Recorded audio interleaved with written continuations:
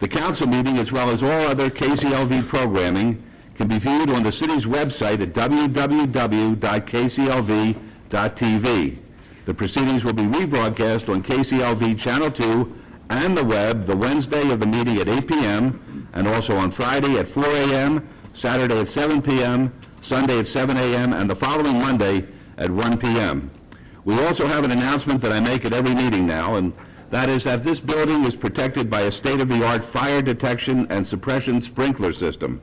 If alarms should activate during today's meeting, please evacuate using one of the designated exits. Once outside, proceed to the left and assemble on the Las Vegas Boulevard side of the property. Employees wearing safety vests or our city marshals will inform you when it's safe to re-enter the building. Now, I make this just as a matter of a statement. We have no reason to believe that we're ever going to have any difficulty here, but I have been asked to at least advise everybody of the alarm system and the fact that there are exits and what the procedure would be in case they ever did go off, but there's no reason to be uncomfortable about what I've just said. Now, before we begin with the agenda, I'd like everyone to please rise for the invocation this morning by Reverend Bonnie Polly, Christ Episcopal Church, and please remain standing for the pledge. Let us pray. Almighty God, our Heavenly Father, we just give you thanks and praise this morning for all those who we recognize and pay tribute to, especially Anna Williams, our Citizen of the Month, the city employees who have done outstanding work, the youth who have done so well in their Little League, the Public Works Department for the Performance Award, the veterans who do such wonderful community service, and for Joseph Terriot, who is 100 years old. We especially thank you, though, for each and every one of these city council people.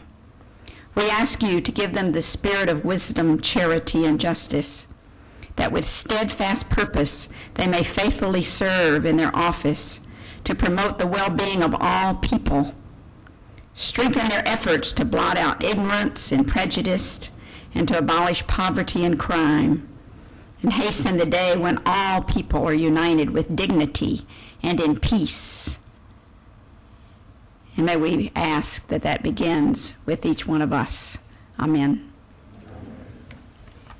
I pledge allegiance to the flag of the United States of America and to the republic for which it stands, one nation, under God, indivisible, with liberty and justice for all.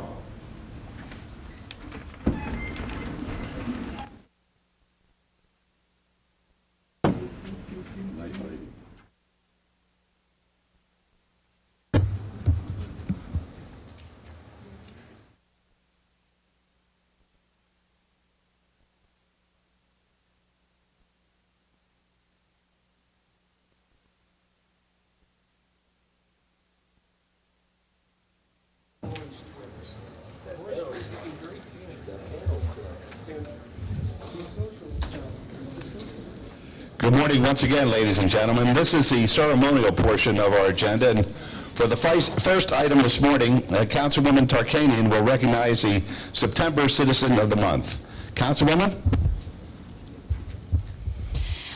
Anna Williams spends much of her time organizing community efforts for neighborhood improvements.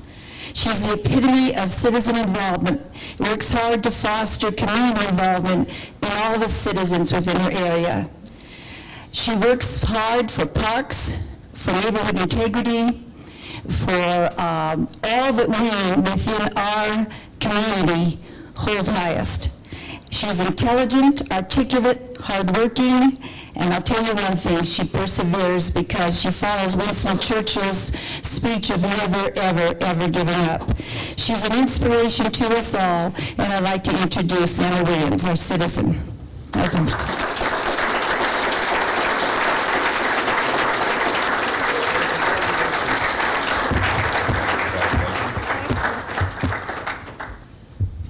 Oh, I want to tell you this was totally unexpected, and I'm just so grateful to be honored as a Citizen of the Month for Las Vegas, our beautiful city. I want to share this award with all my neighbors who have fought so diligently with me to preserve the integrity of our neighborhood. I want to thank my family for being so patient with me. all my neighbors and friends, and all the neighborhood activists throughout our city and throughout the country, I want to encourage you to become involved, to pay attention to what's going on in your neighborhood. Remember, we live in a democracy, and our elected officials need your input. Otherwise, they can't make balanced decisions. I also want to express my extreme gratitude and pride in Lois Tarkanian, our Ward 1 representative.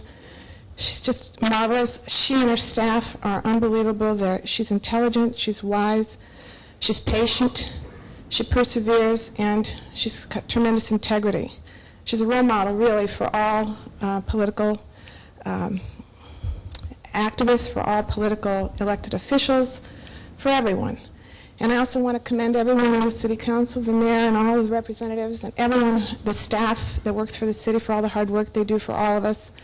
And again, I humbly am grateful for this award. Thank you so much. Beautiful. We want to stimulus. And that's what I mean, but also we want you to see the sign there. Is that your family? Yes, my family. Come on up. Come on, get a picture. I put my daughter on the phone. Don't tell the school people. I did, I told her. Congratulations. Congratulations. It's wonderful. It really is. Have a picture taken with the mayor. There we go. Why don't you turn this around? Come on, guys. How's that? Tilt it a little, okay. Is that right? You're not in the picture. Good. Good.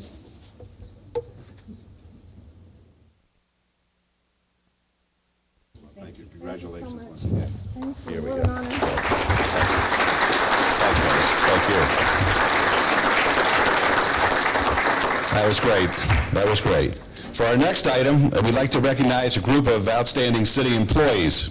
As you know, we had the Conference of Mayors here a couple of weeks ago, and it was very important that we put forward our best foot, because mayors from over 350 cities came to Las Vegas, and they were looking at us and trying to see what kind of city we really are. And we had a group of city employees who acquitted themselves beautifully, made us so proud of their being employees of the city of Las Vegas. They worked hard, they worked long hours, and everybody was impressed with their terrific effort. In addition, they created what we call the Red Shirts, which were volunteers from City Hall and the community that actually assisted the mayors in their daily activities, and they were recognized by all of the mayors and are still being recognized. I get phone calls all the time saying how great the city employees of the city of Las Vegas are. And this is the Team Quarterly Recognition Program, which is a program within the city that recognizes a group of city employees who exemplifies the city's vision, mission, values, and priorities through exceptional work, outstanding performance, productivity, leadership, initiative, or assistance to fellow workers.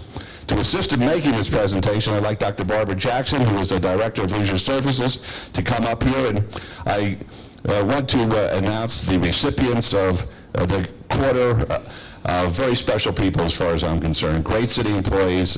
I have nothing but affection for the four of them because they went beyond the call of duty. Rachel Gritton from my office. Come on up, Rachel. Esther Carter, who is looking for a husband. No, I'm sorry. No, I'm sorry. I figured this was a good time to.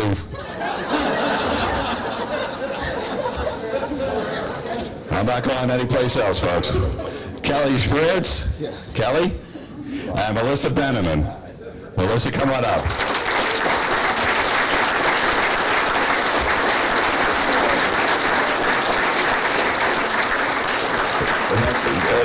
This team worked with Dr. Jackson for more than a year planning the 74th Annual U.S. Conference of Mayors, and each brought her experience, knowledge to the table to make the event a huge success, as I said. And I'd like to also acknowledge two individuals under whose leadership this group flourished, Dr. Jackson, of course, and Deputy City Manager Betsy Fretwell. Thank you, Betsy.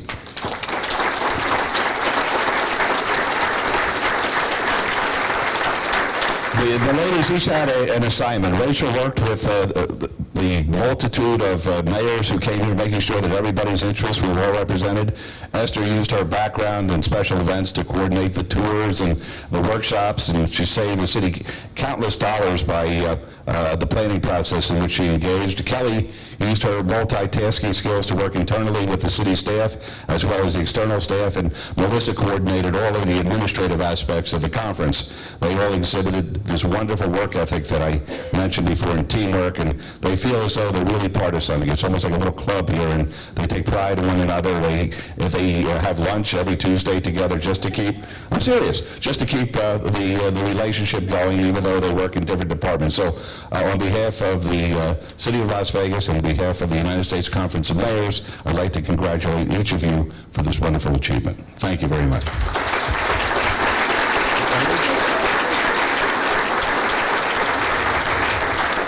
Now we have these gifts for you.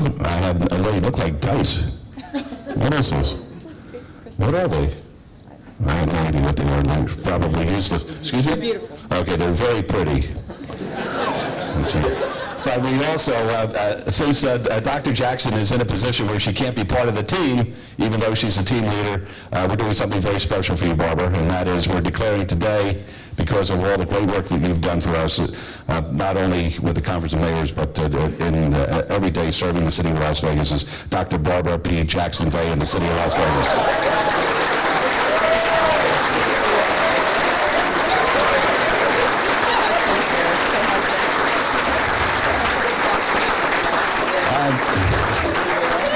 I think that Dr. Jackson's husband's here.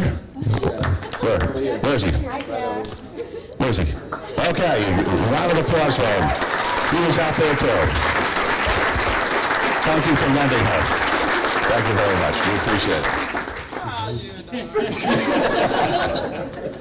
Thank you, ladies.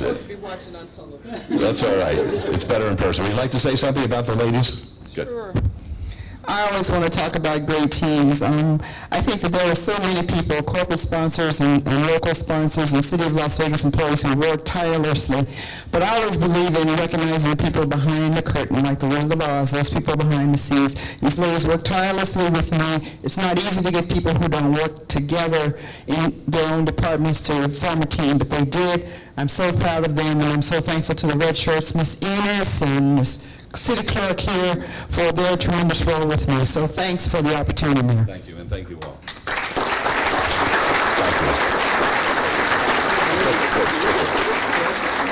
Thank you. Thank you. Very good. All right, thank you very much. For our next item, Councilman Ross will recognize some outstanding young athletes. Councilman?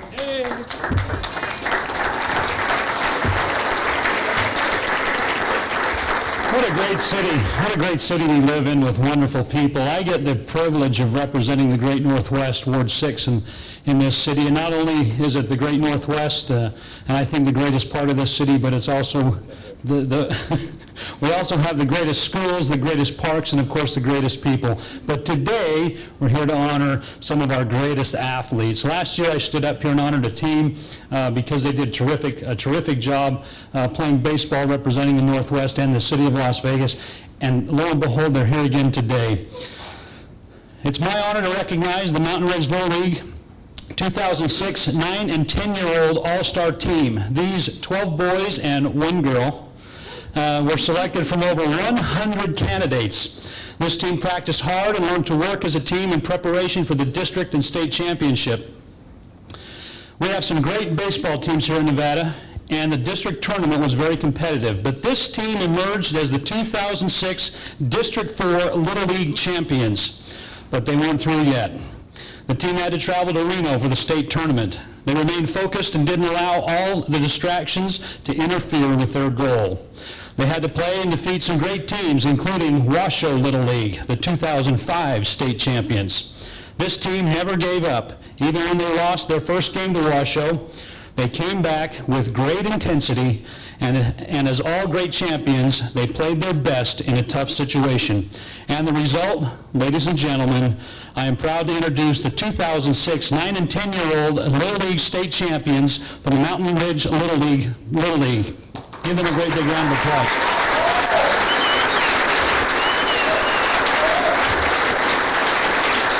Kids, stand up. Stand up for me. Now stay standing. Okay, Gabe.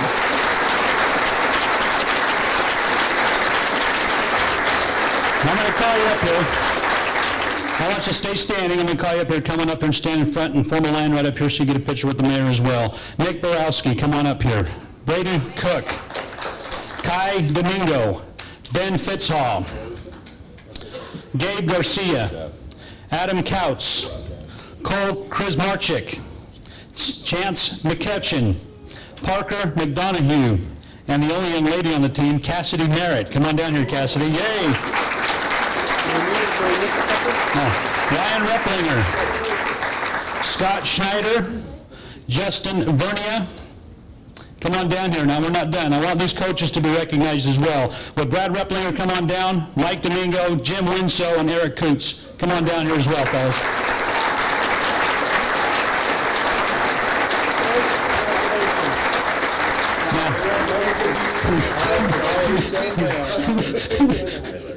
We got you a little jersey for you. Brad, you want to say a few words about your team here? Oh, sure. Put me on the spot, Steve. I want to say thank you very much to Steve Ross, who's done a great job helping us up in Mount Ridge Parks. And thanks to the mayor. Mayor's been up at the park a couple of times. We got your jersey this year, Mayor. And Steve, we got your jersey, Ward 6. And now he can taunt that in front of Larry because Larry used to coach up in Mount Ridge. So Larry's going to kill me after this. But these guys worked very hard. These guys and girls worked very hard and accomplished a great task. And we're hoping that they do the same thing for the next 2 years. Thank you very much. Good job. Thank you, Brad.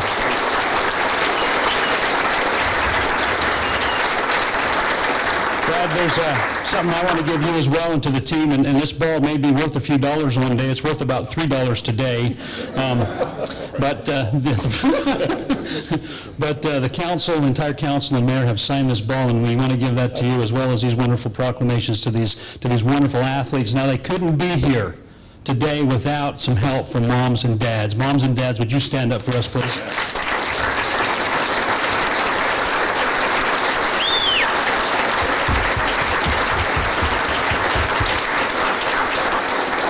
Thank you. This is what it's all about when it comes to the youth in our community, and we're proud to support them in all their efforts. Congratulations again. Thanks, Steve. Thanks, Brad. Thank you very much. Hey, guys, come on up here and get a picture real quick.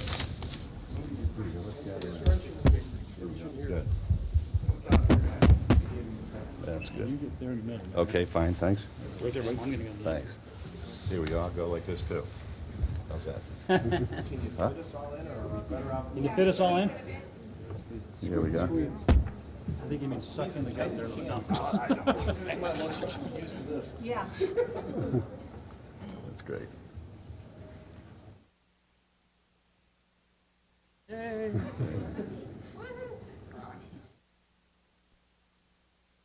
What a great team. Great.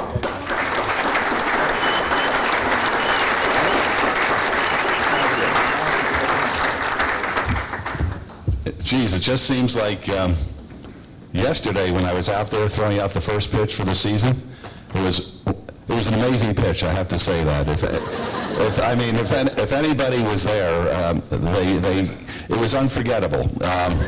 It was a pitch that caused new screens to go up to protect the fans. So I want to thank you very much for having me out there. I can't wait till next year, and you guys are really great. Okay, now we have Councilman Brown, who is going to recognize the Public Works Department for recent accomplishment. Councilman? Thank you, Honor. Tough act to follow there. But we're going to recognize our Public Works Department for earning a Gold Peak Performance Award out at our water pollution control facility. And for those of you, it's one of the best kept secrets in our city. Everybody talks about conservation and water and new resources, but at the end of the line, these are the people that day in and day out keep the city's water of the highest quality to protect not only Lake Mead, our water source, but also the Las Vegas Wash and so many other environmental concerns down there. But this is the 7th year in a row that the National Association of Clean Water Agencies has recognized the city of Las Vegas for its outstanding compliance.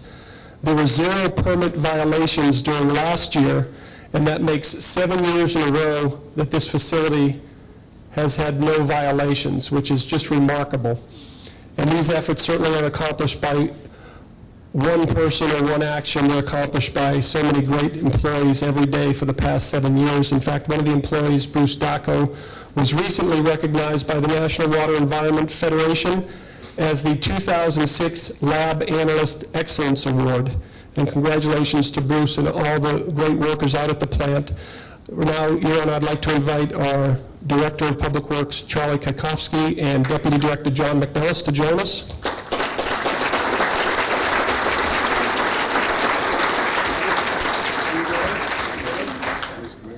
And they're going to say a few words, but I'd also like to ask if the team could come up that's here with us today. David Mendenhall, our manager out at the plant, Frank Needham, our senior engineering technician, Charles Truchell, our trainee plant operator, Carlo Catarata, maintenance mechanic, Ken Vogel, our instrument technician, Bruce Dacco, our chemist and award winner, John Salvi, our inspector, Christina Boneri, a purchasing technician, and Camelia Watkins, also a purchasing technician. This is the team that goes unrecognized throughout the year, but the work they do for our community and protection of our water supply, they certainly deserve this recognition today. Congratulations.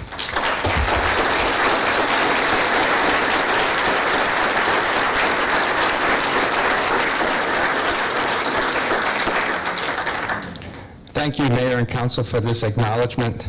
These people represent 130 people that operate the water pollution control facility for 2,555 days without a violation. So what we got to acknowledge here is they didn't do a good job once. They have done it consistently for 7 years, and I thank you for that.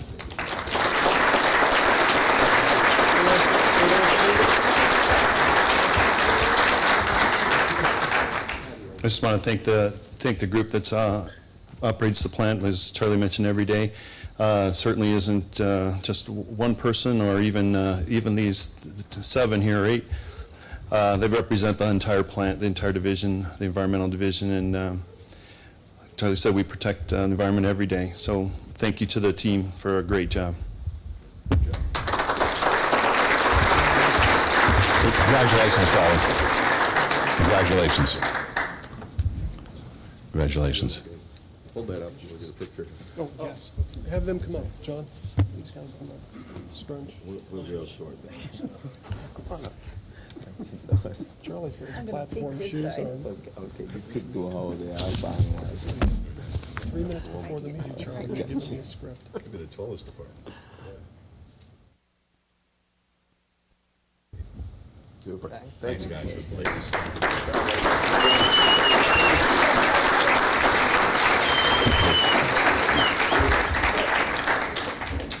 Good job. Okay, that's great. Councilman Weekly is now going to recognize a group of local veterans for their community service. Thank you. Thank you very much, Your Honor, and thank you, members of this council, for this opportunity. Well, we'll let the celebration continue this morning. Today, I am so extremely honored to recognize some men and women who have made an outstanding contribution. Not only did they give back to their country, but they're continuing to give back in our respective communities. And today, as we celebrate National Neighborhood Day, it gives me great honor, ladies and gentlemen, to recognize members of our U.S. vets. Let's give them a very, very, very nice round of applause.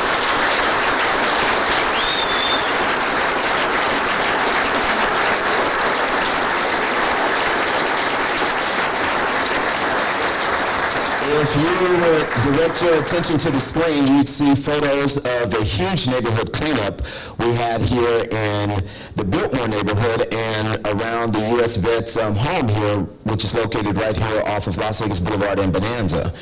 This facility has been operating since 2000, and it's a 118-bed facility. It's a 90-day residential program for homeless vets that are considered at risk, if you will. Since 2000, over 240 vets are currently in this facility and are no longer homeless. Last year alone, they put about 200 veterans back to work full-time, and we are so very excited, and we're very grateful to these men and women who have just done an outstanding job. And I think we have Stephanie Buckley who's here with us. Stephanie, if you join us today and accept this proclamation, if you will, come on down.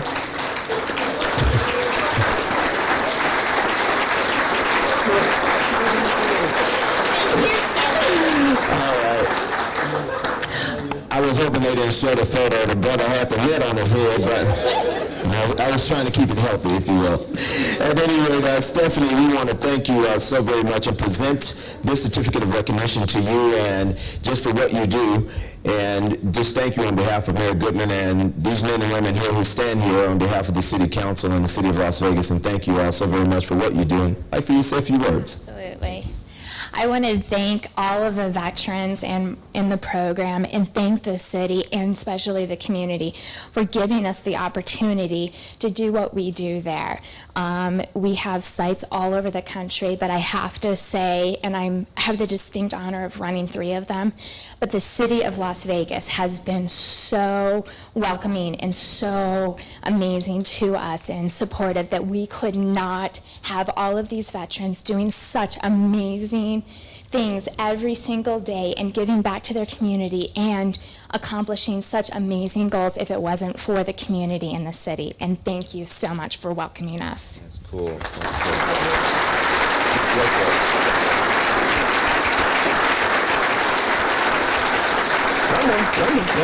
One more, real quick. I'd like to call up Lewis Lacey, Jr. Lewis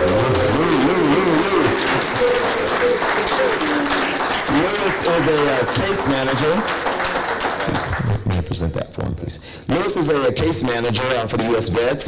He's dedicated to these men and women here. He provides a comprehensive, dignified way of helping these men and women get back on their feet and stay on their feet. And Lewis, we want to thank you, man, for your hard work and your commitment. And we love you, man, and we appreciate you. And on behalf of Neighborhood Services, Marianne Price and Franklin Simpson, and of course my photographer, neighborhood planner extraordinaire, Harry Williams, and of course the men from the Rapid Response Team under Lloyd Phillips' direction. We thank you for joining in with us. And man, you guys did such a great job. You picked up tons of trash and debris in this neighborhood, and the Biltmore neighborhood can't thank you enough. So on behalf of the mayor and the council, thank you, man, for what you do.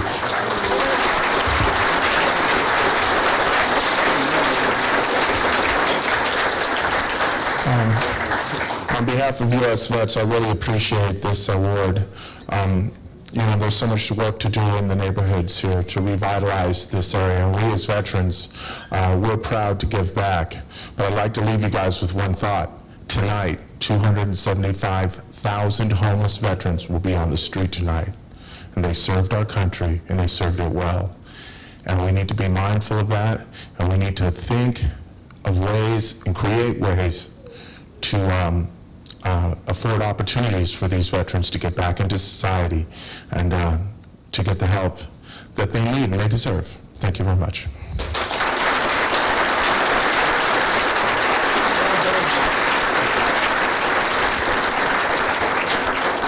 And just last but not least, everybody, I'd just like for all the vets to just stand up and get your recognition that you deserve.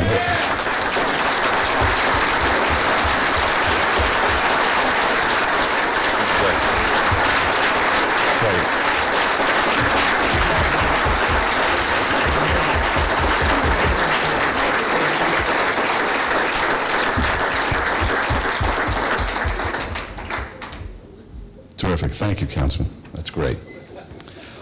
All right, now Councilman Reese is going to recognize a local community leader for his many years of community service and for a very special day. Councilman Reese. Thank you, Your Honor. Can we have Mr. Joe Fay and his family please come up? Joe Fay celebrated his 100th birthday last month.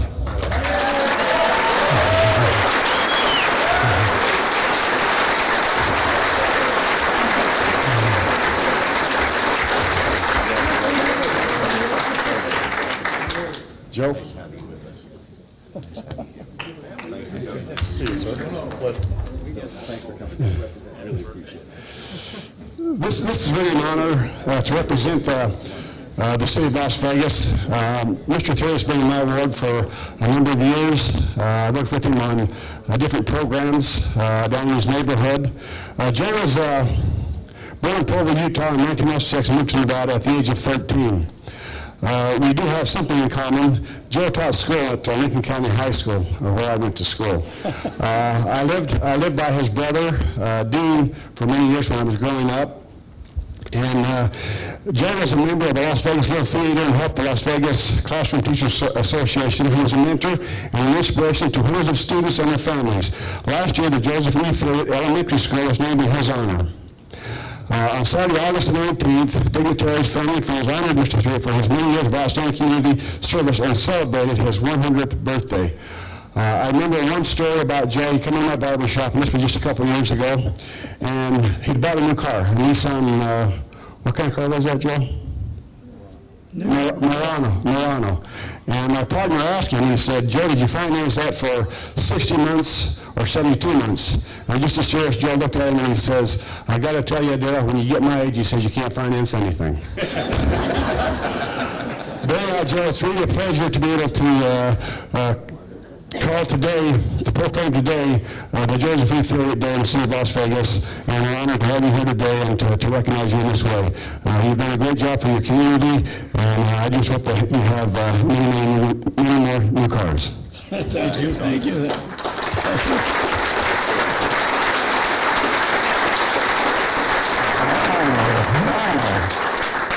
Man, that's beautiful. Well, I came here in 1940. Maud Fraser invited me to come down here, and in 1940, 25 years, I taught at Las Vegas High School.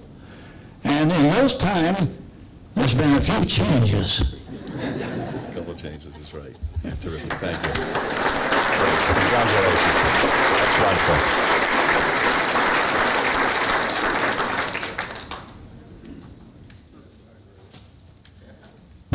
Wonderful. Many more. Many more. Good. Great. Oh, yeah, one of the mayor. Here we go. Absolutely. Here we are. What a great mayor we No, got. thank you. Thank you. This is great.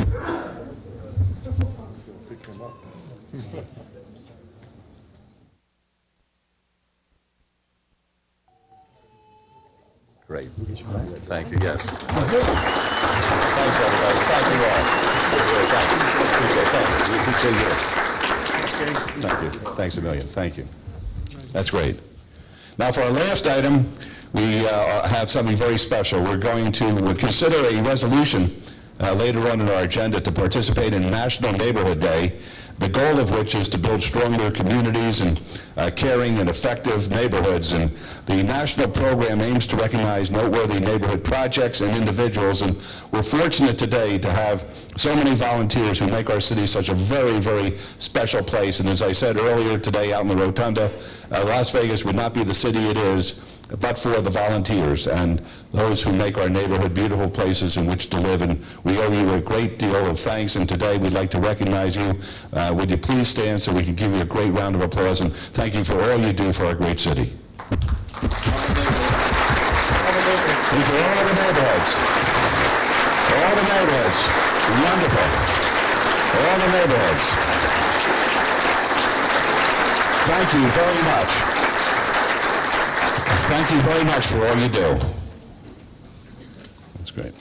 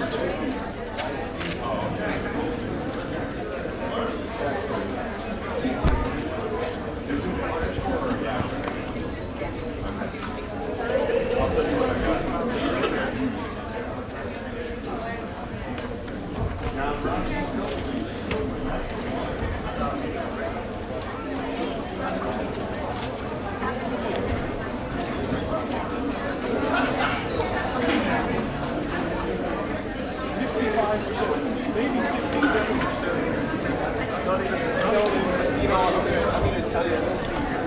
you, Mayor.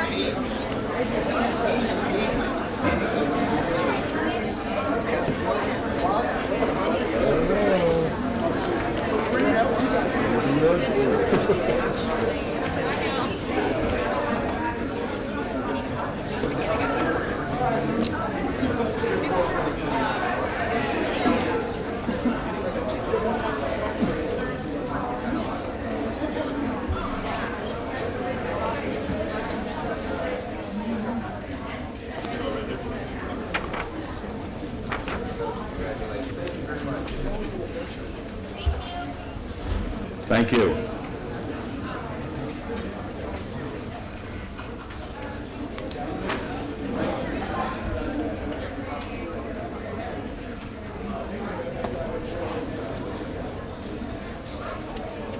Okay.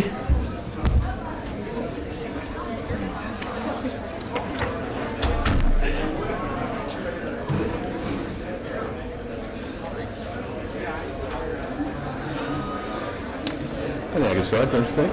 Yeah. Uh-oh. We lost Councilman Ross. You still got 4. Okay, fine, I'm going to start, okay? Good, all right, folks. We'll call item number 11.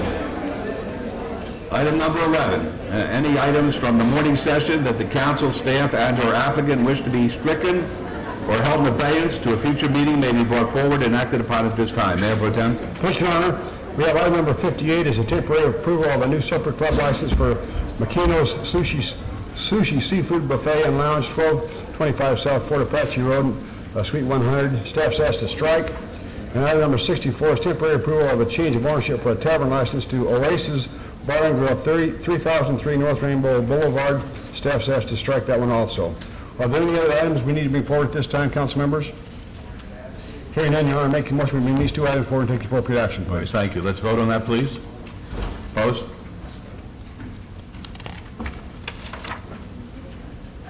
Motion carries. Thank you. Item number 12 is approval of the final minutes by reference of the regular city council meeting of July 19, 2006. Yes, Your Honor, no additions or deletions. I make a motion for approval of the final minutes, please. All right, let's vote, please. Opposed? Motion carries. Thank you. Items 13 through 49 are on the consent agenda. They're considered to be routine. They're recommended for approval by the departments and may be enacted in one motion. Are there any items that the council wishes to bring forward at this time? All right, seeing none, Mayor Pro Tem? I make a motion, Your Honor, to approve items 13 through 49 with all staff conditions, please. All right, let's vote on that, please. Opposed? Motion carries. Thank you. Item number 50 is a report from the city manager on emerging issues. Dr. Selby? Good morning, Mayor and Council. Good morning. Several items to report to you today. First of all, we kicked off the newest Citizen Academy. You'll recall this is a program we started about 3 years ago to educate about 25 citizens every year on how the city operates, where the tax dollars go. And we kicked that off with a reception last night, and that will continue through November, and we'll bring the graduates forward for recognition at a council meeting in November. As you mentioned earlier, the National Neighborhood Day celebrations started here in City Hall Plaza, but they continue elsewhere, and there's a couple other events that I'd like to announce. In Ward 2, there will be an event on Saturday, September 9th at the All-American Sports Park from 10:30 a.m. to 12:30 p.m. Ward 1 will have a Saturday event on September 16th at Mirabelli and Lieberman Community Centers. The time for that has yet to be determined. Another Neighborhood National Day will be celebrated on September 16th in Ward 6 at Children's Memorial Park from 10 a.m. to 1 p.m. The following day, on Sunday, September 17th, another event in Ward 3 at Freedom Park from 3 p.m. to 6 p.m. And a final event on Saturday, September 23rd, also in Ward 3 at the East Las Vegas Community Center. That event will start at 10 and go until 2 p.m. Also on Friday, September 8th, a new public art will be unveiled at the Mirabelli Community Center. This is at 6200 Elton Avenue. Local artists Barbara and Larry Domsky well known for their beautiful glass creations around the city, were commissioned to make a piece called A Place to Grow. And this piece will be recognized in a dedication ceremony at 6 p.m., again on September 8th. There are a lot of events occurring related to this remembrance of September 11th. I'll just go through some of those. The first is this Saturday, September 9th at 7:30 a.m. The Las Vegas Freedom Walk will be occurring at the Kellogg's Air Sports Complex located at Washington and Buffalo. The purpose of the walk is to remember those who were lost on September 11th, 2001, to honor our veterans past and present, and to renew our commitment to freedom. The public is invited to this free event, which Mayor Goodman and Councilman Brown will be participating in and leading.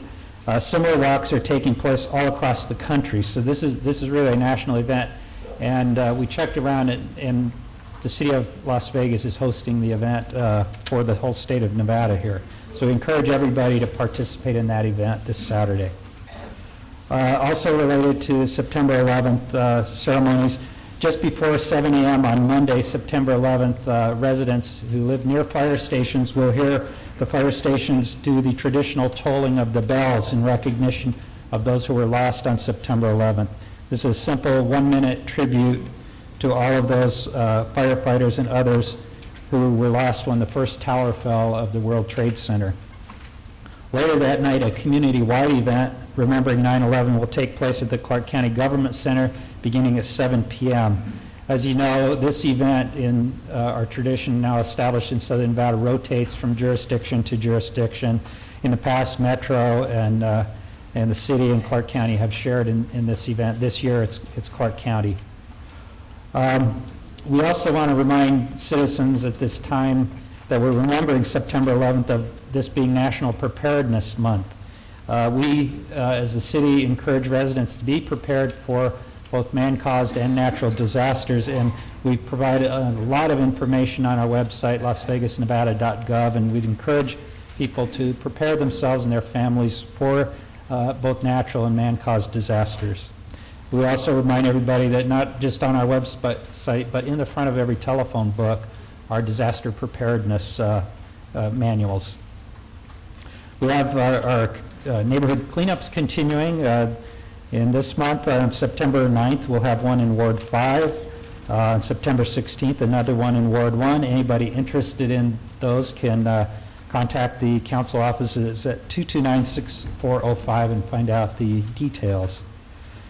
I wanted to give you a quick report on the Las Vegas Events Center Task Force. As you are aware, you appointed me to represent the city on that 7-member task force.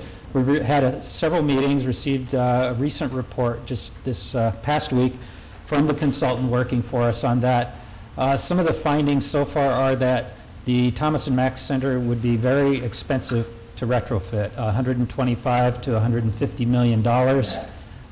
It would require the closure of that center for 12 to 18 months, basically meaning that it's probably not a feasible option, and that the need there is for a new event center at a different locale. The consultants also provided some background information on how other special event centers have been built throughout the country, how they've been financed, how they've attracted NBA and NHL teams. So that information is still being assimilated and assembled in a comprehensive report. And finally, because of the importance of the project, its high-profile nature, and the amount of money that we're talking about here, the events committee would like to have a 30-day extension. So you will see an amendment to your resolution that set a 90-day time frame coming forward in the near future. And finally, the annual Pump and Run 5K event will take place this Saturday, September 9th in Peccole Ranch. This is an event that over the years has become a community tradition. It gets started bright and early at 7 a.m. That concludes my report. Thank you very much, Dr. Selby. Are there any comments or questions by the council? Yes, Your Honor. Yes, Councilman Weaver. Yes, sir. Dr. Selby, several council meetings ago, I brought a major concern to me and many of my constituents to the mayor and council's attention in reference to popsicle trucks selling toy guns. And since then, we have been working with Mr. DiFiore and his department, who has been helping us and doing a really good job with looking at this particular issue. But the concern that I'm having is I want to bring public awareness to this, and this may not be of any concern to anyone else, but I know in my district and in several of my schools, we're having some problems with this issue. And what we're doing is we've created something called Operation Shut 'em Down. I want those trucks shut down if they are selling toy guns. The reason why is because the days of the playing cowboys and Indians, they don't do that anymore. What happens is these children are taking these toy guns to school and they're using them and playing at recess, but the teachers, they don't know if they're real guns or play guns, and what happens is the child is being expelled from school. Not only that, let alone the harm that these children are putting themselves in dealing with law enforcement. Today they don't ask questions anymore, they just shoot. And so we've been trying to, we did an undercover sting with some of these trucks, and we want to make it public awareness that if anyone in the public finds that these trucks are selling these toy guns, we want them reported to the Office of our Business Licensing Department, because again, we're seeing too many major concerns. A lot of children are being kicked out of school, not realizing they're trying to be kids, but those toy guns, Your Honor, today they're making them and they look like real guns. And we've been meeting and talking with principals about it, and everybody's asking what is it that we can do. And so from a business licensing standpoint, we wanted to make this public, bring this to the public's attention and try and do something more about it. And we can add to your comments, Councilman, they can call 229-6501 and report any incidents. That will report it directly to the manager's office, and we'll follow. Thank you. And again, I just want to thank Mr. Jim DeFiore for assisting us in this. I know he kind of chuckled when I gave him the name of it, but it was deeply on my heart, and that's what I came up with, Mayor Goodman. Operation Shut 'em Down. Very good. Thank you. Thank you. All right, thank you, Dr. Selby. We appreciate it. I have something to say about his report, please. About the report? You know, about the popsicle thing. Why don't you save it for the citizens' participation? I ain't gonna be here that long. Yes, you are. No, I ain't, but You don't want to miss this. we need to shut it. That's You true, don't they wanna need to miss be this. shut down, but not only the guns. Don't forget about the weed they sell on the trucks. I think you said it. Okay. All right. Don't forget about that. Okay. All right. Item 51 is report and possible action on the Nevada League of Cities and Municipalities 2007 proposed legislative package. This pertains to all wards. Mr. Olivas.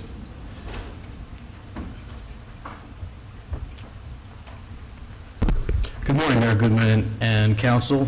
For the record, Ted Olivas, Director of Government and Community Affairs. I'm joined today by David Frazier, who is the Executive Director of the Nevada League of Cities and Municipalities. As you know, prior to each legislative session, the League puts together a legislative committee that is made up of representatives from all of the cities throughout the state, and they go through and talk about issues that they're facing from a legislative perspective and put together a package for the League to carry forward with them. This is the item that's as a result of those deliberations. In today's package, there are 7 items. 1 is from Winnemucca, a request from Winnemucca, 4 from Reno, 1 from Henderson, and 1 from Sparks. What is not in your package is an 8th item that was at the request of the City of Las Vegas. As you recall, we were authorized to go forward with 4 bill draft requests. We had 5. The 5th, I was directed to work with Mr. Frazier to include it in the Nevada League of Cities bill package. That has been included, and as you recall, that was a bill to standardize the thresholds for the approval of interlocal contracts and cooperative agreements consistent with the local government purchasing statutes.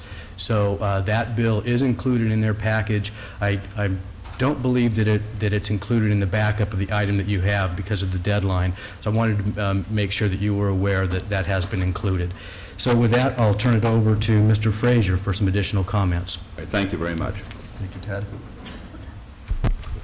Thank you, Your Honor. It's a pleasure to be here. Can you hear me all right? Yes, fine. All right. If you'll allow me just a moment of personal privilege, it's a pleasure to be here in the city of Las Vegas. It was neat to see Mr. Thoreau. My dad graduated from Las Vegas High in 1948, and I had a chance to talk to Mr. Thoreau before he left, who remembered my dad, but it's always fun to talk to him. He says he remembers when Charleston was a gravel road, and Mr. Thoreau verified that for me. He said that when they the railroad, when it would rain, when it would get muddy, the railroad would actually bring out railroad ties for the kids to walk across because the street would be so muddy. And I think that's it's just a lot of fun to talk to those guys who have seen so much change in the city. And in any case, I appreciate your time today. I'll try to respect it and be brief. I do want to thank the city for all the support it is to the League of Cities. Of course, you are the League of Cities. I'm not the League of Cities. The League of Cities is not a building in Carson City. You are, in fact, the League of Cities. You and your colleagues from all the communities across this great state of Nevada. I want to thank, in particular, Councilman Brown and Dr. Doug Selby, who sit on our board of directors. I'll mention that the three items you have in your packet were tentatively approved by our board of directors on July 14th, following months of work by the legislative committee that Mr. Olivas referred to. I thank him also for his help and hard work on this package and on that committee. On July 14th, these were tentatively approved. They're subject to final approval at our annual business meeting on October 7th in Incline Village. So if there are any amendments or changes that you'd like to see to these documents, there'll be an opportunity for that at that specifically at that annual meeting before they're voted on for final approval. With that, again, there are three documents in your packet. The first is our list of bill draft requests, and I'll return to that in just a moment. If I'd first point out, also in your packet is the League's legislative compact. What that is a listing of the League's positions on various issues. Of course, we take positions on, we not only have our own bill drafts, but we take positions on many others, and this indicates what our position on those several issues are. You also have the League's legislative advocacy policy, which shows how the League communicates with its members during the legislative process, and also how the method by which the League arrives at its positions. With that, I'd return briefly to the list of bill draft requests. First on the list is a local option diesel road tax. This was approved by the legislative committee. Since that was approved by the committee, I'll just tell you that I've learned a lot about how those taxes are collected. Those taxes are in fact collected on point of use, not on point of sale. We're part of a 48, they call it an international compact. It's 48 states and 10 Canadian provinces that pool that money and then distribute it based on driver's logs and so forth in order to distribute it to point of use. That being the case, incorporating a local option in that is going to be very difficult. I'm not sure that this will be approved at our annual business meeting. That was, again, requested by the City of Winnemucca. The City of Reno requested that impact fees for police and fire be allowed to be used for administrative buildings. Again, we wouldn't be seeking an increase in those, but just that they might be used for administrative buildings. Undergrounding of public utilities is a big issue also for the City of Reno. Public Utilities Commission had a finding that undergrounding required by a local government could go back through a customer surcharge, possibly to the local government, and they didn't define whether that would be to the rate base or to the local government. And of course, we took an interest in seeing that maybe that would be statutorily defined, since it wasn't defined by the Public Utilities Commission. And of course, our interest would be in making sure that although there's a variance in opinion, one of the primary issues is the possibility that would be charged back to the local government, which of course is our interest. Again, the City of Reno requested that the residential construction tax be raised. Not that the tax be raised, but I should say that the local government's option be raised. Presently, that's capped at $1,000, which means that and it's a percent, so that means a $100,000 home and a $1 million home have the same residential construction tax. We'd like to see that the local governing bodies ability to raise that be put into place. Again, that wouldn't automatically raise it, but would certainly specifically put it in the hands of the local government if through the normal public process you desired to pursue that.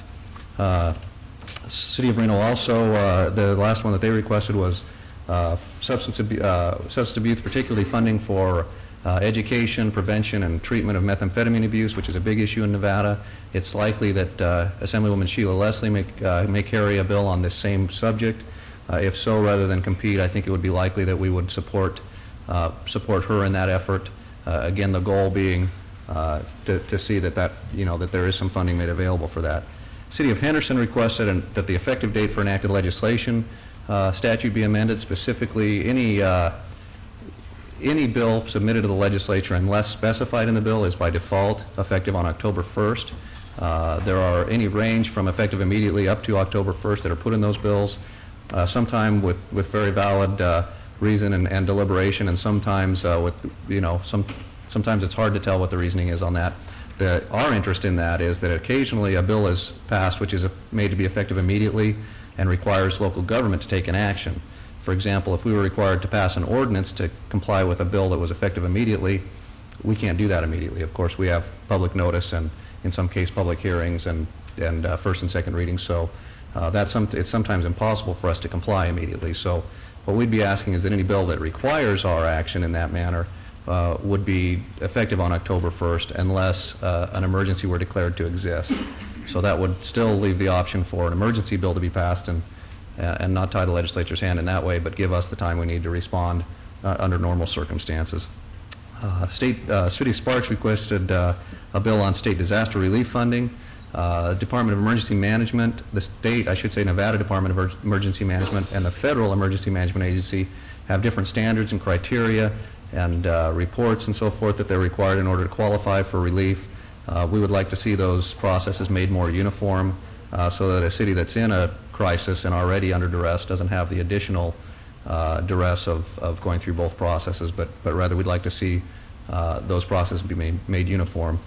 And then finally, if I haven't left anything out, finally, as Ted mentioned, the City of Las Vegas has requested, and we've included in our package, again, subject to final approval at the business meeting on October 7th, the interlocal contracts and cooperative agreements, and you're familiar with those. Presently, the statute indicates two different statutes. One indicates the threshold of 0 and the other of 2,000. Before that would be required to go through public hearing and approval process. We'd like to see that made more uniform with other statutes, and typically on public purchasing the amount is $25,000. So we'd like to see those made uniform as well. With that, Your Honor, if everybody's still awake, I'd be happy to take questions. All right, everybody still awake? Okay, they look bright-eyed and bushy-tailed up here. Any questions? Councilman Ross. Thank you, Your Honor. Did you say there was another document that was supposed to be in our backup? Yeah, we don't have it. We don't have that? Okay. Will that be made available to us? Absolutely. Would that be the advocacy policy or the compact? Both the compact and the... Okay. Yes, we'll make sure that you have that. By all means, thank you. Good, thank you. Anybody else? All right, thank you very much. Is there a motion, please? Your Honor? Yes, if I may. Councilman Brown. Thank you. Just a couple questions for David. One, a couple of these, let me back up. You have a very difficult job representing all the cities of Nevada, and you do a wonderful job at that. The concern at times is that what may be good and necessary for one of our smaller sister cities may not be appropriate or potentially could impact a larger city in a different way. This document is a consensus document that we want to move forward. It's not binding the council. Ultimately, a BDR may come out in its final language that we may have to step up and have testimony on. So one of the questions I was asked prior was, does this lock us into fully supporting the entire package? No, but just as we have used this vehicle to get one of our bill drafts in, we are supporting our sister cities in trying to move some of their legislation forward. The first question is, on a couple of these, especially dealing with the home builders and the Public Utilities Commission and the power companies, I think it's important in your role that you do extensive outreach to make sure that all the stakeholders are not only aware of what we're doing, but the intent and the people behind it. That dialogue has been taking place, and I would encourage you to continue to do that and ask that that be part of your 4-month outreach effort. Absolutely. I think that was a statement rather than a question. I'll retract the question, make that statement. But again, for my colleagues, David has a very difficult job. It's such a diverse state, and the cities in particular, we have so many demands that differentiate the big cities from the little cities. His role is to try to build that consensus and have a strong voice in Carson City, and he does a wonderful job. With that, Your Honor, I would move for approval. All right, thank you very much. Let's vote on that, please. Opposed? Motion carries. Thank you. Thank you for the Your Honor. report. We appreciate it. Item number 52 is a hearing, discussion, and possible action seeking disciplinary action against the Power Company, Inc., doing business as Crazy Horse 2 at 2476 Industrial Road, Las Vegas, Clark County, Nevada, for violations of Title VI of the Las Vegas Municipal Code based on a First Amendment complaint for disciplinary action approved by the Las Vegas City Council July 12, 2006. This is in Ward 3. Before the parties begin, I have to make a record as to my status in relationship to this particular item. Mr. Jervik, I want you to listen carefully to my statement, as I know you will, and I'm going to ask your opinion after I set forth a series of facts which would go to whether or not I should abstain or chair this particular proceeding. It would be my desire to chair the proceeding. I would like to participate in this. However, as a result of certain things that have taken place, I question whether or not abstention is the appropriate vehicle for me to follow. I've stated in the past, and I'll state it again, that Mr. Rizzolo I consider a friend. He has contributed generously to my campaigns. We have been in social occasions together, and I found him to be a person who I like very, very much. I've made this clear on prior occasions when matters concerning the Crazy Horse 2 have been brought before the council, and I indicated that that friendship would not affect my ability to be fair and impartial, and therefore I did not abstain in the past as a result of that relationship. I represented Mr. Rizzolo over 20 years ago in a matter, and that was an experience that I believe was satisfactory to both him and myself. And I indicated that that representation, being so remote in time, was not sufficient to cause my disqualification, and I proceeded in other matters concerning the Crazy Horse 2. When I was first elected mayor and sworn in on June 28th of 1999, I had the intention of not actively practicing law in my law office, where I had been practicing law for the preceding 35 years on a daily basis. I kept, however, the options open to discuss matters which pertain to various clients and office policies because my name was on the letterhead, and I had a long-standing relationship with David Chesnoff, who was my partner, the firm name being Goodman and Chesnoff, and the employees in the firm. But it was my intention to, after being the mayor for a while, to spend my time full-time as a mayor, because I really believe that the mayor's position, as well as the council positions in this day and age, with complexities being what they are, should be full-time positions. They're not treated as such. There's no definition as to our duties and responsibilities as far as time is concerned, but I realized that I could not be the kind of mayor I wanted to be, nor could I be the kind of lawyer that I believe I was if I divided my time between the law practice and the mayoral function. So I made a considered opinion at that time to be a full-time mayor.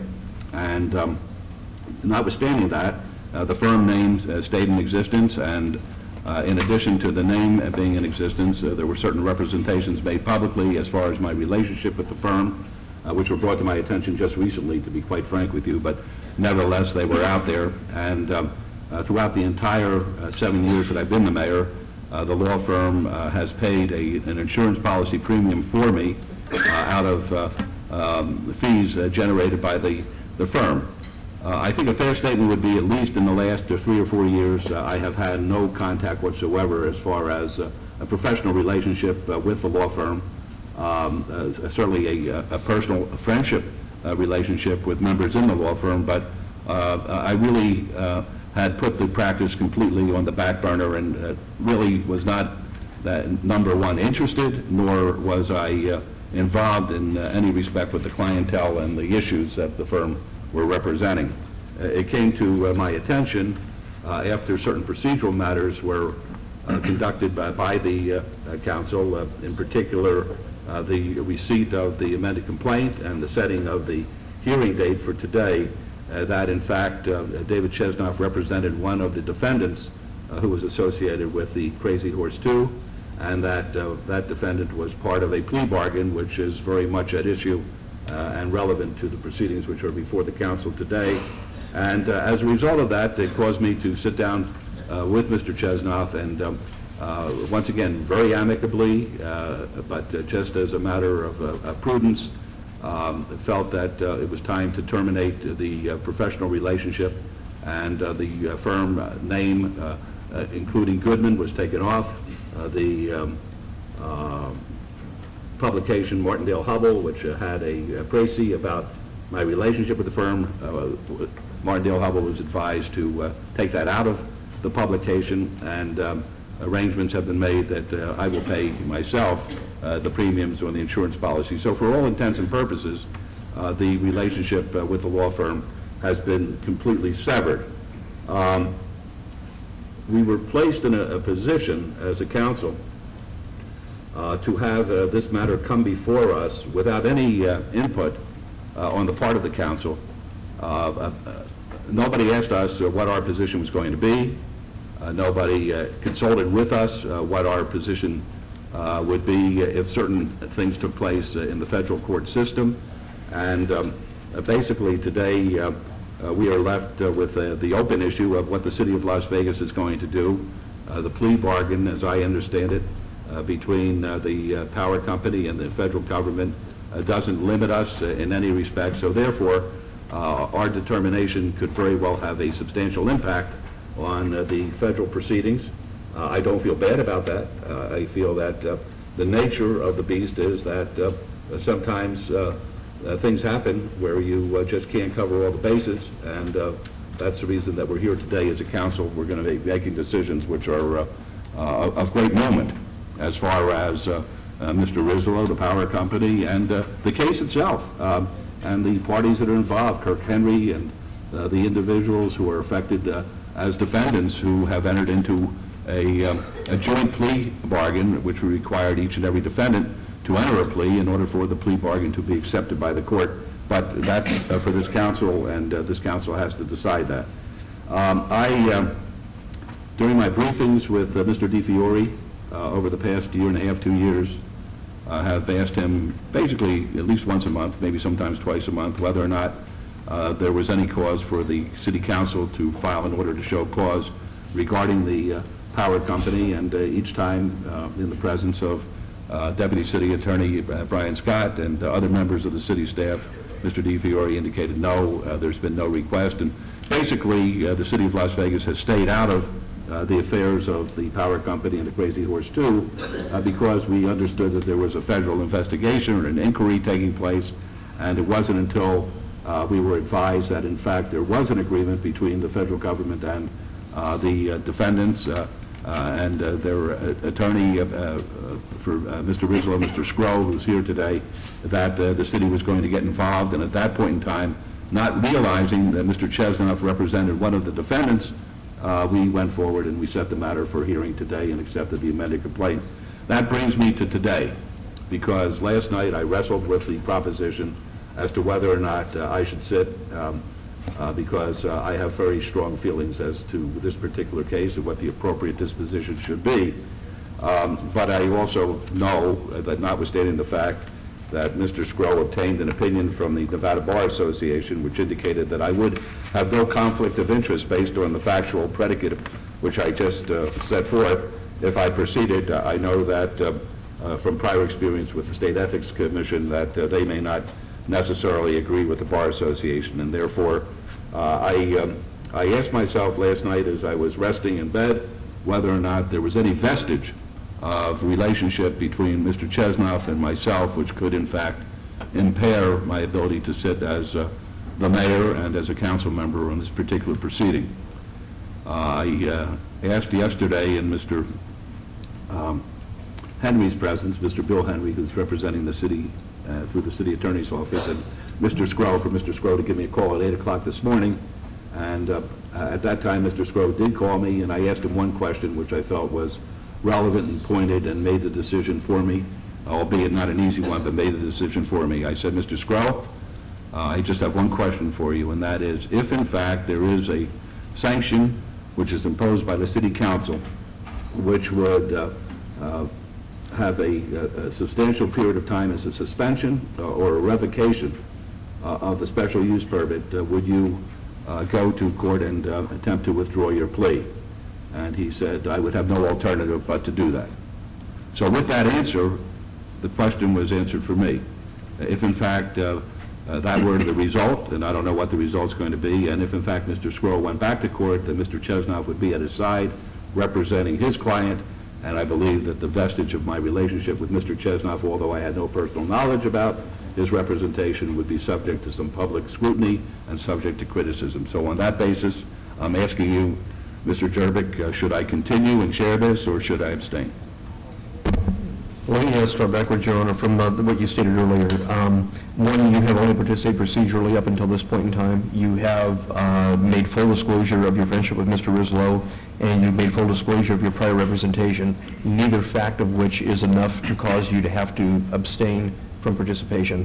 But given the facts that you have stated today and the conclusion that you reached based on your conversation with Mr. Squirrel this morning, it would be my advice to not only disclose, but to abstain from proceedings today. Right. I'm therefore abstaining. Mayor Pro Tem. Thank you very much, Your Honor. I'm going to finish reading the purpose and background here today.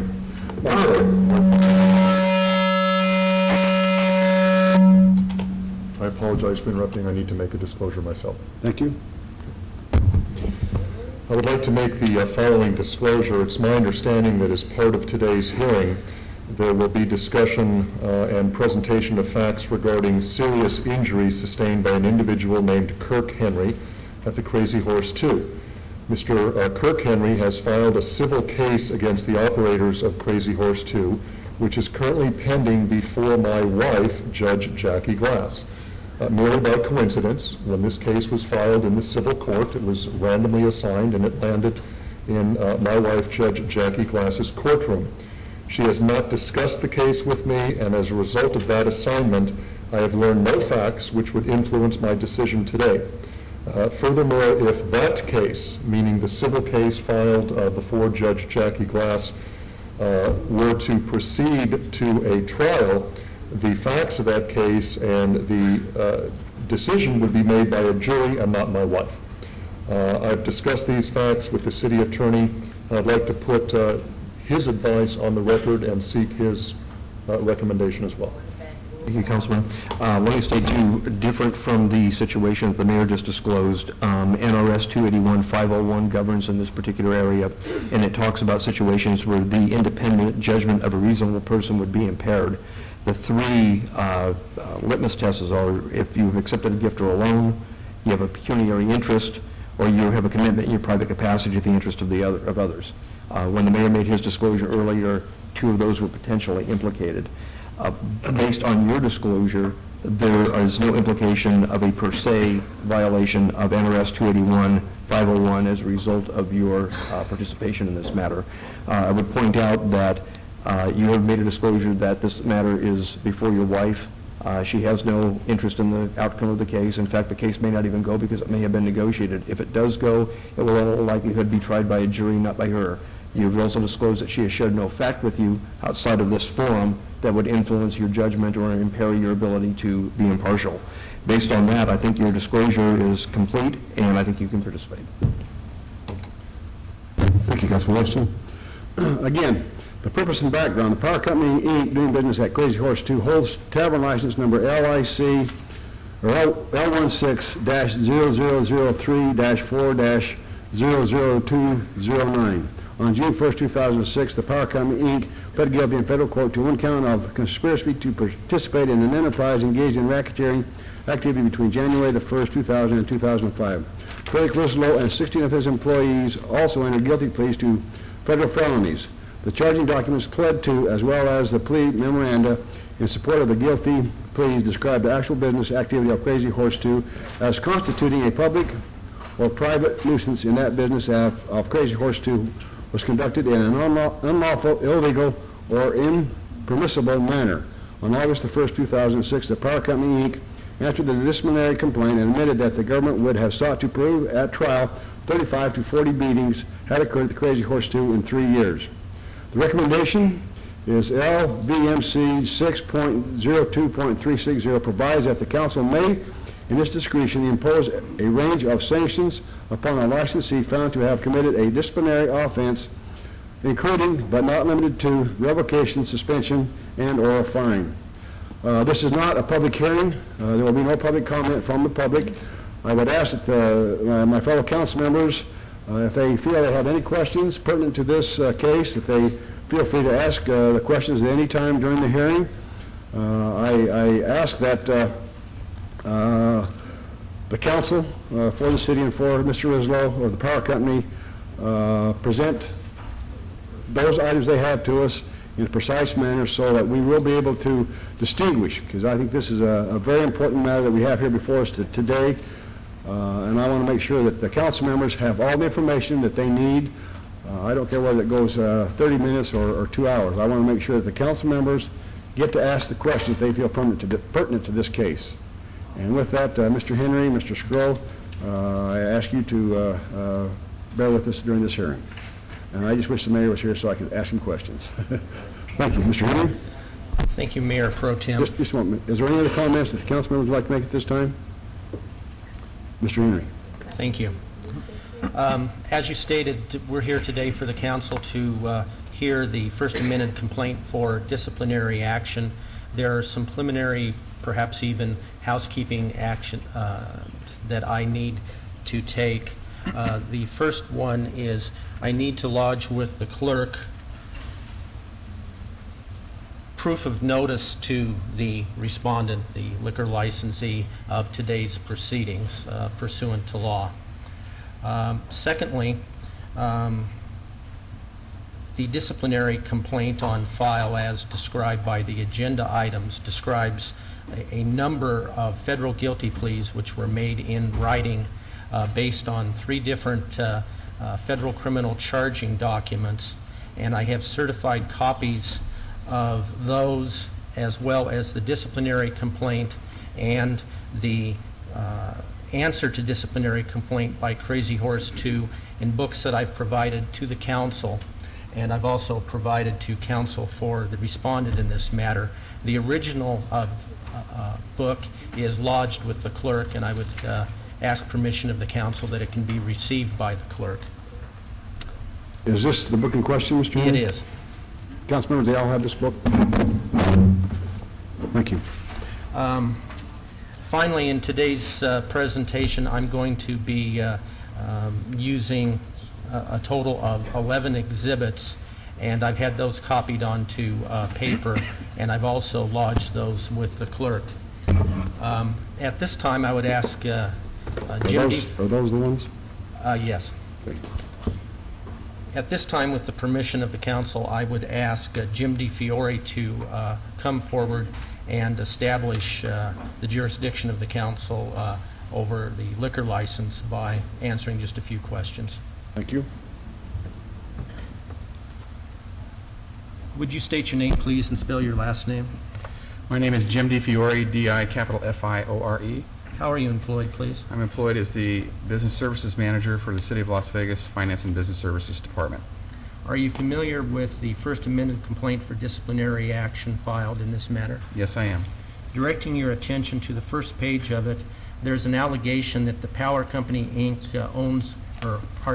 Holds a particular tavern license. Is that true and correct? Yes, it is. The next paragraph makes allegations that Frederick Rislow is a principal in the corporation who, according to your records, holds a 95% share, and that Bart Rislow holds a 5% share. Is that correct based on your records? Yes, it is. And there's also an allegation that Frederick Rislow is listed with your department as the manager of Crazy Horse 2. Is that correct? That's correct. And do you understand that the Power Company, Inc. does business as Crazy Horse 2? Yes, I do. And finally, is that business located at 2476 Industrial Road, Las Vegas, Clark County, Nevada? Yes, it is. Thank you. I have no further questions at this time. Mr. Scully, any questions? No. Okay. And just for the record also, I want it known that this is not a trial today. I mean, this is not a proceedings where we're going to look at somebody being guilty or not guilty. This is to see if the company has the right to hold a privileged license in the city of Las Vegas. Mayor Pro Tem? Yes. Excuse me, along that line, why don't we just get it out now? What is the burden of proof and who carries the burden of proof? Mr. Henry? The city has the burden of proof, or in this matter, the Department of Finance, the petitioner, and the burden of proof is the civil burden of proof, a preponderance. Any clarification questions? Please continue.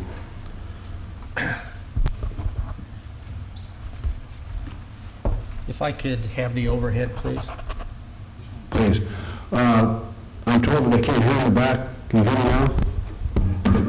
And I think the telephone call, you got, nobody heard it. And I think that's irrelevant. People can hear it. They may not speak, but they have a right to hear it. I never heard any, the thing that you just had was so low key that you couldn't hear it. Even though you got speakers up there, nobody could hear it. What telephone call?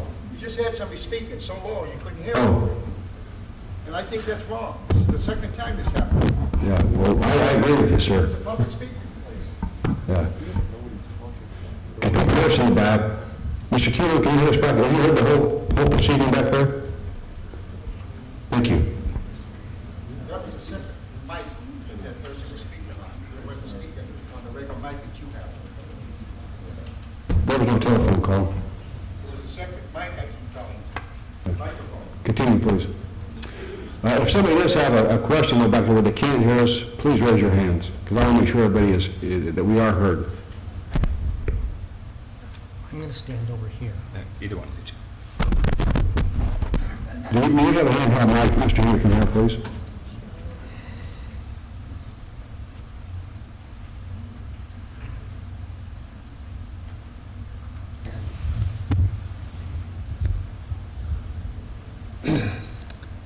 It is the case that pursuant to the Las Vegas Municipal Code, all of our business licensees, including our privileged liquor licensees, are responsible for conducting their business in a lawful fashion. And indeed, LVMC 6.02 330H makes it a disciplinary offense if the actual business activity of a particular business has been or is being conducted in an unlawful, illegal, or impermissible manner, and that is the allegation here.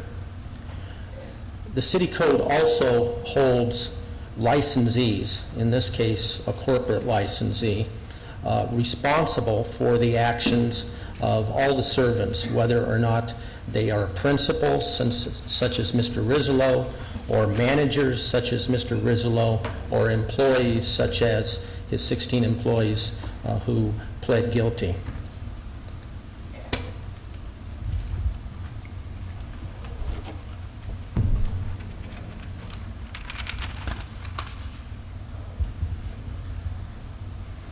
June 1st of this year, the Power Company, Inc., a corporation, entered a plea of guilty through its counsel, Tony Scrow, in the local federal district court. It pled guilty to conspiracy to engage in a racketeering enterprise. Particularly, there were two schemes set forth two criminal schemes set forth as occurring in this racketeering enterprise. The first one was a scheme whereby if there was ever a dispute between a dancer and a customer, then the male employees would resolve the dispute through the use of extortion if necessary. And this extortion included threats of violence and acts of violence, which in some cases resulted in actual physical injury. I'm sorry, Mayor Pro Tem, I don't mean to interrupt the presentation. Statements such as whenever there was a dispute would not be accurate. Would the council prefer I address each of those as they occur, or would the council prefer one statement? Because I don't want the council to have an impression that there's a document here that's on the overhead, and some of it's being read, some of it's being interpreted. Whenever something occurred part would not be accurate, it's not reflected anywhere in the documentation. So I'm asking you, Mayor Pro Tem, the protocol you would like to. Yeah.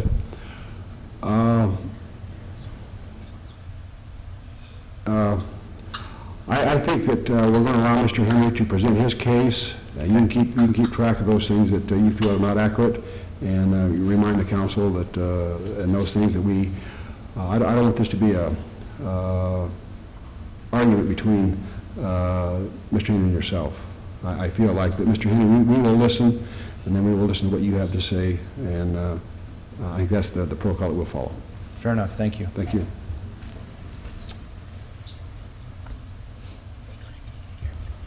Thank you.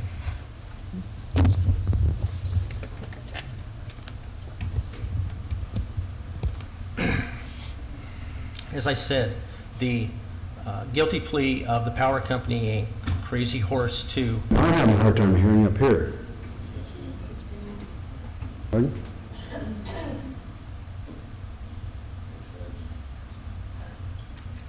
This has gone on for the last 3 or 4 meetings.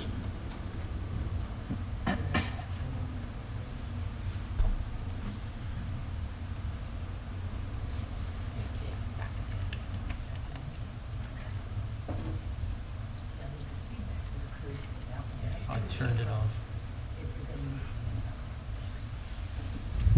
Okay, but what about these mics? Those mics, Are they hot? they're hot. So if it's That's where the feet- closed, there may be some too. I'll take care of that if it does. Okay.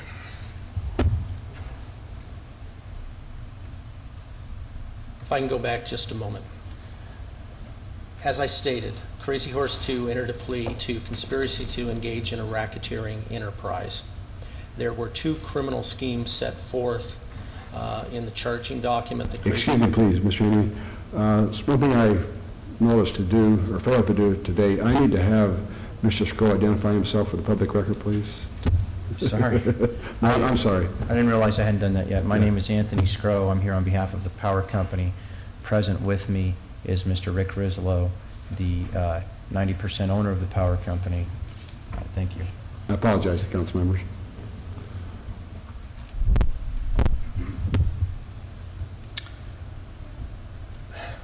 We're here today to consider the fate of Crazy Horse 2, our liquor licensee. The allegation before the council is that the actual business activity of Crazy Horse 2 has been conducted in an unlawful, illegal, or impermissible manner. Our law provides that both principals and managers, such as Mr. Rislow, and employees' actions are attributable to licensees, even if they're corporate licensees. What brought us here today was a series of guilty pleas by Crazy Horse 2 employees May 31st of this year and June 1st of this year. I'll go to the plea of Crazy Horse 2, the Power Company, Inc., on June 1st. The Crazy Horse 2, the Power Company, Inc., pled guilty to conspiracy to engage in a racketeering enterprise over a number of years. 2 different criminal schemes were set forth in the written guilty plea, which is lodged with the clerk and before all of you, and also in the charging document to which the Power Company, Inc. pled guilty through Mr. Scrow, its attorney. The first one was a scheme of extortion. When there was a dispute between customers and dancers, male employees of Crazy Horse 2 would resolve the dispute, and they resorted to extortion. And this extortion included threats of violence, actual use of violence, sometimes resulting in bodily injury to the customers in order to get the money. As all of us know, and certainly Councilman Wolfson, extortion using violence to get money is robbery. And so from now on, in some cases, I'm just going to say that Crazy Horse 2 robbed its customers. The second scheme was a scheme to defraud the United States government of taxes. There was a business practice at the Crazy Horse 2 where dancers, when they finished their shift or were going to leave, were required to tip out 15% of their earnings in cash. This money was pooled, and at the end of the shift, it was divided up amongst the male employees. The money was not reported as income by Crazy Horse 2 to the IRS, and the money was not fully reported as income by the employees. This leads to the next guilty plea that occurred on the same day. And that's a guilty plea by Rick Rizzolo, who in essence pled guilty to the second part of the scheme. But specifically what he pled guilty to was conspiracy to defraud the United States. And he pled guilty to participating in this scheme of requiring the dancers to tip out in cash, divvying the money up amongst the employees, but Crazy Horse 2 not reporting it to the IRS, and the employees not fully accounting for it on their personal taxes. There were a number of other employees who had pled guilty the day before. Perhaps most significantly, Robert D. Appice, a shift manager. Robert D. Appice pled guilty to conspiracy to engage in a racketeering enterprise. And he pled guilty to conspiring with Crazy Horse 2. And he pled guilty to the first half of the scheme, the extortion scheme. And the actual language of his guilty plea says that as a shift manager, the defendant, during the course of the conspiracy and acting within the scope of his employment at Crazy Horse 2, sought to extort payment from patrons through explicit or implicit threats of violence and through actual use of force and physical violence against patrons in which various degrees of bodily injury were caused.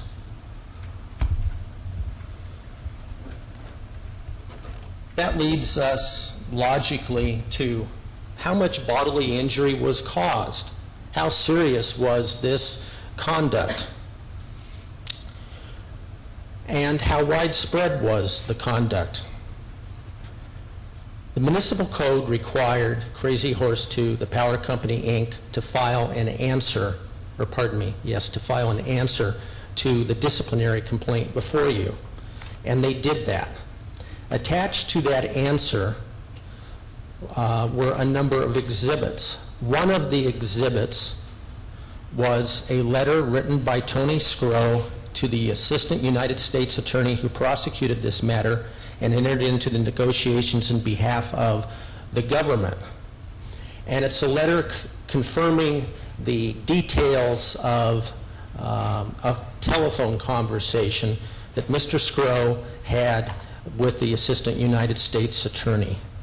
And relevantly, Mr. Skro, in describing this telephone conversation with the United States Attorney, wrote, "You advised me that the offenses the government would have sought to prove at trial relative to the RICO charge were as follows. 2, what we referred to as the beating cases, which would have consisted of approximately 35 to 40 events over that 3-year period." So we know from the defendant's answer that the frequency was at least once a month of a beating case.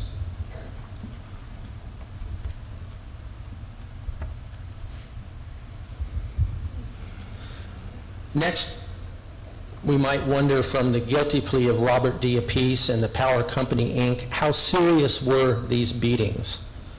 And we have some evidence of that in a civil complaint filed in the 8th Judicial District Court by Kirk and Amy Henry. And actually, I think this is their 3rd amended civil complaint.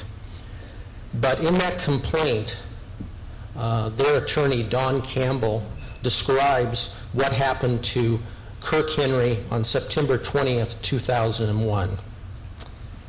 And he writes, while attempting to leave the Crazy Horse, Henry was confronted by a female dancer who claimed that plaintiff owed the establishment in excess of $80 plus tip in exchange for dances he had allegedly received. When plaintiff disputed these allegations, the dancer summoned Robert D. Appice, the shift manager of the Crazy Horse. As Henry was exiting the doorway of the Crazy Horse, D. Appice grabbed him from behind, twisted his neck, and forced him violently to the ground. Henry was in severe pain and could not move his legs. While Henry lay motionless on the ground, the bouncer took plaintiff's wallet from his person, removed plaintiff's credit card, and ran at least one $88 charge inside the establishment for the benefit of the Crazy Horse. Kirk Henry was rendered a quadriplegic at 43 years of age. So I would submit to you that there is proof that this racketeering enterprise was both widespread and that it was serious. There were a number of other guilty pleas entered on May 31st, and they are set forth in your complaint. But if you will give me a moment or two just to give everyone a sense of how many employees pled guilty to federal felonies, I would like to read through the list. After Frederick Rick Rislow and Robert D. Appice, who I've described, Vincent Farici, Joseph Melfi, Albert Rapano, John Drace, Steve Albert, Darren Brewery, Stephen Crespi, Rocco Lombardo, Michael Lamonaco, Michael Moscato, Ralph Pope, Scott Speroni, James Dressing, Robert Ubricchio, all pled guilty to conspiring to defraud the United States. And finally, Paula McBride pled guilty to perjury, because when this woman was called before the grand jury and asked by an assistant United States attorney, did you see Robert D. Appice follow Kirk Henry out of Crazy Horse 2, she lied, and she said no. So altogether, we have 17 federal guilty pleas, one by our corporate licensee, one by the owner and manager, and 15 more by employees. I would submit to you that this is certainly proof to the civil standard, proof to the criminal standard beyond a reasonable doubt, and proof to an absolute moral certainty, for that matter, that a disciplinary offense, violation of LVMC 6.02 330H occurred.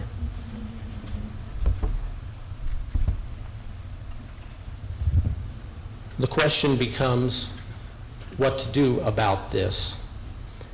And the city code sets forth the authority of the council to impose a sanction if you believe that a sanction ought to be imposed for this conduct by a liquor licensee. And in essence, it provides that you can cancel the license, revoke the license, suspend the license, or impose a fine, or attach new conditions to the license, or any combination of such actions. And there's also some additional language that I think is important. The city code provides that the disciplinary actions available in this section shall be in addition to and not exclusive of any other civil or criminal remedy which might otherwise be available. I suggest somewhere in this proceeding you're going to hear the notion that the feds have exacted their pound of flesh and that the city ought not get involved. Indeed, in the answer, there are some legal arguments about double jeopardy, but it is the case that our municipal code says that separate and apart from any criminal action, we can take action against a licensee who has broken our code. It is a basic proposition of law that one criminal offense or one set of facts can give rise to offending separate sovereigns. It is totally possible, for example, for someone to rob a federally insured bank and therefore commit a federal felony. But in the same process, because it's robbery, a state felony would have been committed. And indeed, if the municipality wanted to prosecute for a misdemeanor trespass, the municipality could. And the reason is all three are separate sovereigns. The third reason that you have unfettered power to act in this matter is to be found in the language of the plea agreements. Let's go back to the disciplinary, or pardon me, let's go back to the guilty plea of Crazy Horse 2, which is Exhibit 2. This is a written guilty plea signed by the government and signed by the defendant. It is a contract between the government and the defendant in a criminal proceeding, and it's one that's been accepted by the federal court, and it contains this language. This plea agreement is limited to the United States Attorney's Office for the District of Nevada and cannot bind any other federal, state, or local prosecuting, administrative, or regulatory authority. Exhibit 3, the guilty plea of Rick Rizzolo, the exact same language. All the other guilty pleas of employees, including Robert D. Apice, have the exact same language. So the federal government, in crafting its negotiated settlement, made clear that they were not binding any other governmental entity, including this city council, in these proceedings.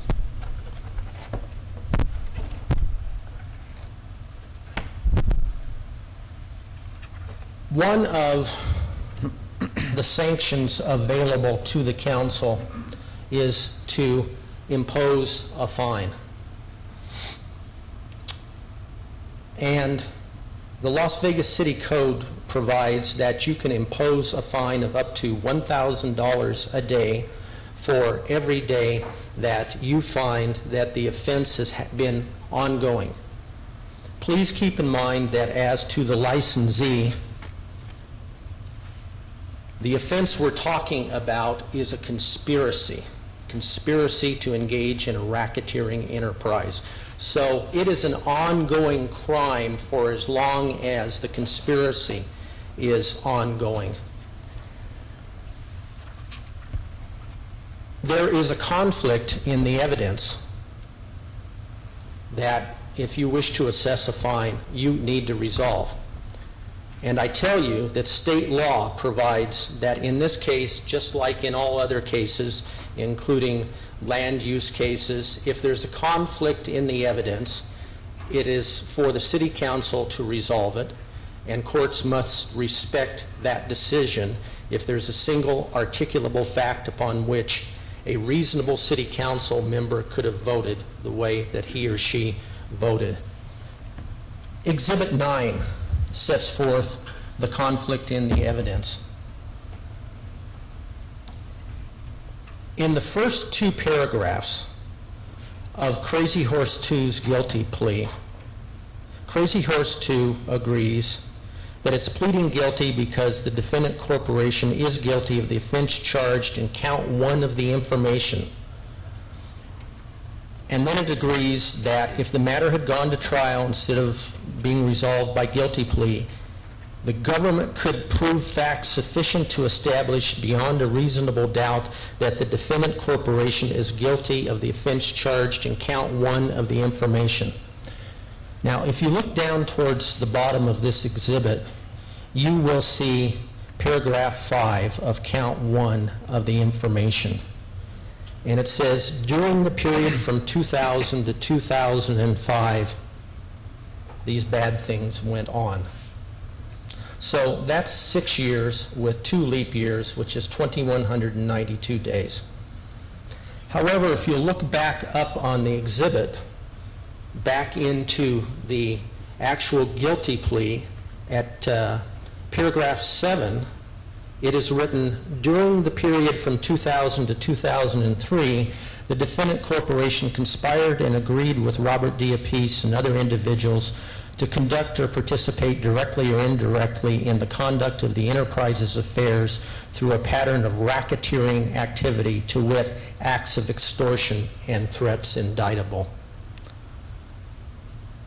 That is 4 years with 1 leap year, 1,461 days. If you choose to impose a fine, and if you choose to impose a fine based on the maximum number of days that you find the offense to be ongoing, it is up to you to determine this conflict. But I tell you that as a matter of state law, if your decision were to be challenged in state district court, the law specifically provides that it is your responsibility to determine conflicts, resolve what the facts are, and that your determination is to be respected by the courts.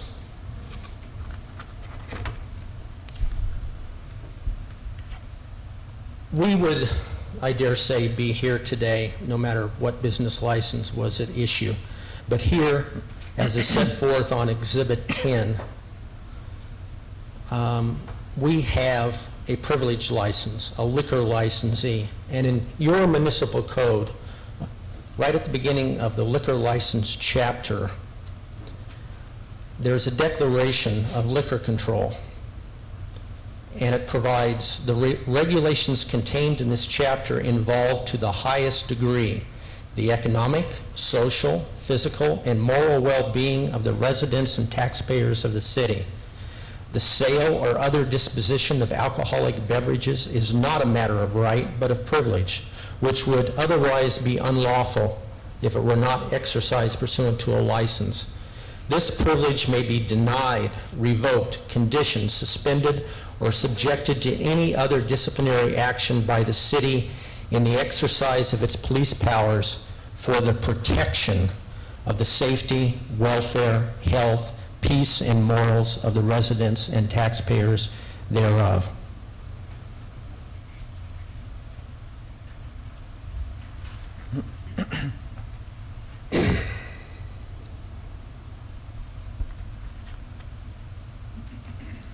This is a matter that ever since June 1st, has been considered very seriously by your staff, both your staff in the city attorney's office, by me, and in the Department of Finance and Business Licensing, and by your city manager's office.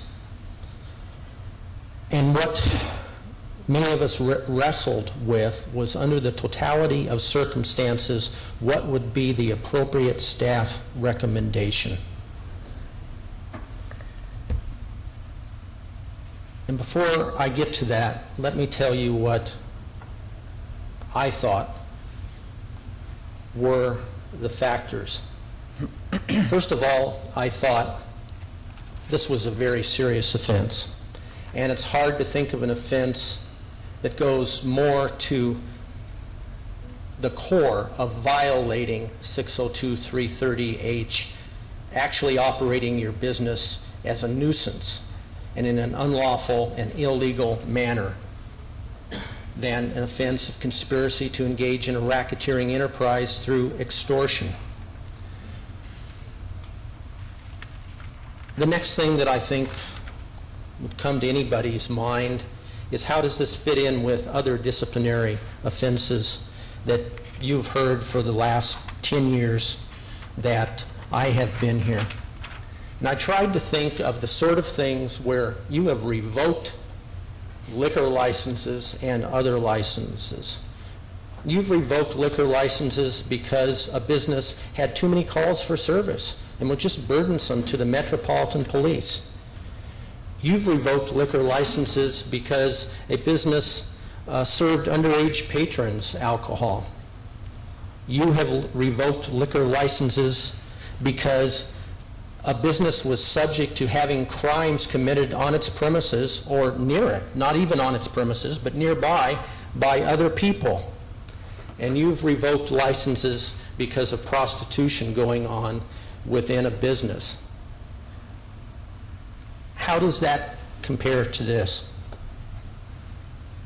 Besides that, what really serious sounding name, conspiracy to engage in a racketeering enterprise by extortion,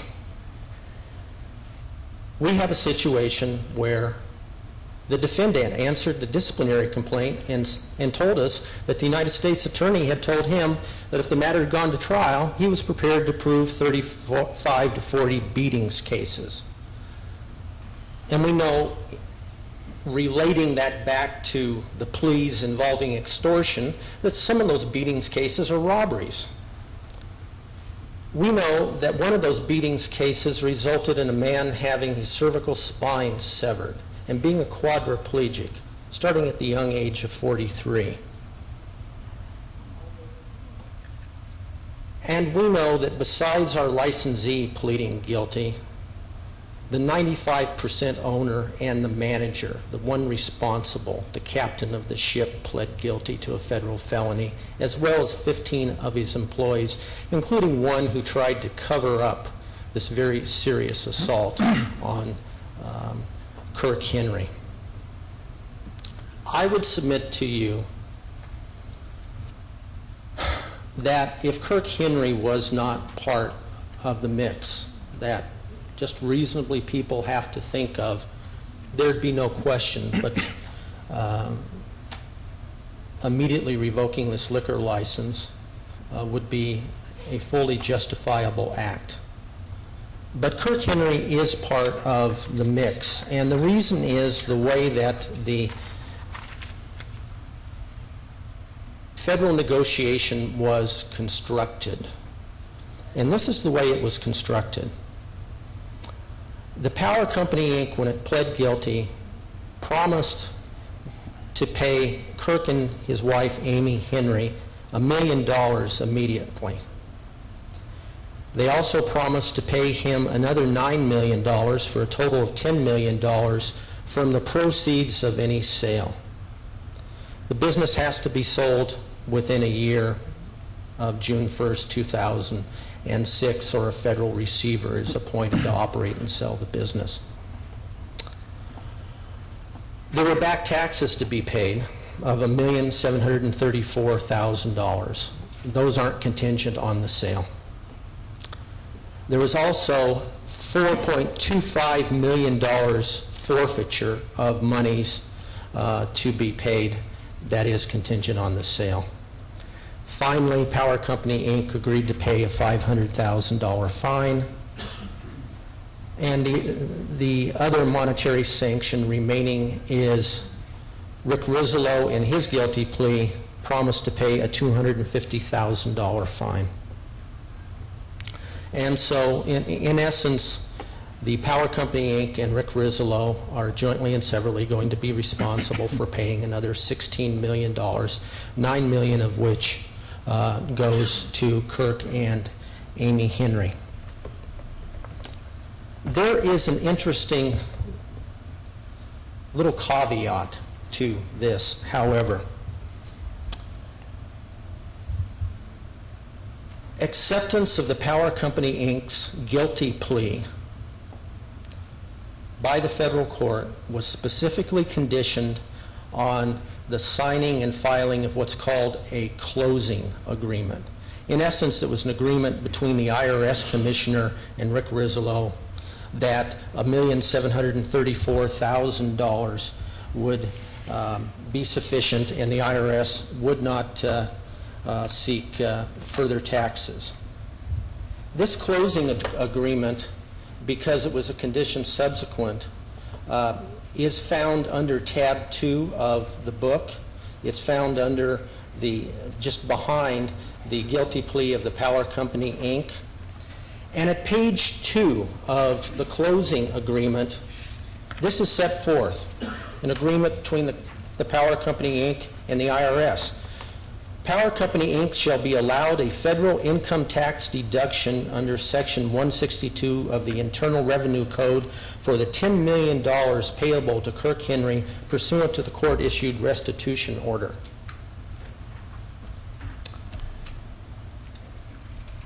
I looked up today the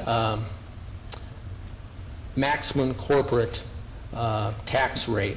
And when I found it, I asked our finance director to confirm what I found.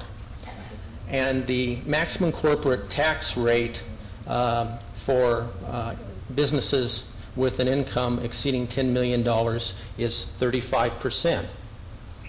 As they make more money, there's a little jump to 38%, but then it goes back to 35%. So let's say 35%. What does this mean? It means the taxpayers of the United States of America, including the city of Las Vegas, are subsidizing this $10 million payment to the tune of $3.5 million.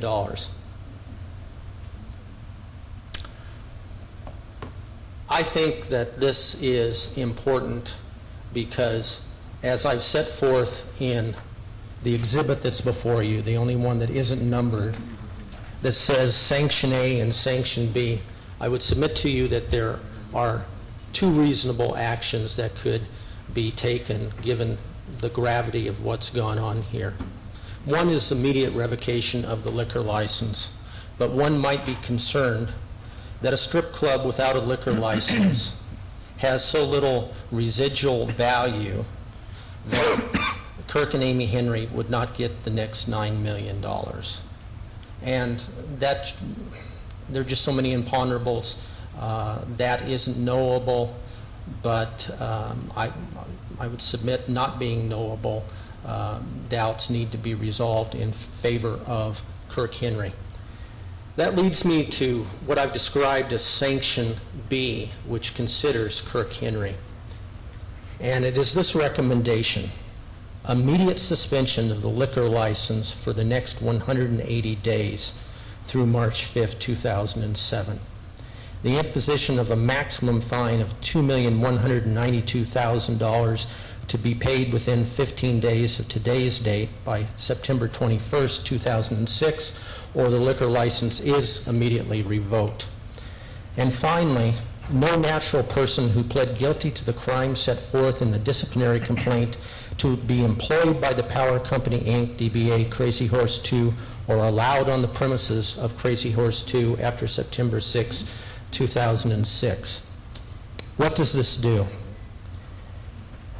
In consideration of Kirk and Amy Henry, it imposes the maximum punishment that can be imposed against Rick Rizzolo and the Power Company, Inc.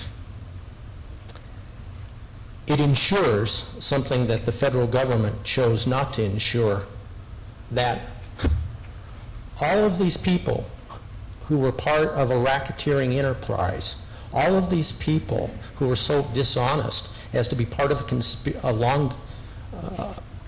a years-long conspiracy to defraud the United States government, all of these people, including Robert D. Apice, who broke Kirk Henry's neck, and indeed all of these people, including Rick Rizzolo, who's responsible for all of this action and specifically pled guilty to being part of the conspiracy, the years-long conspiracy to defraud the United States. All of these people would be barred from going on the property of our liquor licensee.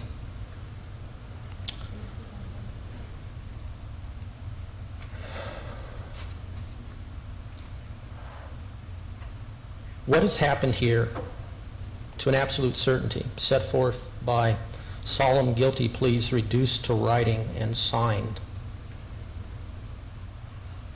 is nothing less than a racketeer with a liquor license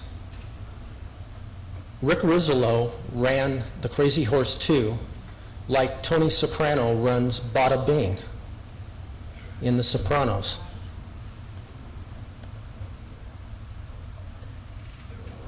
This went on for years. Whether you determine it was 4 years or 6 years, it went on for years. People got beaten once a month, it would appear. Because of the extortion pleas, many of those beatings, it would appear, were parts of robberies. One man, his family, everyone who knows him or will ever know him, his life is changed forever. And this happened on our watch, on the premises of our liquor licensee.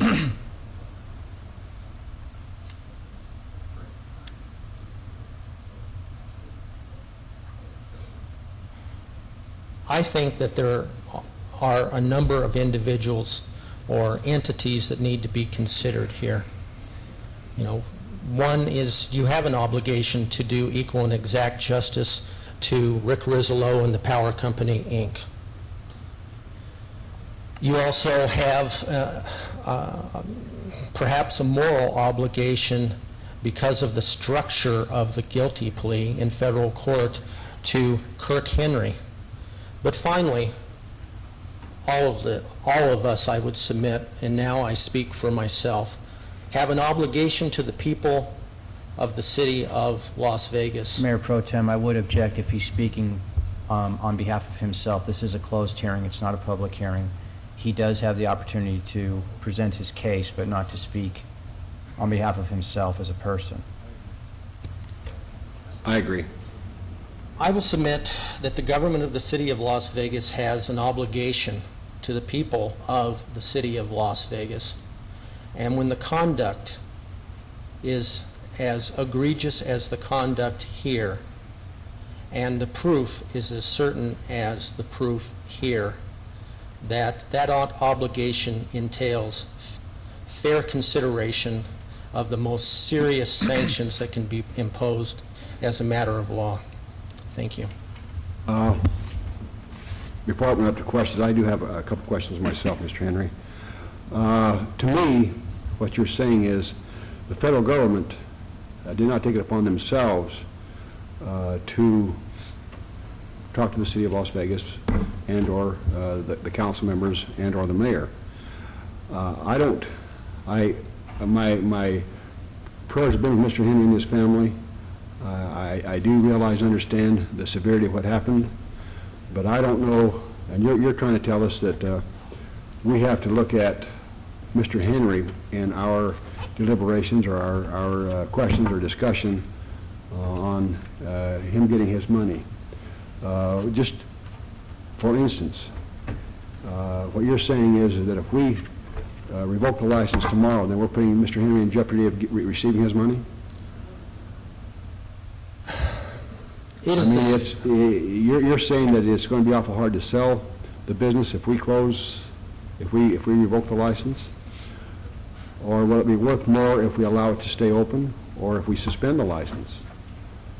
I think common sense tells us that the business as an ongoing enterprise, which it is today, is at its most valuable. It is less valuable if you suspend the license. I understand that. But finally, if you revoke the license, then it has lost the most value and would sell for the least.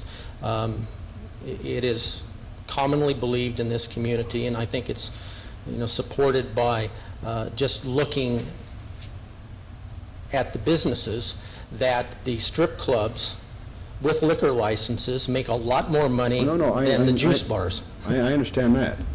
What I'm saying is that you're putting us in that position, and I don't think that's our position. I mean, okay, we leave it open, we suspend the license and we leave it open, then it may be worth $20 million. If we close it, it may be worth $15 million or $12 million. When does Mr. Henry get his money? See, that's, he has to receive the $9 million.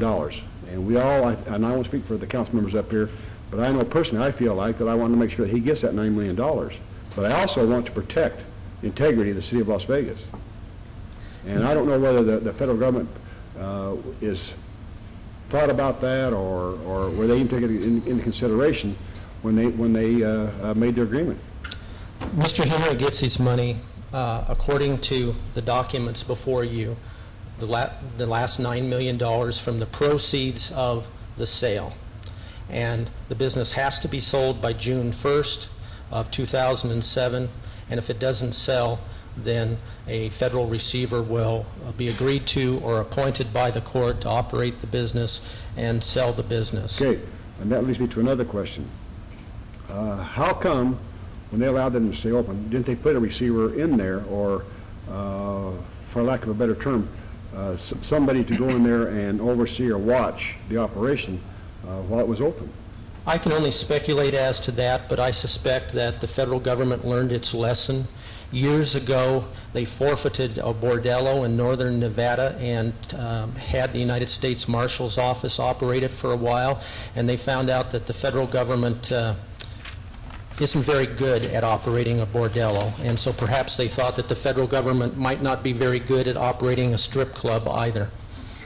Nor perhaps did they want the federal government to come before you for suitability to hold a liquor license. Again, though, even in some of the hotels, don't they have people in there overseeing the operation?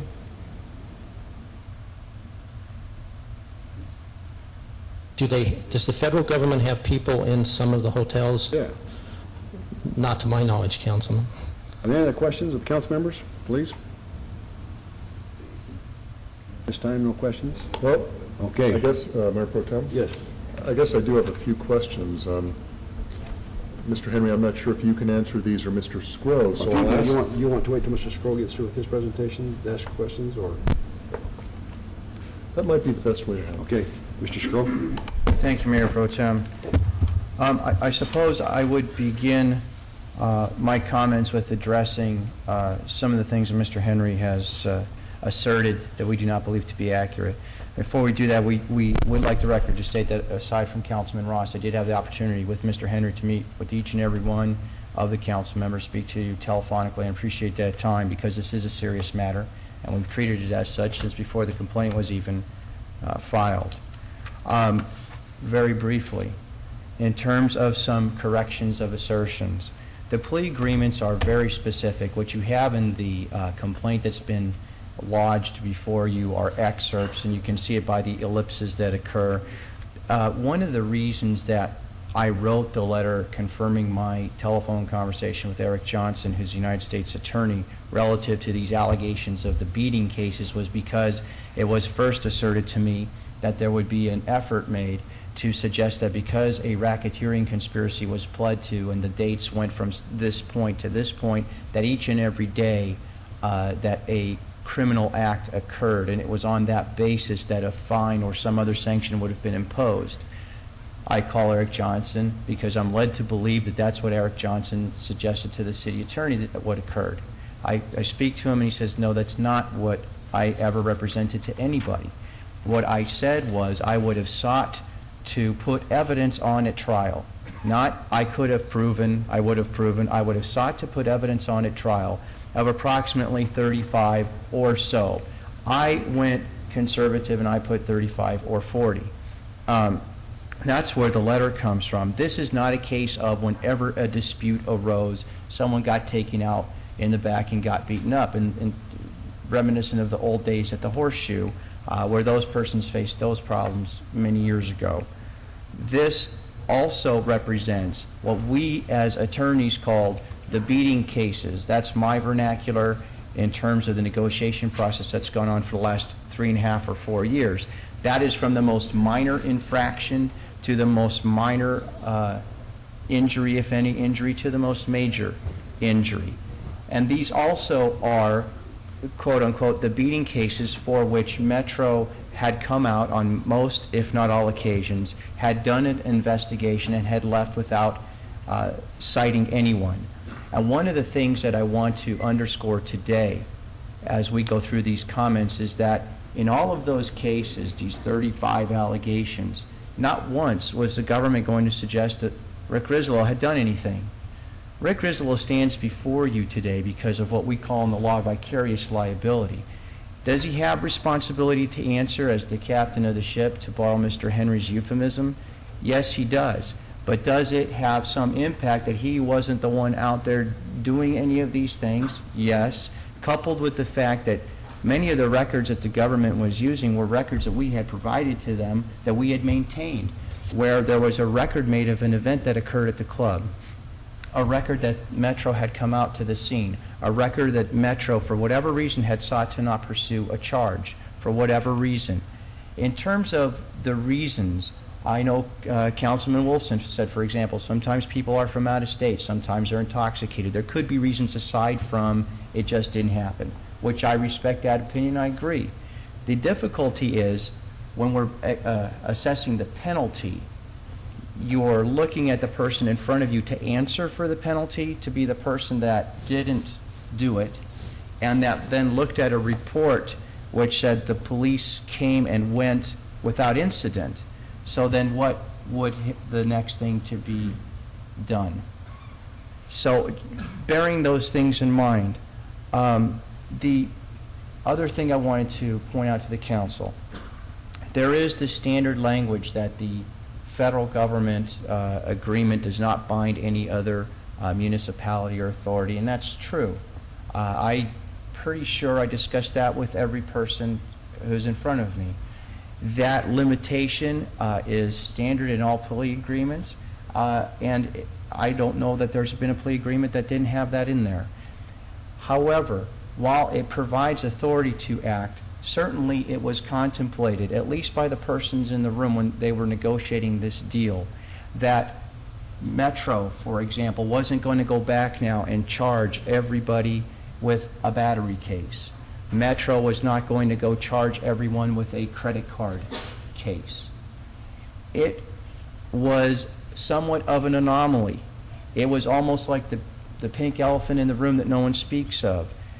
People recognized that there may have been intervention, and I suppose it was silently, rightly or wrongly, silently presupposed that other municipalities and governments that come underneath the federal system would have all supported that resolution. And I say rightly or wrongly. With respect to the meetings that occurred over, and these meetings began in October of 2001, we, the defense side, did not reach out to the city. The government did not reach out to the city. However, this case was a highly publicized case. The search warrant, I recall one of the issues in the case was that the media was present as the officers exited the truck in February of 2002, and they had the ninja masks on and the AK-47 rifles as they went into the Crazy Horse 2 to execute their search. There was an issue with that because just 3 months ago they had come in, it was very quiet, it was 7 in the morning, a few officers, it was very casual and very informal.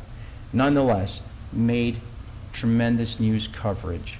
Bobby Diapisa's arrest was on the front page of the Las Vegas Review-Journal.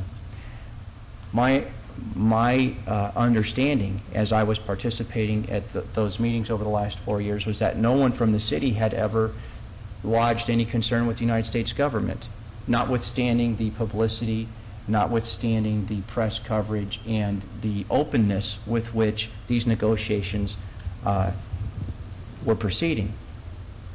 I only point these things out to try to create for you a feel for what was going on during the time we were meeting.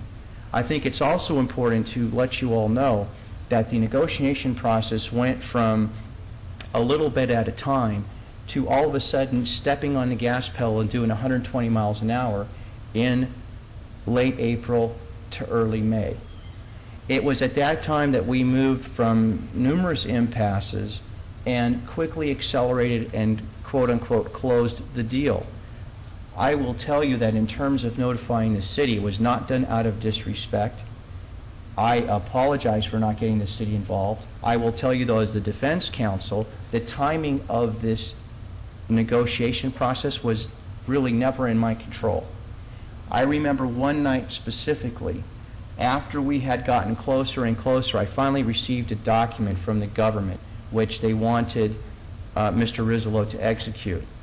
It was approximately 8 or 9 o'clock at night. I think it was a Tuesday. I remember the prosecutor was at a dinner. I remember speaking with him on the phone, and basically he was telling me, look, there is no more time. It's done now or it's over. Now, what do I tell Mr. Rizzolo? Without invading the privilege, I'll tell you what the obvious is. They're looking to prosecute your 77-year-old father who's had a number of heart attacks. They're throwing your brother in the mix. They're throwing your sister in the mix. All those persons get to walk away if you elect to forego your right to fight this thing and just sign this little piece of paper. The government did exact a pound of flesh from Mr. Rizzolo. And I would like to address the questions that you asked, Councilman Reese. First of all, with respect to the monitoring that's going on, you asked why not a receiver. I will tell you that every angle that I know of, that the government knew of in terms of how to achieve the goal was, from the government's perspective, remove Rick Rizzolo from the adult entertainment business as soon as possible. After exploring option after option after option, the consensus was that as soon as possible translated to in 12 months because of a number of different reasons. First reason, they wanted the avoidance of a fire sale. There's a unanimous consensus, a unanimous effort to sell the club for as much money as possible. Whether or not the city council as a municipality cares about what the federal government gets, I leave that to you. Whether or not the council cares about forfeiture, taxes to the IRS, I leave that to you. With respect to the Henrys, certainly that has to be something that you consider.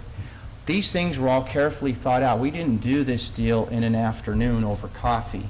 We started, as I say, in October of 2002. We're going almost on our 4-year anniversary. The plea agreements just were concluded in court on June of this year, either June 1st or June 2nd. So the thought process that went into this was labored.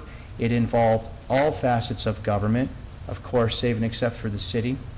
And there was a lot made of the Gold Club case that the government did in Atlanta. Mr. Henry refers to a case that occurred up north. There was another topless club called the Gold Club.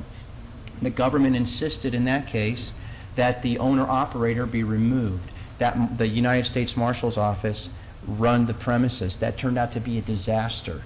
The club was immediately devalued, almost dissipated to nothing. And the government was extremely concerned about repeating that performance. Additionally, with everyone in law enforcement pulling for the highest ticket price for the club so that everyone could get paid, they determined that 12 months was, quote unquote, as soon as possible. The government, again, for what it's worth, also put a lot of stock into the Henrys getting their money. They put a lot of stock into the government exacting its pound of flesh, and the government recognized that the value of the club is the dancers who dance there and the goodwill that exists. You suspend or revoke the liquor license, the girls are gone. It significantly undermines the value of the club. Like the topless club business or not like it, its intrinsic value is the quality and the amount of the women who will agree to dance there. You revoke it today, they are gone tomorrow, and it significantly undermines the value of the club. Mayor Pro Tem Reese, in terms of your issue then, in terms of a receiver and the monitoring, the plea agreement calls for the government's retention of the right to monitor the club. They have complete unfettered access to any books, records, any materials they want at any time. The government's position is that what occurred in this case is that there was an effort to collect tips and put them together, the tip pool, which I've described for all of you. And it is from the tip pool that these tips were then dispersed. Pursuant to conversations I've had with revenue agents and representatives from the Internal Revenue Service here in our Criminal Investigation Division, they instructed us, and we complied with their request to now charge what's called a house fee. which means when a girl comes to the club to work, they pay a specific amount to work that night.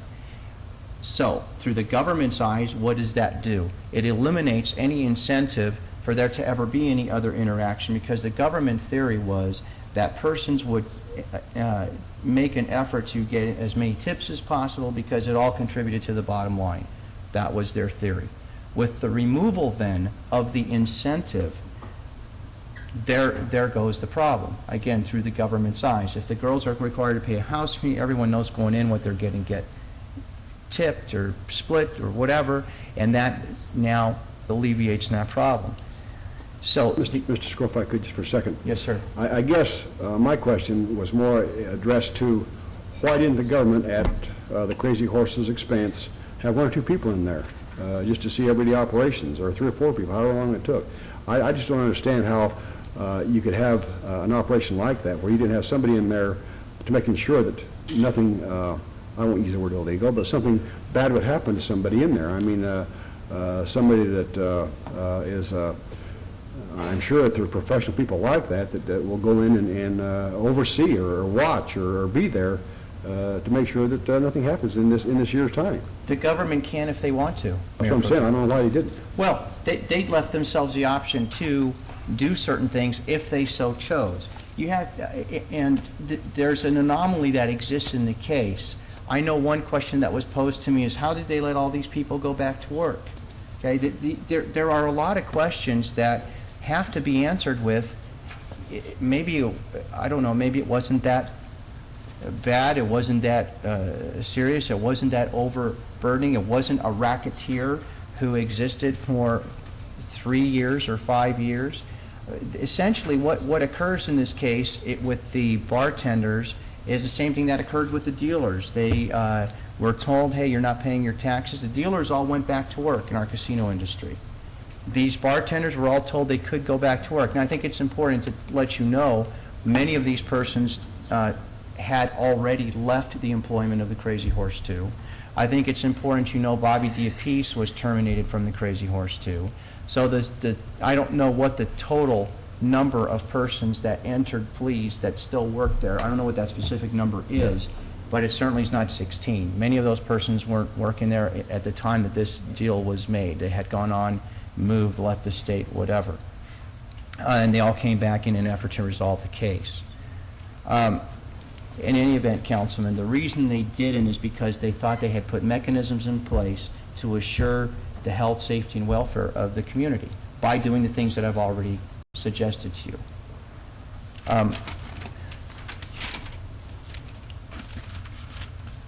With respect to a couple other matters, points that Mr. Henry raised, I don't know what legal basis there would be to consider the fine of $2.2 million and change. And I offer that to you for a couple of reasons. The information, which is the charging document, is only a charging document. It is, and Councilman Wilson, you'll know this better than I do, it's absolutely conclusive in our law that the charging document is not evidence. When Mr. Henry says the evidence is in conflict, that's absolutely not accurate. The information, the charging document, is not evidence, can never be evidence, and is not in this case. The factual predicate in the plea agreement is the evidence, so to speak, of the dates in question. The maximum fine, our position is, it could be imposed in this case, is the $1,461,000, and that would be the fine period from the 2000 through 2003. There's an argument we advanced in the answer that talks about whether or not there's a statute of limitations problem relative to the year 2000, which would reduce the fine amount as well. Relative to the offense charged, it is also well settled in our case law that the date of the offense is never and can never be an element of the offense. So when Mr. Henry shows you the factual predicate and he says we pled guilty to the offense, that's what it says in the plea, that's true. The date is not an element of the offense. We do not believe there's any sound legal basis to determine that to be evidence that is in conflict that you then must resolve. At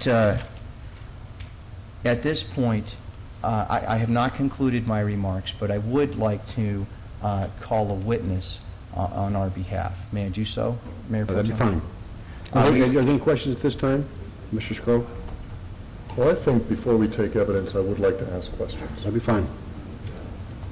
Any of my colleagues like to go first? Or? Councilman Brown? Thank you. Mayor Pro Tem, just some clarifying questions just to help out. The fines and forfeitures and paybacks total in and around 16.5 million.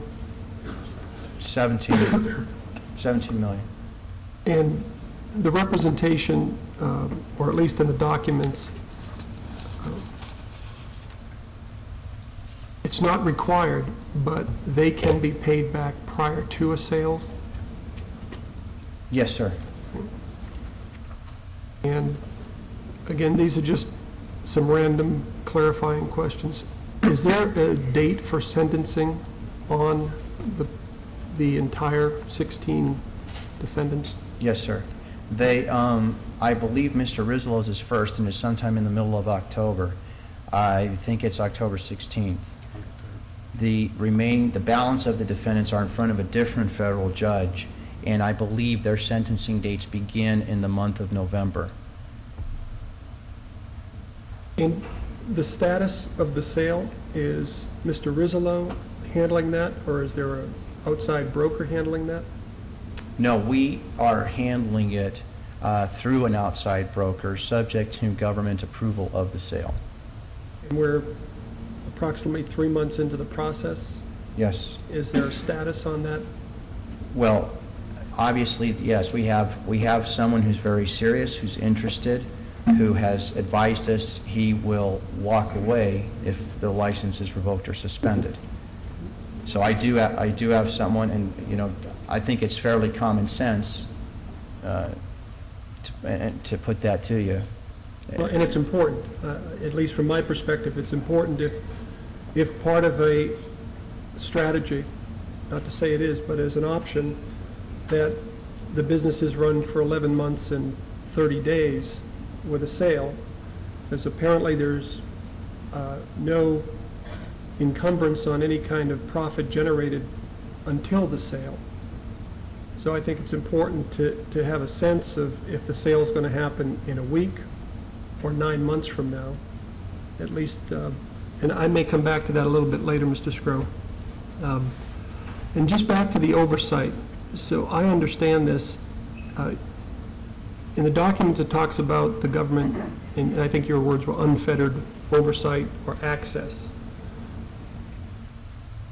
To the best of your knowledge, have they accessed the first 3 months of the club as far as accounting and bookkeeping?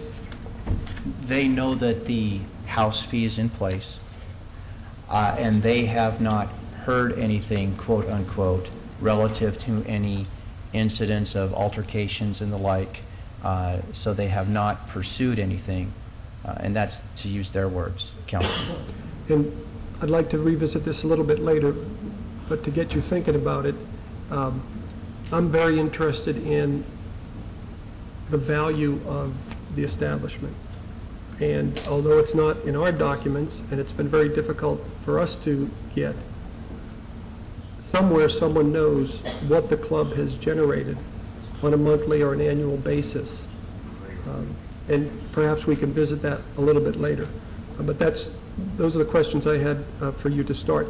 And Mr. Henry, on one of the issues that was raised, and I just want Mr. DiFiore or yourself to answer this for the record, even before this federal investigation began, the mayor made very clear in his remarks that on many occasions, once that investigation began, inquiries as far as the city staff, is anything happening? But prior to the 2000-2001 timeframe, do we have any record of either Metro or citizens or anybody coming to the city with complaints on the Crazy Horse 2? I've spoken to Mr. DiFiore more than once about that, and most recently this morning, and he said no. Metro didn't even come to us with any reports about what I would characterize as Robert D. Apice's attempted murder of Kirk Henry. And final comment, then, and I appreciate Councilman Wolfson giving me the opportunity. This whole negotiation, 3+ years with the federal government, and just by reading the documents, there's certainly a sense of compromise. It also has created a lot of unanswered questions that we may not, especially in this hearing, ever get the required answers to. But the compromise that has created all these unanswered questions leaves a void in making an evaluation on what's before us today. So I would again encourage you later on with more direct questioning. From my perspective, I just need to really focus in on the monetary issues involved with the club past and certainly the club present, because there's some options here that the federal government hinted at but didn't put in writing. So thank you, Mayor Pro Tem. You bet. Councilman Wolfson? Thank you, Mayor Pro Tem. Some of my questions are covering areas that Councilman Brown already covered. I'll try not to be redundant. Are any of the individuals who pled guilty still employed or otherwise have any reason to be on the Crazy Horse premises? Some are, Councilman. Mr. Rizzolo is Yes. one of those? Yes, sir. Mr. Rizzolo visits the Crazy Horse on a daily basis? Yes. Or almost every day, I suppose, is the most accurate. Mr. Diapice, though, is no longer employed? That's correct. Has no reason to be on the premises? No, sir. If he came on the premises, would he be welcome? No.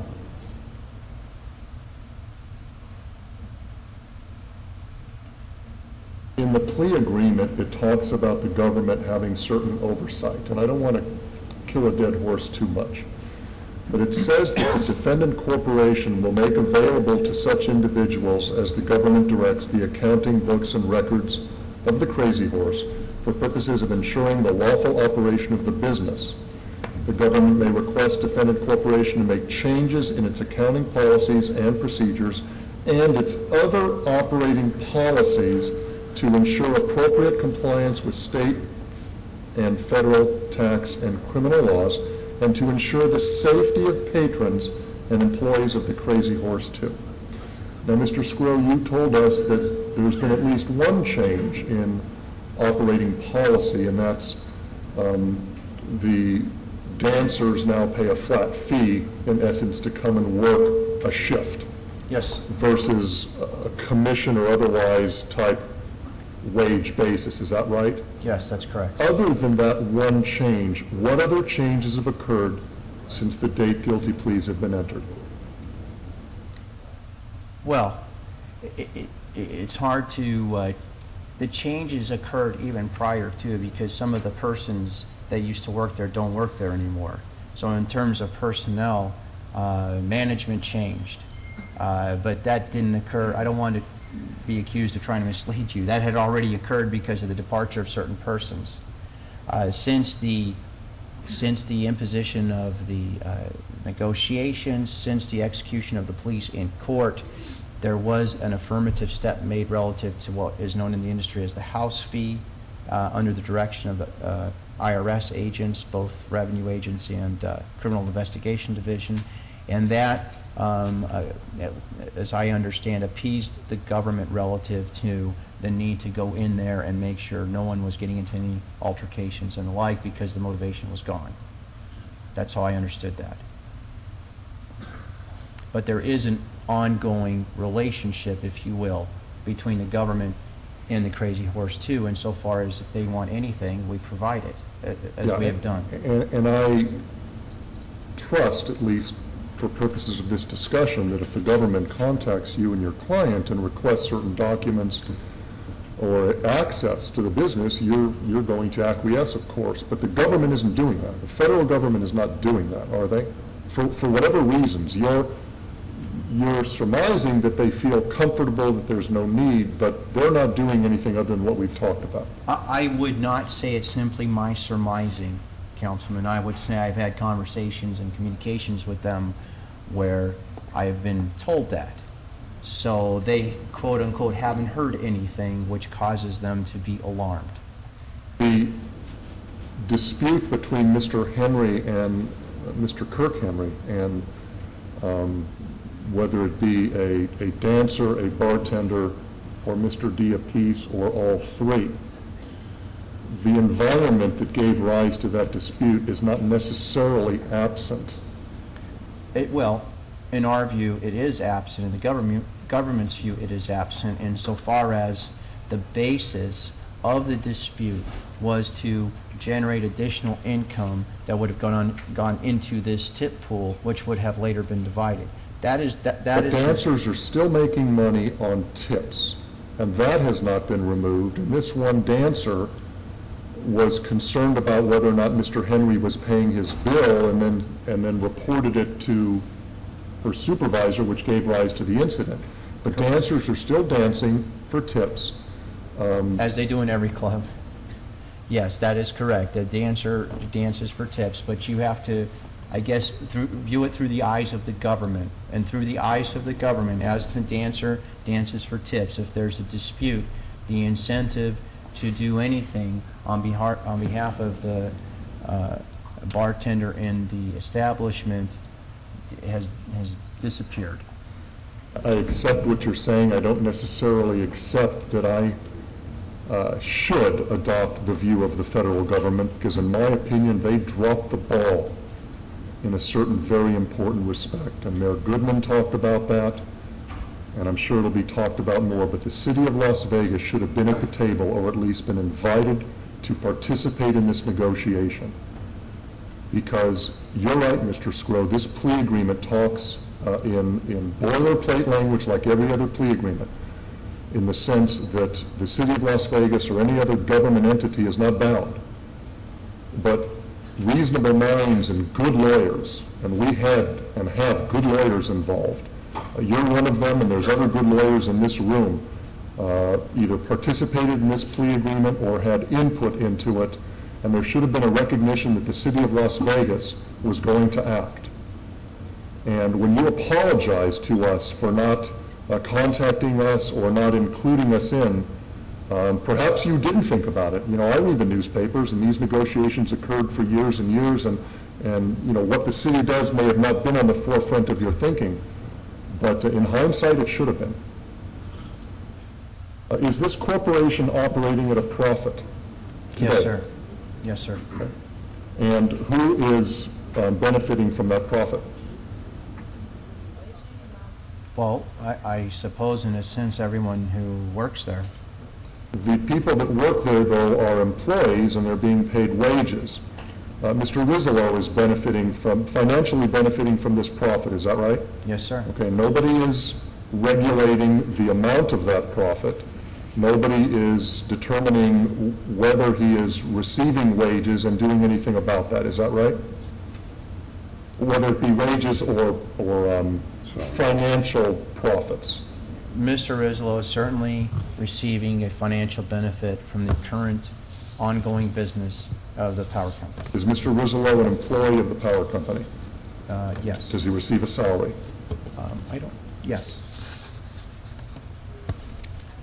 Councilman Brown asked you this question. I'd like to follow up on it, and that is, what efforts to date have been made to sell the business? Now, I understand that this is a unique business and that you may not want to divulge certain things because it could affect a sale. I understand that. Yes, sir. Without revealing who a potential buyer might be, tell me what specific efforts have been made in the last 3 months to sell this business. When the plea negotiations actually were executed in court, we at the time signed up with Prudential. It's a nationally recognized broker, and began a stream of prospective buyers. I have used the phrase before, tire kickers. We had many. I think within the first 2 weeks, we must have gotten 100 telephone calls from groups all over the country, from New York, Florida, Texas. I mean, just off the top of my head. Most of those persons were all interested in trying to rip the Crazy Horse. They weren't interested in engaging in looking at financial records and making a fair assessment of what it's worth. Over the last I guess we've been doing this now about 90 days. That list has dwelled dramatically and has been synthesized into a couple of very serious buyers that have the financial wherewithal, which is, in a case like this, unusual. They have the financial wherewithal, they have the prior experience in the business, they have the ability to get licensed. You know, this is we're not selling a convenience store, so there are certain threshold things that we have to look at. We do have someone right now who is extremely serious, has the financial wherewithal to do it, but obviously is far less interested, and in fact has communicated to us not interested, depending on the outcome of this hearing. Have I answered the question? You have, if I could though. To me, okay, we'll just say for argument's sake, you've got a serious buyer, you're telling us you've got a serious buyer right now, and Yes, that sir. if we revoke the license, then they're not going to be serious anymore. Wouldn't it be, to me, better for them to allow us to take the license and buy it? I mean, rather than buying it for just $30 million, they buy it for $10 million if we take the license away. Yeah, but what are they buying then? They're buying a juice bar with no dancers and no staff. They can make application though, can't they? Yeah, we're talking a long time down the road, and you're talking about leaving that money, that cash flow has no ability to generate an income. And you know what, Mayor Pro Tem, I can only deliver to you what I'm being told. Okay. So I don't purport to be an expert in that business. Me neither. So all I can tell you is the level of desire today as an ongoing concern, my impression appears to be very high.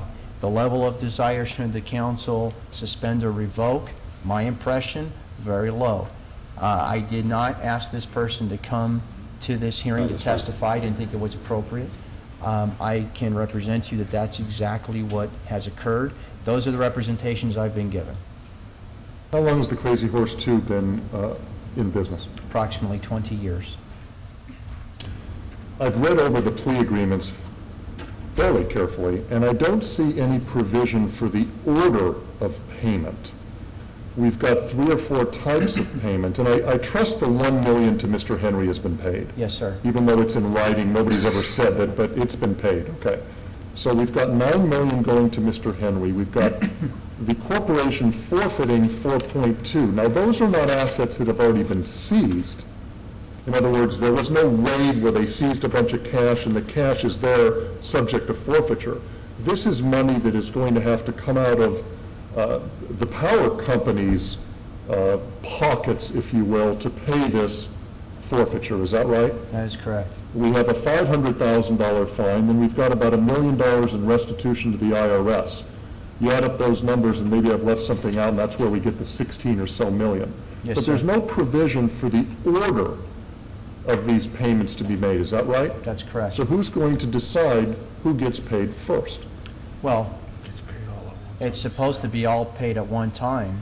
In other words, if the sale goes through, it's sold for the price Mr. Rizzolo wants. Yes. There's enough net profit after liens, mortgage fees, et cetera, that everything is paid. That was always the contemplated agreement, which goes to the very heart of the question which Mayor Pro Tem Reese asked me earlier, why didn't they do certain other things? It was important to everyone at the negotiating table to keep the ongoing concern intact so it could generate the most money for a sale.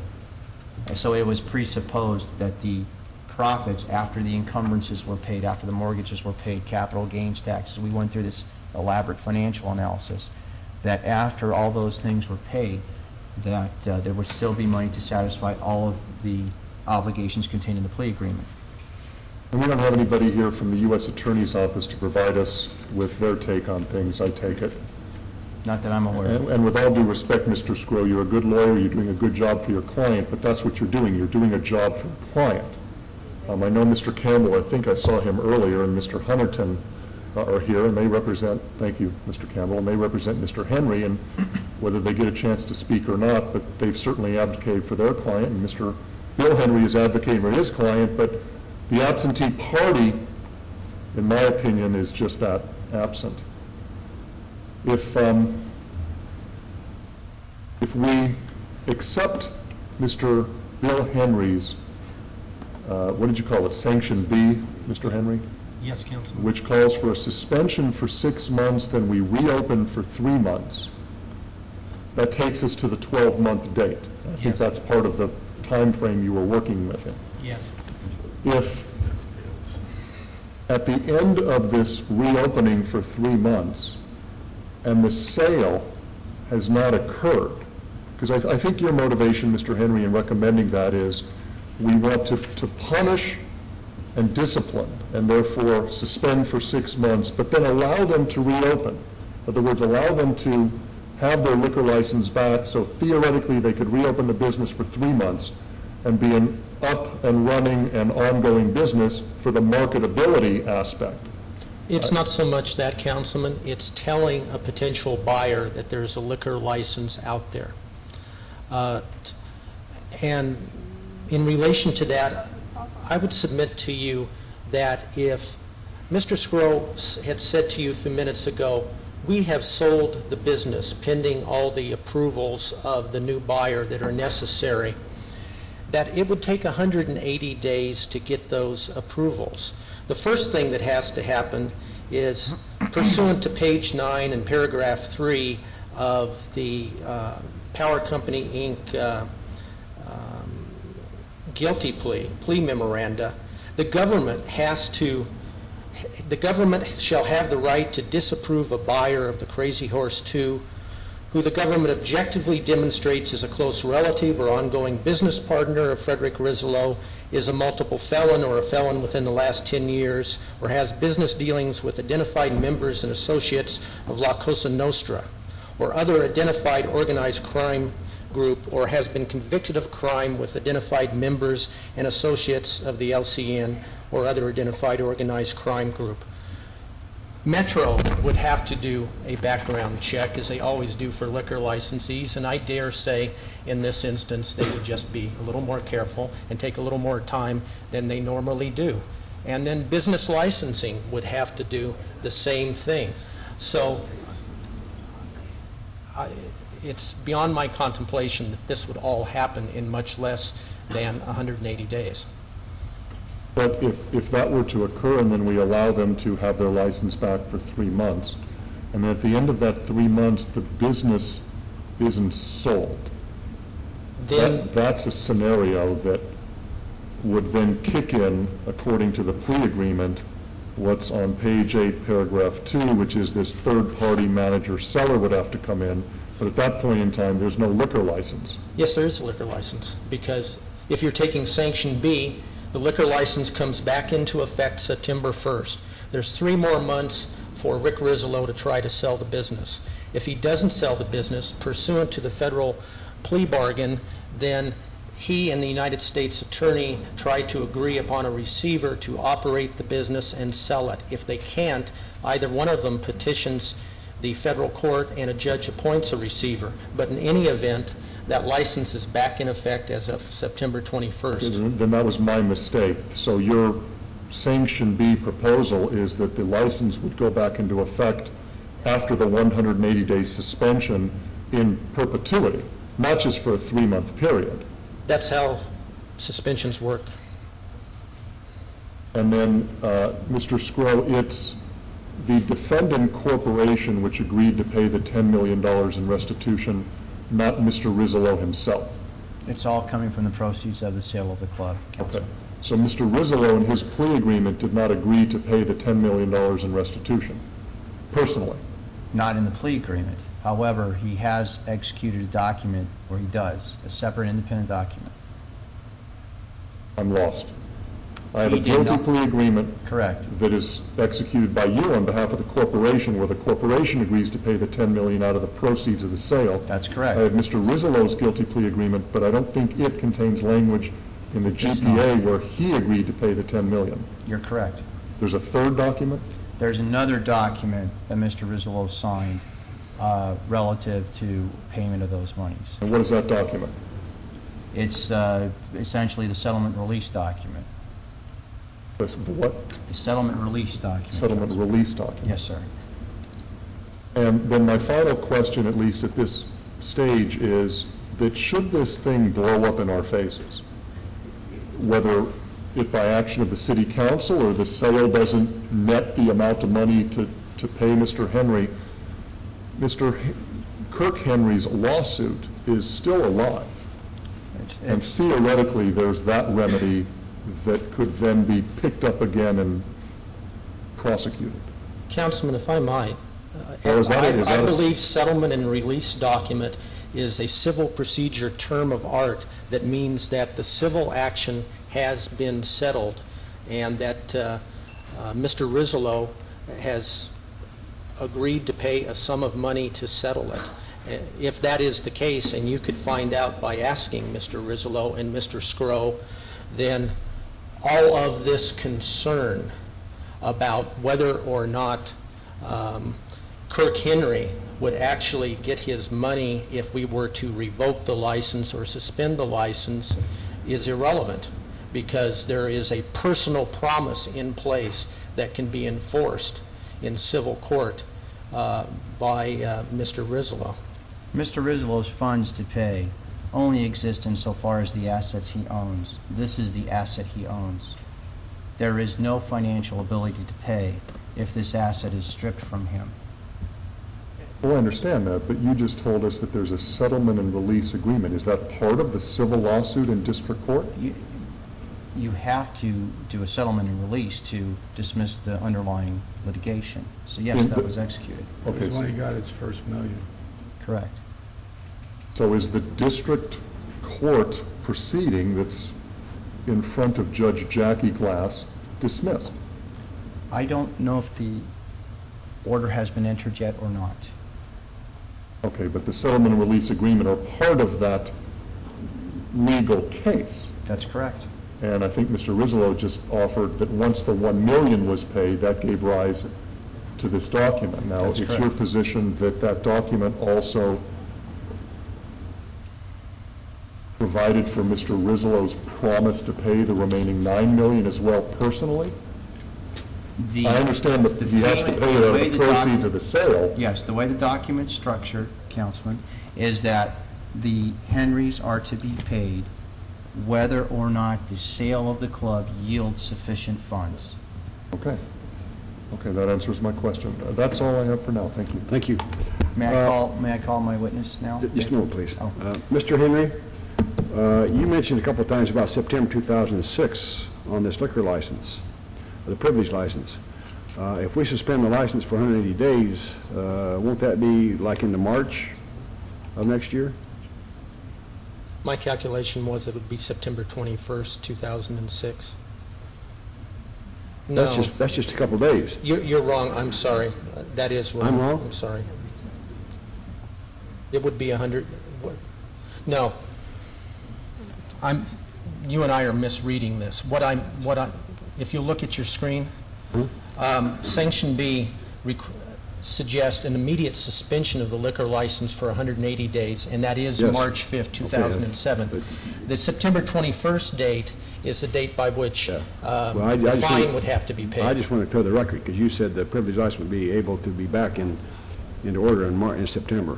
I'm sorry if I misspoke myself. Okay. Thank you, Councilman. And then I want to make a comment too, of why the city, or why I didn't become more involved in this the last couple, 3 years is I was always under the impression that the federal government was in there on an ongoing basis. And anytime the city would have stepped in, we could have stepped on their toes. We could have interfered with their investigation. And I just thought it was best to let the federal government go in and do their job. And we would be eventually have to go and come in and look at it. So with that said, Mr. Scroll, call your witness, please. Thank you, Mayor Pro Tem. We call Amy Henry, Your Honor. Thank you.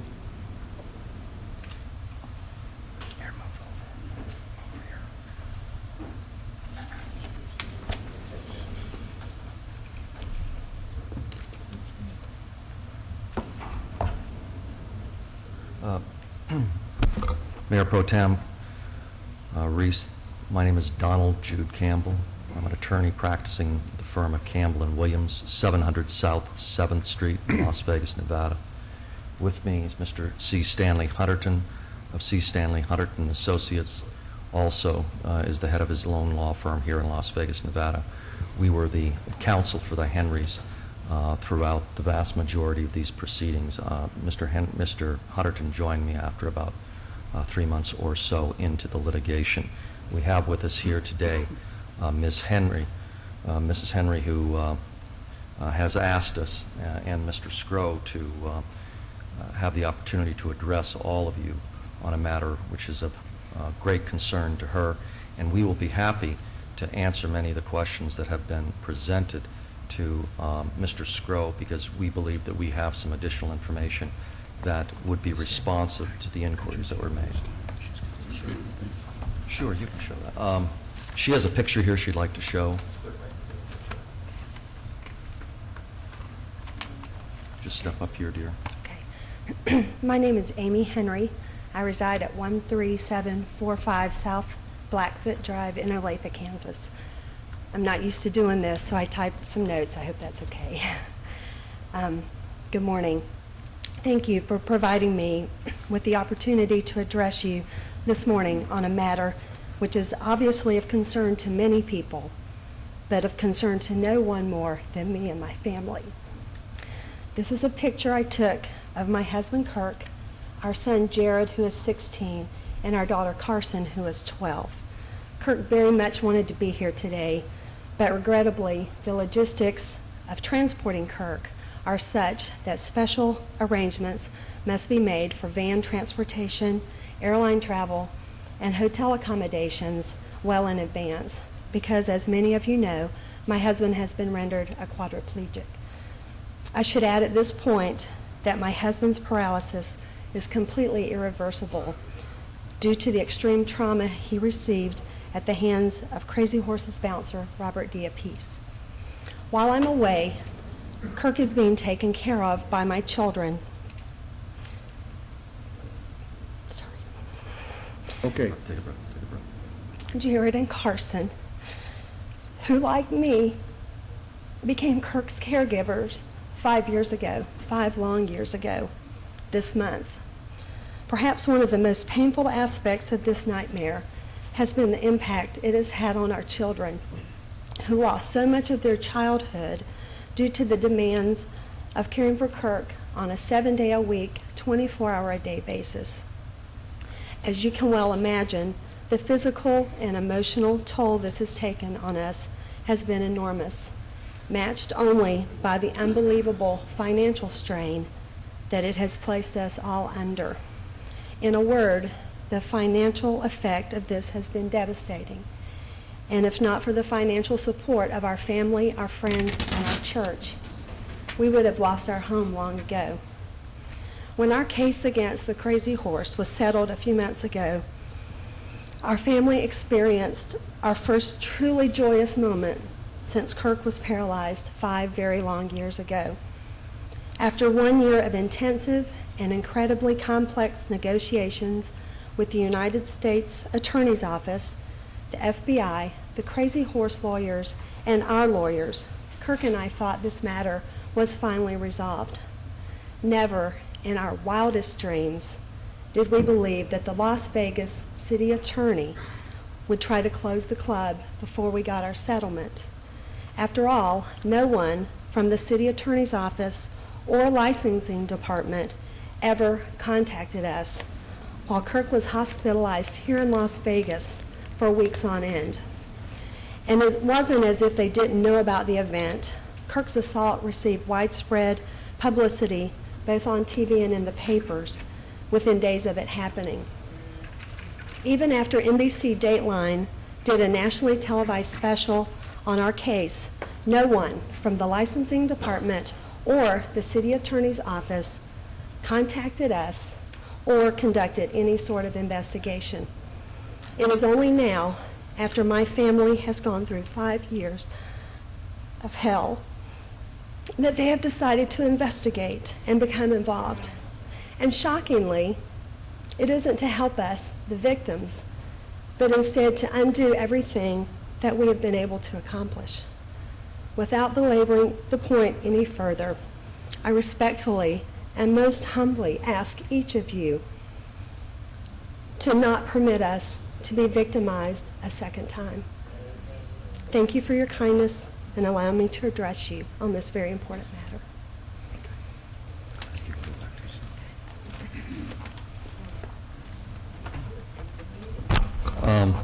There were a couple of questions that I think perhaps I can address with respect to the involvement of the parties at issue that have not, I don't think, been presented. These negotiations began following the time that our civil lawsuit was transferred to the United States District Court to resolve a very peculiar issue with respect to the application of the subpoena laws on the Federal Bureau of Investigation. As a result of our case being removed from Judge Glass's courtroom to the United States District Court, the Federal District Court then had jurisdiction over the proceedings. At the same time, there was in tandem an investigation being conducted by the federal grand jury seated in Las Vegas, Nevada, a criminal investigation that was underway and had been underway in earnest since the time that Mr. Henry had been beaten up shortly after September the 20th or so. At that point of the removal, there was a discussion among counsel involved, including Mr. Skro, myself, and the United States Attorney, that there was a possibility of a universal or global resolution of this entire matter. And that possibility existed just by the serendipitous transfer of our case to federal district court. One of the United States magistrates over in United States District Court is Magistrate Judge Peggy Lean.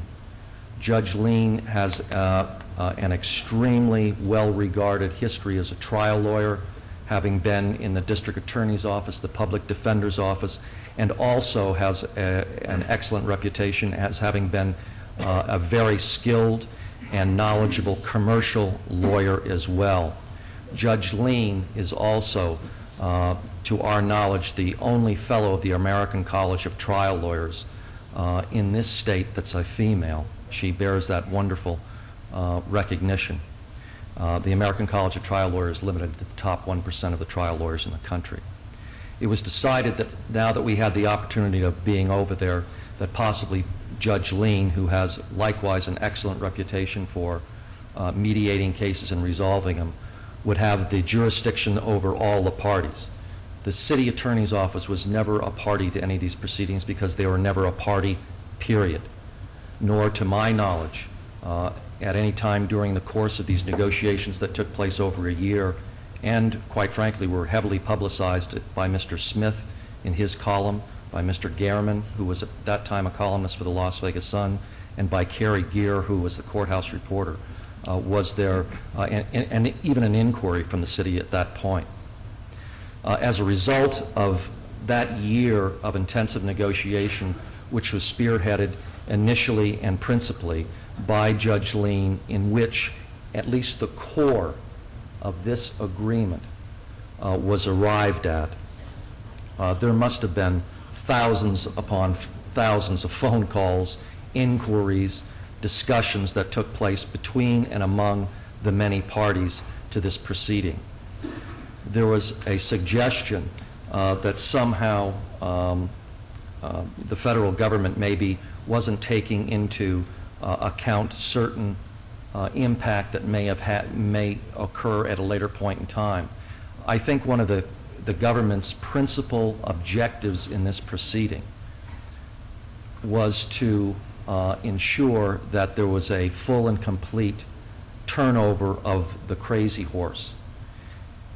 And the means by which they effected that was to demand that Mr. Rizzolo sell the club, that he would get rid of the club. I think the federal government recognized, as we all do, that any sort of closure of the club would take a very, very long time to do, would involve the taxpayers' money being expended for a great period of time on lawyers, constant appeals to district court and to the state Supreme Court.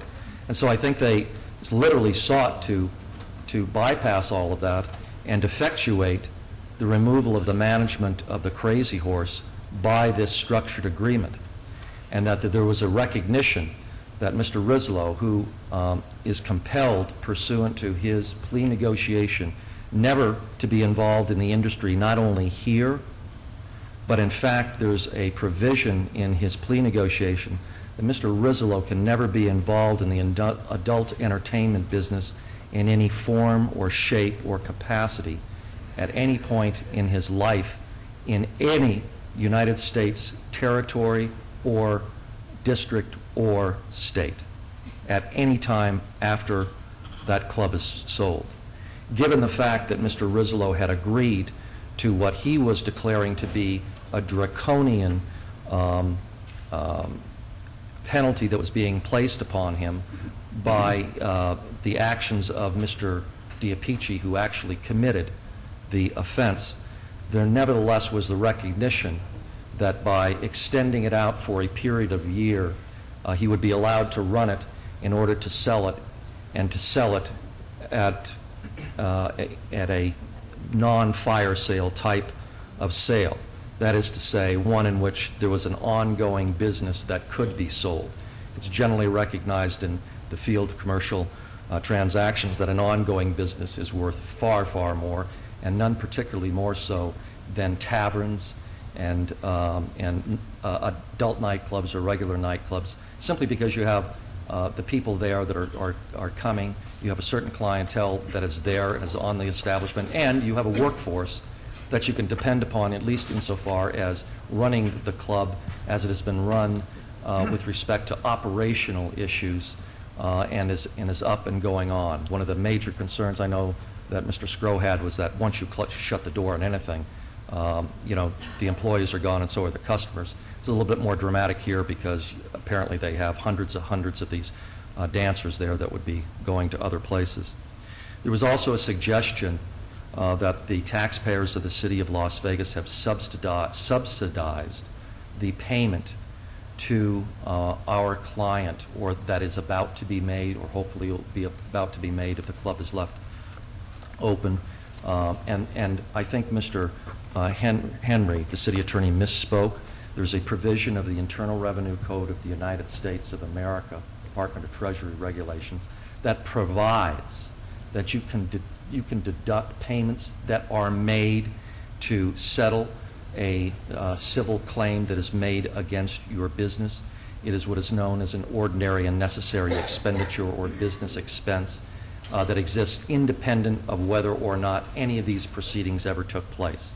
So they weren't giving anything special. I think Mr. Scrow, simply being a good lawyer, wanted to acknowledge the fact that that even though there were penalties involved here, that was a penalty, that there was no penalty with respect to that he would be treated no differently than any other taxpayer. So there's been no subsidization of this negotiation by the city of Las Vegas citizens or the state of Nevada. There was likewise an inquiry, I believe, Mayor Pro Tem, from you with respect to ongoing supervision.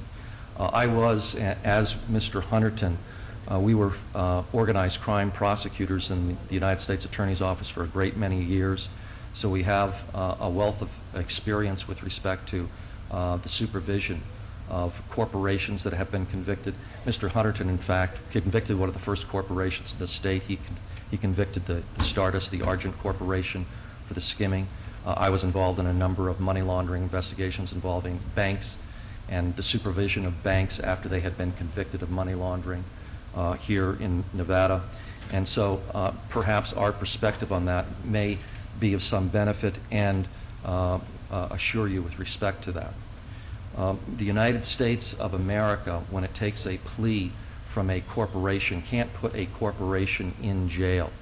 The only thing it can really do is to supervise that corporation and to have it pay a fee and make it comply with certain terms and conditions.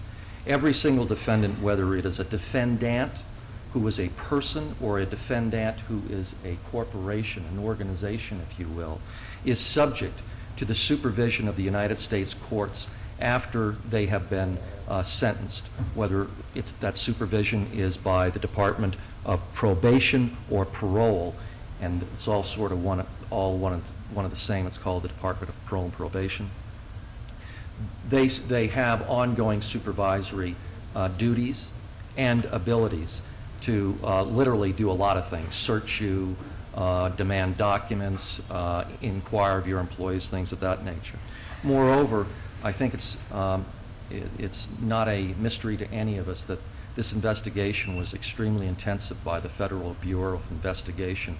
That particular organization dedicated 5 years to that investigation and came to this resolution, which included the fact that they have the ability to go in there at any time, demand whatever they need, and the Crazy Horse has the absolute obligation to comply with them. And they have not only that ability by virtue of the plea agreement, but also, I hasten to add, by virtue of the fact that they are under the supervision of the courts. With respect to the order of payment, the Henrys have received a $1 million payment from the insurance company.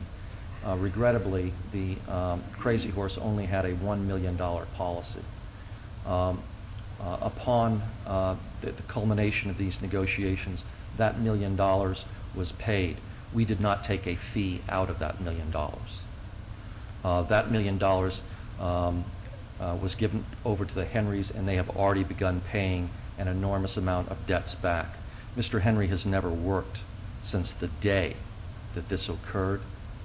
Mrs. Henry, because they could not afford any sort of health care, in-home health care or a nurse, has literally had to care for him along with their children on a 24-hour basis. So they've been wholly dependent upon their friends, the generosity of their family, who's extended a lot of loans, as well as their church, who's been more than kind.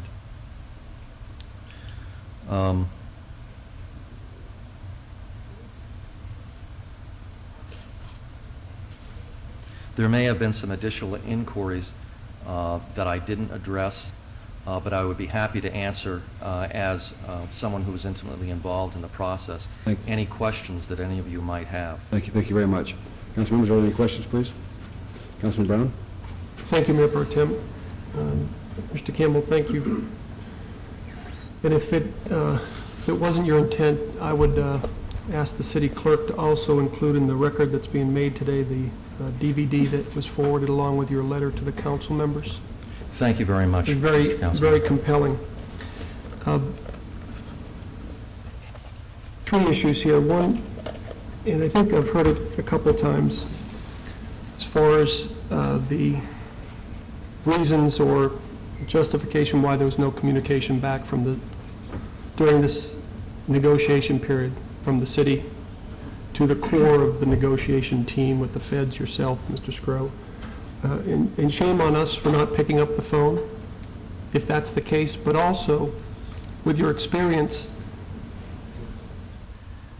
why wouldn't, in the intense negotiation, any reference or dialogue as to what the city could potentially do,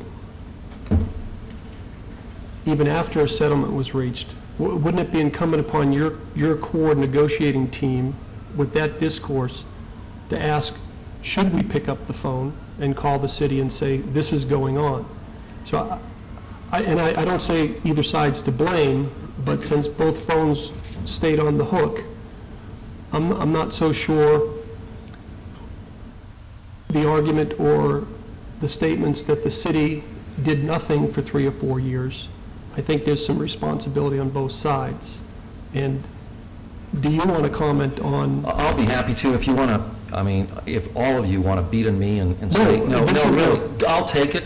I'll take it, but when Mrs. Henry actually said that never in her wildest dreams did she ever envision being here, I think that's pretty accurate because, I mean, Mr. Hunter and I have practiced respectfully, I think, 33 and 30 years. When Mr. Rizzolo agreed to get out of the business, and he was provided the opportunity to sell the club in a non-fire sale, ongoing business relationship. Quite frankly, we thought that maybe the city attorney's office or you would be jumping for joy because essentially the FBI did the job for you, that nothing further was really going to be required at that point. He was getting out of the business not only here, but everywhere in the United States. He was paying an enormous sum to the federal government. He was making restitution to us. Quite frankly, we never, ever envisioned that there was going to be any problem, because frankly, if somebody had said something to us, this was in all the papers. It was being reported on a daily basis, these negotiations. There were all sorts of speculation. Had Mr. Henry or Mr. Jerbick, I've known these gentlemen forever, called me up and said, listen, there may be a problem, I would have suggested that he make the phone call to whoever at the U.S. Attorney's Office that was involved in the process. But quite frankly, remember something? There were really only 3 parties involved in all of this. It was Mr. Henry because he was suing him, and we were in United States District Court. It was the United States of America because they had a case that was pending against them, so they were involved. And then, of course, there was Mr. Skro and his client, the Crazy Horse. The city wasn't a party to all of that, but nevertheless, I think there was a recognition by the United States of America that there was a responsibility to do something to try to prevent this in the future, and they compelled Mr. Rizzolo to abdicate his role in the management of such a club, not only here, but in the rest of the United States. So when that concession had been achieved, and quite frankly, it was a concession that was achieved, after a great deal of negotiation and time, I suspect. I just don't think that any of us envisioned that we would be here in a hearing now where, much of that, all of that work was going to be undone to close him, 6 months earlier. I just don't think that was... That's right, and I don't even... And I apologize, but quite frankly, I don't never even... even... beat up the city, beat up you. That's not the intent. In fact, that's the furthest thing from the intent. May I add to that for just a moment? Yeah, I'd sure rather take the blame with What is your name and address, please? I'm sorry, Stan Hunterton. I represent Amy Henry. Thank you. 333 South 6th Street. We'll be glad to take the blame, but I'd like to echo what Don said about never envisioning it. It wasn't like we thought about it and decided not to call the city attorney's office. We didn't call some other people, too. We didn't call the state attorney general's office because it never occurred to us that even though some of the activities implicated in the federal investigation would also constitute actionable offenses criminally or civilly under the jurisdiction of the Nevada State Attorney General, we didn't call them. There, in fact, is a lawyer here today we happened into on the way in from the State Department of Transportation because they have some kind of issue on a right-of-way involving the property involving the Crazy Horse. We didn't call them, but because it simply never occurred to us. We thought here that we had hit the proverbial home run. Now, with the benefit of 20/20 hindsight, all we could say is that Mr. Jerbick and Mr. Henry would have obviously been welcome at the table had we known they'd have any interest. And I think we share in that 20/20 hindsight. And the standard language, I think that's been addressed by everybody. That's standard language.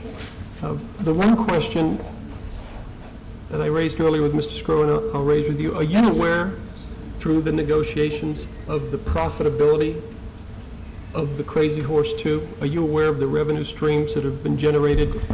I only had one conversation with the licensing department during the entire time that this occurred, and I called over there, and one of the things I wanted to know was whether or not I could get documentation with respect to the revenue stream, and the department, and I left several messages, finally talked to someone, and they would never give me that information and discouraged me from calling back for it. Said it was privileged. Our And licensing? That, your licensing department. I can save you that.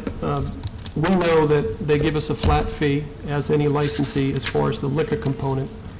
What's generated off their amenity sales, soda and food or whatever else is sold there, generates, I think that the figure is upwards of $500,000 to $750,000.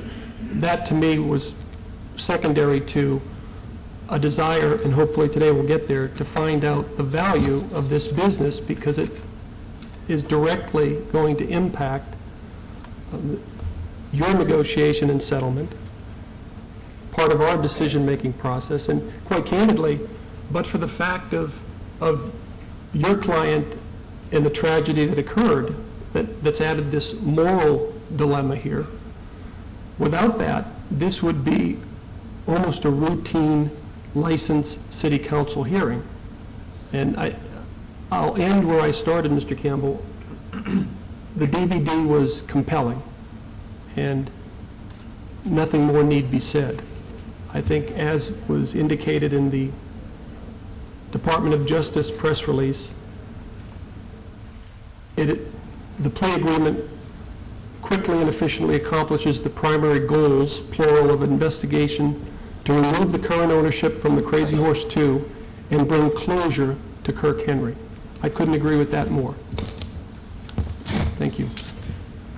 Any other questions? Yes, thank you. This is in the form of a question and an observation. I think the problem that many of us are having, and this is directed at Mr. Scrow as well, and even Mr. Bill Henry from the City Attorney's Office, is that, and I'm speaking for myself, but I'm sure my colleagues are having the same struggle, and that is, we certainly are sensitive to the argument that the club should remain open for its marketability so that it can be sold, so that monies can be used to pay Mr. Kirk Henry.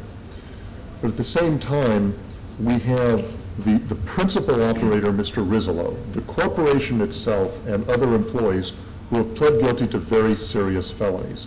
So how can we allow this business to remain open with the principal, Mr. Rizzolo, still having a day-to-day ongoing relationship with this property?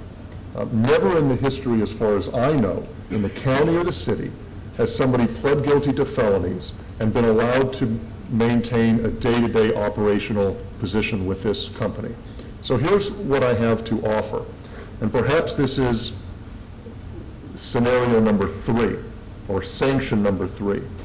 And that is, it's my understanding, and I don't have a great familiarity with this, but it's my understanding that in the gaming industry, they have something called a compliance committee. And I think by gaming control regulations, each gaming company is required to have and maintain a compliance program with compliance officers or specialists. And if we could impose something like that on the Crazy Horse 2, it might satisfy, at least I'm speaking for myself, my concerns. This would allow independent people, whether they be former police officers, former FBI agents, or whomever, and the Crazy Horse 2 pays for all of this, but this compliance committee would then be put in place for the next 9 months to monitor all of the activities, including the revenue streams, etc. The liquor license would not be revoked. The business would be allowed to remain open and could be sold, hopefully, for its fair market value.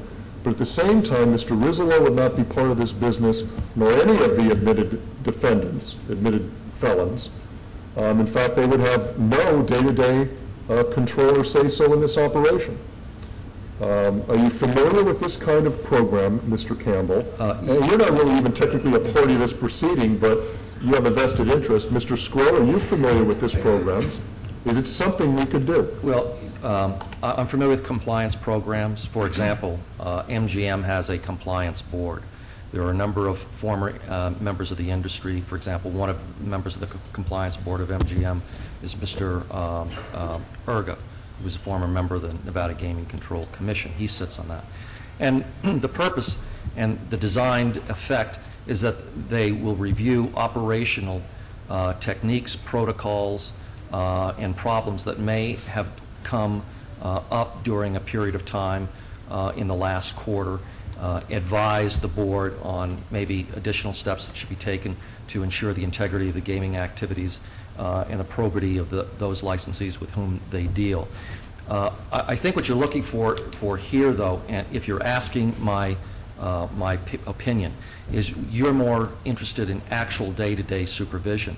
And something I was going to suggest, if offered the opportunity, was as follows, Councilman Wolfson. The city licensing department, I'm sure, has a number of extremely capable, experienced, and savvy licensing agents. I know the county has. I've dealt with them in the past. My suggestion is put such an agent in there during operating hours, one or more of them, and make the Crazy Horse pay for that. You don't need a committee, in my estimation. This is someone that would be reporting to you if somebody sneezes the wrong way in that place. So I think that might effectuate the objectives, and I don't suggest that those objectives aren't important. Not bad. I'm not sure if I would agree that that's the best way to go, because I think from a personal preference, I'd want somebody totally independent. In fact, I'd want 3 or 4 persons that sit on this committee, all independent of everybody. Certainly they would be responsible to the city, because this would be something we would be instituting. Mr. Henry, what are your thoughts on something like this? Councilman, these are my thoughts. We're the government. We can't just make it up as we go along. We're bound by our laws, and the laws that govern what the city council can do in terms of imposition of a penalty are these. Upon a showing, and they emanate from LVMC 6.02360, and it's Exhibit 7. Upon a showing of good cause and in the discretion of the city council, disciplinary action against a holder may take the form of cancellation, revocation, refusal to renew, suspension, imposition of conditions or restrictions, or civil fine in an amount not to exceed $1,000 for each day that the violation which forms. Well, that's it right there. Imposition of conditions. Would we not, under my idea, be imposing conditions on this license? Wouldn't something like this come under the category of imposing a condition on the license? No, it wouldn't, because as I understand your notion, you're concerned that Rick Rizzolo can't be trusted to run his strip club in a fashion different than the fashion that it was running during the period referred to in the federal indictments. We can impose conditions, but it is not a condition on a license that the government operates your business. Mr. Henry, I need to interrupt here for just a second. Are there any other questions for Mr. Huntington or Mr. Campbell? I would like to make a comment, Mayor Pro Tem. Okay. The comment is this, that when we look at Section B, and we see the second bullet point there about the fine to be paid, and we look at the third bullet point about not having people who have pled guilty to felonies remaining, it seems to me the group is talking along the same line, that these are things with which there's some agreement. The problem we've had, all of us, it seems to me, is that of your client, Mrs. Henry. And I would like her to know that I think it's bearing heavily. So because of some of the comments you made about what we might be doing, I want you to know it is bearing heavily. I think on all of the council members, we want to do what is right here. I myself have a very close relative who has a similar injury. I know what the effect on the family. I know how crushing the extra work is and the emotionality of it. So I believe I and the others feel for you in that. And this is where I find our questioning is coming. I wanted to just let you know, as your her legal representatives, that I believe everybody up here is trying to work this out. And from the questions that came up when we first covered this item, it's always been a concern about what happens with the Henry family. And this is what we've been trying to do. I still can't understand what this settlement and release document was, and I wondered if maybe you could explain it. Mr. Campbell, explain. I'll be happy to. Pursuant to the global negotiations, we can't tell the federal government what to do. The federal government's deal with the Crazy Horse and its management is its deal with the Crazy Horse and its management. They don't listen to me. They've cut their own deal, but they did so in recognition of all of the variables that have been placed out there and discussed here today. One of the things that is required is that restitution be made. That restitution is in the amount of $10 million. But the government recognized, presumably because the Internal Revenue Service, who had numerous case agents on the case and obviously conducted a very thorough financial investigation, obviously the IRS told certain officials with the prosecution that they probably couldn't come up with this money without selling the club. So you have to give them some time to sell this club. I'm sure they've had a microscope on Mr. Rizzolo and his finances, and I'm sure that that's one of the reasons. Because this isn't a question of whether or not the club remains open. It doesn't, at least insofar as it's managed. The club is going to close, like Mr. Henry wants. It's going to happen. It's just not going to happen as quickly as he wants it to without your approval. So the government wanted the option there of giving them the opportunity, since he was getting out of the business and couldn't be in it anywhere else, of selling the club in an orderly fashion to fund his obligation to pay that restitution. And that's why this window of opportunity to sell the club over a 12-month period was given. And I understood that part, but my question is, suppose you didn't, what is the guarantee for the additional $9 million for the Henry family? I thought someone mentioned that. No, there is a settlement, a separate settlement agreement that disposed of the civil case. The civil case has, for all intents and purposes, been concluded. Mr. Rizzolo has personally signed a document in which he acknowledges he must pay the $10 million, $1 million of which has already been paid by the insurance company, $9 million of which he will have to pay. But there was inherent in all of that the understanding that he would be paying that once he sold. He has to pay it no matter what. You know, quite frankly, I'll chase Mr. Rizzolo to the gates of hell to get that money for my client. And I think anyone that knows me knows I will do that. But I'm not in this to chase Mr. Rizzolo. I don't care about Mr. Rizzolo one way or the other. But what I do care about is a man that's sitting in Olathe, Kansas, that's never going to use his arms and his legs again. And I don't want to have to chase someone, okay, when the opportunity has been structured where that money can come in a clean fashion, and Mrs. Henry doesn't have to lose sleep at night over whether or not I'm going to be able to, after 5 years, collect on all of that. So it's not that you wouldn't be getting the money, it's the length of time that would be involved in the additional problems it would cause her. Oh, yes, it would be an enormous problem. Yeah. Enormous problem. I just wanted to collect that information. I had some other comments I wanted to make later, but finally I wanted to say to you that I understand why you didn't think of the city. Why would you be thinking of the city with all those other things that were happening, and that, or even the Mr. Sco's situation? You wouldn't be thinking of the city with all the other things that are happening.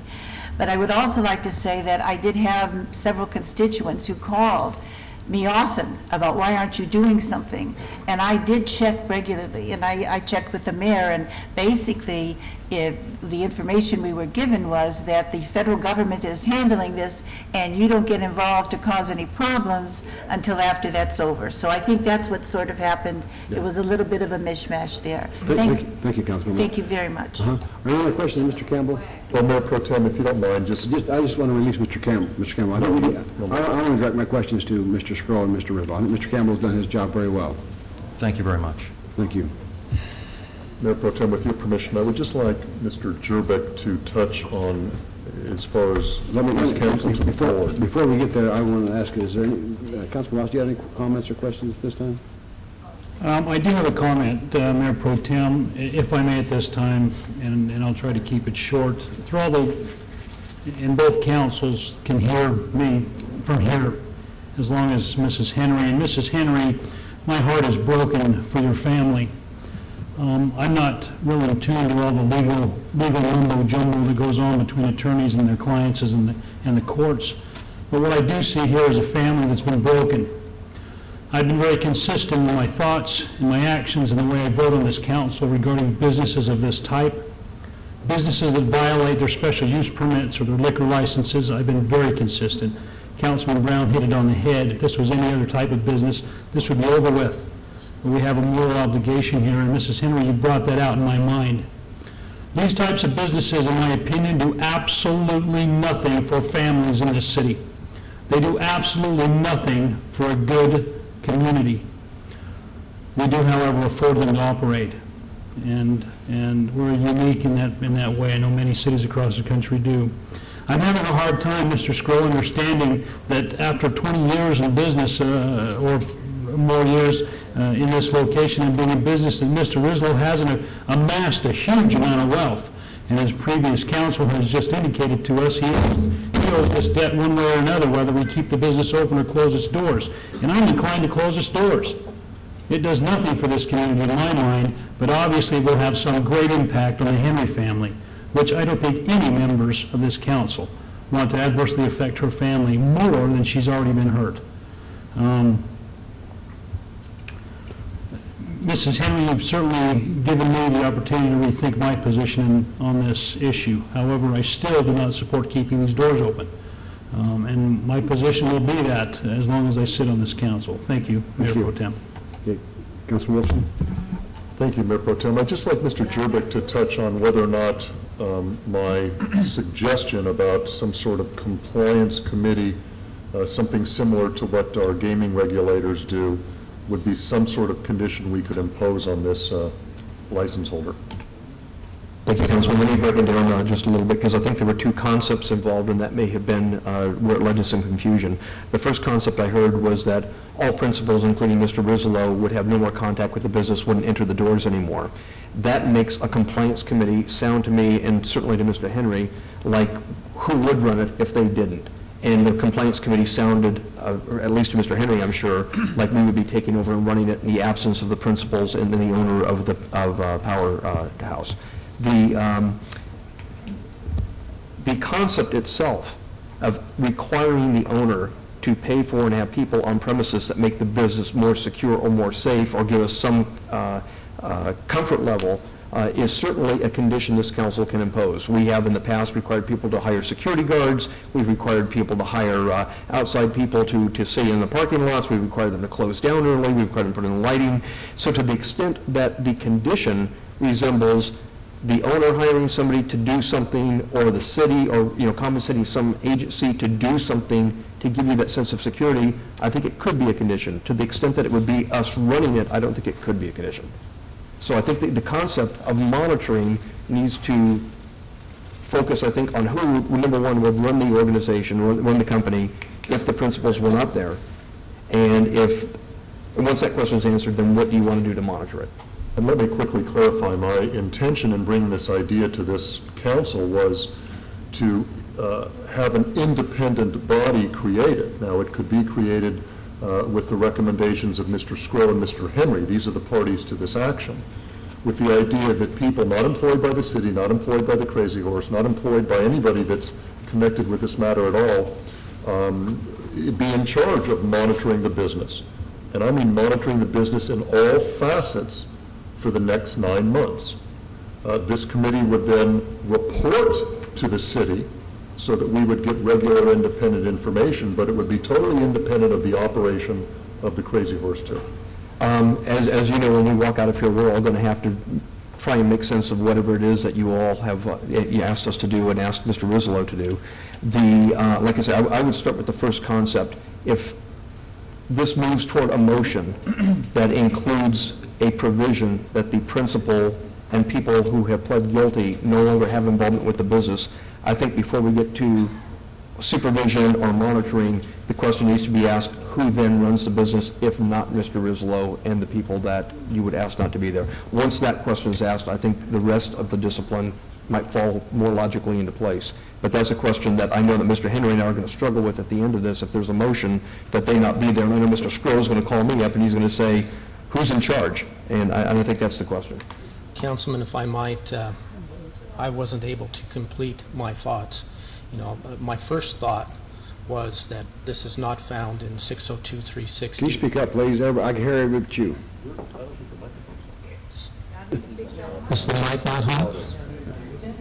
Okay. My first thought is this is not found in 602-360. My second thought, however, is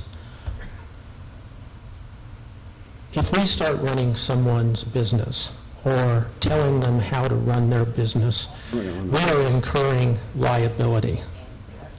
Mr. Scrow, in some of his briefings, has been asked how much profit did Rick Rizzolo make, and he has said, I'm not sure, but at least $5 or $6 million a year. So if we start running a business or telling them how to run the business, and we don't do any better at it than the United States Marshals did at running or bordello in northern Nevada, then we are subject to being sued for having cost them the profits that they would have otherwise made. And my third thought is getting back to the notion of what a penalty is.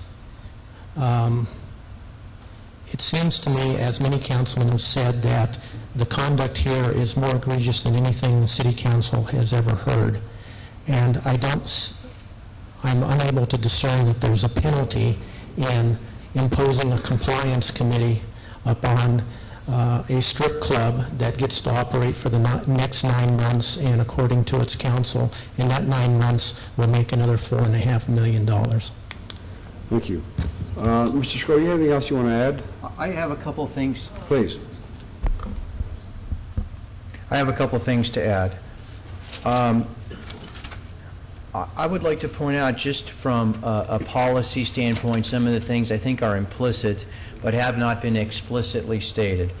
I think after now taking the comments of Mr. Henry, Mr. Campbell, Mr. Hunterton, Amy Henry, I think what the sense is that is hoped to be imparted to you is that through this negotiation process, we tried to play it as straight up as possible.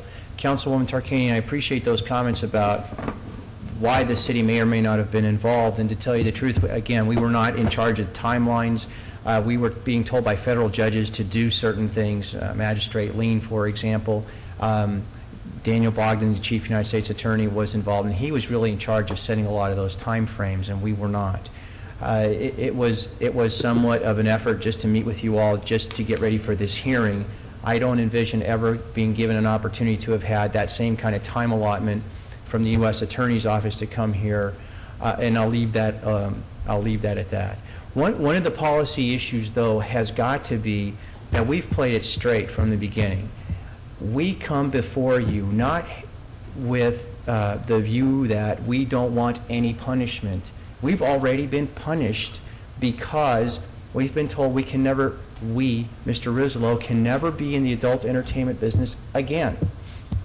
If we had elected to spin this proceeding, if we had elected to be more deceptive, I could have told the United States Attorney's Office with a wink and a nod, listen, let's not put Rick being out of the business in the plea agreement, let me go pitch that to the council and give them their pound of flesh. We didn't do that. We went to the United States Attorney's Office. We met with Mr. Campbell. We met with Mr. Hunterton. Mr. Campbell said thousands of phone calls. That is kind. We were on the phone and in meetings relentlessly for a long time.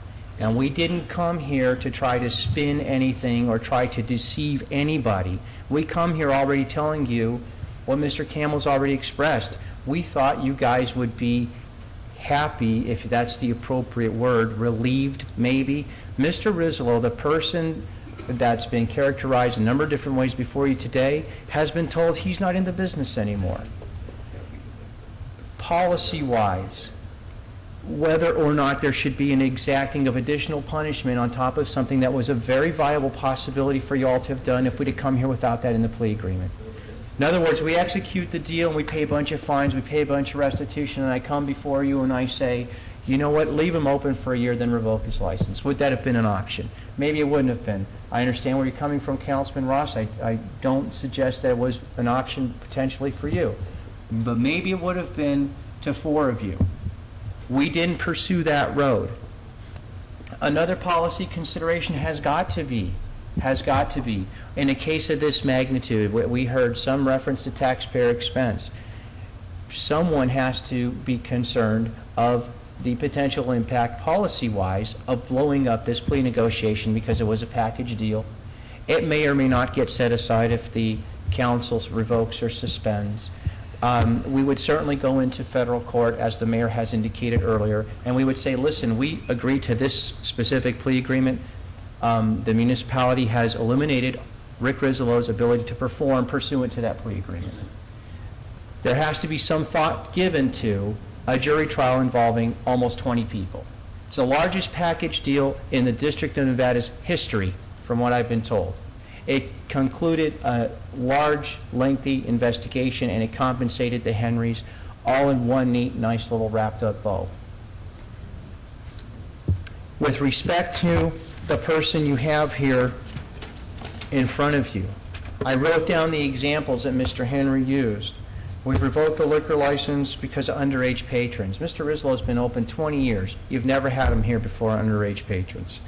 We've revoked because of crimes near the premises. We revoked for prostitution. We revoked for these things that he recited to you. Never in 20 years, with 600,000 people a year that go in and out of those doors. That's the number. It's staggering. That's 12 million people have gone in and out of that door. The chargeback rate on our credit cards was 0.1% as recently as a couple of years ago. That is better than the hotels do. Our incident ratio with respect to patrons in the door versus incidents reported is better than what they have on the Las Vegas Strip. You know, and it can be said, I've heard the euphemism, you know, there's lies, damn lies in statistics. But certainly you cannot look at this in a vacuum. The Crazy Horse business has grown significantly in size in the last 20 years. And while I appreciate your view, Councilman Ross, there has not been an amassing of a lot of wealth because it didn't always make money. Mr. Rizlo has been divorced about 2 years ago. His wife received a significant settlement amount. They were high school sweethearts. They had nothing when they met. She didn't work. He worked. The law in Nevada is equitable, not equal. She did very well in the divorce proceeding. With that having been said, you do have someone here who's never been in trouble before, to use the euphemism that we use sometimes in the criminal courtroom. And I'm not suggesting that this is something that is a small, petty, non-serious thing. We come to you already having been through a very serious ordeal in that we already have agreed we're not going to be in the adult entertainment business anymore. We have already agreed to pay millions and millions of dollars in fine. Mr. Rizlo's tax obligations, by the way, $1.4 million was to pay the IRS the underreported income for the other defendants, not his. So you clearly have all sorts of mechanisms and powers at your disposal. The question is, do you kick him when he's down, again, for the sport of kicking him when he's down? Or is there a legitimate reason to take some additional action? The only thing I think is fair is to at least consider what the hearing could have been like if we'd have come here only having been paid fines and with absolute silence as to whether or not he's in the business. On behalf of Mr. Rizzo, I'd ask you to consider the sanction that appears appropriate, that comports with the spirit and the policy of the plea agreement that was engaged in and negotiated for almost 4 years, which in and of itself is an anomaly. And Councilman Wolfson, I will tell you, regardless of what Mr. Jervik says or Mr. Henry says, we can certainly agree to anything. The government had a problem finding someone to quote-unquote run the business in terms of the hypothetical idea that you were trying to pose. But we certainly do not have any problem paying for someone to be your eyes and ears in the club. In other words, if you did send someone from an agency, if you did find the retired police officer who would go in and check on things, to use your term, whether it was daytime, nighttime, weekends, whatever, whether or not it's sanctioned statutorily, I'm representing to you that we will absorb that cost and we would not seek to interfere with that imposition if the club remained open and an ongoing concern. Mayor Pro Tem, with your permission, just to touch on that for a second, what I'm proposing, and I have no idea what my colleagues are thinking, is a much more formal thing in place, not just a retired cop who on his own shows up and willy-nilly looks around. I'm talking about a much more formal thing where there's a committee of 2 or 3 people that has specific duties, including access to books and records and things like that, as well as on-site visits, et cetera. And again, with respect to access to books or records, I don't see that as a problem. With respect to being your eyes and ears, so to speak, and coming in and out of the club, I don't see that as a problem as well. The federal government, obviously, we have a plea agreement which obligates us to them as well. I would expect if such a 2 or 3 person group was created, they would be mindful of the obligations we have to the federal government and not interfere or obstruct that process to the extent they chose to act on it. But I suppose I'm here telling you I will not seek to do or execute any sort of legal maneuver because you acted outside the scope of your authority if the request from the council is to assemble a 2 or 3 person group that would have access to records and that would be allowed to spot check subject to your authority and then report back to you. So I will represent that to the council. Thank you. Mr. Henry, you have anything else you want to say? I don't, Mayor Pro Tem. Thank you. Thank you. Council members, Councilman Brown, anything you want to ask? Or? Thank you, Mayor Pro Tem. This reference to the global settlement, I think part of the issue was it was done in a vacuum without the city's involvement for whatever reason. There's no blame there. It was just done. And that negotiating team and the settlement felt that it's appropriate to have a year to sell the business, which from the testimony seems justified amongst that group. When you try to translate that or transition that over to our role, looking at a business in the city, and as it's been stated up here, some of the same principals that have pleaded guilty are operating the club, that is very difficult. And again, absent of the Henry situation, I don't think this decision, at least I wouldn't have any difficulty following staff recommendation more. The thing that, to me, is most disconcerting is the fact that nowhere, at least in our documentation, has it been addressed that the club has operated since June 1st till today, either making $1 or multi-millions of dollars over this 3+ period. That money is not even referenced or stipulated to be used anywhere.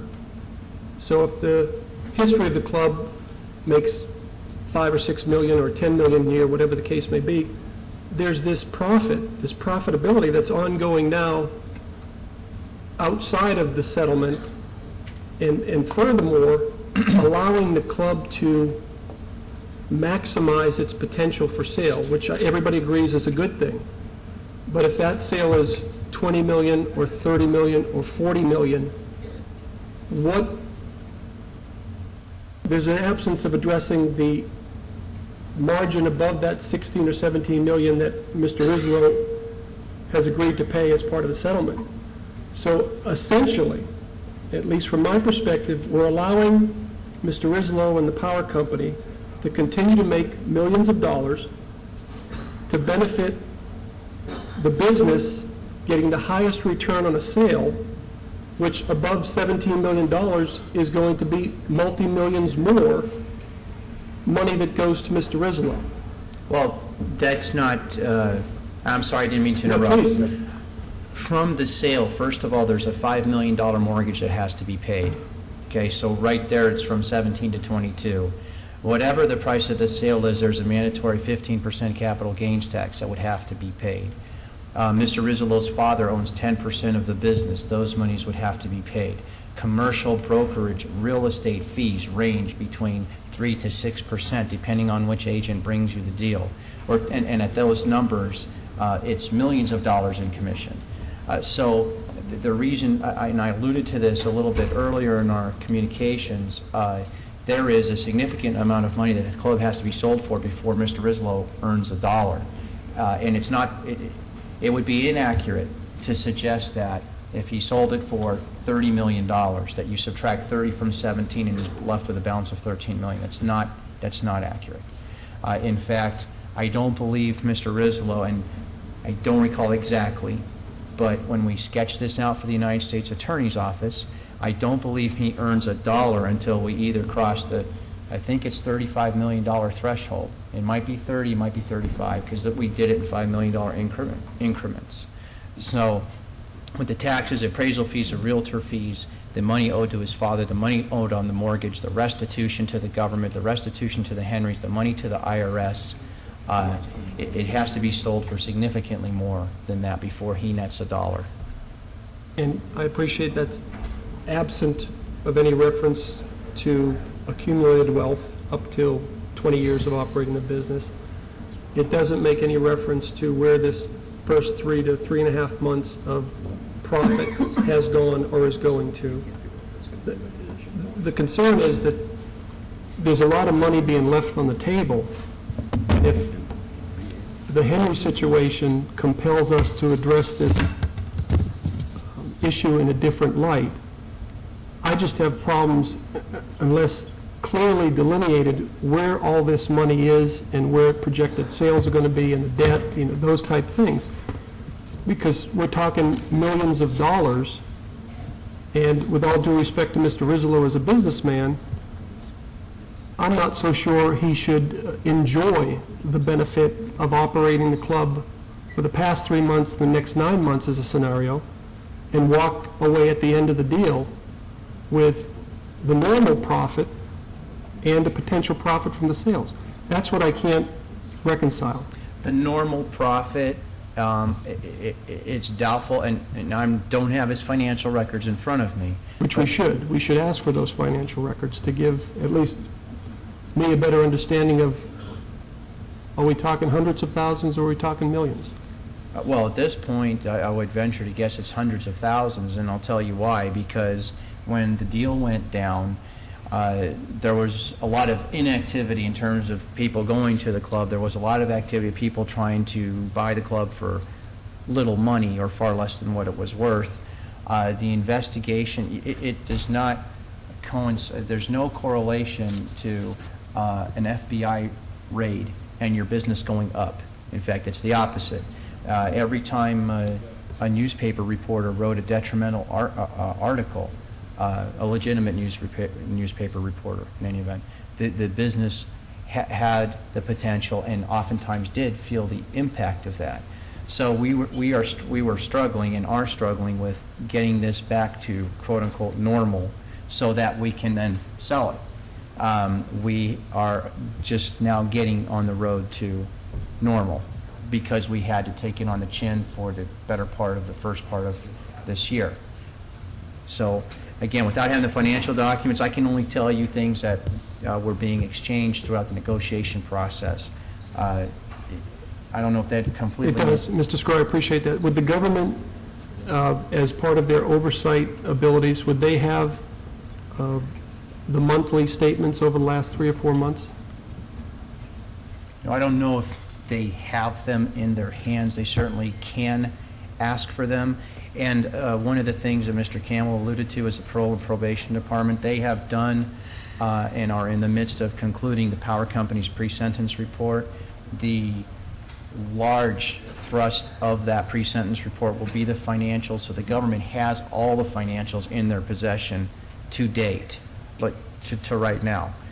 So they do have them. They are examining them literally as we speak, and that pre-sentence report should be done sometime soon, although I don't have a date certain when that will be completed.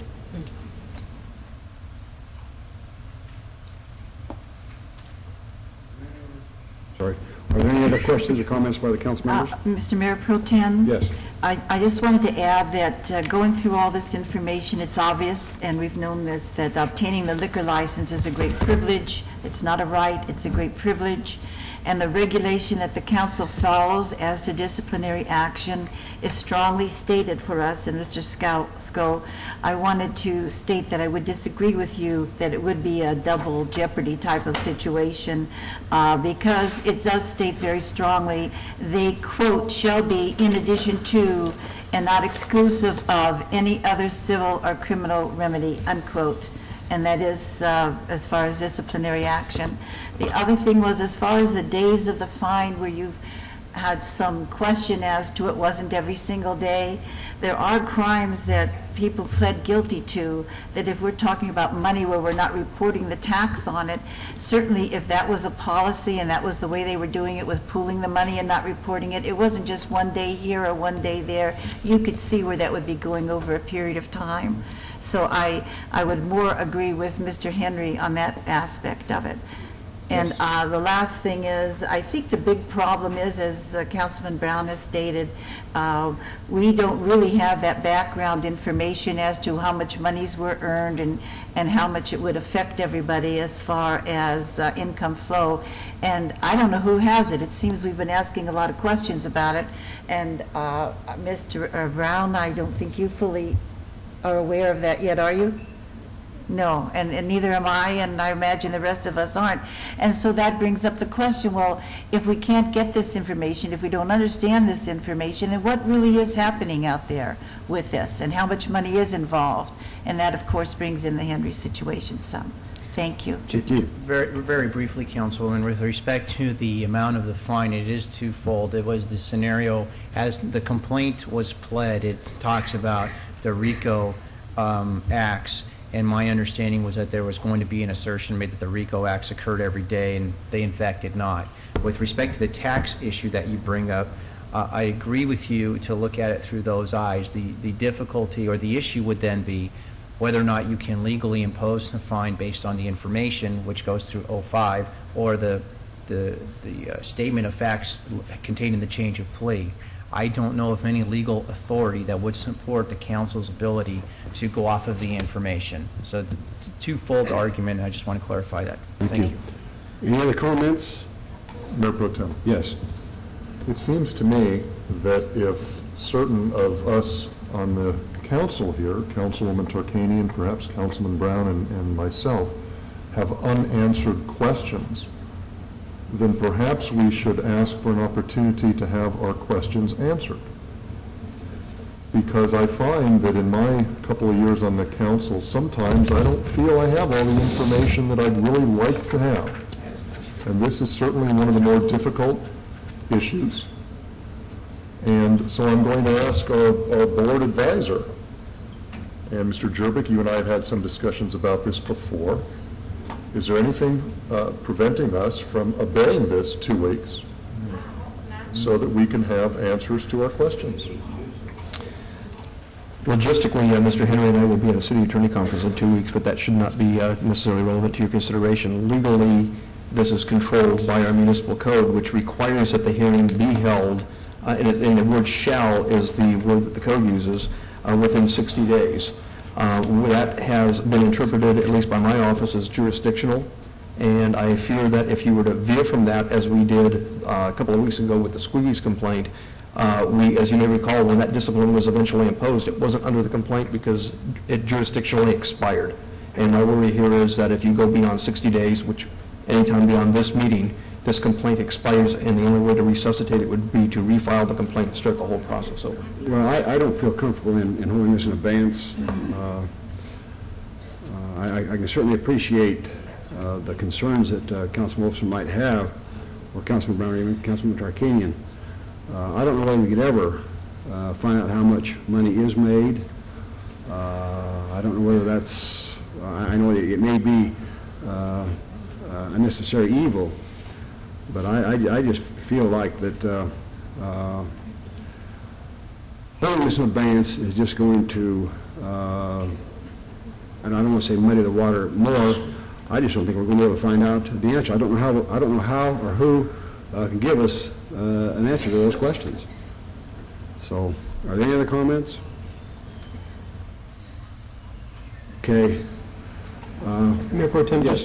Mr. Jerbick, if that is in fact the case that we must take action or it dies, in the past there's been a request for the applicant to stipulate that this would be continued or recessed or whatever. Is that legally binding? I fear it wouldn't be for this reason. If at the, everybody is pretty good with a handshake when it looks like it's going fine, but if at the end of the day my fear is that this council-imposed discipline that ultimately Mr. Scroma's client didn't like, I think his obligation as an attorney would be to raise the jurisdictional argument in court, and you can't stipulate the jurisdiction. So I worry that even with an agreement, it could be unwound because technically such a waiver does not exist in the law.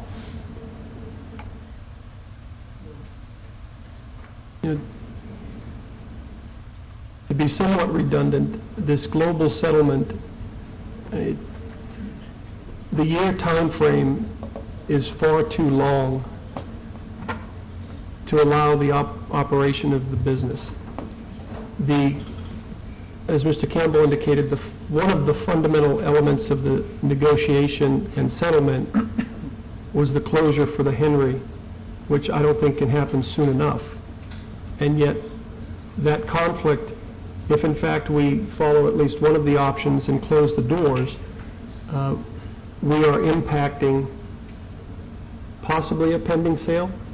We have no proof or indication that it's 90% of the way there, but for certain, if we shut the doors today, that's certainly going to have an impact. And it's difficult because, understanding the comments that have been made today, we're being asked to make a decision independent of this global settlement in our role as council people. To ignore the global settlement and just move forward because we're under this time constraint will certainly have consequences, but I understand we didn't put ourselves in this situation. I just wish more information would have been forthcoming as far as some of the options. And one option that I think somewhat reverses Sanction B is if there's a way, and I'll ask my colleagues, if there's a way that we can impose a fine, allow the business to stay open for a limited time to consummate a pending sale, opposed to shutting it down and then reopening it, which I think has the potential to just put us back in this situation 6 months from now. If I could, Councilman, maybe I can use some direction, because I think by putting option A and option B together, it may give the false impression that you only have two options. You, of course, have almost an unlimited number of options, providing you're operating under the code. My recommendation would be first for this council to make a finding by vote as to whether or not there is good cause to take discipline action against the licensee as a result of today's hearing. After that vote, it would be wise then to discuss what type of discipline you want to take. Revocation is on the line. Revocation could be at a time certain. It doesn't have to be today. It could be at some point in time in the future. Suspension is an element that you can consider. It doesn't have to be today. It could be at some time in the future. It doesn't have to be for 180 days. So there are variations on all of these things that the code allows you to do. So if you want something to happen in the future, if you give me some guidance as to what, I'll help you structure that motion so that you could accomplish it. Councilman Brown, just very briefly, I appreciate where you're going. The concern we'd have about accelerating the time frame for suspension, let's say, or revocation of whatever the motion would be the same concern we voiced to the federal government in terms of a fire sale. In other words, accelerating the time within which the club is going to be divested of its liquor license has the same financial impact in terms of devaluating it, where right now we still have some time. There's 9 months is enough time for us to get a buyer, have them go through the Metro background check, conclude the matter, and then comes June 1 of '07, we're already out. So my concern would be that, and Mr. Henry adequately addressed the need for the 6-month background check. And I agree that this might be one that they examine a little more carefully. Mayor Pro Tem. Yes. Mr. Scrode, I'm trying to follow what you're saying. If a potential buyer decides to buy the business, terms are reached on the sale price, et cetera, is the deal finalized subject to the new buyer being licensed? Yes. So the deal wouldn't close until the new buyer is licensed? Is that That's why does it correct. have to be structured like that? I Why think can't a new it's- buyer come in and say, I'll give you $30 million, subject, well, not even subject, I'll give you $30 million, I want the club. And then it's his problem whether he becomes licensed or not. The $30 million transfers. A bank would never allow it because they're funding and they're collateralizing based on the club. So in the absence of having that asset to collateralize the money, the bank would never advance the loan. The bank's not willing to roll a $30 million roll of the dice.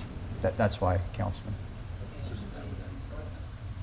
Well, I would speculate that the number of persons that have the kind of money to just write a check for this club are even narrower than the list of persons interested in it at all. Mr. Mayor Pro Tem? Yes, please. Could I ask, would it be possible to vote on certain points of the disciplinary action, and then maybe that one point where we seem to have the most questions, could we do that one then later, just hold that one back the way Councilman Wolfson suggested? Because I think it's not just yourself, Councilman Wolfson, or Brown, or it's also Weekly and myself, and it seems to be that one area. So what I'm saying is, could we do disciplinary action on part of these points, and the one where we have the questions the most on, could we then hold it off, as Mr. Wolfson said, until we get that information? That's my question. Right, I think that that's the same, asked a different way, I think the hearing has to be concluded today, and I think that means all the discipline that you impose needs to be concluded today. Okay, I didn't realize that. May I, sorry, Mayor Pro Tem, but could we conduct this hearing in such a fashion as a criminal court where a jury decides guilt and then continues sentencing? Could we be asked to decide whether or not Mr. Henry has met his burden? And if we so find, then continue the imposition of discipline? Or is that's defeating the statute as well? Well, I don't really know how to answer the question. It hasn't been litigated, and all I can say is that it leaves open the question that you have not finished the hearing.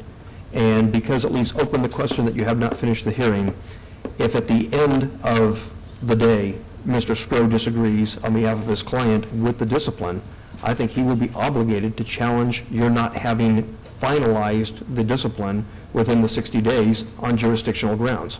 And I think that the answer to that question we'll only know when a district judge gets it. And so my advice would be to conclude it today to avoid that uncertainty. No other comments? Mr. Jurek, what I would like to do, I think, as a motion maker today is I would like to move for revocation. I would also like to see the fine of $2.192 million paid. And I guess my heart goes out to Amy Henry and her family. I understand. I hope that, by making this motion that we are not harming her, and I know that through the testimony that we've heard that we probably are. But to me, if we leave the place open, we have people that have admitted guilt. They're felons operating a business in the city of Las Vegas. And me personally, I don't feel like that's sending out the right message. I think that people that come here want to invest money, they want to know that they are going to be protected. I think people that come here to visit us, I think it's one of our largest industries, needs to know that they're being protected. And I just really have a hard time allowing them to stay open any longer. I know that if we impede the sale of the club, I tried to find out in my questioning, how is the money going to be paid? Who's going to get paid first? And I would hope that through Mr. Campbell and Mr. Huntington, that they will be able to get their money first after the club's sold. And as far as the federal government and the IRS and the other, I can't feel sorry for them. You know, other than Mrs. Henry, I want her to get her money. So what I would like to do is to move for revocation of the liquor license immediately and impede the fine of, or to establish the fine of $2.192 million. Can I ask the maker of the motion if you would include in that motion a couple of things? Number one would be a finding that the city has shown good cause to take the disciplinary action. And two, in imposing the fine, Mr. Henry indicated earlier that if you go with the fine of $2,192,000, it would be based on resolving an ambiguity in the charging documents.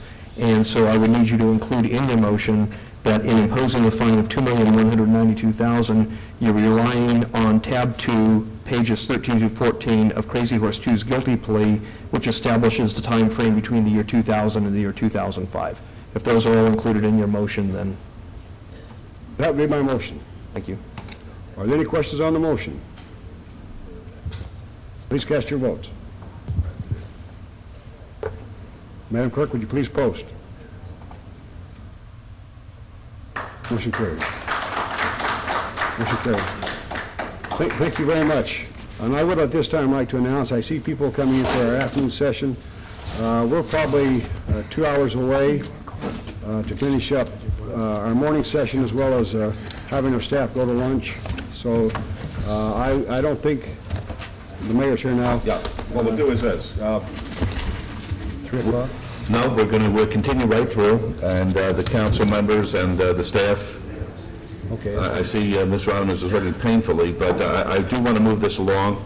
Are we able to work with the skeleton staff and just keep it moving? No? All right, then. Oh, certainly. No problem. You want a 10-minute recess now? All right, this is what we're going to do. So nobody leave. We're going to have a 10-minute recess now, and then we're going to continue. Mr. Mayor? Yes. Before you recess, and as Mr. Rislow's leaving, I would just like to add one thing if I could. I had many people who called who wanted it closed, but we also had many people who called me that respected what you had done and vouched for you as a good citizen. I just wanted to be fair and equitable on that information so that you would know that. Thank you.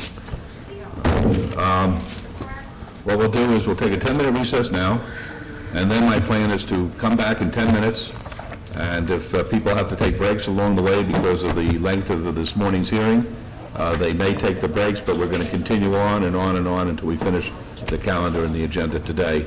There are certain items that we probably won't hear today. I don't want to hold people up. Madam Clerk, there's going to be the item number 68. How is our next meeting? Are we jammed? All right, well, we'll set it over for 2 weeks. Item 68, which will be a discussion about the civil service rules. I'm sorry, ladies, that you had to sit through here, but I want to move this on as quickly as possible. We have constituents out there that really have to have their matters heard. Item number 69, which is a report on the Community Land Trust. I'd like that obeyed. To 9:20, that's correct. And on the redevelopment, I'm going to ask Mr. Adams, are you here? Mr. Adams has disappeared. On the redevelopment, I'm going to ask that the report as to the redevelopment projects not be given today, that at our next meeting we could have that report, but we will consider the visual improvement and matters which are on the redevelopment agenda. Ms. Farewell. Mayor, on item number 69, there's some external experts that flew in specifically to give that report. We'll hear it. We can make it speedy. We'll hear it. Okay, Thank you. based on I did not know that, that's fine. Sorry. All right, no problem. So 68, I move at this time that we obey item number 68 until our next meeting. All right, please. No, not yet. Item 68 is discussion and possible action to approve the revised Civil Service Board rules as agreed upon between Human Resources personnel and bargaining unions. Let's vote on that, please. Post? All right, motion carries. We're in recess for 10 minutes. We'll be back here 25 of 2. Yes, but it's going to be quick. They have people in from out of town.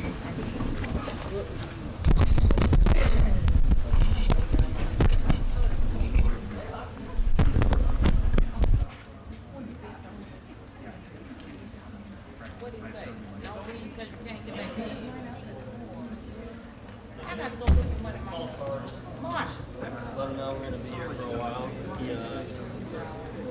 I just told him it'll be 2 hours or so. He knows you want to get out of here. So he'll get you out of here. I don't know if I can stay here. But I said, he said, if I ever need more,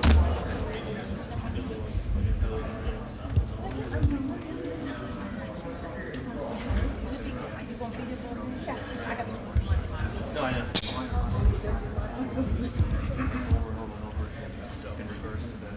They're supposed to send 2 vials. I think I almost understood 2 vials. So I know me going 1 more vial here. Right. No problem. No.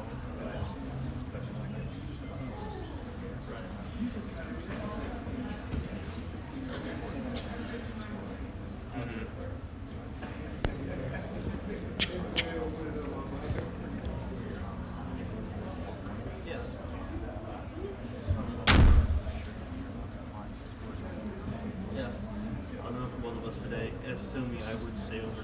I'm not sure that. I'm sure I'll stay over.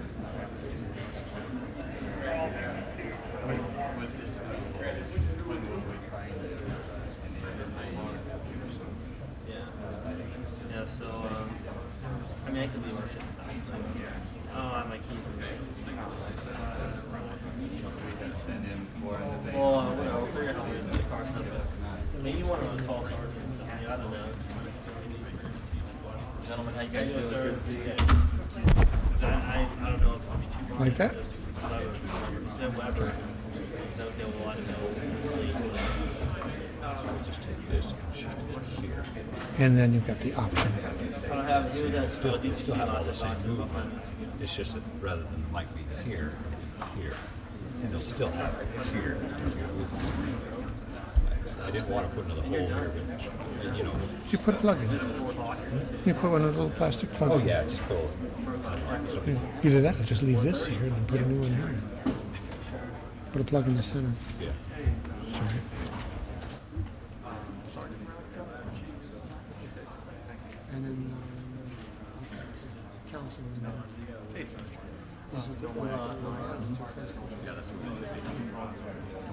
What basically happened? I think this direction, so. Which is fine, it works fine. Yeah. Yep. So we need to turn this down. Already have. You did? Yep. Already have. Sorry. That should have been up there. I don't know if the echo was Is it? Is that okay? Yeah. Well, if we do that break, it's fine. Right. No, I'm saying if we got the break at 12, not, I mean. Dave, are you hearing me okay up there? Are you hearing me okay up there? Okay. Yeah, this is normal tone of voice right here. It's actually a little bit lower than what I would normally be talking, but my normal tone of voice is more like this, and this is the way I normally talk. And then as I go across here, it shouldn't make any difference. Across here, 1, 2, 3, 4, 5, testing 1, 2, 3. As we get to this point, I should be being picked up by this microphone here. So, okay. Okay. Boy, everybody's so concerned about your health there, Mayor. I need to tell you, does that... I have a, Oh, I know, that's what, yeah, I agree. I have a blood pressure cuff upstairs, I just, I think it's an issue. It's back down now. I just thought, you know, I don't know. that okay? Check that. Just doubly check, because I know I checked it to make sure that they were set at the same level. They're the same Go ahead and take, microphone. go ahead and check it. So, I left it I'm on. sure they're fine, but I'm just going to double check. These are off. That's why I couldn't hear you, those are off. You're right. 1, 2. They're on now. Yeah. They were off. Oh, that's funny. It's funny that he... Do I sound okay? That's me. I'm just a soft kind of guy. Yeah, but going across the dais like this, do I sound about even all the way through? Okay. It's an easy solution. Talking to them. I gotta go talk to Councilman Reese. I'm gonna go back. I'm gonna turn this off. Yep. The center's off.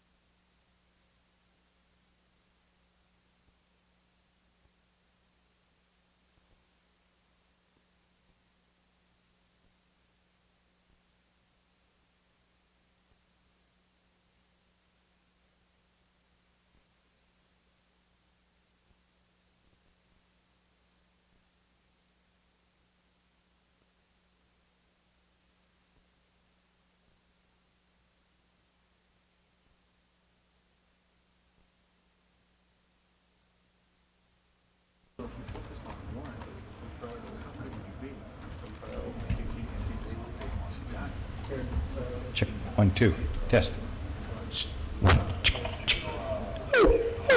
1, 2. 1, 2, 3, 4, 5, 6.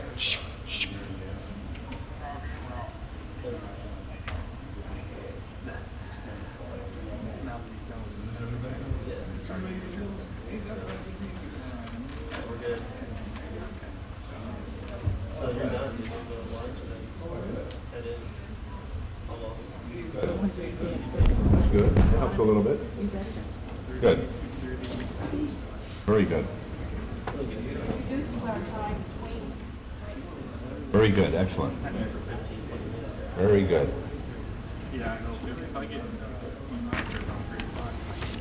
Check. 1, 2. Check. 1. Check. Shh. Shh. Check.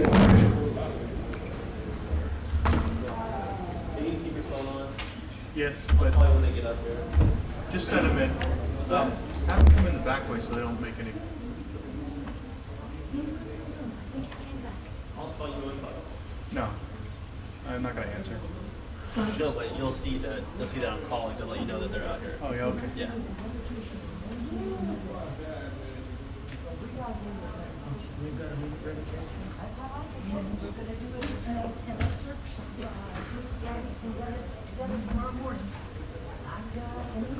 We can't do it any sooner. I know. I know. You're wonderful. It's gonna be tomorrow. But you And put we'll something, do it first order of business. I got a meeting in my notes. Okay, the fact is, I'm gonna whip out findings, fact, conclusions of law and order. Well, and if you want to just kind of leave it as in a draft form until we are able to put together the verbiage tomorrow morning for you. And then get the verbiage to you as soon as possible, you'll be able to find this. Okay. Okay? That might be the thing. I think it would be. Bill. Great, thanks. Oh, no, I've got the next two. Oh, okay, okay. Thank Sorry. you. Ronnie. Well, we got a lot. I haven't even gone through any of this. Microphone's right there. Pardon me? The handle. Oh, I already took it a lot, did I? Well, We are going with this okay. mic. These That's what I say. mics. That, I already said it over there, so you've got it. Oh, yeah, I got it. Thank Okay. you. Okay. I know, rest their hearts, I haven't got anything. Okay,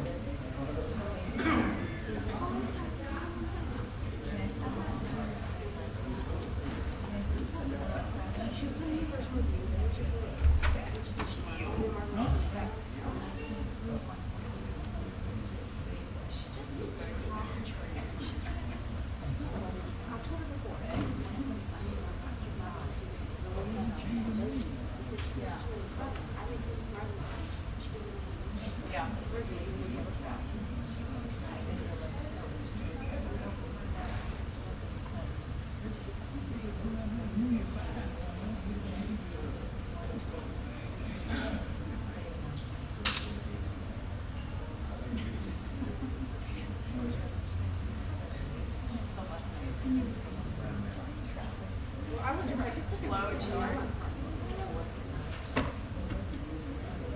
Smartest.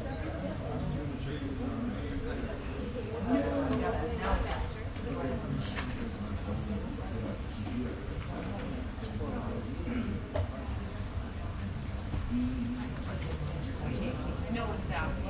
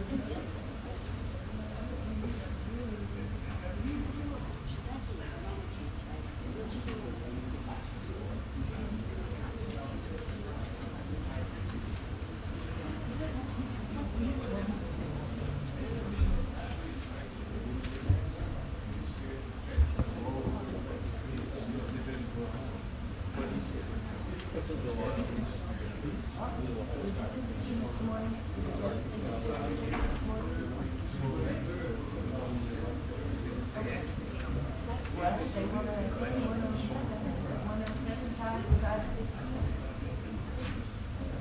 Yeah, so that's the CPS first. So I think we better put on, let's just put under 107 and 56. I made it 10. Well, I mean,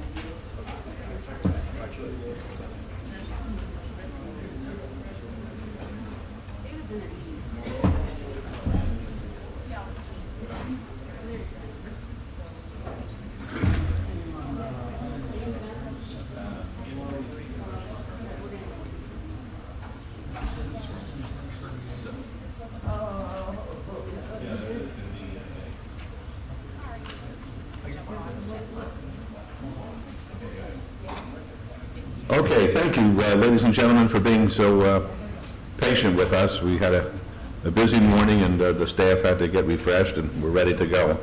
We'll try to move this along as quickly as possible.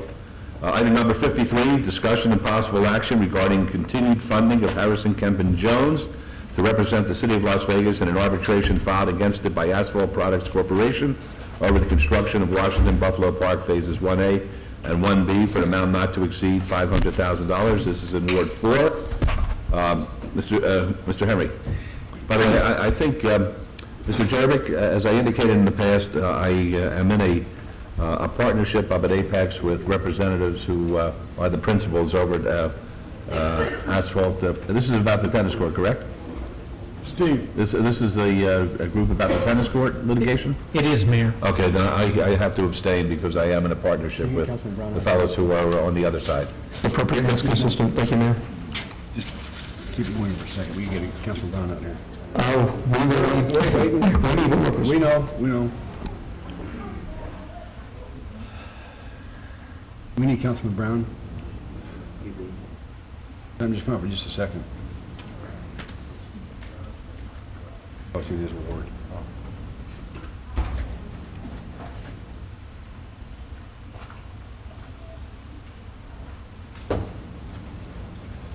Sorry, Councilman.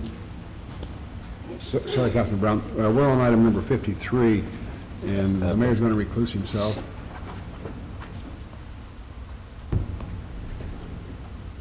Okay, Mr. Henry? Mayor Pro Tem and members of the council, this item's in order. Are there any questions on the item? Hearing none, Councilman Brown, please. Move for approval? We got a motion for approval. Please cast your vote. Please post. Motion carries. Thank you very much. Item number 54 is an abeyance item of discussion and possible action to acquire 1505 Laurelhurst Drive, Unit 9, 1513 Laurelhurst Drive, Unit Number 1, and 4909 Westmoreland Drive, Units 49, 50, 51, and 52, and to settle Theodore Morrison, Teresa Egypt, and Patricia Hobain versus City of Las Vegas et al., case number A, 488217, the 8th Judicial District Court of the State of Nevada. This is in Ward 5. Mr. Henry? Mayor and members of the council, this item's in order as well, if you don't have any questions. All right, are there any questions? Fine, seeing none. Councilor Weekly, your pleasure. Yes, Your Honor, thank you very much. And Mr. Henry, thank you very much for the briefing and bringing me up to speed on this item as much as you could in a short period of time. With that, I'd like to follow staff's recommendation for approval, please. Thank you. Let's vote on that, please. Opposed? Motion carries. Thank you. Thank you, Mr. Mayor, Henry. Councilman. Appreciate it. Item number 55 is discussion and possible action regarding a new package license for Ragid Kosa, doing business as Apollo Market at 1600 North Jones Boulevard. This is Ward 5. Mr. DiFiore? Mayor and members of the council, I believe 2 weeks ago, the special use permit for this package license was heard by the city council, and I believe the vote was to have a temporary 6-month period with a review at that time, subject to the planning conditions that were being requested at that time. In doing so, this item is on the agenda for us to discuss a 6-month temporary license subject to the special use permit conditions that were approved 2 weeks ago. All right, very good. Yes, sir. Wajid Kosa, Apollo Marcus, 1600 North Jones. All right, would you like to say anything at this time, Mr. Kosa? I'll go with the staff recommendation. Thank you. All right, thank you. Councilman Weekly? Move to follow staff's recommendation, please. Very good. Let's vote, please. Post. Motion carries. Good luck, sir. Thank you. You're welcome. Item 56 is being trailed and is going to be heard in conjunction with item number 107, so we'll move on to item number 57. Item 57 is going to be trailed to be heard in conjunction with item 108. Jan? Yes. We were under the impression, Councilman, were we under the impression that these were obeyed? Yes, Councilman Weekly, as to the item in my ward, number 56, there's been a letter submitted requesting that this item be obeyed until the October 18th City Council meeting. Is that your pleasure? Yes, it is, and their representative, Mr. Dushop, is here. Okay, hi, Mr. Dushop. Good afternoon. All right, item 56 then is discussion and possible action regarding a new package license subject to the provisions of the Planning and Fire Codes and Health Department regulations. Senate CVS LLC doing business as CVS Pharmacy. And this is at 3290 South Fort Apache Road. And it's your desire that this be obeyed to that date, is that correct? That is correct. Matthew Dushop on behalf of CVS. That is correct for item number 56. I believe 57 and 108, I don't think we requested an abeyance on that. I don't think there's issues unless there are issues on that. Yeah, there are issues. Well, I guess we'll deal with that one first, Your Honor. Or let's deal with 56. May I have a motion, please? To obey until the October 18th meeting. All right, let's vote on that, please. Post.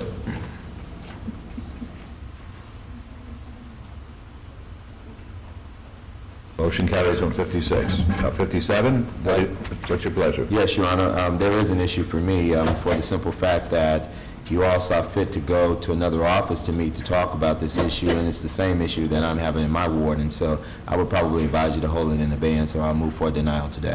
I have no problem with that, and I do apologize, Councilman Weekly. We didn't understand that there was an issue with that CVS store. We knew that there was one with this store. If we would have known that, I would have contacted you immediately. Well, I've never heard of a CVS drugstore with packaged liquor, and I thought that that would be something that you would go and talk to a representative for, so that we could explain it to our constituents as well. I have absolutely no problem with that. We'll be in contact with your office today. And it'll be a request for an abeyance in that as well, if that's possible. All right, very good. Councilman Weekly? Move for abeyance, please. Mayor? 2 weeks, please. Mayor? Yes, Mr. DiFiore. May I make a correction on item 57? That should reflect Ward 5 rather than Ward 6. All right, I appreciate that. The record will so reflect that. Thank you. All right, there's a motion to obey it until October... Actually, it's September 20th. September 20th? That's fine. All right.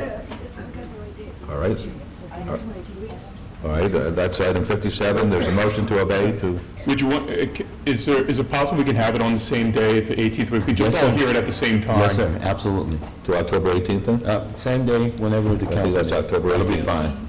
October 18th. I appreciate that. Yes, We'll sir. be in contact with your office this afternoon. All right, Thank you. Let's vote on that, please. Post. Motion carries. Thank you. Okay, thank you.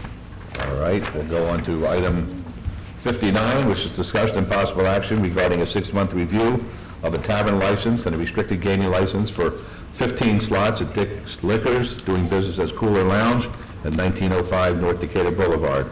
This is in Ward 5. Mr. DiFiore? Mayor, members of the council, I don't see Ms. Milton here, who is the applicant for this license. This is a 6-month review that was granted for a 6-month period. Without her presence, I would still like to ask the council for an extension of the temporary license. Although things have improved at this location, we believe that things can get better. And a recent example was during an inspection, she had a band that normally plays at this location. The band was getting ready to set up, and there were members of the band that were underage, and they were loitering in the bar. It was sort of a technical issue relative to them being in the bar before they were playing. Ms. Milton did tell one of my license officers that she did not inspect or ask for their work cards or their AA cards.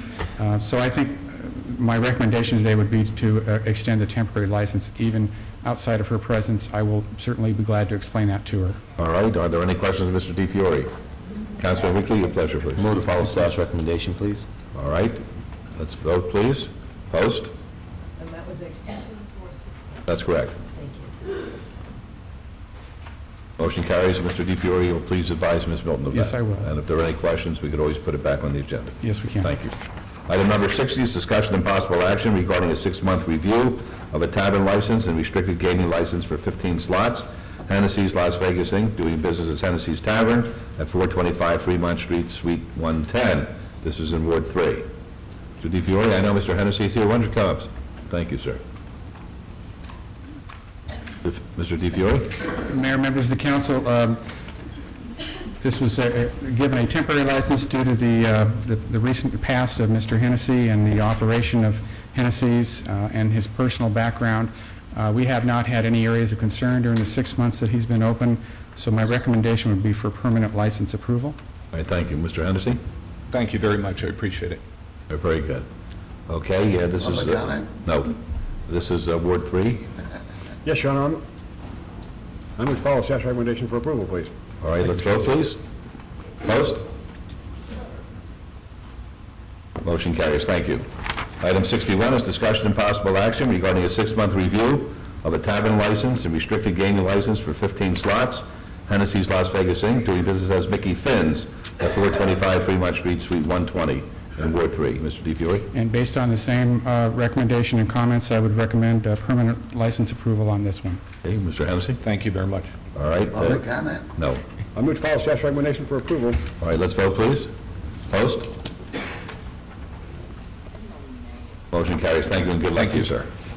Item 62 is discussion and possible action regarding temporary approval of change of ownership and business name for a beer wine cooler on sale license from Jesus Marino, doing business as La Sierra Mexican Restaurant Number 2, to Ramirez and Sanchez, doing business as La Sierra Mexican Restaurant at 4440 East Washington Avenue, Suites 105 and 106. This is in Ward 3. Mr. DiFiore? Mayor, members of the council, the applicants today do meet the prerequisite for consideration of temporary approval of this change of ownership and business name, and that would be my recommendation. All right, gentlemen, will you identify yourself, please, for the record? Hi. Well, I don't speak very good English, but I want to know if you can consider it. All right, what's your name, sir? Alfredo Ramirez. Very good. And you, sir? Sylvester Sanchez. Thank you very much. Are there any questions of the gentleman? All right, this is Ward 3. Yes, Your Honor. I move to follow staff's recommendation with all conditions, please. Very good. Let's vote. Post?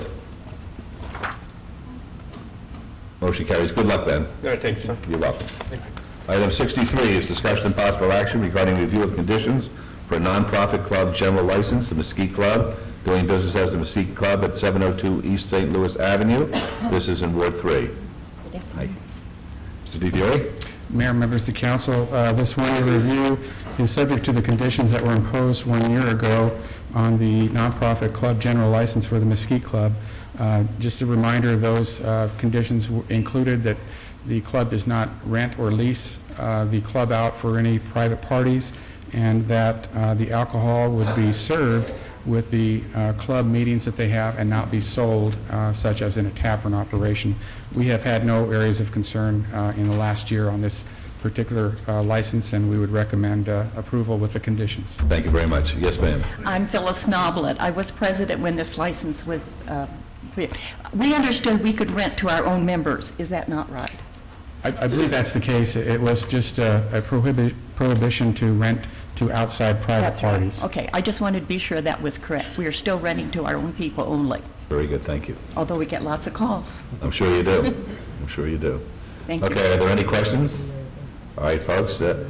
Councilman Reese. Yes, I move to follow staff's recommendation for approval with all conditions in place. Thank you. Let's vote, please.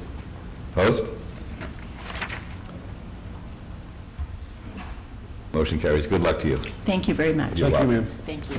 Item 65 is discussion What happened to 64? Okay. Item 65 is discussion and possible action regarding temporary approval of change of ownership and business name for a beer wine cooler on sale license from Minwoo Inc., doing business as Red Pepper, to Shirawan Stair LLC, doing business as Thai Red Pepper at 2226 Paradise Road in Ward 3. Mr. DiFiore? Mayor, members of the council, the applicant today does meet the prerequisite for consideration of temporary approval of this license, a change of ownership and business name, and that would be my recommendation, subject to the conditions. Thank you. Yes, folks? Steve Stair, my wife, Gerald Wan Stair, the applicant. Spicy? Not spicy. Not spicy? 1 to 10, Mayor. Oh, my choice? I'll be there then. Very good. Okay, any other questions other than spicy? Do they understand the conditions? I read there was something pending on a fire inspection, fire code inspection, and then a... Fire department inspection and health code permit. As far as I know, they've been through there once. They haven't maybe done a final pass-through, but procedural, I think we've done everything we need to do. I move follow staff's recommendation with all conditions, please. Very good. Let's vote. Opposed? Motion carries. Good luck to you. Thank you. You're welcome. Item 66, discussion and possible action regarding 6-month review of a key employee for nonprofit club general license, VFW post number 10057, doing business as VFW post 10057 at 1905 8th Street. This is in Ward 5. Mr. DiFiore? Mayor, members of the council, Detective Tony Weeks is in the audience today. Should you have any questions regarding the investigative report and the 6-month review, 6 months ago, the conditions that were placed on the VFW post were fourfold. One, that they improve security for the outside of the club, not permitting alcohol use in the parking lot. 2, improve lighting in the parking lot. 3, assure staff maintains valid alcohol, health, and work cards. And 4, the closing time no later than 9:30 p.m. for service and 10 p.m. for closing. I think Mr. Young has made an effort to try to abide by these conditions. I think that there are certain things that the detectives have made compliance inspections and have found that the compatibility with the conditions lasts for a very short period of time. We were there on Friday night and we found the place was closed on time. I think he's making an effort, but what I'd like to do on the side of caution is to extend the temporary license for another 6 months with the conditions, and we'll be able to report back here 6 months with the progress of the club. All right, Mr. Young?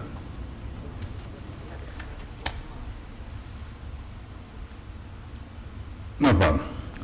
All right. Okay, any questions of Mr. DiFiore and Mr. Young? All right, hearing none, Councilor Weekly.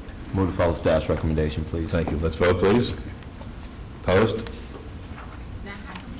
Motion carries. I should say that I'm an honorary member, but I don't feel that They all have. What are we talking about? I don't think being an honorary member of the Post and just enjoying myself there will affect my ability to vote on this, so I'm going to vote. Your Honor? Yes. I think I'm kind of compelled to put something on the record because we had a meeting with Mr. Young and some of the members from the VFW who came in, and we were able to sit down and talk about just some of the concerns that goes on at their place. And I think, Mr. Young, you've been doing a really good job just based on just some of the things that we talked about and have agreed on. And I understand that there are some concerns on you all's part as far as just some of the patrons, but I think, in my opinion, and what I've said to staff is I think you've made some great headway. We're almost there. We just want to make sure we got it all correct, just so, because everybody wasn't in on our conversations, you understand where we're coming from, correct? One comment. Yes, sir. I think that we're about 99% there, so compared to where we started from. Yes, sir, absolutely. And I appreciate you very much, sir, because we worked hard, and I appreciate you and the other gentlemen taking the time out and just working with us and trying to fix the corner. Thank you very much. Very good. Let's vote, please. It'll be all right. Opposed?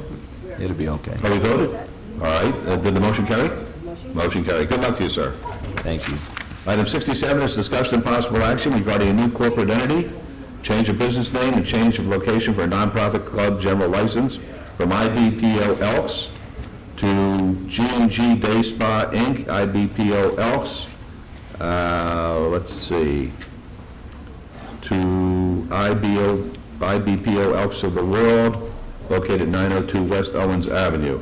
This is in Ward 5. Yes, Mr. DeFiore. Mayor, members of the council, I have to apologize. The G&G Day Spa Inc. is not relevant to this particular item. Everything else about the application and the agenda item is relevant. So we should strike G&G Day Spa from the That is correct. agenda, okay? That was very confusing, okay. This is a change of entity, change of business name, and change of location, moving from 2360 North Martin Luther King to 902 West Owens. And we're here to discuss the change and maybe conditions that the council might have on this. All right, yes, sir. Al McCrory, I'm the president and executive ruler of the IBPO Elks of the World and Tommy J. Stanley Elks Lodge. We've been in operation since the early 1980s. We're simply moving our location from a deplorable location to a better location. As far as the entity change, I simply changed that to conform with the corporate charter, the name on our corporate charter, so it's not a new entity. Right. Councilor Weekly, what's your pleasure? I can say, Your Honor, Al, I'm not really pleased about the application today for the simple fact that I wish that we had had an opportunity to meet to discuss this. The way I found out about this was I was driving by and saw them painting the name of your organization on the glass there where Expertise School of Beauty was. And so I think that for me, I'm real uncomfortable with moving forward with this. I mean, you have an option. I can go off of my opinion today, or we can postpone this and you can come and meet with us, because just like we had to sit and work with the Elks on, the VFW on conditions and share the concerns that we have in the area, we never had a chance or an opportunity to do that with you all. To be honest with you, I wasn't happy with the operations up on the corner of MLK and Cary, and I'm concerned with that spilling over onto this congested area where we have two convenience stores, the VFW post right down the street. We have an Elks right behind those two convenience stores, and it's just a lot on one corner. And I think that there are some things that need to be discussed first before this bus is moved forward. Councilman, I Yes. certainly appreciate your concerns, and I apologize for not coming to meeting with you prior to that. I did not know we were on the agenda this quick, so I was putting together some of our security programs that we are going to put in place. Our membership card-only program, we put it in place, and I will have those conditions, those programs presented to you at a later date. But I do appreciate your concern, and we're implementing these programs to ensure that the proper following that we would like will follow us to the new location. Yes, sir. I understand that, and trying to be fair with you again, I haven't had a chance to sit down with you or talk to you or even hear what you all's vision is for the neighborhood, and so just based off of what the opinion I would make today would just be going off of just my own feelings about your other location, and I don't know if that would be fair to your application here today, and so I don't have a problem with obeying this and allowing us an opportunity to sit down and meet, whether I agree with it or not, after we even have after we have a conversation. 2 weeks enough? That'll be fine. All right, that's the motion. Let's vote, please. September 20th. Let's vote. Post, please. Can the community speak on this? We'll speak after they have an opportunity. Certainly, we'll hear you, but after we have an opportunity for the gentleman to speak to Councilman Weekly and at the next time, and then I'd be happy to hear from him. Maybe I gotta come back in 2 weeks. Please. All right, let's vote, please. Post. Okay. Motion carries. Thank you. I'm moving on. I'm sorry. I'm not playing games. Item 68 is discussion and possible action to approve. That's been obeyed. All right. Yes, it has been. Item 69 is nope, we were going to obey it, but Ms. Fretwell suggested that we have a brief presentation. No problem. Item 69 is report and possible action to develop a community land trust. This pertains to all wards. Mr. Harson? Good afternoon, Mayor and Council. Steve Harson, Neighborhood Services Director. I'm here along with Mike Brown of Burlington and Associates and Tim McCoy, who is the CLT Chair. We're going to be giving you a brief presentation on the Community Land Trust Program, which can assist the city's effort in developing affordable housing opportunities. Let me see if I can. A little bit of background on some of the challenges. With the rising cost of housing in southern Nevada, there has been a steady decline in the percentage of homes sold at an affordable rate since 2002. In the first quarter of 2006, 123 homes were sold in the city for $175,000 or less out of 3,378 total single-family homes on the market. 40% of the population is now at or below 80% area median income, which is equivalent to approximately $58,000 annual income for a family of four.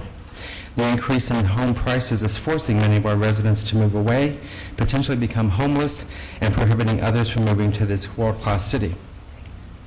The scarcity of affordable housing hits many working-class professionals, such as teachers, carpenters, nurses, retail, and the service industry. For example, a new teacher making $32,000 qualifies for a home costing $108,800. This is well out of the $310,000 median price range for a new home that is currently on the market. There have been many efforts and programs that the city has engaged in over the years, including the allocation of $20.5 million in federal dollars on various housing projects such as La Octane, Emerald Breeze, Bonanza Pines, and the David Hogard Family Community. All great projects designed to help meet the need of affordable housing. However, a community land trust is yet another approach towards filling the gap of filling affordable housing. To put it simply, a CLT is a group of community stakeholders whose mission is to assure housing affordability by structuring the sale in a manner that makes a house affordable to a working class professional. CLTs preserve decent affordable housing in perpetuity, creates homeownership for persons who otherwise would be denied such opportunities, stimulates the conveyance of affordable housing through long-term leasing, and setting aside land for affordable housing helps break the cycle. In April of 2005, the City of Las Vegas hired the consulting services of Burlington Associates to research the feasibility of creating a community land trust. In May of 2005, the CLT Steering Committee was formed, consisting of community stakeholders and representatives from the mayor and council. At this point, I'm going to turn it over to Mike Brown, and he's going to talk about the community land trust concept itself. All right, very good. Mr. Brown? Mayor, as a member of the council, it's my pleasure to be back here with you again after having worked with the steering committee for a while. The challenge facing any community, especially a community like yours, is if we have this gap in housing affordability, how do we bridge it? And into the mix comes the approach called the community land trust, which basically takes the position that if we're going to go to the hard work and the investment of public and or private dollars to make housing affordable, we have to control that affordability over the long term, so that rather than chase after ever escalating housing costs, with larger and larger amounts of subsidy, we use available subsidies to make the home affordable one time and keep it affordable over time by controlling its transfer price from transaction to transaction. Community land trusts have been around for 35, 40 years, actually. They typically are nonprofit, community-based organizations with a board that's representative of the community in which they operate. Typically, community land trusts have boards that are comprised where a third of the seats are reserved for the direct beneficiaries of the program. They have an ongoing say in the organization that's provided the assistance to them.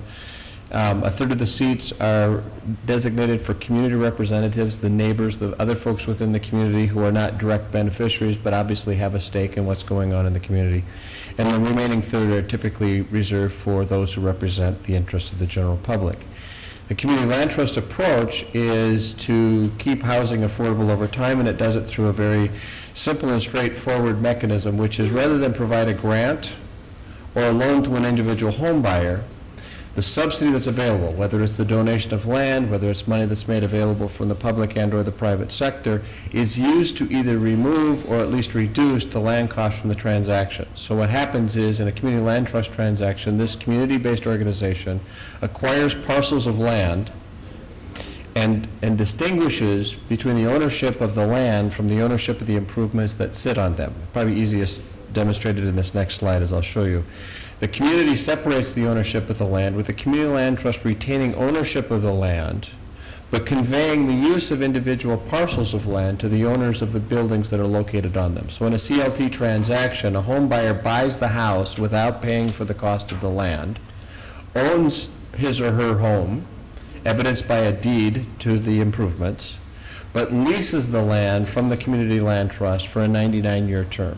This 99-year term is typically inheritable, can be passed along to heirs, and is renewable at the end of a 99-year term for a second 99-year term. So it provides the homeowner with all of the benefits of owning a piece of property without the responsibility of buying it, but then that ground lease also allows the community land trust to be able to control the price at which the home is sold on the back end. So what the deal in a community land trust arrangement is, that I as a home buyer, just hypothetically as an example, not a real example, but I cannot afford to buy a home in the community, that the community land trust makes a CLT home available for me minus the cost of the land. So I'm buying the house at the price of the improvements only, and I lease the land from the community land trust and agree that in exchange for the affordability that's been provided to me to help me buy a home that I would otherwise not be able to afford to purchase, that I agree that when I sell, I leave that affordability there. So there's a resale formula that's is included in every resale ground lease, every community in every ground lease, that determines the price at which I may sell my house. So here's an example. Median cost of a house in Las Vegas, I've been told, is $310,000. So if that's what it costs to create the home, and we can come up with $160,000. Land can be donated, money coming from public or private sources, it can be sweat equity. There's a variety of ways that homes are made affordable. But by putting in $160,000, we can write that purchase price down from $310,000 to $150,000. And in the ground lease, I agree that when I sell my house, I'm entitled to 25% of the increase in the value. Not 100%, but 25%. So this is the way that's structured.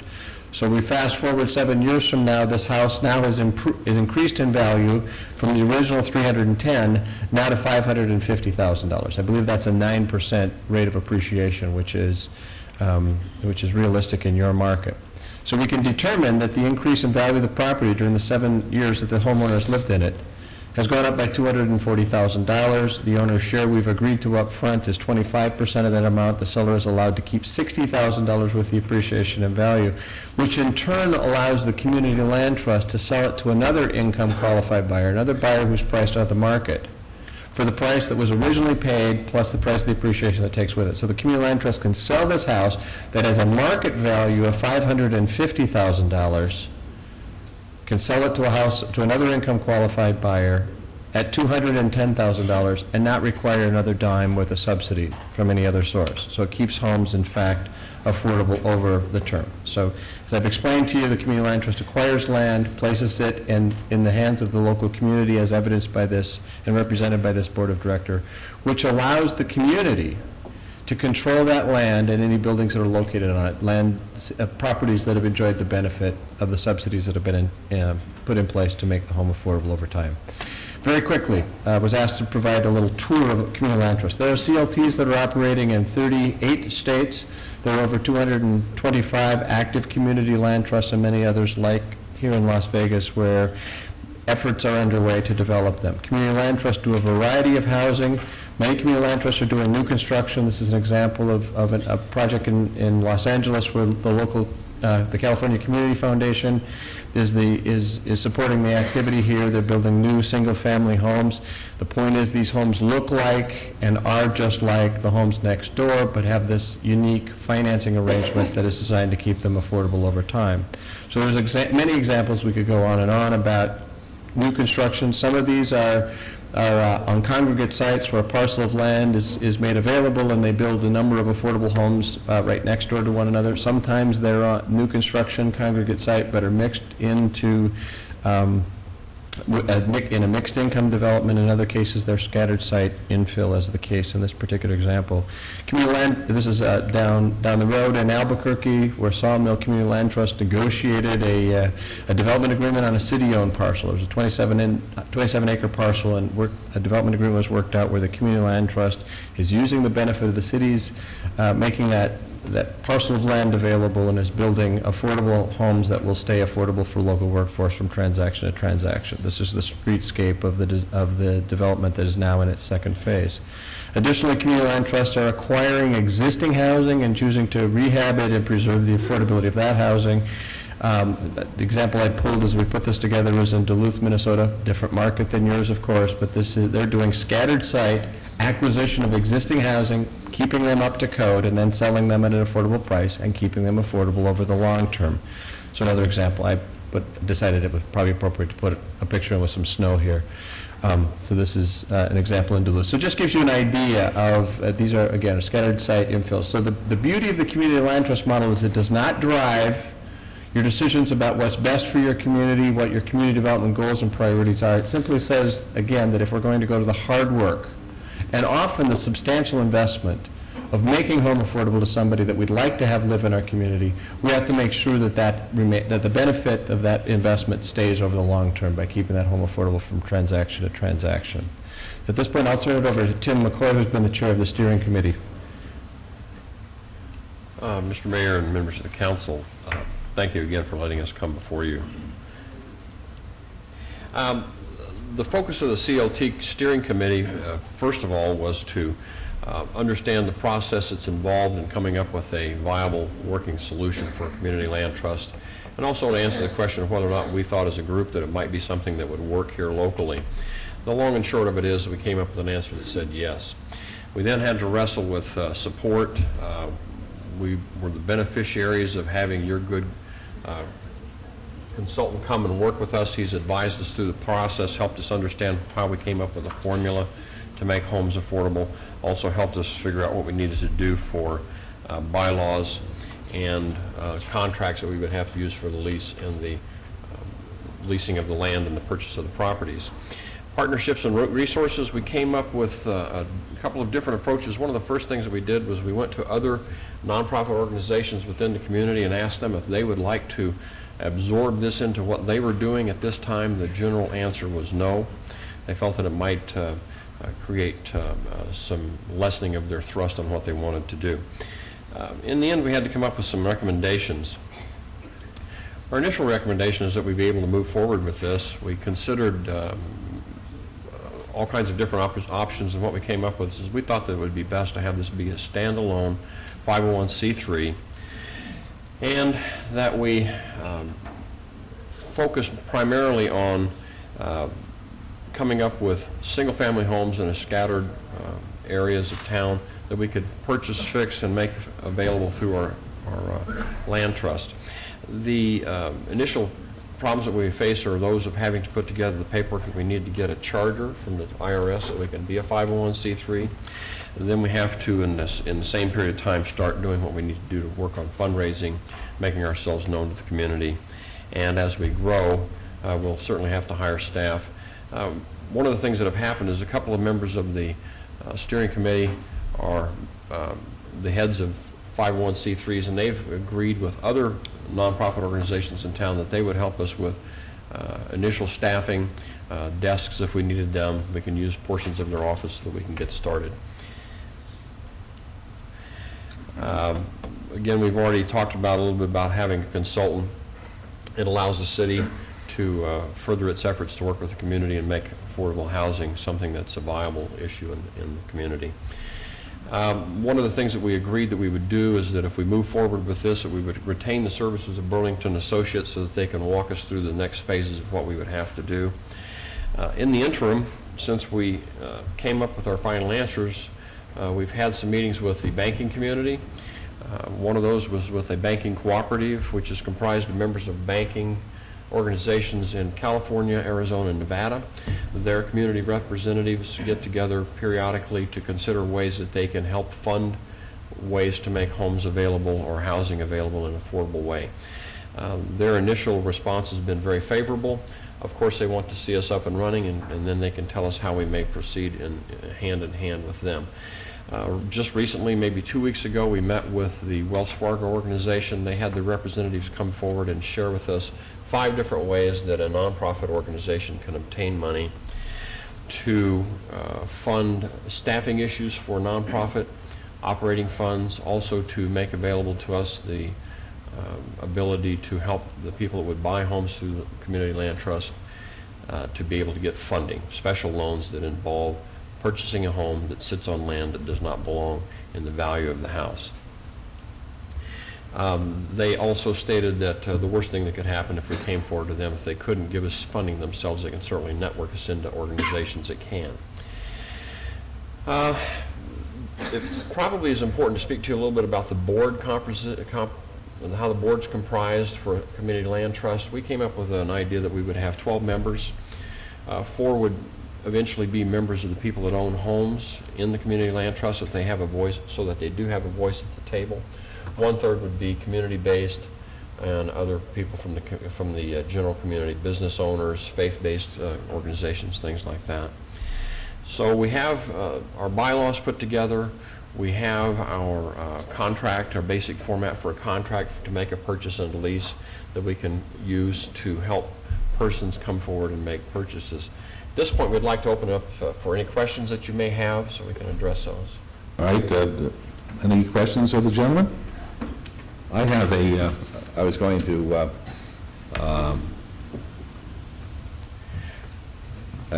to, ask a question generally of staff as it pertains to our efforts on affordable housing. This council has been very proactive in 2 separate programs. The first program was $500,000, which was available to teachers. In order to purchase a home here, the teachers would have had to qualify as teaching at-risk schools and be new teachers to the community. And we didn't get one bite on that apple. You changed that too, though. And then I was going to say the second apple was $500,000, which was going to be available to teachers for rent, so that when new teachers came into our community, they would be able to see whether they wanted to stay here after renting and having the assistance of this council to make that decision. And I don't know whether we got a bite there. So Unfortunately, we haven't. okay, so that's 2 bites at the apple, and they missed both times. I question when we have that kind of response whether there really is a need. I know everybody says affordable housing is the most pressing problem, or one of the most pressing problems that we face in this community, but based on the response that we're getting from our offers, which is 0, I'm beginning to really question whether or not it's as big a problem as people say it is. That's number 1. Number 2 is I think that the Community Land Trust is a great idea. I'm asking myself, though, after we go to the trouble of setting it up and getting the board and everything, whether we're going to get any bites. I really, there's something wrong here. Councilman Weekly. I think we will get more bites. I mean, I think it was just a wonderful initiative that the city put out there. I think it's just a matter of us just taking it a step further and really going out there, utilizing all of our resources to make sure. I know the school district, they host a big event where they welcome all the new teachers to Southern Nevada, and I think that this is information that would have been vital had we had someone at an event like that to do a presentation and share this information. And I appreciate what you're saying, and from your lips to God's ears, but I made a presentation to Teach America. Yeah. These are great youngsters who just graduated from the best colleges and universities in the United States who come here to teach in at-risk schools, and I told them to check out our programs. No bites. So we better, if we're going to do this, we better get the word out that these programs are available and have those who are able to be recipients understand what's available to them, or else we should start thinking in a different direction. And if I could... Public question? Yeah, I'll allow you to speak on this one, but let the council get through first. If Yes. I could make one comment. Certainly. I am setting up a meeting with the Clark County School District, because with regards to the program that you mentioned, we are interested in finding out why teachers are not taking advantage of it. If it's something we can improve, that's something we will dedicate to do. Okay, Councilor Brown? I was just curious, as far as setting up the criteria for those that would qualify, is there experience that you target a certain market, be it teachers, or is it pretty much across the board at that income level that sets the criteria? If I may, Councilman Brown, this decision is absolutely fundamental to the business planning for the organization, work that we've not yet gotten to with the steering committee. I can tell you it's an issue that is a hot one in every community in which we've been working with Community Land Trust. Often, for example, Community Land Trusts have been the beneficiaries of either public dollars, public investment, but often with the support of the local business sector that is interested in this as a way to retain employees. We have been very successful. There's a matter of fair housing, and we need to, as a matter of law and as a matter of ethics, obviously comply with all of that. But we've seen community land trusts very effectively be able to target their resources through a process very simply of defining broad and very clear threshold eligibility requirement. Income below a certain level, because income is not a protected class, enough income and creditworthiness to qualify for the mortgage, to be an adult, old enough to enter into a legal contract, okay? And that's the threshold criteria. Many community land trusts then, to choose amongst equally eligible folks who are interested, who fit those broad definitions, can use secondary preference selection criteria to choose amongst equally eligible folks. If we have 10 units available and there's 30 people there, how do we winnow it down?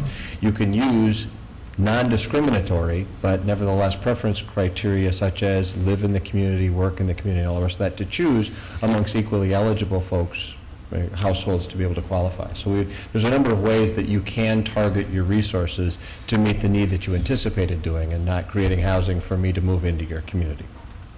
All right, I'll receive public questions at this time, since you gentlemen are from out of town. Tom McGowan, Las Vegas resident. It's an excellent program. What are your eligibility criteria? I'll get it from these gentlemen after you're done with the item. Thank you. Very good, thank you. Any other members of the public wish to have any input on this? All right, thank you very much. May I have a motion, please? Oh, sorry, Councilman Ross. That's right, Your Honor, thank you. I must tell you, Your Honor, this is actually, you're right in this respect. This is another proactive approach that we as the City of Las Vegas are addressing in regards to affordability of housing in this city. And I think we need not lose sight on that focus. We need to stay focused on that. If something's not working, we need to figure out why, we need to fix it, we need to keep going. And we need to stay proactive as a city in regards to our efforts to do this. One thing, Mr. McCoy, that you touched bases with me on the other day, and it was mentioned in your presentation about development agreements. But I also want you to throw into this equation inclusionary zoning, and Your Honor, you know what I mean by that. But talk to us briefly about inclusionary zoning, would you please? Well, thank you. I appreciate that opportunity.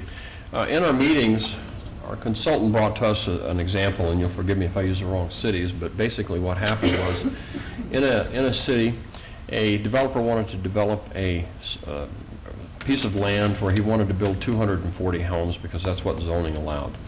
The response was that we want to support our community land trust, so what we'd like to do is this. We'd like to make some adjustments to the zoning requirements so that instead of building 240 homes, you can build 275. Out of those extra 35 homes, what we want you to do is to let us have 30 that can be used for the community land trust interspersed throughout the community. You may keep the other 15 to help sweeten the pot, if you will, for lack of a better phrase. And that was a win-win situation for everybody. Again, that's inclusionary. It allows for people to be interspersed throughout the community so that they can feel like they are part of the community. No one really knows who's in what house unless neighbors talk to one another. But that was basically the example that I gave. And thank you, Mr. McCoy. And with that, this is very similar to the Housing Authority's efforts with scattered housing, where you don't recognize or realize that there may be a less fortunate family living next door to you in a more affluent neighborhood. But this also gives us the opportunity to get this community land trust off the ground if we want to be very aggressive with this and talk about inclusionary zoning down the road. Banking institutions are motivated to do this because they're working, and I know they're working on vehicles to help, first-time home buyers, folks in the lower income bracket, achieve that goal of home ownership, and that's the American dream. And if we can be an active part of that and make that happen, we're doing our job. Thank you, Your Honor. All right, well, in addition to that, Councilman, we have engaged in the 10-point plan as far as ending homelessness. And basically, the whole concept that this city council has adopted is to try to stop people from becoming homeless in the first place. And one way of doing that, of course, is to have affordable housing in which we could place these folks rather than have them hit the street. So it certainly is in line with what our goals are. My only concern, as I say, is we do have some wonderful programs right now which apparently aren't being utilized. And I see Dr. Selby shaking his head. I know he's going to do something about that and get the word out so that these programs will, in fact, be very enticing to those folks who can most be deserving of them. Okay, thank you, gentlemen, for being here today. We really appreciate it. May I have a motion, please? Yes, Your Honor, follow staff's recommendation. All right, let's vote, please. Opposed? Motion carries. Thank you. Item number 70 is R 66-2006, discussion and possible action regarding a resolution to refund surplus amounts of $402,312.81 in Special Improvement District SID 491. This is in Ward 2. Mr. Vincent. Thank you, Your Honor. Mark Vincent, Finance and Business Services. This is a good news item. This is SID 491. I do have a map, if you'll allow me to put it up here real quickly. Basically, it was a developer SID that was created in 1992 that is now by Picoli, that is now fully developed. And we need to refund some excess SID assessments to the current owners of record. It's about, it's a little over $400,000 that needs to be refunded. There's about a little over 1,000 parcels. I think there's 1,012 parcels that are involved. The refunds will range anywhere from about $47 to just under $48,000. So there's some large commercial park parcels. That is, I think I mentioned it, but that is Durango to what would be the east, Wallapai to the west, and that's Charleston Boulevard. Now, if you approve this resolution, which is an apportionment of the surplus refund, then the property owners of record today will get a notice that they are going to get a refund. There'll be a form that they'll have to apply for. They'll also need to give us a W-9 because we will have to, there's interest earnings that they have on this money that we are going to refund to them as well. Terrific. So it's a good news item. It's a great item. This doesn't happen that frequently, does it? Well, it doesn't much anymore. We might have a few more that this way. Back in the early days when we did these SIDs, we didn't do short-term financing, what we call warrants. And so basically what we do is we set an SID based on a construction estimate. In this case, the construction costs were about 10% less than the estimate. In today's day and age, it's unlikely you'll see that, but we still have a few parcels that we might have some refunds to in the future. Okay, yeah, they'll be very happy constituents when they get that letter, that's for sure. All right, any questions of Mr. Vincent? Councilor Wilson? This is happening again in Ward 2? Yes. Mark, can you give us an estimate on that map? I guess it's the blue shaded area that are the recipients?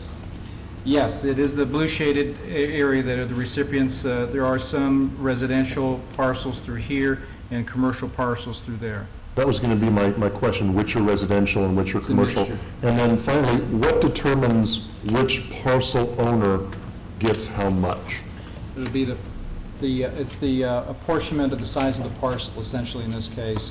When the SIDs are created, there's an apportionment plan that determines how we assess the parcels, and typically it's driven by the size of the parcel or frontage on the road or access on the road, and it can sometimes be a little more complicated than that. We rely on Public Works to help with the mathematics of the apportionment. So I may be oversimplifying it, but essentially it's going to relate to the access on Charleston Boulevard and the relative size of the parcel. And for anybody who's watching, when should they be receiving the mail from the city?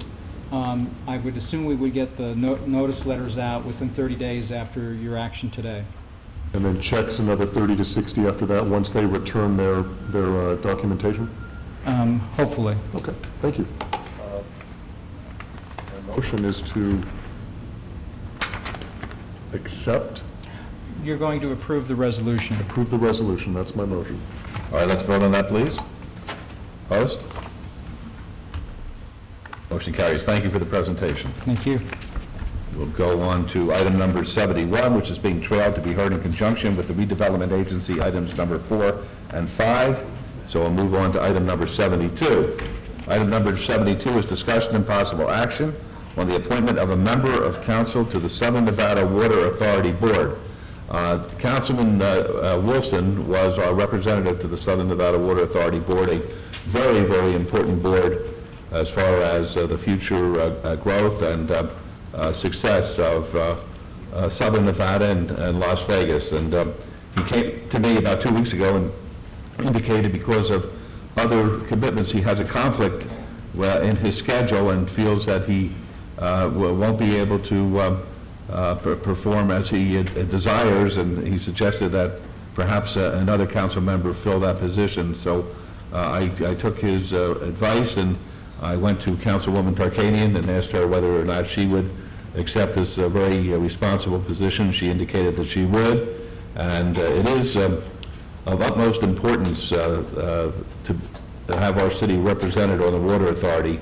This coming Monday, for instance, there will be hearings up in Carson City regarding the groundwater up in White Pine County and the feasibility of bringing that down to Las Vegas in order to address issues that have been created by this horrible drought that we've been in for the past 4 or 5 years. And it's only because of the Water Authority's active oversight as to our water situation that we're going to be able to make sure that Clark County and Las Vegas remains a good place to live. So at this point in time, I'm going to appoint Councilwoman Tarkanian with her permission and ask her to watch over our interests very, very carefully. That's my motion. Please vote. Post. Motion carries. Thank you. All right. Got item number 73, which is Park and Recreation Advisory Commission. Chris Lazzaro's term expires December 12, 2006. Resigned August 23, 2006. And Margene Shea, her term expires 12/11/2008. She resigned on August 8, 2006. So the appointments really are up to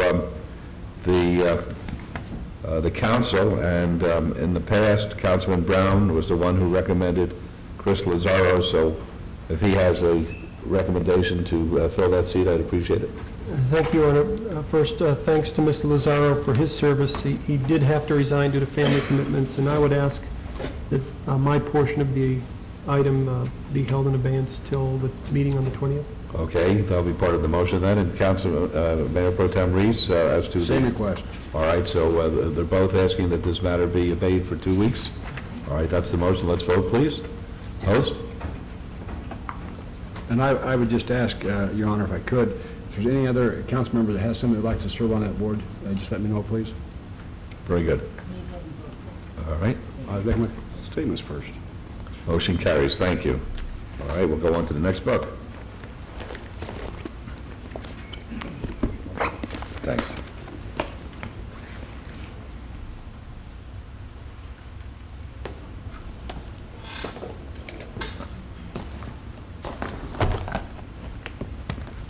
Item number 74, which is bill number 2006-42, amends the city's version of the International Building Code to provide fire and life safety requirements for live-work units. Mr. Wilkins, do you want to be heard on this? Yes, sir. The purpose of this code, the building department recognizes the need in downtown to get maximum use out of buildings, so therefore we're going to tweak the building code a little bit to help live-work conditions. All right, thank you very much. Any questions of Mr. Wilkins regarding that? Councilwoman, do you wish to have the bill read? Thank you. Thank you, Councilwoman. Bill number 26-42, orders to amend the city's building code to provide for life and safety requirements and for work units and to provide for other related matters. Thank you. Councilwoman, do you have a motion, please? Move to accept. All right, let's vote, please. Post. Motion carries. Thank you. Item 75, thank you, Mr. Wilkins. Item 75 is bill number 2006-43, consolidates and updates development standards pertaining to walls and fences. Councilwoman, do you wish to have it read? Please, Mr. Mayor. Thank you. Thank you, Councilwoman. Bill number 26-43, orders to consolidate and update development standards pertaining to walls and fences and to provide for related matters. Your Honor, I think Councilman Brown had some comments. Yes, Councilman. Thank you, Your Honor. I just wanted to apologize. We would like to add, after item number 6, includes cross-sections and insert 2 TO scale. And Mr. Jerbick, I'm not sure if that has to be done First Amendment or it can be done here at the dais. We can do it here today as First Amendment. We'll make those changes. All right, thank you. Councilwoman, do you wish to have it read? Yes. Thanks. I read it, Your Honor. All right, do you have a motion, Councilwoman? Move to accept. All right, on the First Amendment. Let's vote, please. The First Post. Motion Motion carries. Thank you. Thank you. Item 76 is Bill Number 2006-48, authorizes City Treasurer of the City of Las Vegas to reduce the rate of interest on delinquent assessments for the following special improvement districts: 404, 505, 707, 808, 1446, 1465, 1469, 1470, 1471, 1473, 1482, 1447, 1448, 1450, and 1446. Mr. Mayor? Yes. I believe there's an error there. There's two 1446s, and Mr. Vincent probably has the right number. That is true. Mr. Vincent. Thank you, Your Honor. Mark Vincent again. The bill itself is correct. That's, the last number is not SID 1446, it's number 1463, so the error is just on the agenda summary page. So just for the record, we could correct that here Okay, today. thank you. The record will also reflect that. Councilman, do you wish to have it read, please? Yes, Mr. Mayor. Councilmember Bill number 2006-48, an ordinance amending the assessment ordinances for the city's special improvement districts number 404, 505, 707, 808, 1446, 1465, 1469, 1470, 1471, 1473, 1482, 1447, 1448, 1450, and 1463, to allow the city treasurer to reduce the rate of interest on delinquent assessments ratifying action taken by city officers towards such amendment and providing other matters related thereto and providing an effective date. Thank you. And Councilwoman, your motion, please. Move to approve. Thank you. Let's vote, please. Opposed? Motion carries. Thank you. Items 77 through 83, which are bills 2006-31, 2006-44 through 2006-47, and 2006-49 through 2006-50, are eligible for adoption at a later meeting, so we'll move on to the new bills. New bills, items 84 through 87, bills 2006-51 through 2006-54 will be heard at the recommending committee meeting on Tuesday, September 19th, 2006. Mr. Turner, would you read those, please? Bill number 26-51, an ordinance to amend ordinance number 5847 to delete certain provisions related to sleeping quarters within 500 feet of any deposit of urine or feces and to provide for related matters.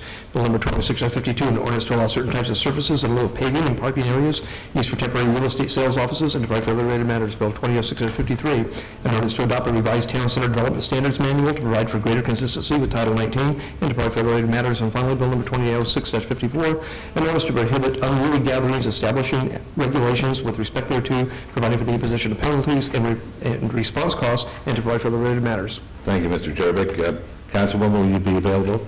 Yes, Mr. Mayor. Thank you. And Councilor Ross, will you be available? I wouldn't miss it, Your Honor. Very good. That's excellent. So I'm going to sign these bills to you, folks, for review. And the council meeting will remain open to hear council item number 71 in conjunction with redevelopment items number 4 and 5.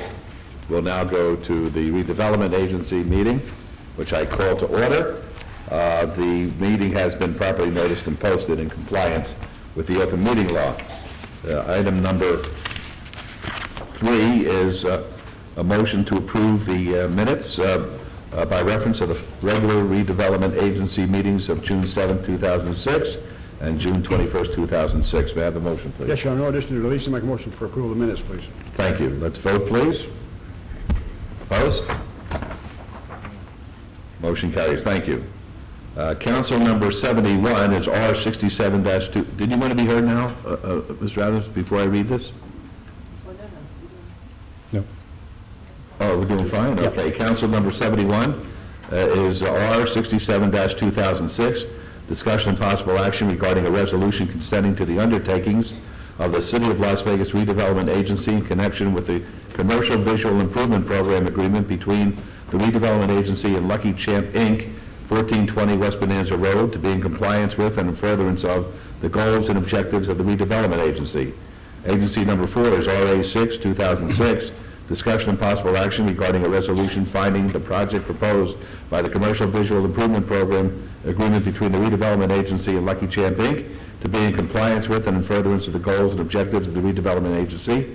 And agency number 5 is discussion and possible action regarding Commercial Visual Improvement Program agreement with Lucky Champ, Inc., providing funds to assist with the improvements to a commercial building located at 1420 West Bonanza Road, not to exceed $50,000, Redevelopment Agency Special Revenue Fund. All of these items are in Ward 5. Mr. Adams. Yes, Scott Adams, Director of the Office of Business Development. All 3 of these are companion items for a Visual Improvement Program grant respecting a property at 1420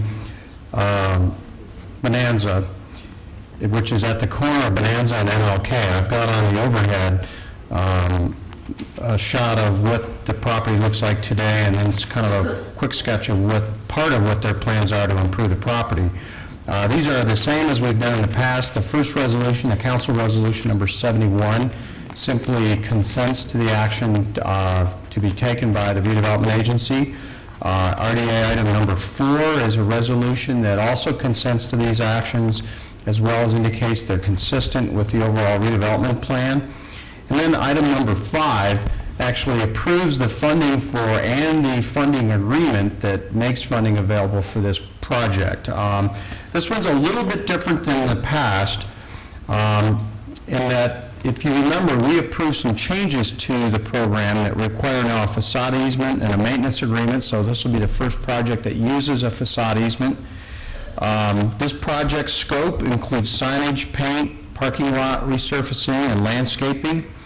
We also, in the briefing, somebody brought out that that there's the widening along MLK. We've looked at that. There might be some impact of that on one of the signs on this proposed improvements, so we're going to make sure those are coordinated, that we not put money into a sign only to have it moved, so we've recognized that and are working on that. And also, there's a provision in the agreement that the owner would install on the site 2 no loitering signs and use their best efforts to not allow loitering on their property. There's been a lot of that in this vicinity, both on this property and on some of the other corners of MLK and Bonanza, and we wanted to not encourage that, especially as part of a visual improvement program. We think it's kind of inconsistent with the program to do so, so we included some provisions in the agreement to address that issue as well. With all those things being considered, you see the sketch here on the left and then on the right. There's going to be a lot more than you see, though, on the right in the after photo. The amount of funding, well, we say not to exceed $50,000 in the agreement itself. The total dollar value of improvements is just slightly over $67,000, and we're now under a 1-to-1 match, so we would be putting up exactly half of that funding. So with those things considered, staff recommends approval. Thank you, Mr. Adams. Any questions to Mr. Adams at this time? All right, Councilor Weekly. Thank you, and I move to follow staff's recommendation, please. Okay, so that's on all 3 items, is that correct? Is that permissible? Let's do them separately. All right, then we'll vote on council number 71 first. Move for approval, please. Thank you, let's vote. Post. Motion carries. And agency number 4, please. Move for approval, please, with all conditions. Thank you, let's vote. Post.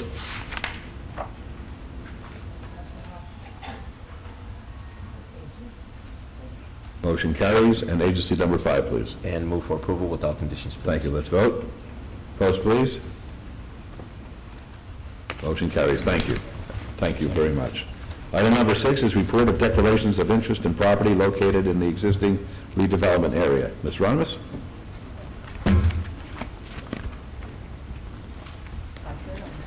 Take your time. No problem. For the record, Ronnie Ronimus, City Clerk. NRS 279-454 requires any officer or employee of the city involved with the formulation or approval of plans or policies in the redevelopment area to disclose any direct or indirect financial interest in these properties.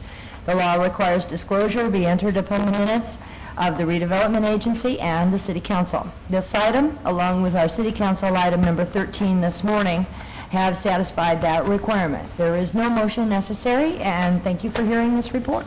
Thank you very much for the report. Any questions regarding the report? All right, thank you. We'll go on to item number 7.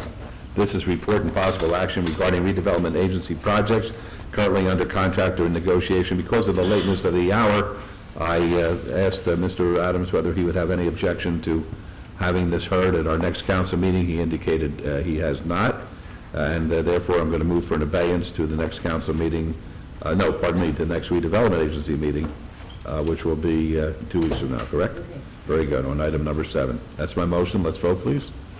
Post. Motion carries. Thank you. Item number 8 is citizens' participation. Public comment during the portion of the agenda must be limited to matters within the jurisdiction of the redevelopment agency unless that subject is on the agenda and scheduled for action. If you wish to be heard, please step up here, give us your name, and we'll put the 3-minute clock on. For the record, Tom McGowan, Las Vegas resident. And for the record, item 13 in the morning session, I believe, was on the consent agenda. And you didn't allow comment on the matter of disclosure. So there's no public comment on that. And you don't allow public comment on the last item either, but it doesn't matter.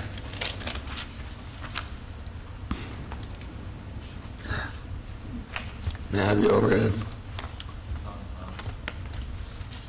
Thank you.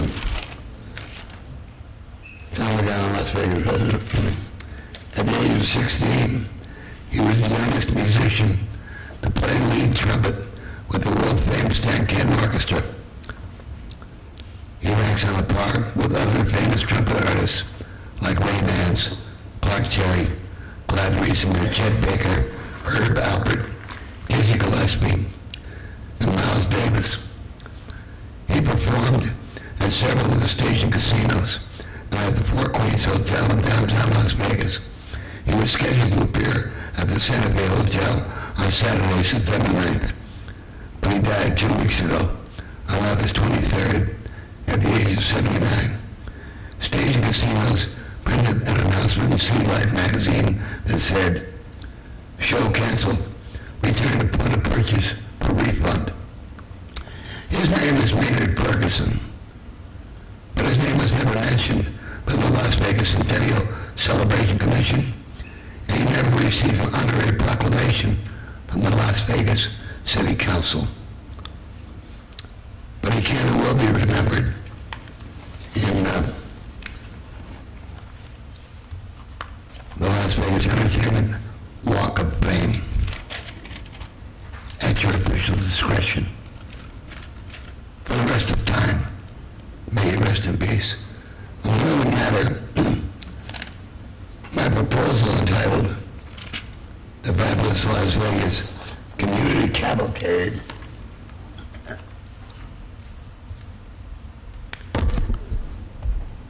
will provide and ensure successful Eldorado days in 2007 and beyond in perpetuity.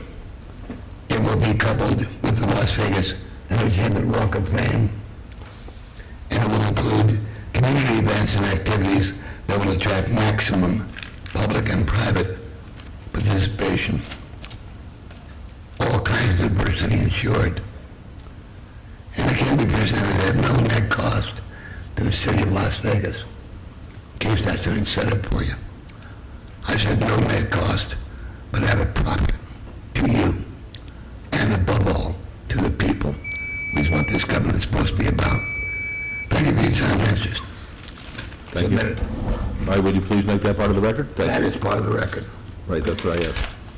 Yes, you can look at your TV, take a look at it, see what it says. Thank you very much. Welcome. Good afternoon, Mayor and Council. My name is Vincent James Walter Wiley IV. I'm the name and title prosecutor for the state of Nevada. I haven't been to this public meeting in about 5 months. But what I did was I have a received copy of the above affidavits claiming exempt property. The first motion to the address. History will reflect that my family, being named and titled to prosecution, have provided education since 1935. I went to appropriate Sunset Station casinos.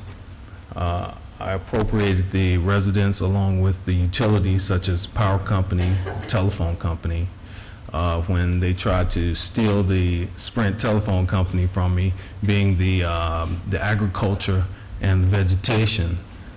They tried to change the name of the telephone company to Embark while I was going through these motions. So what I'm addressing here is that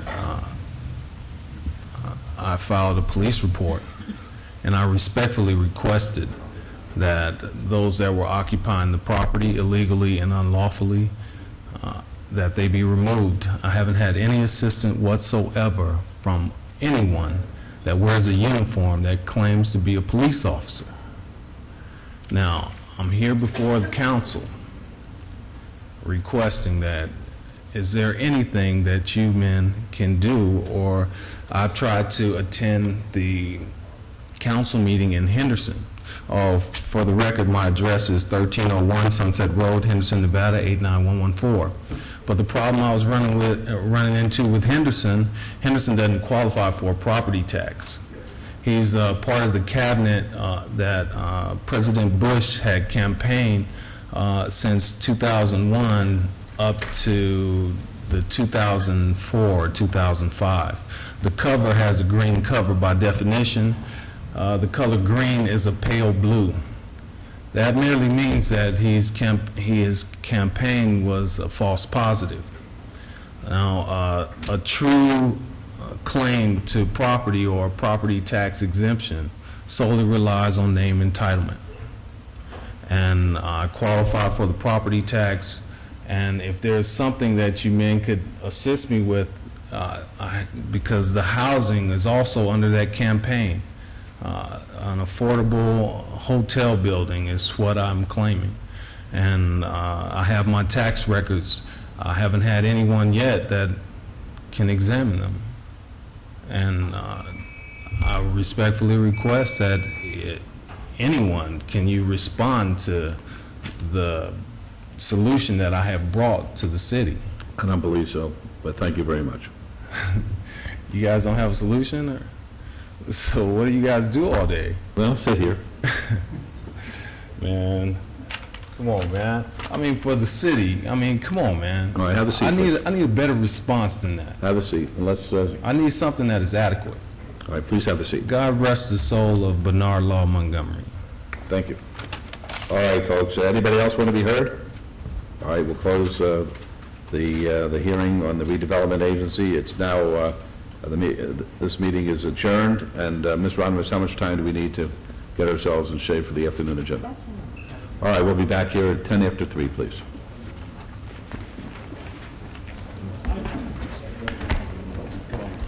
No, I have very little tolerance for this.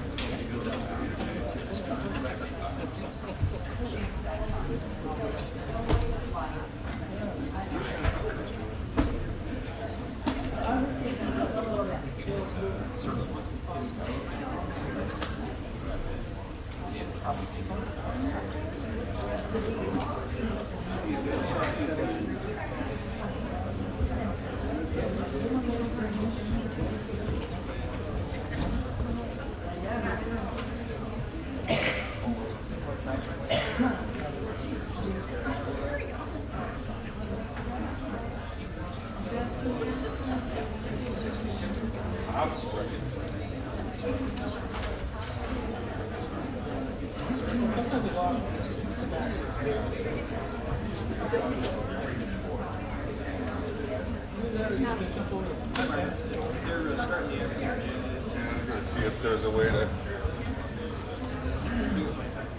Excuse me. Sorry to interrupt you. I know Mr. Ross, we're just trying to catch him for a quick minute. He went like in the break room or whatever. Is there a way to try to speak to him like this? No, I know. I think that's his... Oh, that'd be perfect.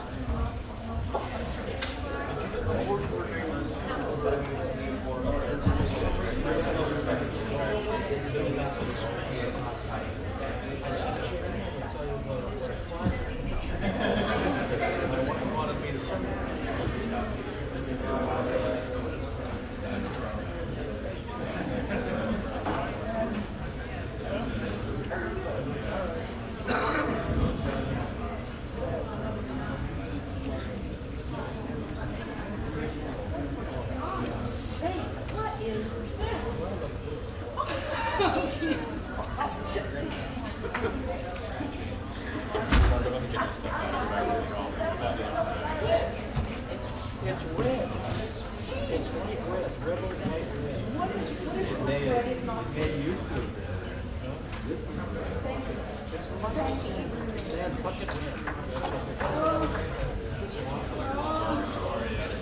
going to look pink on TV.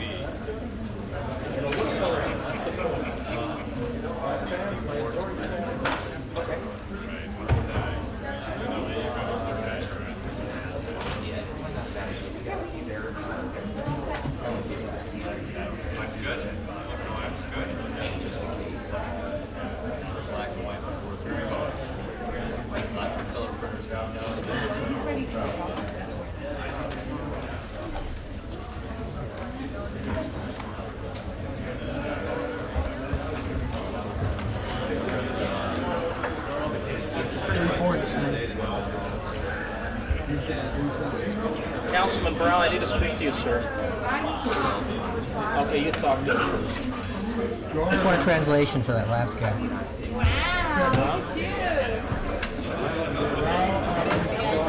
What do you guys do over there?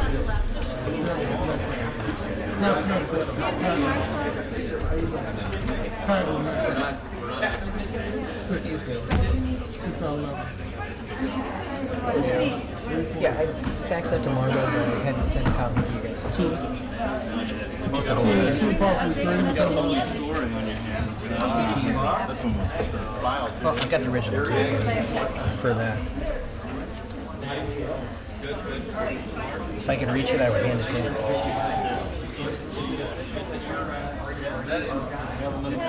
And one over. Because one way was good. You know what? He did. He did one over. No, that was part of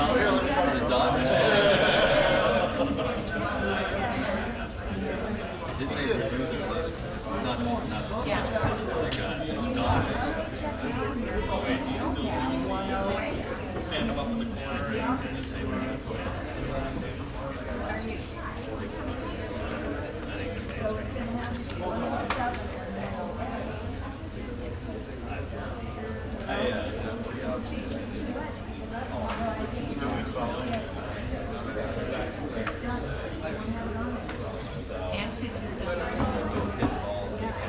They took care of it at 7 in the morning.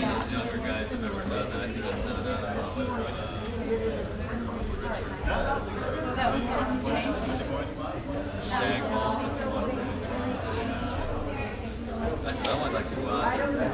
Well, if they have to hold license to be held up to 1 week, I think so too. But we need to find out where they're going. So why don't we set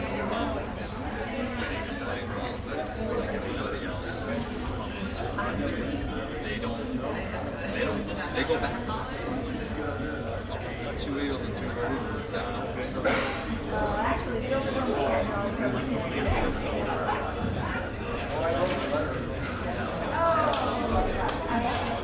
That's what day before issue 61. So, I think. What is this? Do you need help? He is so good at magic. So take this one. That's basically what I What do you mean? Stacy, what do you mean? Then what do we need to do? Well, let me go put this away and I'll be right back. Yeah.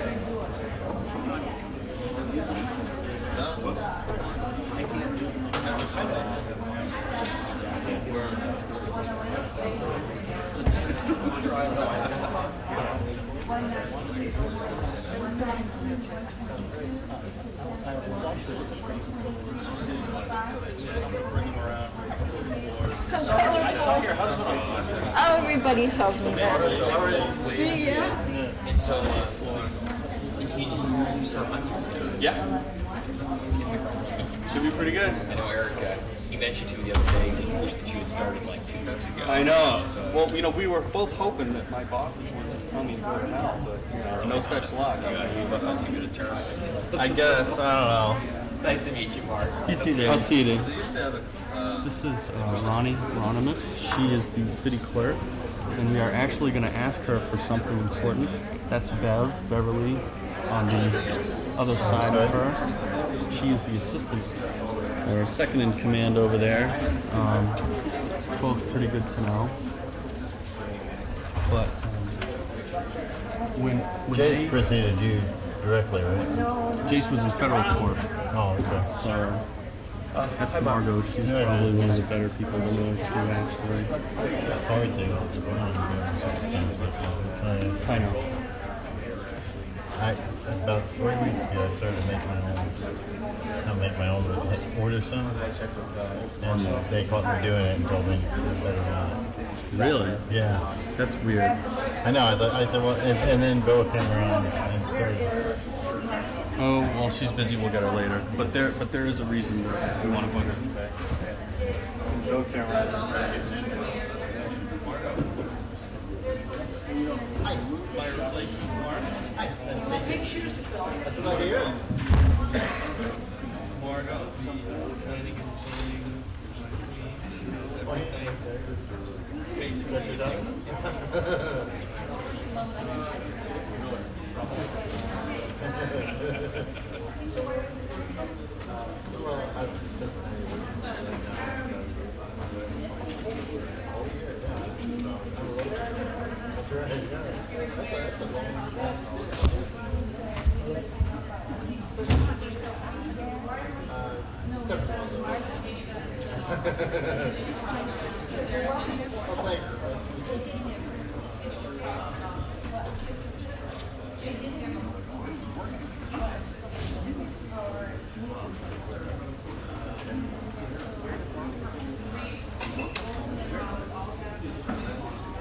Where's Ronnie go? In the back. You know, you're looking for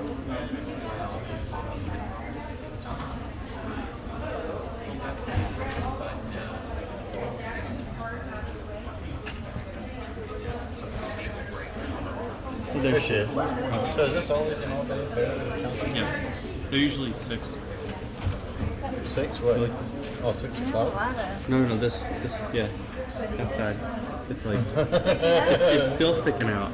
Tuck it in. There you go. Jesus Christ. It's not working. You have to go to the bathroom and fix it. I will. Or What's that? What request? Hey, do you know if you guys have, I was waiting to bug Ronnie for the written abstention things. No, we don't have that yet. You don't have those But yet? I don't. But I don't know if Ronnie But would. Ronnie might? She might.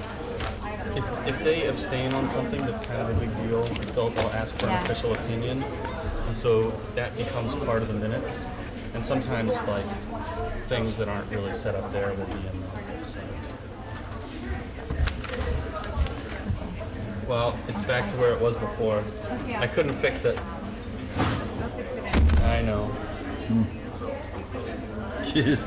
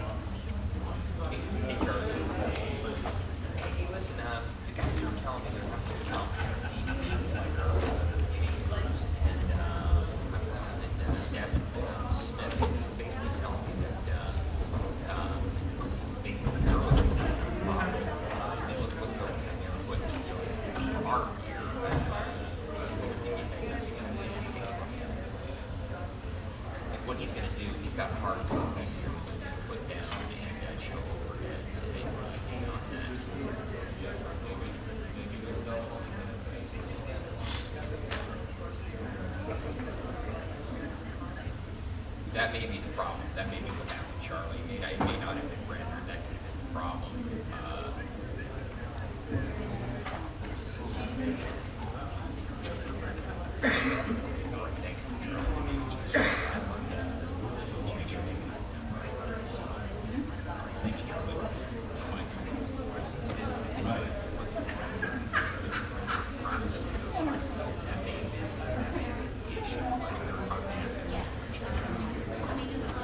Thanks, it's basically it's a process that you put on there so that when it's rendered, you get money on your machine. It's kind of basically a sequence to state that, and because each machine's different, and so renders it so that it can play machines. And that means Dr. Sullivan, dancing. This is Mark. Hi. Dr. Sullivan. Nice to meet you. Dr. Sullivan is our main host here. That was like the longest morning session I was dancing. And vice versa. And we'll fix it up. Okay. It's ours. It was surprising. Dan, what's your last day? Friday. Is this our new report? Yeah, this is Mark. Mark. He'll be taking over for me. Hi, Nice to Mark. meet you. Nice to meet you too. We're the Public Information Office, so feel free to stop by. I sure will. Okay. He's got it. You'll get tired of seeing me. Nah, no This is the problem. last chance for any Keep showing. completely rejected the city's race.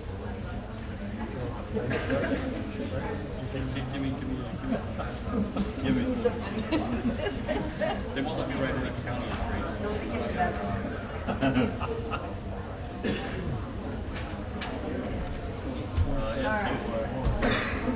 So Dr. Sullivan pretty much knows everything. Everything that he doesn't know. Right now. The best time to get him is very early in the morning. Actually, with our way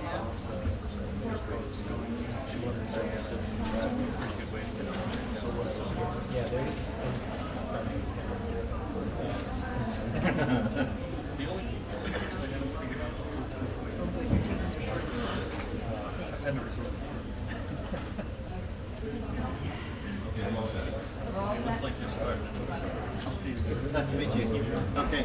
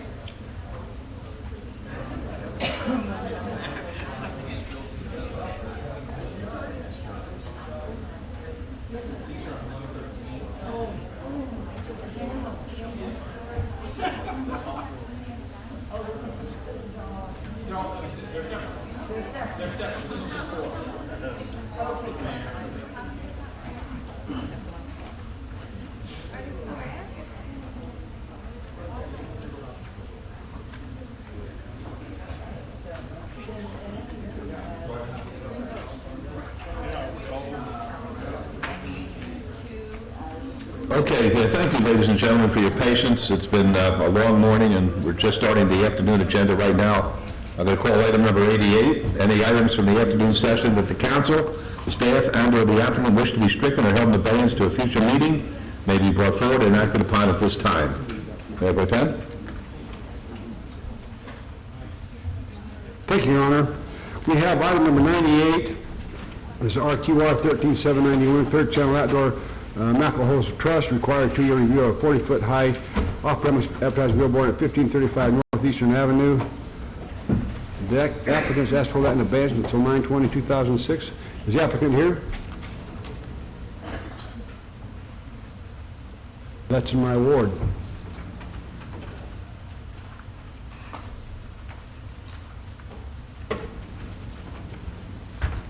Mr. Larson? Thank you, Your Honor. Mayor Pro Tem. Why are you requesting to hold that in abeyance? Well, there is a condition on the staff recommendation, Mayor Pro Tem, regarding the need to provide a final inspection within 30 days. We have had difficulty on other boards and other locations trying to find documentation of a final inspection for the boards, given their age. In lieu of documenting final inspection for these older boards, our only alternative would be to go through a new inspection. And some of these boards, because of their age, they wouldn't meet the current building code. So we're just trying to figure out a way to solve staff's concern about those without doing I didn't have that. any problem with the board. Would you identify yourself for the record, please? Yes, Your Honor. sorry. Paul Larson, 300 South 4th Street, representing Clear Channel. Very good, thank you. Thank you. And item number 100 is RQR 13989 Lamar Advertising, City Parkway, 4th IV A Inc. Required 2-year review of a 50-foot high off-premise advertising billboard sign adjacent to the south side of US 95 between F Street and Main Street. Applicants asked for that in advance until our September 20, 2006 meeting. Item 102 is RQR 14207 Lamar Advertising, Rebel Oil Company Inc. Required 4-year review of a 40-foot high off-premise advertising billboard sign at 1080 South Rainbow Boulevard. The applicants asked for that in advance until our September 20, 2006 meeting. And 107 is a special use permit 14684. I'm going to include item 108 on that also.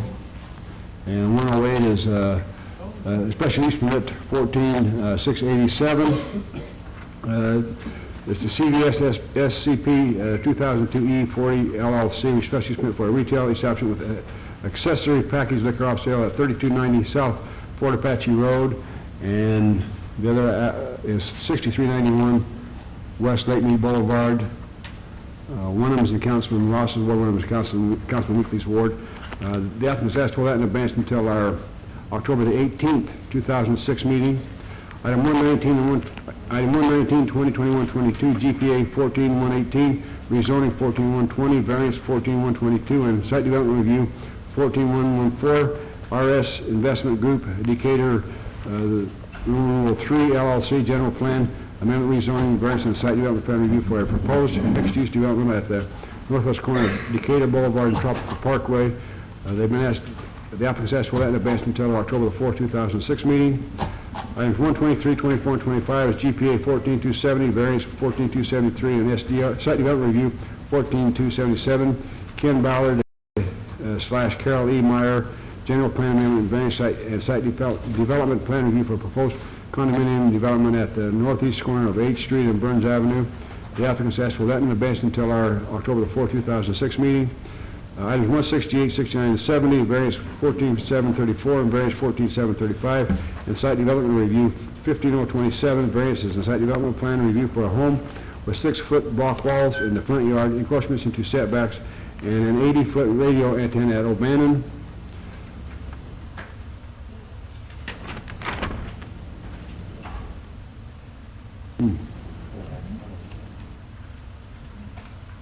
Antenna at O'Bannon. Referred back to 11, it'd be November 2nd, 2006, Planning Commission requested by the applicant. Item 171 and 172 is a variance 14768 and site development review 13796. Chicarabo, variance and site development plan review for a proposed addition to an existing gymnastics school at 3250 North Bronco Street. The applicants asked for that in advance, or those in advance until our September 20th, 2006 meeting.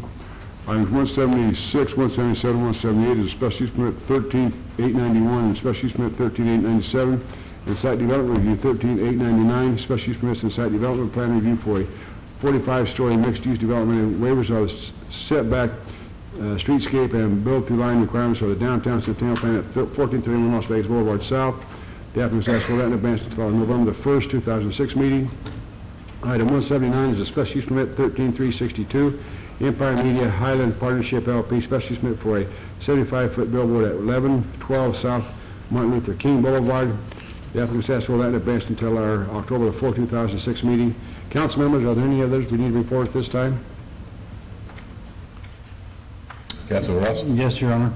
If I can pull forward agenda items 92, 93, 94 for advance also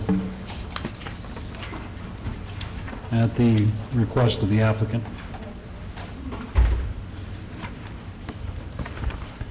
Item 92, an extension of time, 15/2/36. Do we need to hold that in advance? Our action as far as an extension of time. We do, Mayor Pro Tem. I would like to give the applicant the opportunity to meet with me on all three of these items. Okay. Abram V. Hill on behalf of the applicant, that we're in agreement with the councilman. How long are you going to hold abeyance for? 2 weeks. Okay. There's one thing I would like to make sure of, and that is that my client's special use permits be extended in time to the same time as the abeyance. That way they don't lapse in the interim. Is that agreeable, Councilman Ross? Absolutely. I don't want those to lapse, so Very good, they'll thank you. continue till the next Very good. agenda meeting. Okay. Item number 92 is an extension of time, 15-236. Applicant owner, 15-238. Oh, they're different items. Item 92 is extension of time, 15-236. Applicant owner, Cash America Inc. on the request for an extension of time of an approved special use permit, allow the pawn shop at 6890 North Durango Drive. This is in Ward 6, Councilman Lawson Ward. 93 is extension of time, 15-238. Applicant owner, Cash America Inc. on the request for extension of time on approved special use permit that allowed a financial institution specified adjacent to the northwest corner of Durango Drive and Dora Lane, approximately 600 feet north of Dora Lane. Against Councilman Lawson Ward. Item 94 is extension of time, 15-239. Applicant owner, Cash America Inc. of Nevada. Request for extension of time of an approved special use permit, special use permit 4509 that allowed second-hand sales adjacent to the northwest corner of Durango Drive and Dora Lane, approximately 600 feet of Dora Lane. The applicant and Councilman Lawson will ask to be held on abeyance until our September 20th, 2006 meeting. Are there any other requests, please? Seeing none, I'm going to make a motion bringing all these items forward and take the appropriate action, please. Very good. Let's vote on that, please. Opposed? Motion carries. Thank you. Thank you. Item 89 is hearing to consider the appeal regarding the nuisance notice in order to comply located at vacant lot southwest corner Lake Mead Boulevard and Gregory Street, also known as 110 Elliott Avenue. The property owners are Thompson Industrial Center, LLC, care of Thompson Neon Sign Company, Inc. This is in Ward 5. Good afternoon, Mayor and Council. This was an abeyance items to the hearing to consider the appeal regarding the Mr. nuisance. Smith, you got to tell us your name, though. Oh, I'm sorry, Devin Smith, Manager of Neighborhood Response. Very good. Thank you. No problem. This was an abeyance item for the hearing to consider the appeal regarding the nuisance in order to comply located at the vacant southwest corner lot of Lake Mead Boulevard and Gregory Street, also known as 110 Elliott Avenue. I'm here and I'm pleased to say that the property owner has come 100% into compliance. The property is in compliance with its legal use, and at this point we request to close the case. And Okay, that's terrific. That's what we'd like to hear. All right, Councilman Weekly? Move to follow staff's recommendation, please. Very good. Let's vote, please. Opposed?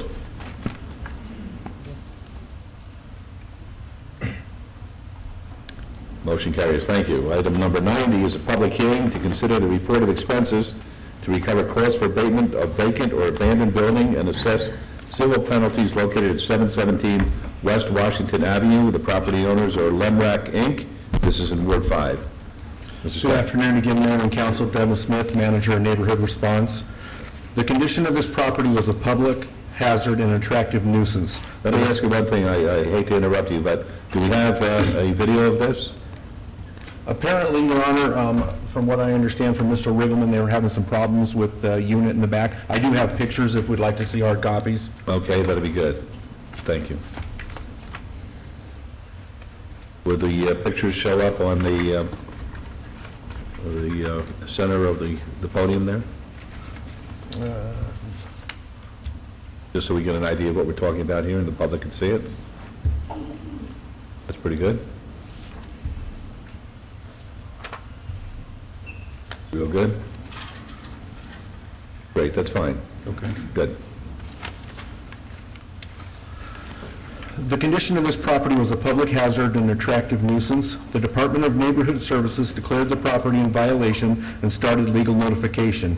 When no corrective action was taken nor an appeal filed, the Department of Neighborhood Services hired Disaster Cleanup of Nevada to board and secure, remove all trash, debris, refuse, waste, a beehive, all vegetation in excess of 8 inches, and post no trespassing, no dumping, and no vehicle signs. To date, there have been 15 inspections conducted at this location. The value of the property based on the sale date of August 2006 was $20,000. The City Council, or the Department of Neighborhood Response is requesting that the approved report of expenses in the amount of $3,477.50 in order that the above charges be filed and recorded against the property, constituting a special assessment and lien.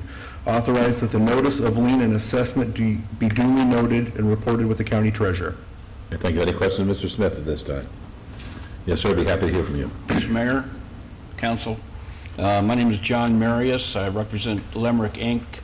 We are the new owners of the property. We just assumed ownership last month. That would be August 2nd. We closed escrow on the purchase of the property. Immediately thereafter, I paid a visit to Neighborhood Services regarding the property and informed them of the transfer of ownership.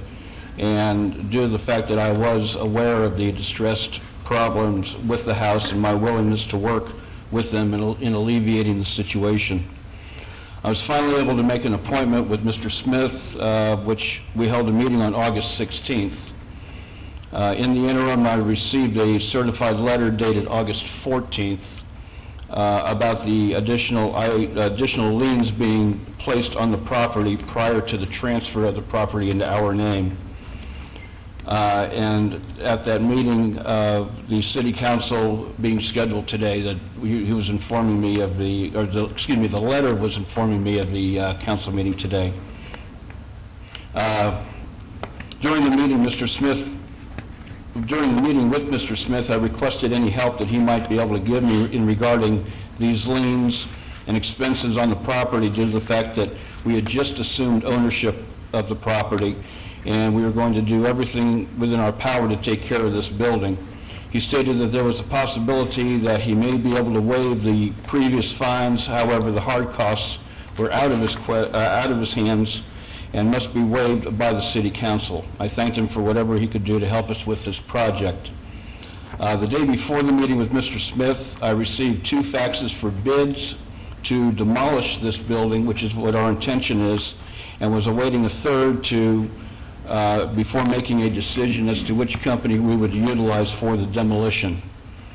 On August 21st, after receiving all the bids, we decided which company we would use for the demolition and gave the go-ahead to go ahead and start the process. Right now, we are in the permit stage for the demolition. The reason for my being here today is to let the City Council know that I am, in fact, doing everything that we can to take care of this eyesore as quickly as possible. Again, we just assumed ownership. I'm well aware of the fact that the boarded-up building is a pet peeve of Your Honor, and especially through my association with Joseph and Patty Buffano. Intentions with the property are to build a 6-plex since the parcel is zoned multifamily. I've already contacted the Las Vegas Housing Authority for an investor's package, and once the building has been completed, I'll be involving them with the filling of the units in addition to open residency. I don't know if there's anything that the City Council can do to help us with this project, especially in the financial end. Unfortunately, we're 1 block outside the designated redevelopment area, and so we won't receive any of the benefits that are associated with that. If there's anything that you can do to suggest for any available city grants or tax benefits, it would be greatly appreciated. All right, that's going beyond, unfortunately, what's agendized today. Yes, sir. If you call my office, I'm sure I'll set up an appointment for you with Mr. Adams or a business development office to see how we could assist you along that line. But right now, we have to stick with the report concerning the expenses to recover the costs. Right, sir. Okay. Councilor Wheatley, what's your pleasure? My motion is to follow staff's recommendation, please. Okay. But feel free to, as I say, call my office and I'll set up an appointment for you. Thank you, sir. Thank you. Let's vote, please. Opposed? Motion carries. Thank you. Item 91 is public hearing to consider the report of expenses to recover costs for abatement of nuisance located at 1201 Fremont Street. The property owner is Tian Fu Su et al., and this is in Ward 5. Again, Mayor and Council, Devin Smith, Manager of Neighborhood Response. I'm assuming that we're still having problems with the video, so I'm going to lay out some hard copies again of pictures. Okay. That's good. It gives us a good idea of it. The condition of the property was a public hazard and attractive nuisance. The Department of Neighborhood Services declared the property in violation and started legal notification. When no correction action was taken nor an appeal filed, the Department of Neighborhood Services hired CH Construction, LLC, to remove cans, bottles, litter, trash, debris, refuse, waste, and etc., all high dead, dry weed, grass, and vegetation exceeding 8 inches in height from the vacant lot and around the perimeter, and post no trespassing, no dumping signs on the site. To date, there have been 4 inspections conducted at this location. The value of the property based on the sale date of April 1986 was $519,750. Our recommendation is that the City Council approve the report of expenses in the amount of $1,265 in order that the above charges be filed against the property, consulting a special assessment and lien, authorized that the notice and lien and assessment be duly recorded at the county treasurer's. All right, thank you very much. Any questions of Mr. Smith? Is a representative of the property owner, Teen Fu Su, here? All right, it's a public hearing, folks, if anybody would like to be heard on this matter. Seeing none, I'm going to close the public hearing then. Councilman Weekly? Thank you very much, Your Honor, and thank you, Mr. Smith, very much. I'd like to follow his recommendation, please. Very good. Let's vote on that. Opposed, please. Motion carries. Thank you, Mr. Smith. Thank you, Mayor and Council. You have a wonderful afternoon. Thank you. Item 95 is on the consent agenda and is considered to be routine and is recommended for approval by the department. May I have a motion, please? Yes. Yes, Your Honor, no question or comments. I move to approve the consent calendar, item number 95. Very good. Let's vote. Opposed, please. Motion carries. Thank you. Item number 96 is DIR 15448. The applicant owner is the City of Las Vegas. To request to allow the operation of a 62-square-foot water feature at an existing cultural facility located at 400 South Las Vegas Boulevard. This is in Ward 3, and the staff recommends approval, subject to conditions. Good afternoon, Mayor and Council. Frank Trupiano, Department of Public Works. The redevelopment agency is in the final phase of the rehabilitation of the historic Fifth Street School. As part of this project, we're here today seeking approval of the reactivation of a 62-square-foot fountain located in the main courtyard. The school is surrounded by Las Vegas Boulevard, Clark, and 4th Street. The fountain is located right here on the east side of the gymnasium building in the center courtyard. This is a photograph of what the fountain and courtyard looks like today. The way this fountain is designed to work, the bottom basin right here fills up with about 770 gallons of water. A pump will circulate that water up into the upper pool up here, which fills up and then trickles over the edge down into the basin below. The mosaic tile that you see around the fountain is not original. I'm not sure if you can see, but there's a couple rows of blue and green tile on the bottom there. That is the original tile from 1936 that we also plan on restoring as part of this project. As required by the city, we're converting over 3,100 square feet of existing turf to mitigate the additional water usage. This is a 50-to-1 ratio of turf to fountain surface area. This is an artist's rendering of what the courtyard will look when the project is complete. The blue and green tile is now visible. The water shown trickling over the edge down into the lower basin there. The redevelopment agency is in agreement with staff conditions and recommendations, and we can answer any questions that you have at this time. Very good. And when do you think the project is going to be through? We hope to start construction in February. Okay. Plans will be submitted in November for the building department. Grand opening January 08. January 08, because the School of the Arts has asked me when they're going to be going in there with their little violin cases, and so I tell them January 08. That's correct. Okay, I'll be a man of my word. I hope so, sir. All right. I'm going to take this item with me when I go up and testify before the state engineer on the water issues this coming Monday up in Carson City, because it shows that we put our money where our mouth is. It was, I believe, Councilman Brown, really, who led the charge in order to have the exchange of turf to get water features back on in light of the drought. And I think this will be a very good exhibit that I'll be able to put into the record, showing that the city of Las Vegas is really doing our part. Are there any questions that anybody might have? Just one of the comments. Yes. Is this water coming out of Oscars River, or is it going back into Oscars River? Or? I don't think this has anything to do with my river, does it? No, sir. Okay, this is independent of my river. By the way, when I was driving downtown today, I saw there was a hole that's being dug on the 4th Street side, on the north side of the property. Did anybody notice that? There was a truck out there, and I hope that's the Liberty Bell that's going in, but I'm not sure. That's correct. That's correct. So the Liberty Bell project is in construction now. Okay, when's that going to be up? They have a 2-month cycle for construction. Okay. Very good, Mr. Van Gorp. Would you identify yourself for the record? Yes, sir. Steve Van Gorp, Redevelopment Manager, Las Vegas Redevelopment Agency. Okay, very good. Any question of the gentleman? All right, it's a public hearing, folks. Would anyone like to be heard on this? Seeing none, this is Councilman, let's see, Reeses. Yes. Your Honor, again, one of the conditions is for subsequent years in which the drought watch or drought alert is declared, an annual fee of $250 shall be paid, and also the applicant shall post a sign at the water feature to indicate an exemption has been received allowing its operation. Thank you.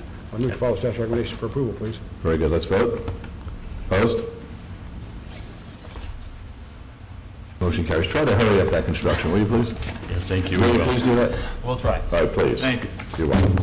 All right, 97 is 01-14680. It's going to be a public hearing. The applicant owner is Ranch House Road LLC. Request for a rezoning from C2 General Commercial to C1 Limited Commercial on 1.46 acres at 6,000 and 6050 Sky Point Drive. It's in Ward 6. The Planning Commission and staff both recommend approval, subject to conditions. It's a public hearing, which is now open. Yes, sir.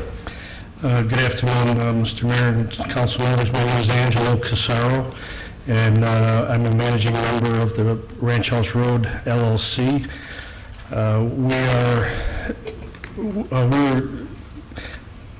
I'm okay with the staff recommendation for approval. I'd just like to have one thing clarified. In one of the conditions, it said that we needed to do a drainage study, and we had developed that property 6 years ago and had a drainage study, and I just wondered if that had been waived. And okay, that's a fair question. Staff? the property is already existing. We've been operating for 6 years. And while that is true, it was never mapped. And when you map a site, you introduce new property lines, and there may be water or drainage easements that need to cross those property lines. So what I would suggest, currently we don't have a condition on. Is your mic on? Well, it's supposed to be. Okay, the mics are really working. The trick is you have to speak into them. Okay? I'll give it a shot. No, because I've been very critical of these mics. I said they're about $100 million worth of taxpayer dollars, and they're not working. But I'm told it's because people don't speak into them.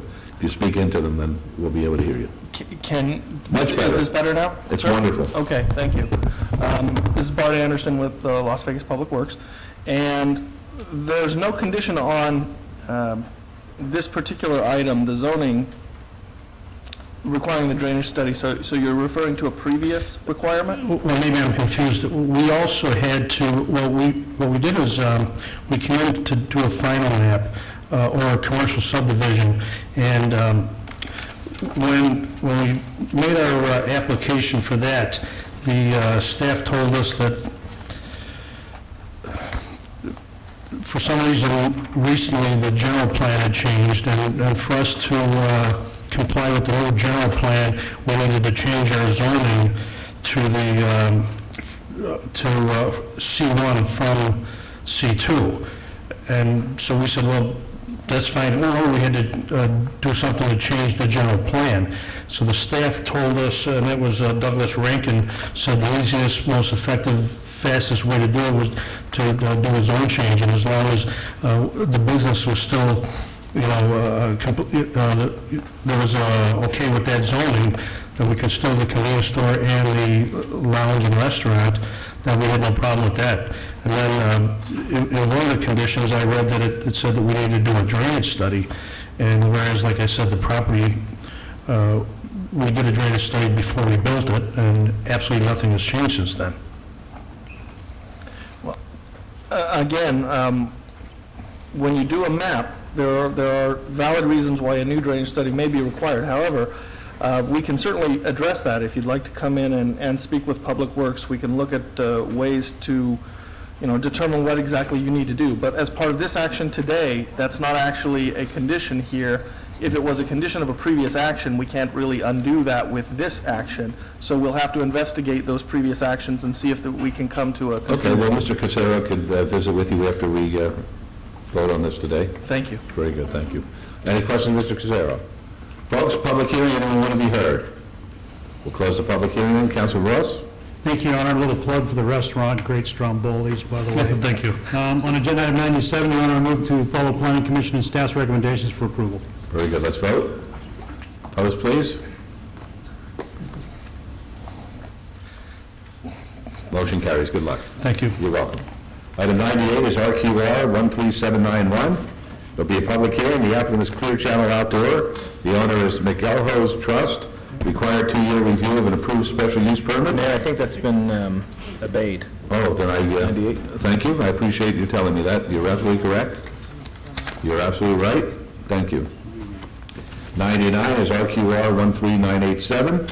Public hearing. The applicant is Lamar Outdoor Advertising. The owner, State of Nevada Transportation.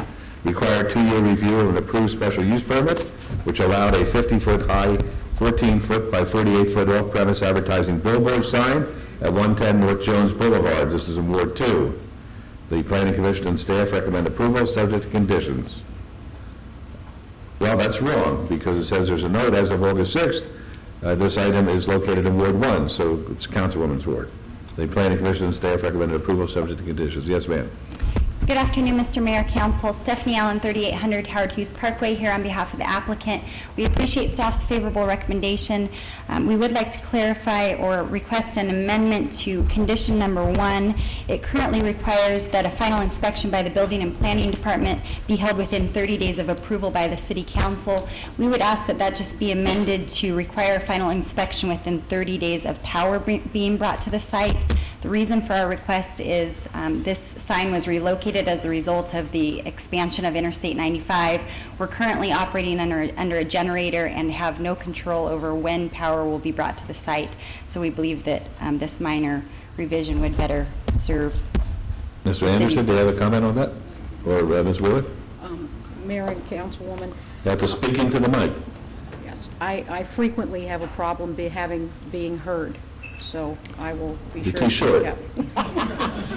That is a constant problem. Okay. In this case, sir, staff would recommend merely a 90-day time period in which to obtain the building permits. Our concern also is with regard to the whenever the power shows up, and there's really not a link for us with regard to Nevada Power. 90 days is, we have worked out a new procedure with the building department to ensure that these projects do get their permits, and it would be our recommendation to go with 90 days. All right. Mr. Mayor, Council, we appreciate the additional time. Our concern would only be that in 90 days, should power not be to that site, we'll have a condition that essentially we weren't able to comply with. Well, we know you're dealing in good faith here, so you'll just call up Ms. Wheeler and everything will be fine. Okay, that's fair. All right, folks, public hearing, would anyone want to be heard? All right, seeing none, we'll close the public hearing. Councilwoman? I just wanted to make sure, is that all right with you? Because I know we had worked this out, and we were concerned about how long it takes to get that power there. I know it is a concern for our client, as long as we have the assurance of the city that if something were to arise in 90 days. City's always reasonable. Exactly. So we have the total assurance of Margot Wheeler, right? If I may, the construction is separate from the power, and this condition is with regard to the building permits, and the building department has assured us that 90 days would be adequate. If I can just isn't this already built? It is. It's So, I mean, relocated. so power, I don't think would really have anything to do with it. I mean, I think that you could still get the building permit without the power. I think my understanding was we had to have power before we could have a final inspection. Okay. But, Okay. Maybe I'm wrong, but okay. All right, Councilwoman? I move to approve, All right, let's vote, please. Is that as amended? as amended. I All move right. to approve as amended and with full confidence in Margot Wheeler. Okay. Opposed, please? Motion carries. Thank Good- you. Good luck. All right, 101 is RQR 14371, public hearing. The applicant is Chad Harris, the owner is Mark Milford. Required 2-year review of an approved special use permit, which allowed a 40-foot sign, 14-foot by 48-foot off-premise advertising billboard sign at 1615 North Decatur Boulevard. This is in Ward 5. The Planning Commission staff both recommend approval, subject to conditions. The public hearing, which is now open. Yes, ma'am. Good afternoon, Sandra Montgomery, 2756 North Green Valley Parkway. On behalf of the applicant, we are asking for your approval. Thank you very much. Any questions? Folks, public hearing, anyone want to be heard? Seeing none, we'll close the public hearing. Councilman Weekly? Yes, Your Honor, move for approval with all conditions, please. Thank you. If I may, Mayor and Yes. Councilman, in this one Sorry, also, Barbara. we would recommend that that 30 days be changed to 90. As amended, please. All right, let's vote again. Post?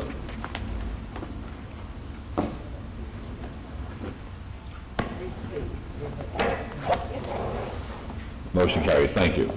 Good luck to you. What are we up to? I'm in the wrong book.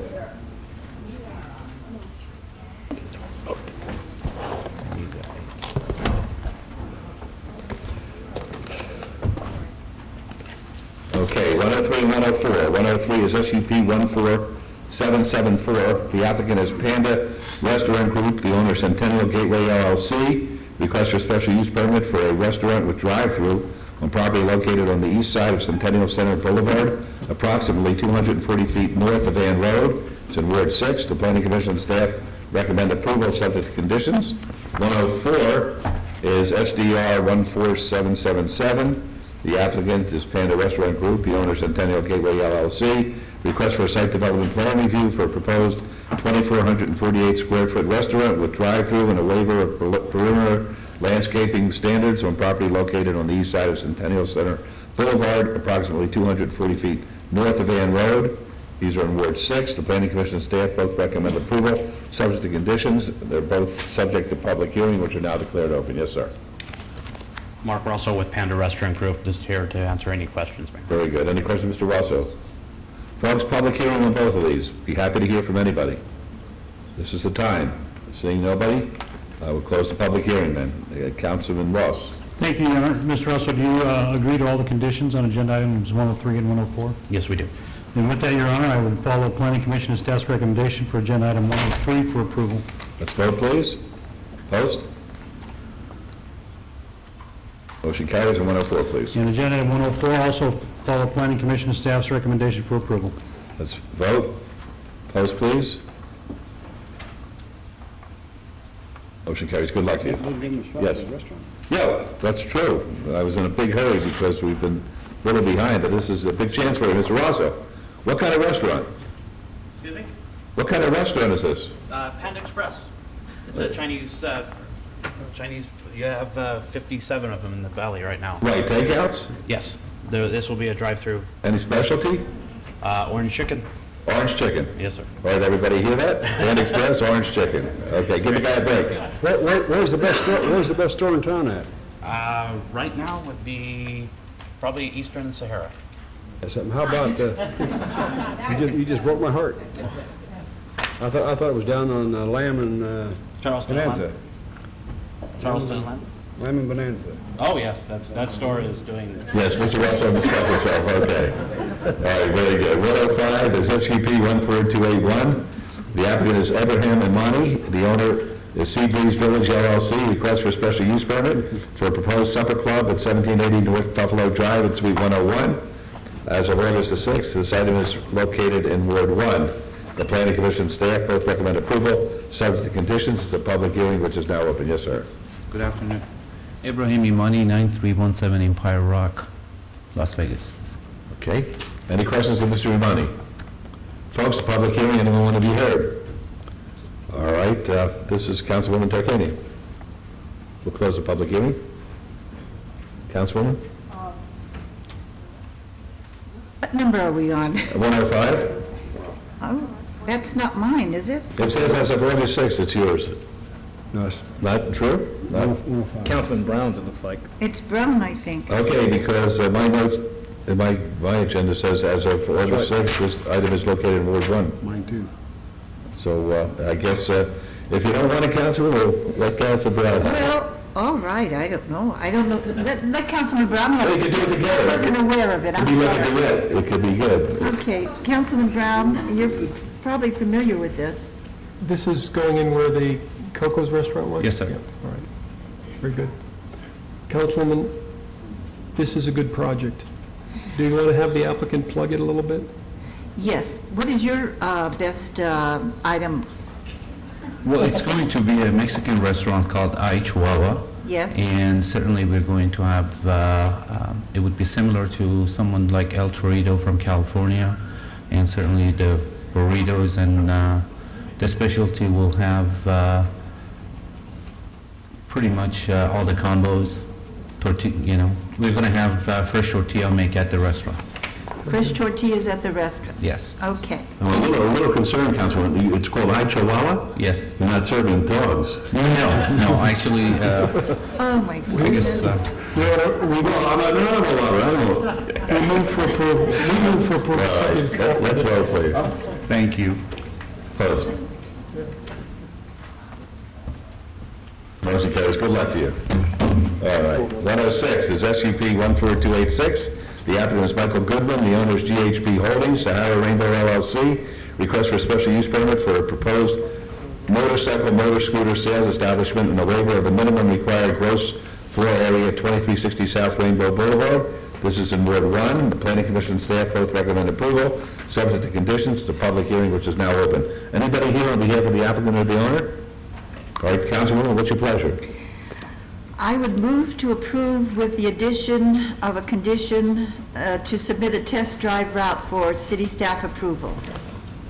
Okay, what we have to do, if we vote on this, the city staff will have to advise the applicant and then represent that, in fact, they agree to the added condition because they're not here. Would you like to maybe hold it until the applicant's available? What do you think? I think that's important to you, is it not, that they have such a... Well, it's All right. important that we have a test drive route that we can check because of numerous problems with that type of thing in the Right, ward. that's what I'm saying. So I think probably we can hold it. Okay. Let's obey it for 2 weeks then, and just do our best to get the applicant here, so they'll be able to make an agreement as to that test drive standard. Okay, there's a motion to obey for 2 weeks. Let's vote, please. Post. Motion carries. Thank you. 108? 109. 109? I don't know what I'm doing here. 109 is SUP 14721. The applicant owner is Restaurant Row LLC. Request for a special use permit for a proposed general business-related gaming establishment in conjunction with an existing supper club at 1991 North Rainbow Boulevard. This is located in Ward 5 now. Planning Commission and staff recommend approval, subject to conditions. It's a public hearing which is now open. Afternoon, Mayor, Councilman. Good afternoon. This is Jenica Yersik, Schreckberg Gnome, 300 South 4th Street, representing Restaurant Row. Here to answer any questions that you may have regarding the special use permit. Thank you. Any questions to the young lady? All right, folks, a public hearing, anyone want to be heard? Seeing none, we'll close the public hearing. Councilman Weekly. All right, Your Honor, I'll make a motion to follow Planning Commission and staff's recommendation for approval with all conditions. Councilman, if we can get the applicant to agree to those conditions on the record. Yes, we agree with conditions. Very good. The record will reflect that. Thank you. Let's vote, please. Post. Motion carries. Good luck. Thank you. You're welcome. Item 110 is VAC 14268. The applicant owner is Asian Development LLC, a petition to vacate U.S. government patent easements generally located west of Durango Drive, north of Deer Springs Way. This is in Ward 6. It's a public hearing, which is now declared open. Yes, sir. Good afternoon, Mayor, Council. Victor Rodriguez, 3111 South Valley View, representing the applicant. We concur with staff conditions and respectfully request your approval. Thank you. Any questions? Folks, a public hearing. Anyone like to be heard? We'll close the public hearing. Councilman Ross? Thank you, Your Honor. Move to approve subject to conditions. Thank you. Let's vote. Post. Motion carries. Good luck to you. Thank you. You're welcome. Item 111 is VAC 14292. It's going to be a public hearing. The applicant owner is WMC Roman numeral 3 Associates LLC et al. Petition to vacate a portion of Discovery Drive between Grand Central Parkway and I-15. This is in Ward 5. The Planning Commission staff recommend approval, subject to conditions of public hearing, which is now open. Yes, sir. Good afternoon, Robert Holgate, 495 South Grand Central Parkway. On behalf of the applicant, I'm here to answer any questions you may have. We conclude with the staff's recommendations. Very good, thank you. Any questions, Mr. Holgate? Folks, public hearing? Seeing nobody, we'll close the public hearing then, and Councilman Weekly, your call. Yes, Your Honor, I move to follow staff's recommendation for approval, please, with all conditions. Please vote. Opposed?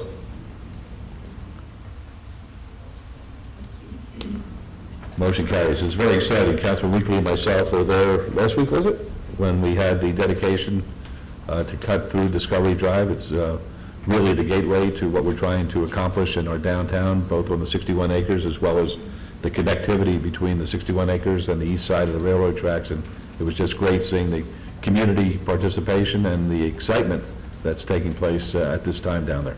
Definitely an excitement, Your Honor. We're looking forward to that dedication, the completion of that Discovery Drive. It will enhance that downtown section tremendously and the transportation in the area. Terrific. Thank you very much. Appreciate it. Item 112 is VAC 14766. The applicant owner is Centennial Rally Development LLC. Petition to vacate a portion of the public right-of-way at the intersection of Centennial Parkway and Riley Street. It's in Ward 6. Planning Commission staff recommend approval subject to conditions. It's a public hearing which is now declared open. Anybody here on behalf of Centennial Rally? Folks, are you here on that matter? Come on up, please. Please give us your name. Good afternoon, Your Honor. I'm Barbara Lawson. Yes, Ms. Lawson, make sure you're speaking to the speaker or else we lose you here. Yes. Who are you representing? Myself. Okay, are you associated with the Centennial Rally Development LLC? No. Is anybody here for them? It's a public hearing, and I would like the applicant owner to be able to address us if they're here. If not, this is a time for the public to speak, so be happy to hear from you. Okay, I own the western half Is your property here? of the property It's not on being the, vacated. it's not on the overhead. Unfortunately, the overhead is, It's just temporary, they're resetting. There we are. oh, okay, here we go. Yes, now we're in action. We're fine. Okay. I own the western half of that development, of that parcel, and I want to make sure that if it's vacated, that that half of the right-of-way is vacated to me, the present owner. All right, staff, I think that's the way it works, does it not? Yes, that is correct. Although it's the county assessor who will make that determination, that is the way it works. It goes down the middle of the street, half goes to the property on the west, and the other half goes to the property on the east. So you're in good shape. All right. I have a question. Sure. Is that the only way it could be done? I have no idea. I guess I don't understand the question. The question is, could Riley Development get vacation of half of that road, the dedication of the public use at this time? And I reserve the request to obtain the other half when I'm going to develop the property? If I may, Mayor, through you, staff would not support a partial vacation. We don't do that. We require the entire street to go away at the same time. So I can't think of a typical situation in which we would allow that or would endorse that, I should say. Okay. Okay. All right. Sir, did you want to be heard too? Okay, fine. Thank you good. very much. Thank you. Anybody else? All right, Councilman Ross, what's your pleasure? Thank you, Your Honor. Nor do I support a partial vacation of that either. So with that, on agenda item number 112, I move to follow Planning Commission staff's recommendation for approval. All right, let's vote. Opposed? Motion carries. Thank you. Item 113, you need to make a disclosure. Yes, I think we all do. Item 113 is RQR 13657, pardon me, 13675. This is a public hearing. The applicant is Lamar Outdoor. Owner is the Masonic Memorial Temple. Required 2-year review of an approved special use permit for a 55-foot, 14-foot by 48-foot off-premise advertising billboard sign at 2234 West Mesquite Avenue. This is in Ward 5. The Planning Commission and staff recommend approval, subject to conditions. It's a public hearing. I'll start off. Well, I'm first. No, you're not first. I'll start off. I have a request for opinion on abstentions and an opinion of the city attorney's office that I do abstain. I'm a member of the Masonic Lodge there, and therefore I would not be able to vote without some bias or prejudice. So I'm going to make this a matter of record. Madam Clerk, thank you. We're okay, the attorney's already given it. Thank you very much. I appreciate that, and let's hear the next abstention. Your Honor, if I could, I need to abstain. I asked the city attorney for opinion also. It's his written response that because of my association with Mr. Gary Gray, who has been my campaign manager and does a very good job in the past and also in the future, he feels like it would be a conflict, so I'm going to abstain for those conditions. I'd like to present this letter for her. Right, anybody else want to be heard? Councilor Brown? No. Councilor Ross? Thank you, Your Honor. Oh, I'm out of here, right. You're out of here. Your turn. Thank you, Are there any other abstentions? Thank you, Councilman Brown. Go, buddy. I also have a personal relationship with Mr. Gray and consider him to be a good friend of mine, and he is also runs my campaigns for me also, so I'll have to abstain. And here's my letter. Councilman Wolfson? Mayor Brown, thank you very much. I am the Mayor Pro Tem Tim. No, Mayor Pro Tem Tim. I also asked for an opinion from the city attorney's office, and I have this, and I'd like it to be filed with the clerk, based upon the fact that Gary Gray is a friend of mine. He was my city council election campaign manager, as well as my wife Jackie Glass's campaign manager, and he did a pretty good job for both of us. So based upon that relationship, I feel I need to abstain. Madam Clerk, you have that letter also? Yes, sir, I do. Very good. So what does that mean? Tim, in accordance with NRS provisions, the board is now reduced to 3. You, Councilman Weekly, and Councilwoman Tarkanian are the ones eligible to vote on this item. In order for it to pass, you'd need a majority of 3 to pass on this item. Very good. Mr. Gray? Councilman 2 out of Brown, 3, I'm sorry. remaining members of the council. I'm Gary Gray, 706 Bracken Avenue, appearing here today on behalf of the applicant, Lamar Advertising. We're in support of the conditions and requirements as set forth by staff, and would appreciate your approval. Yes, sir. I am Ovid Moore, representative of the Masonic Memorial Temple. Very good. This is a public hearing. Is there anyone wishing to speak on the item?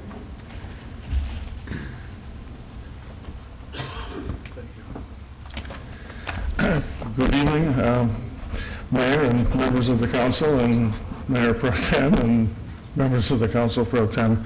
Daniel Deegan, 1801 Granite Avenue, speaking on behalf of Rancho Manor Neighborhood Association.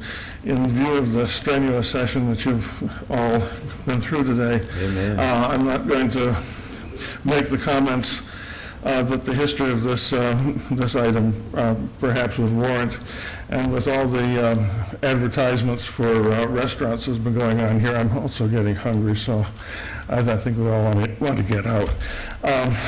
Unfortunately, this item has caused a lot of dissension within the neighborhood, where we should have had a cooperative and positive relationship with the Masonic Memorial Temple. The neighborhood has had the reverse for a number of reasons.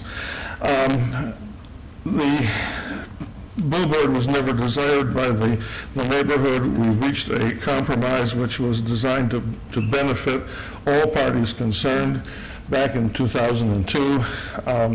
The billboard company kept up, we think rather slowly, but they kept up with the requirements that were placed on them.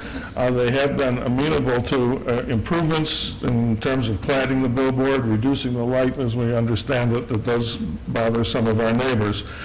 However, I would like to submit for the record a statement and including a piece of prose from Mr. Gray himself in 2001, which indicates that the neighborhood never would have accepted this billboard without an agreement on the zoning and future use development of this area. And essentially it meant that the western side towards Rancho Drive, away from the subdivision, we would reduce or not object to development for commercial purposes, leasing office space and so forth. The portion of their property immediately adjacent to the subdivision, we asked it to remain as it was designated at the time, a public facility or civic designation, in other words, for their own use as a lodge and not for commercial activities. We found in the meantime that the Masonic Temple does no longer acknowledges this agreement and does not wish to maintain it without any consultation with us, which is a disappointment to us. Therefore, I'd like to leave with the city clerk statement, which represents the opinions of the Neighborhood Association. I thank the city clerk, and for any members of the council who would wish to see what our position is on it. In the meantime, we are living with the billboard and have no objection to the extension for another 2 years. We just wish that all parts of the agreement could be adhered to. We thank you for your time, and may I express my admiration for all members of the council for their yeoman work on behalf of the city this morning and the hours and consideration that you put in on our behalf. Thank you very much. Thank you, Mr. Deegan. Anyone else wishing to speak? Seeing no one, will close the public hearing. Councilman Weekly. Thank you very much, Councilman Brown. Thank you. And thank you, Mr. Deegan, for your comments. I'd like to also thank all the residents from Rancho Manor, as well as staff from Public Works, Planning and Development, NDOT, and all those that came out. We did have a really good neighborhood meeting where, there are some concerns between the Masonic Temple and the neighborhood, but I think we're slowly working towards trying to help mend that relationship back, and it's just going to take several more meetings. But I think as a result of our conversations with NDOT, we were given a specific date on when this hopefully Planet Berm will be completed to help appease the neighborhood. But with that, I think some of the other conditions we spoke about with Attorney Scott here as it relates to the traffic calming device, that has been completed and has been honored as one of the main agreements here on approving this particular project here. So with that, Mr. Gray, I think we talked about also too, if you can put on the record just for those who are viewing in the audience here today, I guess, I don't know what we call it, the light shade on the east side of the billboard there for the residents to the east of this billboard. Yes, there's a device which is called a light restrictor shield. We had the company who's doing the engineering on that write a letter to us that we received today apologizing for not already having those plans to us. The shield is actually constructed and in Phoenix, Arizona. As soon as we get the engineering, which is promised to us by next week, we're immediately taking that down to your planning department, getting a permit for that, and it should be installed. It will be installed by the end of this month. And I think that's something, Ms. Wheeler, that we can clear and approve through staff and not have that come back before us, correct? Okay, and do we have a timeline on that? Because I think that was something else we determined that evening in our neighborhood meeting, is that we now want to make sure that we put specific timelines on any conditions that we have now, because that's what our problem was in the past. We talked about a lot of things that needed to be done in the area, but we didn't put specific timelines on it. Certainly, and I discussed that with the applicant today, stating that we should have already had that in. He's as frustrated as I am, and as you know, we can't construct that without engineering being approved by the city. The piece itself is constructed and ready to go, ready to mount on there. We are promised in this letter that we will have the drawings, quote, sometime during the week of September 11th. Now, we're quite willing to put up a performance bond on that if that would cause everybody to be a little more relaxed about I that. think that they, at this point, based on what we had gotten from the meeting, and I don't mean to belabor this too much longer, but the neighborhood just really needs some positive guarantees that things are going to happen, and I think that's where the relationship has been severed between the Masonic Temple and the neighborhood, and we're trying to, work diligently through my office to try and mend this relationship back, because at one point they did have a good relationship. Councilman, I could say the end of this month, I could say within 30 days of council approval, your choice. Margot, what do you think we ought to do? If I may. Sure. On that matter, that would be a condition change to number 8 that indicates that the glare from the sign shall be mitigated subject to approval of the Planning and Development Department. And the language I would suggest is that the plan to mitigate the light shall be submitted within 30 days and implemented within 90 days. And I think that's a reasonable amount of time to ensure that they get all the necessary permits. Okay. I think we'll go with that then. Is that something you would agree to? Certainly. Okay. And, All right. and Yes, also, ma'am. sir, change to condition number 3 also to indicate that the construction of the minimum 30-foot wide bermed landscape planter along the east property line shall be done within 90 days of city council action. Even though we have a date that was given to the neighborhood by NDOT. This is on the east property line. Right, and that's where And the date was given. Then the plans are in for that, and I believe that the applicant had indicated that that would be able to be completed within the 90 days. Within the 90 days. Okay, okay, that's fine. Okay, that'll be fine. Anything else? All right, and everything, you all agree to that, those conditions? Okay, Your Honor, and with that, I'd like to make a motion for approval with all conditions as amended, please. Heard the motion, please cast your votes. Post. And Mr. Mayor, I just wanted to have on the record too, and for Councilman Weekly, that the 2 neighborhood associations directly across on Rancho are very supportive of the Rancho Manors concerns in this area. Thank you. Very good, thank you. That motion carries, by the way, Your Honor. Thank you. Motion carries. I'm advised by the Mayor Pro Tem. Items 114 and 115. 114 is MOD 14272. The applicant is Massage Envy, the owner Montecito Marketplace LLC. Request for a major modification of the Montecito Town Center land use and design standards to allow a massage establishment as a permitted use in the Montecito Town Center mixed-use commercial special land use delegation with designation with approval of a special use permit. It's in Ward 6. Planning Commission and staff recommend approval subject to conditions. 115 is SUP 14276. The same applicant, the same owner, requests for special use permit for a proposed therapeutic massage establishment at 7140 North Durango Drive, suite number 110. This is in Ward 6. The Planning Commission and staff recommend approval subject to conditions of both public hearings, which are now open. Before we start, Mr. Would you identify yourself for the record? Bob Genzer, Genzer Consulting, Las Vegas, Nevada, on behalf of Montecito Marketplace. Don't worry about it. I can't wait for this one. Does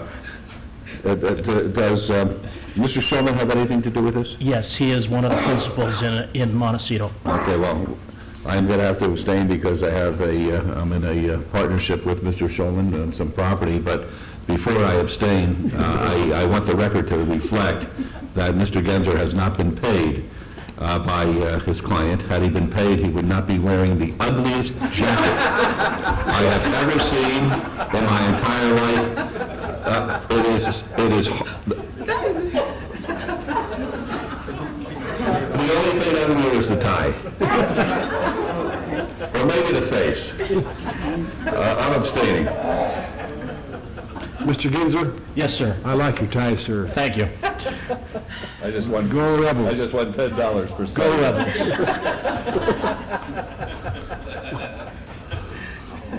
The applicant's present. Mr. Genzer, please. If I may, Your Honor, Mayor Pro Tem, I'd also like to ask the representatives from Massage Envy to identify themselves. Francesca Hammonds. Steve Cook, the regional developer for Massage Envy in Arizona and Las Vegas. We thank staff for their work on these two items. We accept the conditions that were forwarded to you from the Planning Commission. I have put one item on your overhead for your viewing.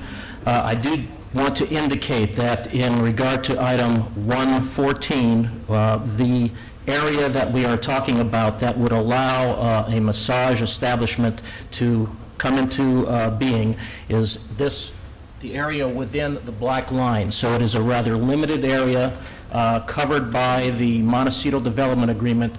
This does not pertain to all of the Centennial Hills northwest sector area of the city of Las Vegas. And the only other thing I wanted to indicate is on item 115 on your agenda, it does indicate Suite 110. It's actually Suites 130 and 140, which are in the same building.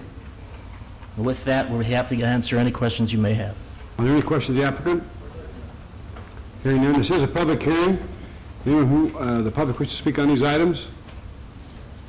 Seeing no one, we'll close the public hearing. Councilman Ross, what is your pleasure, please? Thank you, Mayor Pro Tem. Mr. Ginzer, I like your jacket. I think it's a great color.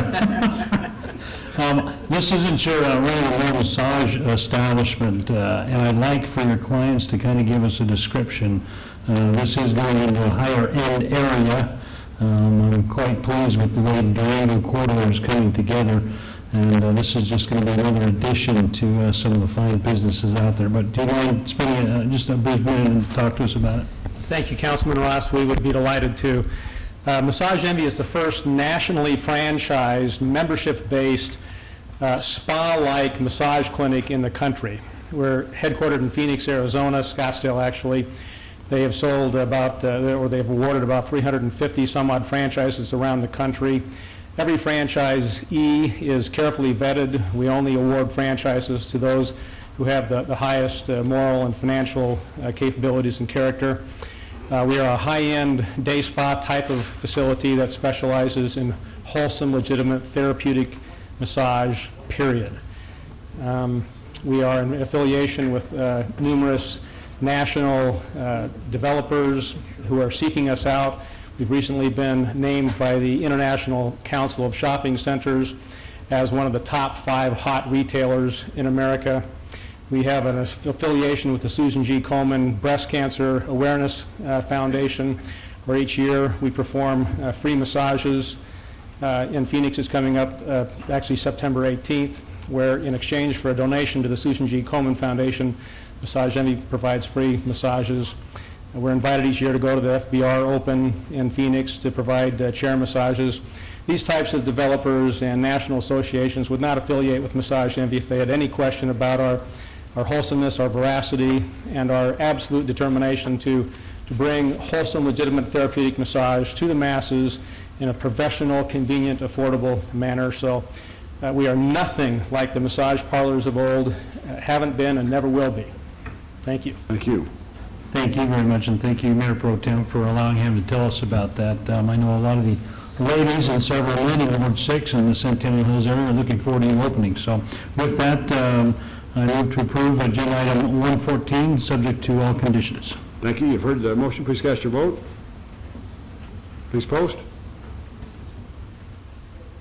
Motion carries. On item 115, please. And Mr. Ginzer has already agreed to all the conditions on agenda item 115. Also move for approval of agenda item 115, subject to conditions. If I may, Mayor Pro Tem, on that one, I would like to add that the approval is for Suites 130 and 140, so that we don't have a future problem. Thank you, Director. And as amended. With that correction and amendment, please cast your vote. Please post. Motion carries. Thank you. Thank you very much.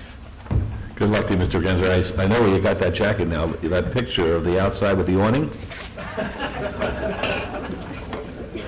If you look at the picture closely, Mr. Genzer, you'll see that your jacket is a remnant of that awning. It's always a pleasure, sir. Items 116, 117, and 118. 116 is GPA 13920. The applicant owner is Aurora Lublin. Request to amend a portion of the southeast sector plan of the master plan from R rural density residential office on .44 acres at 4363 Mountain View Boulevard. This is in Ward 1. The Planning Commission staff recommend denial. 117 is ZON 13922.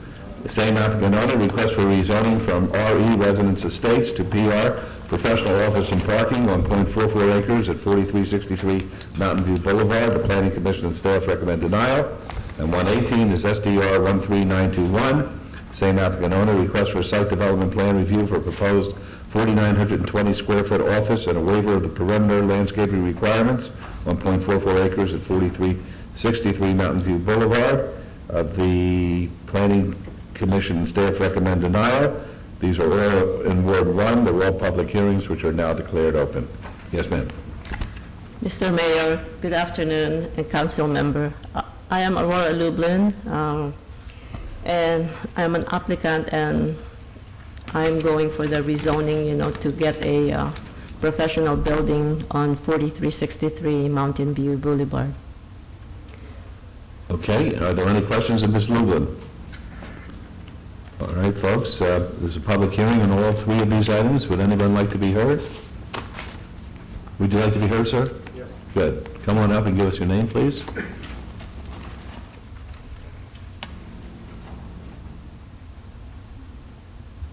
Just speak into the mic and then we won't have a problem. I'm Pat Long, and I live at 4021 Mountain View Boulevard. I'm the president of the Artesian Heights Neighborhood Association. And we're here again to ask the council to honor the rural estate's boundary, and this intrusion is not what we would want to see. And so again, this time I'd like to give you a little bit of background as to our neighborhood.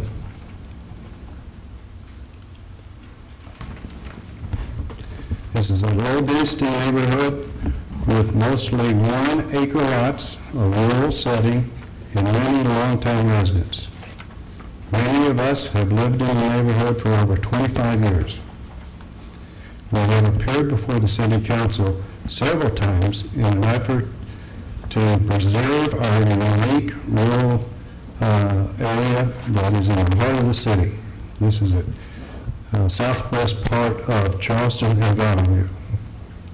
For many years, no one was willing to sell these lots. Recently, several lots have been sold, and 2 new homes have been built. As this process continues, these acre lots will be filled with large homes in a neighborhood that will grow with more charm and beauty than we have now. The petitions you have in your backup material have many comments that reflect very strong feelings about the proposed non-residential intrusion into the neighborhood. We have and will continue to oppose any effort to change this unique neighborhood. We'd like to thank you all for your previous support to preserve this neighborhood and ask that you deny this zoning request. Thank you very much. Thank you. Any questions, Mr. Ball? Okay, anybody else like to be heard, folks? Yes, ma'am.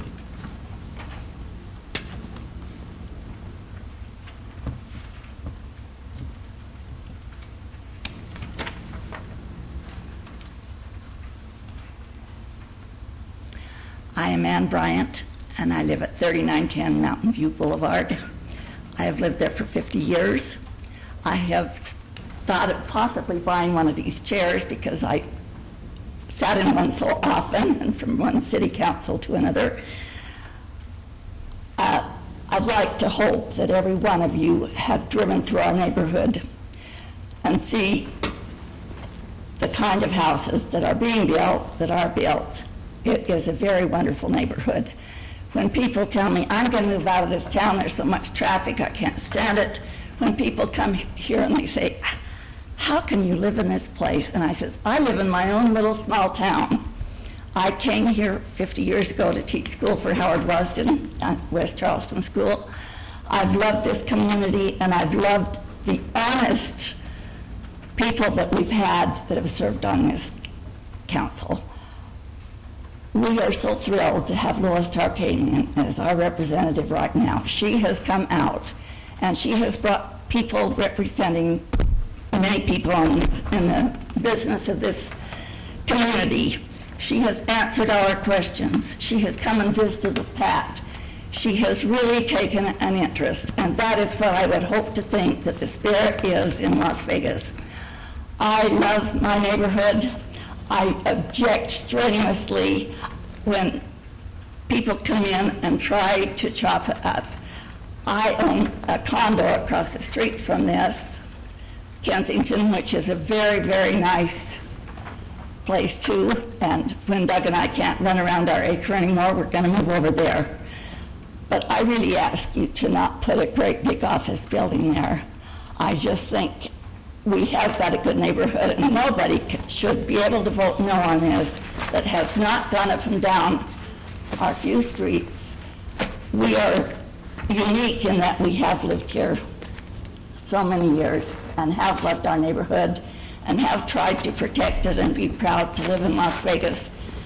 And I just hope that you've considered this seriously, that you will help us to keep our neighborhood from people wanting to encroach with more and more residential. I was thrilled when they passed the law that you couldn't go from RE residential to 3 or 4 things down. But somebody just tells me that people just ignore it anyway, that I shouldn't bring it up. But I hope that you do keep the laws and agreements we have had, and that we can feel very proud being a part of this city, and that it will continue to be the beautiful city that it is. We right now live in the center of town, or at least that was what it was 1 or 2 months ago. They said Decatur and Charleston was the center of this town. And when I came here, Oki was a little tiny muddy road where people hurried to get to Titanium when they lived anywhere in our area. So anyway, I do love it. I know you love it, and I hope that you'll all do the right thing to help us protect our lovely homes and our neighborhood. Thank you very much. Would anybody else like to be heard at this time? All right, seeing none, we'll close the public hearing. Councilwoman Tarkanian? This is a unique neighborhood. It's part of the Rural Preservation Overlay District. And so I had some concern when we met, and at that time, I asked you about having a meeting with the neighbors, and you had said that you would be speaking with them individually. And I wondered if you were able to do that, and if you had any neighbors in support. I only did one because my mother is very sick right now. She has cancer, so I could not do it. We have the 35 who were in opposition to your request, and I have changed my opening, from Mountain View to Arville.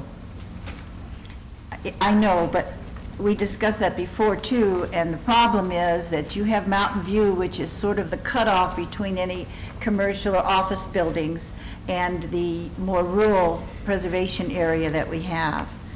And I feel strongly that in a situation like this, that I would go along with the recommendation and move that we follow the recommendation of staff and of the Planning Commission to deny this, because at this time, it is not appropriate for that area.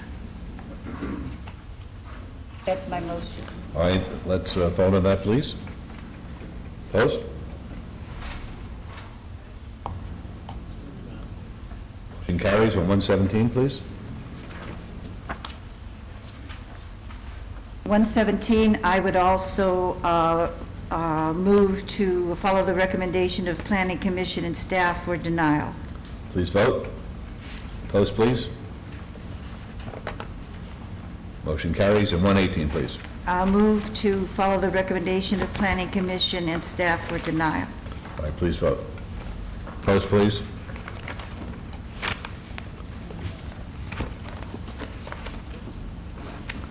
Motion carries. Thank you.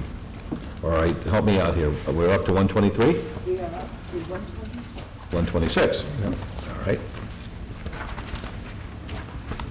And that's another vote.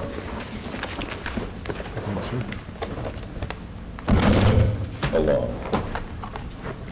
I think my other book.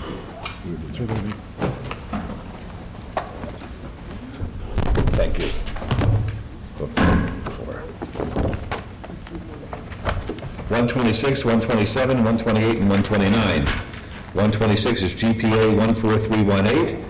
Applicant owner is Centex Homes. Request to amend a portion of the southwest sector plan of the master plan from PF Public Facilities to H High Density Residential on 4.43 acres adjacent to the west side of Rock Springs Drive, approximately 300 feet south of Lake Mead Boulevard. This is in Ward 1. The staff recommends denial. The Planning Commission recommends approval. 127 is ZON 14321. Same applicant owner, request for rezoning from U undeveloped to PF Public Facilities Master Plan designation to R4 High Density Residential on 4.43 acres adjacent to the west side of Rock Springs Drive, approximately 300 feet south of Lake Mead Boulevard. The staff recommends denial. The Planning Commission recommends approval, subject to conditions. 128 is VAR 14322. Same applicant owner, request for variance to allow 3 stories where 2 stories or 35 feet is the maximum height allowed in conjunction with the proposed 92-unit residential condominium development on 4.43 acres adjacent to the west side of Rock Springs Drive, approximately 300 feet south of Lake Mead Boulevard. Staff recommends denial. The Planning Commission recommends approval, subject to conditions. And 129 is SDR 14323. Same applicant owner, request for site development plan review for a proposed 3-story, 92-unit residential condominium development on 4.43 acres adjacent to the west side of Rock Springs Drive, approximately 300 feet south of Lake Mead Boulevard. These are all in Ward 1, as I indicate. The staff recommends denial. The Planning Commission recommends approval, subject to conditions. They're all public hearings, which are now declared open. Yes, ma'am. Good afternoon, Mr. Mayor, Council. Stephanie Allen, 3800 Howard Hughes Parkway, here on behalf of the applicant.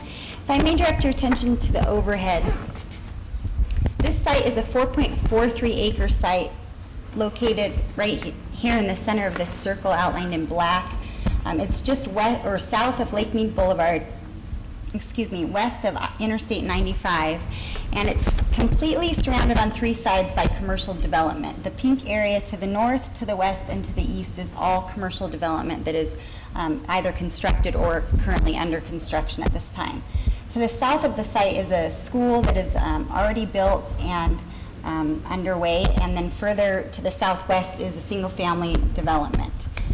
This site is an infill site that the applicant has come forward with an application for a higher density development on. And we believe it'll provide an appropriate and compatible transition between the commercial on 3 sides of this site and the school district and the residential to the southwest.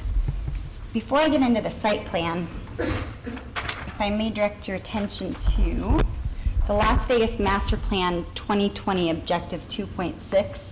This objective encourages quality infill development in established areas of town, and that is exactly what this Lake Mead and Interstate 95 section is an established area of town where there's a 4.4 acre site of land that is appropriate for an infill residential development.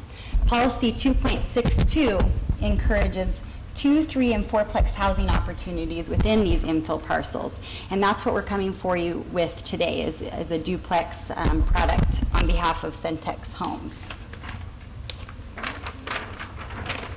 If we could zoom out just a little bit. Centex is proposing 92 units on this site, and we've got a mixture of 4, 6, and 8 plexes throughout the site. As you can tell by the green areas, there's ample open space and green space for this higher density development.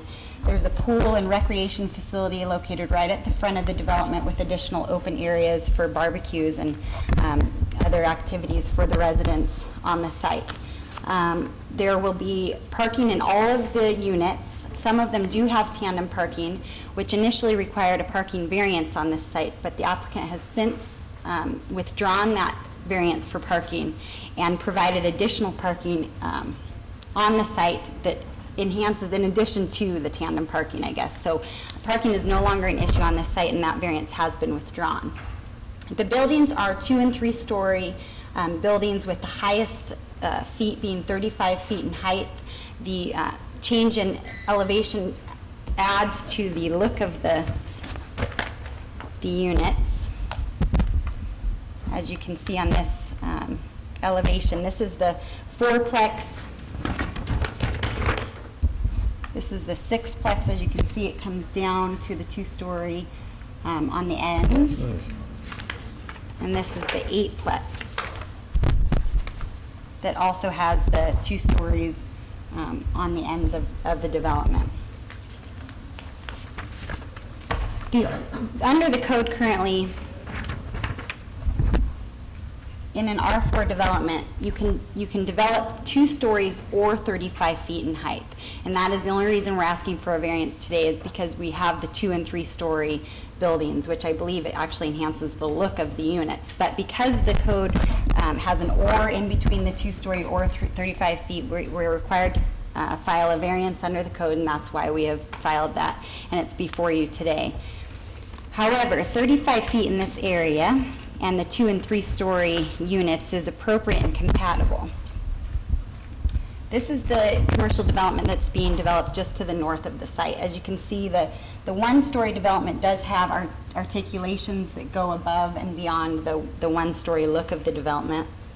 Just behind that, you can see there's a couple 4 or 5 story buildings. This is directly to the northwest of the site, so there are some higher heights in the area.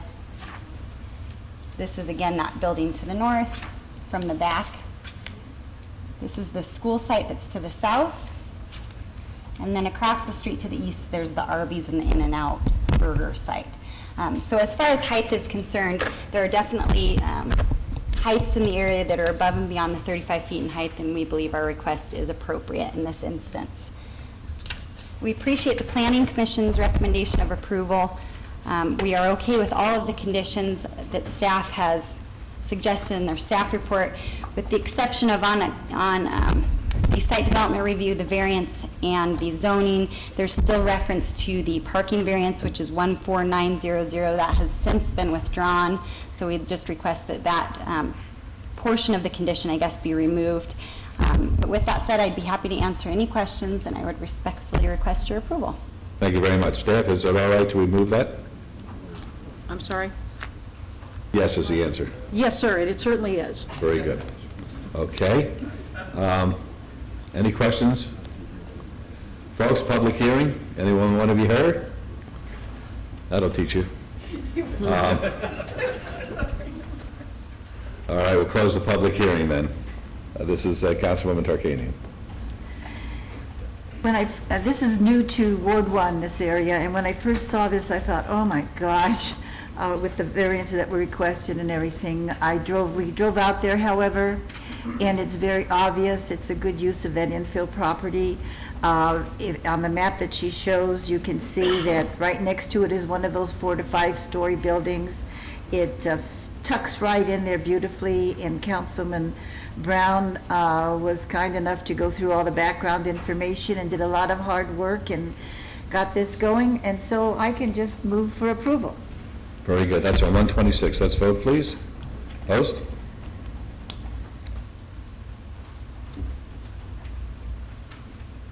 Motion carries. 127, please. Move for approval. Please vote. Post.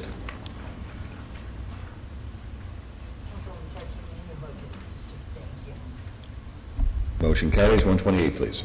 Move for approval. Please vote. Post, please.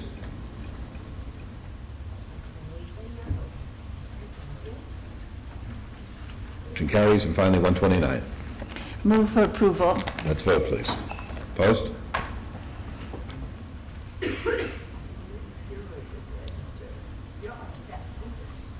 Motion carries. Thank you very much. Thank you very much. Good luck to you. Thanks. 130, 131, and 132. 130 is GPA 14331. The applicant is Darlene Moore, the owner Michael E. Watson.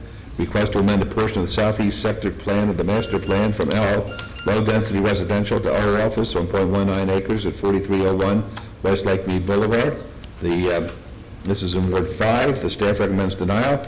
Planning Commission failed to obtain a supermajority, which is tantamount to the denial. It's going to be a public hearing. 131 is 01-14340. Same applicant, same owner, request for rezoning from R3, medium-density residential, to PR, professional office and parking, on .19 acre at 4301 West Lake Mead Boulevard. The staff recommends denial. The planning commission recommends approval, subject to conditions. And 132 is SDR 14346, same applicant, same owner, request for site development plan review for the proposed conversion of a 1,418 square foot residence to an office and a waiver of the perimeter landscape buffer requirements on .19 acres at 4301 West Lake Mead Boulevard. The staff recommends denial. The planning commission recommends approval, subject to conditions. This is a public hearing on all three of these items, which is now declared open. Yes, sir. My name is Spencer Judd. I live at 9420 Mountain Air Avenue. I'm here on behalf of Darlene Moore. All right, be happy to hear from Mr. Judd. This property, I have a little map here. The property is located right here on Lake Mead Boulevard.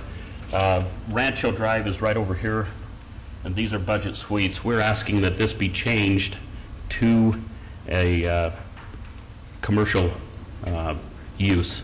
The use has changed over the years. Traffic is pretty heavy here.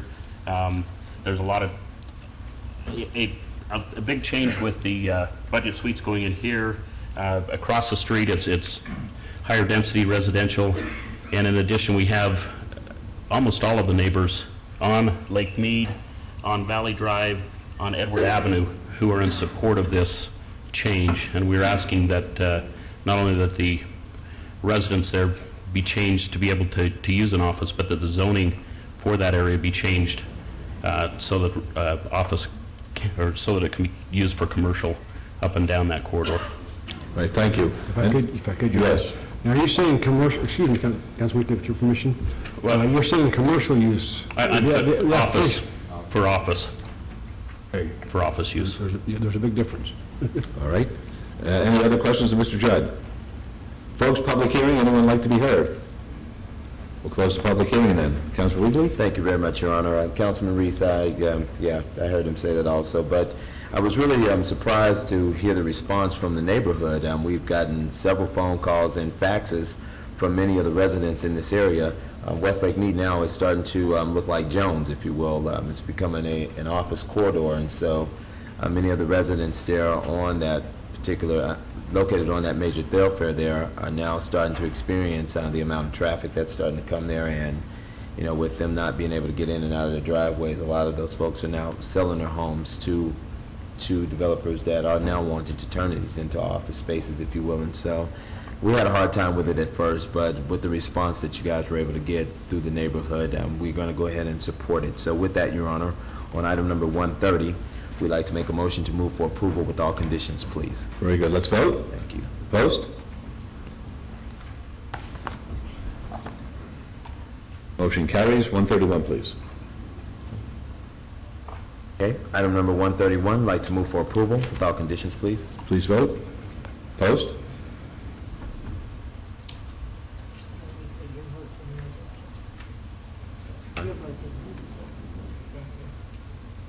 Motion carries. On 132, please. And on 132, Your Honor, move for approval with all conditions, please. Please Thank you. vote. Opposed? Motion carries. Good luck to you. Thank you. You're welcome. 133, 134, 135, and 136. 133 is GPA 14354. The applicant is Development Funding Group. The owner, Cohen 1969 Trust. Philip Joseph Cohen, trustee, request to amend a portion of the Southwest Sector Plan of the Master Plan from SC Service Commercial to M Medium Density Residential on 7.1 acres at 3132 North Jones Boulevard. This is in Ward 5. The Planning Commission and staff recommend denial. 134 is ZON 14356. Same applicant, same owner, request for rezoning from U undeveloped SC Service Commercial Master Plan designation under resolution of intent to C1 Limited Commercial to R PD 25 Residential Plan Development 25 acres per acre on 25 units per acre on 7.1 acres at 3132 North Jones Boulevard. Planning Commission and staff recommend denial. 135 is VAR 14880, same applicant owner, request for a variance to allow 1.44 acres of open space, where 2.66 acres of open space is required on 7.1 acres at 3132 North Jones Boulevard. The Planning Commission and staff recommend denial. And finally, 136 is SDR 14352, the same applicant owner. Request for site development plan review for proposed 161-unit condominium development of 7.18 acres at 3132 North Jones Boulevard. The Planning Commission staff recommend denial. This is in Ward 5. They're all public hearings, which I now declare open. And before I abstain once again, because I have a property interest with Mr. Brown, who's one of the representatives of the applicant here, I really am beginning to question whether or not these abstentions are appropriate. And I'm going to ask you, Mr. Scott, whether or not we should seek an opinion from the Ethics Commission. I just don't see why I can't vote on things. I own a piece of property with Mr. Brown. I have nothing at all to do with this particular item. He's acting in a representative capacity. I'm sure, knowing Mr. Brown, he's getting paid. But I really have, I really don't have any vested interest in this. And I could vote my conscience on this. I have no problem with it. I guess the problem becomes, since you do have a partnership interest with Mr. Brown, and I'm not sure what Mr. Brown's monetary relationship is with the client he's representing, if you somehow vote on this item and his compensation is based upon... No, and I appreciate that. And he may make a lot of money from this, but I'm saying this, my partnership interest with him is really irrelevant to anything that I would be doing as the mayor and considering this and voting on it. It really is irrelevant. And I know that the state law talks about whether or not your independence of judgment is somehow compromised, and in certain situations, depending on the relationship that you do have, your friends and your business partners, the Ethics Commission could see it as being where you want to help out your business partner to be successful. All right. Mr. Brown, would you buy my interest from me so I can vote on these from now on? Please.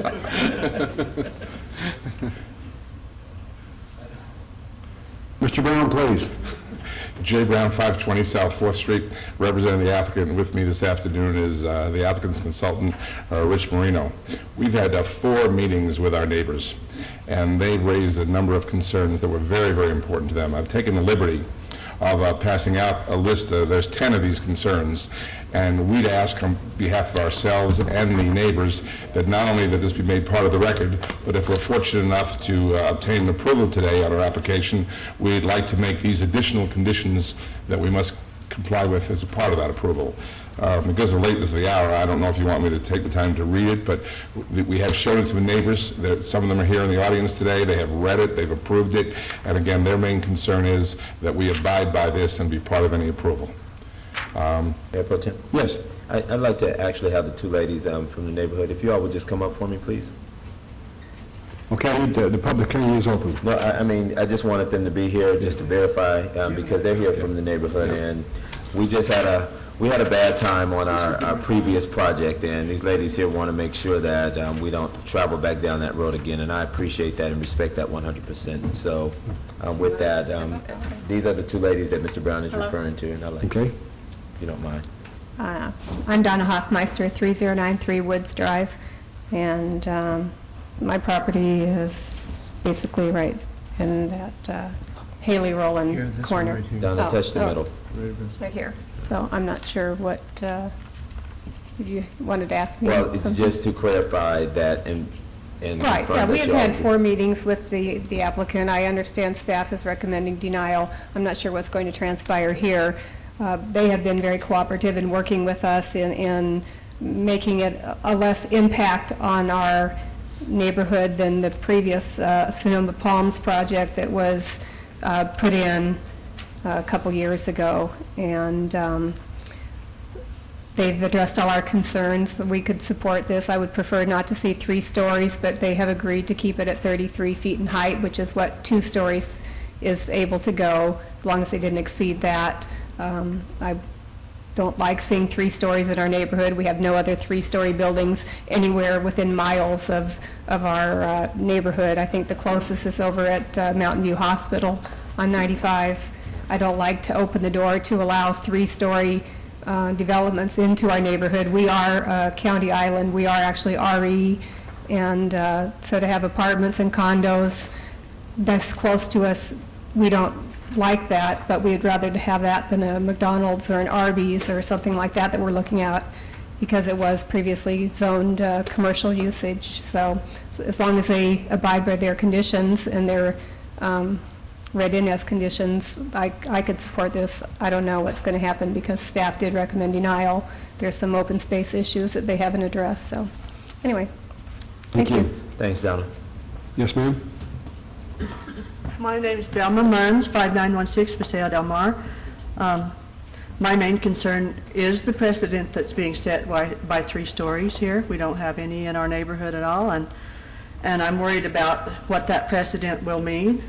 We're talking about possibility of Michael Way and Cheyenne, those apartments over there. Do we just tear those down? And with the assumption that now we've gone into the 3-story venue here, can we just go ahead and tear these apartments down and expect to have 3-story over there? And what about Madre Mesa and Jones? There's a bare lot there. Can we just put something, well, let's go 5, maybe they'll go along with that. The Walgreens, between Walgreens and the houses there on Heather Mist, there's some open space there. Certainly they would expect to be allowed to have 3-story venue there when they decide that they're going to sell and build.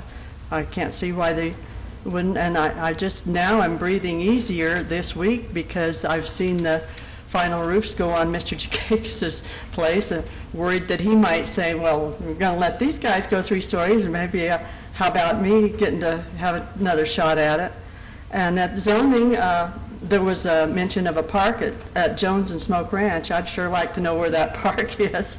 If they mean the one that's west of Brindley there, I would hardly consider that a park, and I can't remember ever hearing anybody in my neighborhood for sure say, let's gather up the kids and go to the playground equipment down there at that park. What other park are we talking about? The one on Maverick, where there's a little jogging park? That's a nice little place, but if that's our neighborhood park, we're in sorry shape for parks, folks.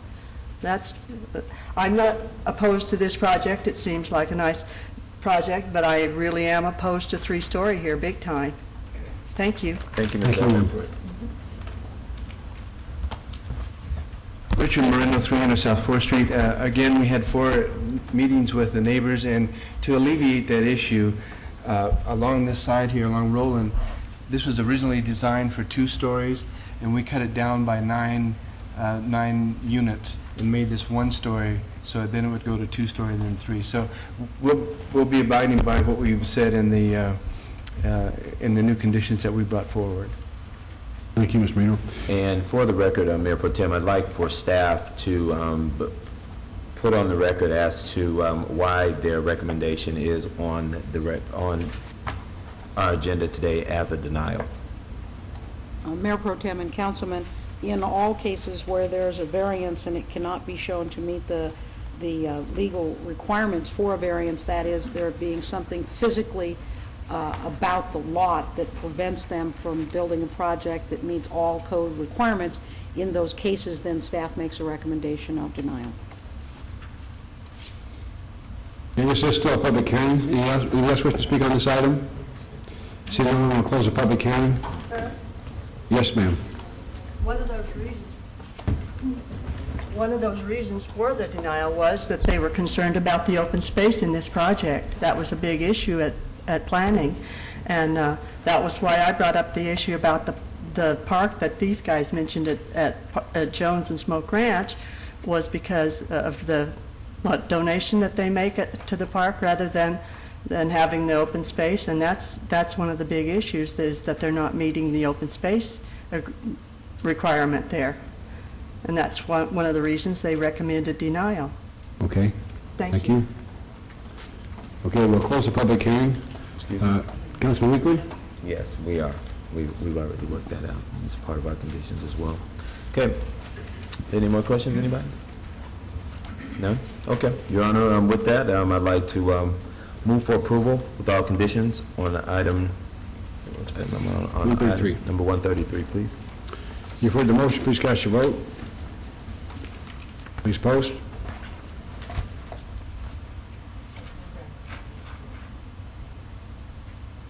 Motion carries. 134, move for approval with all conditions, please. If I may, Your As Honor. amended, and some... Just a moment, please. This BART Public Works. The conditions, the additional conditions that the applicant passed out have some potential impact on the conditions that we have for this item. So if the councilman wanted to incorporate those conditions, we'd have to modify the conditions on this item. So at your direction, the condition in particular is they would like relief from constructing streetlights and sidewalks along Roland on the east side of their site. The condition number 6 currently requires that they construct all incomplete half-street improvements, which would include streetlight and sidewalks. Yeah, I think that was one of the amended conditions that we discussed with the neighborhood, and we all came to an agreement on that. So, So at your direction, we'd need to modify condition number 6 to allow the deferral of streetlights and sidewalks, the inclusion of, what do they call it? Decomposed granite meandering walkway, and then they need to get an encroachment agreement and landscape all unimproved rights-of-way that would normally be sidewalk. yes, that is something we've all agreed to. Fair enough, then I would make those changes to condition number 6 to allow the deferral, to allow the substitution, or I shouldn't say substitution, the current construction of the decomposed granite, and then new conditions for an encroachment agreement and landscape and maintain all unimproved right-of-way. Okay, that's an agreement that we came up with the neighborhood. You know, my only concern with that is we make conditions like this, and then years down the line, we have residents that come back with the difference of opinion that they want the lights and then they want the sidewalks. But this is something that was worked out and agreed upon with the applicant in the neighborhood, and we're fine with that. Very good, sir. Okay, with the amended conditions, you heard the motion on item 134. Please cast your vote. Please post. Motion carries. And item 135, please. Yes, Your Honor. Do we have any questions from Margot? Anything, Bart? We're good? No? With that, we'd like to move for approval with all conditions, please, and agreed upon by the applicant. You've heard the motion. Please cast your vote. Please post. And on item 136, please. Move for approval with all conditions, please. If I may. As agreed upon by the applicant and a comment from Public Planning and Development. On 136, some changes. One would be to condition number 3, showing the date of the site plan as July 27th, '06. The deletion of conditions 6 and 7, because we'll go with the site plan with regard to setbacks. And then added conditions that the easternmost units shall be single-story and a maximum height of 21 feet. The maximum height of all other buildings shall be 35 feet.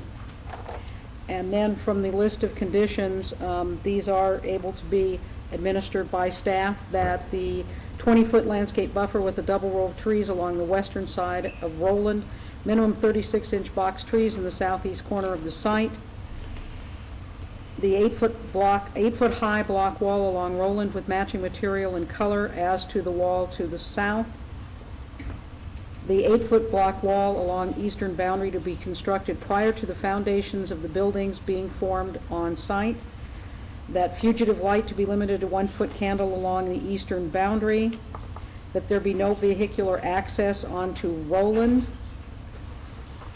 and then the others with regard to Public Works. Okay. And that's agreed upon by the applicant, and that wall, again, is consistent with the Caucus Sonoma Palms project. Okay? All right. Move for approval as amended. Excuse me, Councilman. One question. Just one, please. Councilman Brown. I was just going to say, house cleaning item on the backup on 136, on the green sheets that were inserted. The first 2 green sheets, at least in my book, have Sunbelt Properties LLC. That's related to item 181, and then the remaining green sheets, I think, reference the project that's before us. So if we can just, all right, if we could just take those, just for reference for my colleagues, those 2 pages will end up going to items 181, item 181. You say the first 2 pages, Councilman? First 2 green sheets with a reference. Green sheets. Thank you, Councilman. Thank you. Mr. Scott, do you have a comment? I was just going to say, with regard to condition number 10 that the applicant submitted, is that also part of the, I'm not sure what that means. It says fire hydrant located at the intersection of Roland and Haley will not be used for this project. I'm not sure what that means. Does it That mean was primarily just as a development, while the site will need water and a hose that would go across the street, and then water for dust abatement and those issues. So it was just a construction site use. But if there was a fire or something like that, automatically they can. The neighbors just didn't want us to use it for our project. Okay, that made me nervous about the fire. They just didn't want it for our project. Okay. Okay, Councilman Weekly. That it? That's it, Mike. Okay. We'll move for approval with all conditions as amended. Thank you. You've heard the motion. Please cast your vote. Please post.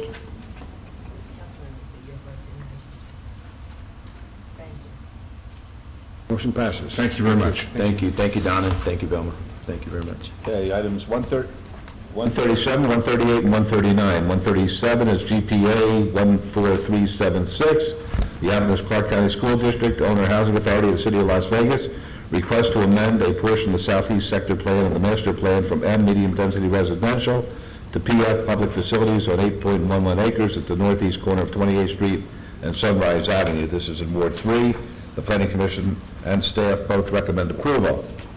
138 is ZON 14378, the same applicant, same owner, request for rezoning from R2 medium low-density residential to CV Civic on 8.11 acres at the northeast corner of 28th Street and Sunrise Avenue. The Planning Commission and staff recommend approval subject to conditions. And 139 is SDR 14380, same applicant, same owner, request for a site development plan review for proposed 192,000 square foot public school secondary on 15.78 acres at the northeast corner of 28th Street and Sunrise Avenue. Planning Commission and staff recommend approval subject to conditions. These are all in Ward 3. They're all public hearings, and they're now declared open. Yes, sir. Good afternoon. My name is Wade Simpson with Wells Pugsley Architects, representing the applicant. 2480 East Tompkins Avenue, Las Vegas, Nevada, 89121. I'm here to answer any questions and hope that you see the same way staff and Planning Commission saw and request your approval. All right, thank you very much. Are there any questions of the gentleman? Folks, public hearing. Anybody want to be heard? Seeing none, we'll close the public hearing. Mayor Pro Tem? Yes, Your Honor. I just think we had to have a young boy in middle school set a fire to get this new school. Anyhow, I tried to work with them a long time ago to get a new school built down here. We have 3 new schools in the area. We have a new high school over there. This here to me is just the puzzle part in the middle that really helps these young people get a good education. I certainly appreciate working with Mr. Matt LaCroix on these items. I think it's a great project. I don't have any problem at all on any of the items, the conditions. I think it's going to be a great project, and the kids are really going to enjoy it. So on the GPA, you know, on item 137, make a motion for approval of all conditions, please. Thank you. Please vote. Post. Motion carries. 138. On 138, Your Honor, make a motion for approval of all staff conditions, please. Thank you. Please vote. Post. Motion carries. On 139. The same motion, Your Honor, and again, I want to thank those from the school district for coming down here and doing this for us. Thank you. Thank you. Let's vote, please. Post. Motion carries. Thank you. Thank you very much. Mr. Coolin. Mr. Coolin has been a reporter, Dan Coolman's been a reporter who has covered City Hall on behalf of one of the local newspapers. He's had a very good relationship with all the members of the City Council, and he's going on to greener pastures. I cannot believe that they hired him, but the county has hired him as their new public information officer over there, and we want to wish you well and a lot of success, and don't forget us over here, okay? Very good. Thank you. 140, 141, and 142. 140 is GPA 14417. The applicant is Walker Landscape. The owner is Carl Unger et al. Request to amend a portion of the Centennial Hills sector plan of the master plan from ML, medium low density residential, to O office on 5.0 acres at 9040 and 9092 West Cheyenne Avenue in Ward 4. The Planning Commission staff recommend approval. 141 is ZON 14420, the same applicant, same owner, request for rezoning from U undeveloped ML medium low density residential master plan designation under resolution of intent to RPD 7 residential plan development 7 units per acre to O office on 5 acres at 9040 and 9092 West Cheyenne Avenue. The Planning Commission staff recommend approval subject to conditions. And 142 is SDR 14423, same applicant, same owner, request for site development plan review for proposed 58,400 square foot office development on 5 acres at 9040 and 9092 West Cheyenne Avenue. Planning Commission staff recommend approval subject to conditions. These are public hearings which are now declared open. Yes, ma'am. Good afternoon, Mr. Mayor, Council. Stephanie Allen, 3800 Howard Hughes Parkway, here on behalf of the applicant. If I may direct your attention to the overhead. This site is located north of Cheyenne Avenue and directly west of Campbell. This site was previously general planned for and zoned office on this site. I believe that was in 2002. In 2006, a developer came in and changed the general plan and the zoning to allow for an RPD 7 development. For whatever reason, that development did not go forward, and we're before you again today with a office complex on this site. The site plan shows 4 office complexes that are fronting around the edge of the site on Cheyenne Avenue. Building number 1 will be 2 stories in height, and building 2, 3, 4, and 5 will be 1 story in height. The buildings were designed towards the front of Cheyenne to allow an appropriate distance between the residential to the north. And we appreciate staff's favorable recommendation. We've worked with staff and the council's office on revising and adding, revising 1 condition and adding an additional condition. So for the record, on condition number 11, we would propose changing the language from parking lot lighting standards shall be no more than 30 feet to reflect 20 feet. Is that agreeable, staff? Yes, sir. Very good. This is on SDR 14423. And then we'd like to add to the SDR an additional condition regarding the wall height along the north boundary. Bart Anderson has that language, but I will just briefly read it into the record. No open space shall be permitted between 2 parallel walls that are less than 3 feet inside face to inside face, except as approved by the building official. If construction of a double wall is necessary to meet wall height requirements along the northern boundary of this site, such a double wall shall be constructed as close as physically possible to the existing wall, and the intervening gap shall be capped with a material acceptable to the Building and Safety Department of the city to prevent the accumulation of water, refuse, and other debris within the gap. And we are in agreement with that condition. Is that agreeable? Mr. Anderson? Yes, sir. Okay. So with that said, I'd be happy to answer any questions, and we'd respectfully request your approval. Okay, thank you. Are there any questions at this time? Folks, the public hearing on these items, be happy to hear from you. All right, seeing nobody, we'll close the public hearing then. Councilman Brown. Thank you, Your Honor. Bart, just one quick question. On the northeast corner of the site plan, will there be any requirements, because that is adjacent to the single-family detached home with a driveway, or are they allowed to take their wall all the way to Campbell, the sidewalk?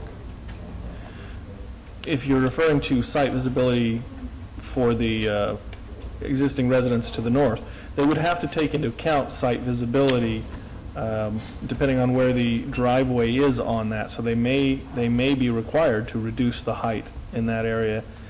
Would that be part of the normal conditions Yes, that would be Okay. part of the normal construction drawings as they come in. That would be identified. Thank you. Oh, sure. Thank you, Your Honor. On item number 140, move for approval, subject to staff conditions.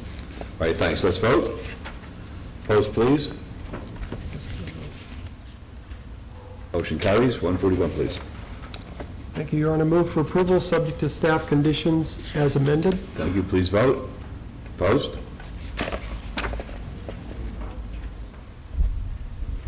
Carries. 142, please.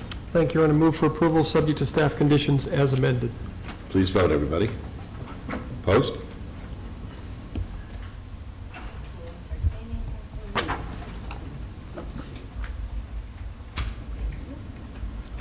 Motion carries. Good luck to you. Thank you. You're welcome. 143 is GPA 14297, the applicant, City of Las Vegas, the owners, United States of America Bureau of Land Management, request to amend a portion of the Centennial Hills Sector Plan of the Master Plan from RC Resource Conservation to LIR Light Industrial Research, PROS Parks, Recreation, Open Space, and TND Traditional Neighborhood Development on approximately 7,868 acres to the north of Moccasin Road to the northern city of Las Vegas boundary. The Planning Commission and staff recommend approval. This is in Ward 6. It's a public hearing, which is now open. Anybody representing either the BLM or City of Las Vegas on this one? Mayor, that would be me. Be happy to hear from you, Ms. Wheeler. Thank you, sir.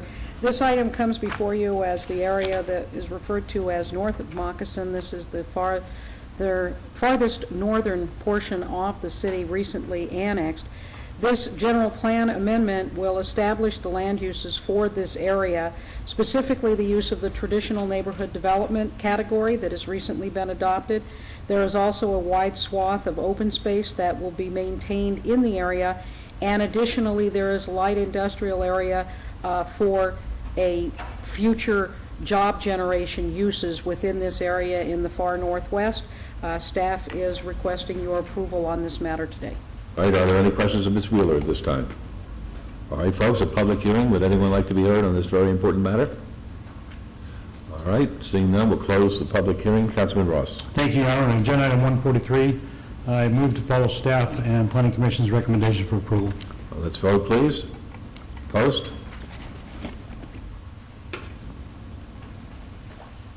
Motion carries. Thank you. Items 144, 145, and 146. 144 is ZON 14246. The applicant is Nevada Association of Latin Americans, Inc. The owner is a housing authority of the City of Las Vegas, Nevada. Request for rezoning from R2 medium-low density residential to C1 limited commercial on 1.47 acres at 323 North Maryland. This is in Ward 5, and the Planning Commission and staff recommend approval, subject to conditions. 145 is VAR 14251. The same applicant, the same owner, requests for a variance to allow 29 parking spaces where 50 parking spaces are the minimum required on 1.47 acres at 323 North Maryland Parkway. Planning Commission and staff recommend approval, subject to conditions. And 146 is SUP 14252. Same applicant, same owner, requests for a special use permit for an existing social service provider at 323 North Maryland Parkway. The Planning Commission and staff recommend approval, subject to conditions. These are all public hearings, which are now declared open. Yes, ma'am.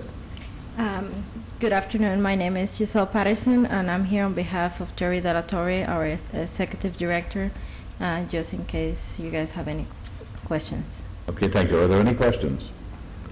Folks, public hearing. Anybody like to be heard? That's what public hearings are for.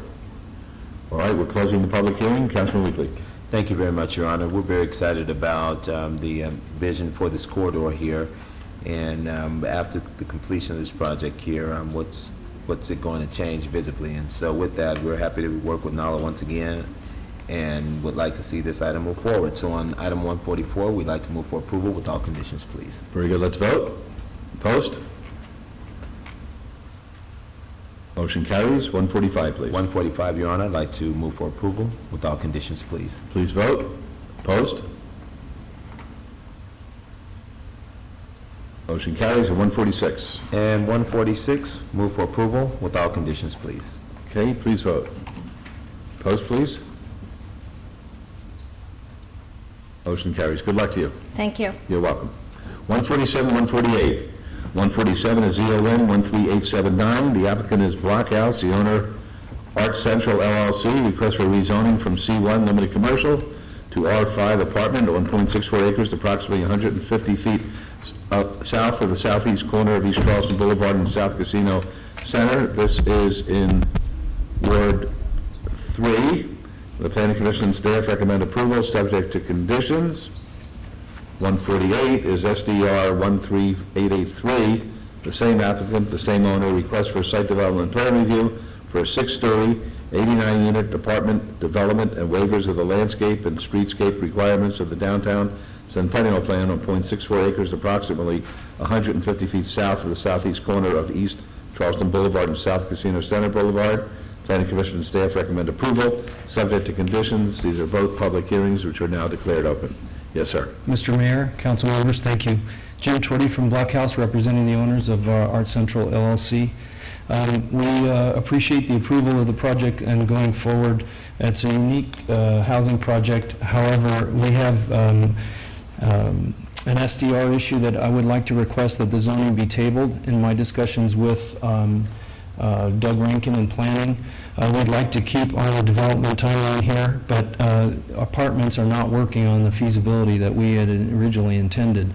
They will be workforce housing, will be condominium for sale project, and we would still like to keep it on the timeline. So it was a recommendation, or at least a discussion with Doug, that maybe we could table the zoning, the rezone request, or I mean the SDR, and keep the rezone request in place so that I can come back before the council and provide the additional requirements for the use plan. Well, We have a use issue. If I could, Mayor, I would ask staff, are they going to change the aesthetics of the building, or? No, sir. The project actually initially was conceived as a condominium. I think somehow we got lost in the translation. It was proposed as an apartment unit, but the aesthetics are not going to change. We understand that the conditions and the requirements for a condominium will change. However, the site plan, we don't believe, will change significantly. The aesthetics of the project will not change, nor the unit count will change. Okay, I need to ask, how expensive are these condos going to be? I'm sorry, sir? How expensive are these condos going to be? We have, our feasibilities are starting at $262,000 for the studio units, up to $500,000 for the penthouse units. We have 8. 40 proposed studio units, 41 one-bedroom, one-bath, and 8 two-bedroom, two-bath units. So it's still a workforce housing model that we have in mind. That's what we do. We don't do high-rise, amenity-driven product. But I think in this particular case, we had hoped that we could get something to pencil as an apartment, but very hard to find the financing on a project like that at this point. Nobody else is building apartments. Do you have the renderings of what you're going to build? I'm sorry, sir? Do you have the renderings of what you're going to build? Yes, sir. Can we see those, please? Sure.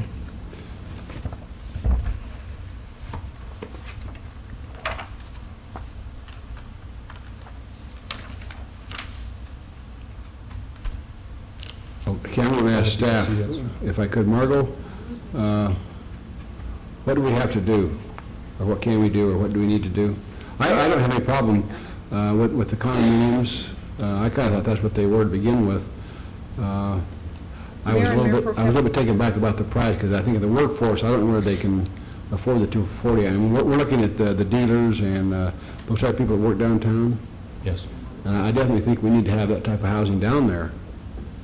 And so I'm just curious, and I'll ask Brian, I guess, Mr. Scott. Sir, if I may, there's Yes. no reason the zoning can go forward and so can the SDR. The applicant, at least right now, is indicating that he's not changing the site plan. The conversion from apartments to condominiums, if they have not yet been constructed, requires nothing more than the filing of the tentative map for the subdivision of air rights that would follow anyway. So from what he has indicated today, I see no reason why you can't move forward at this time. Mr. Scott? I agree. I agree, too. How about you? That sounds great. Okay. All right, very good. Public hearing. All right, public hearing, folks. Anyone want to be heard?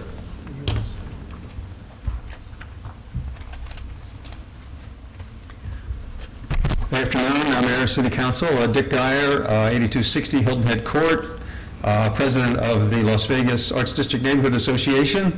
We're very happy with this project.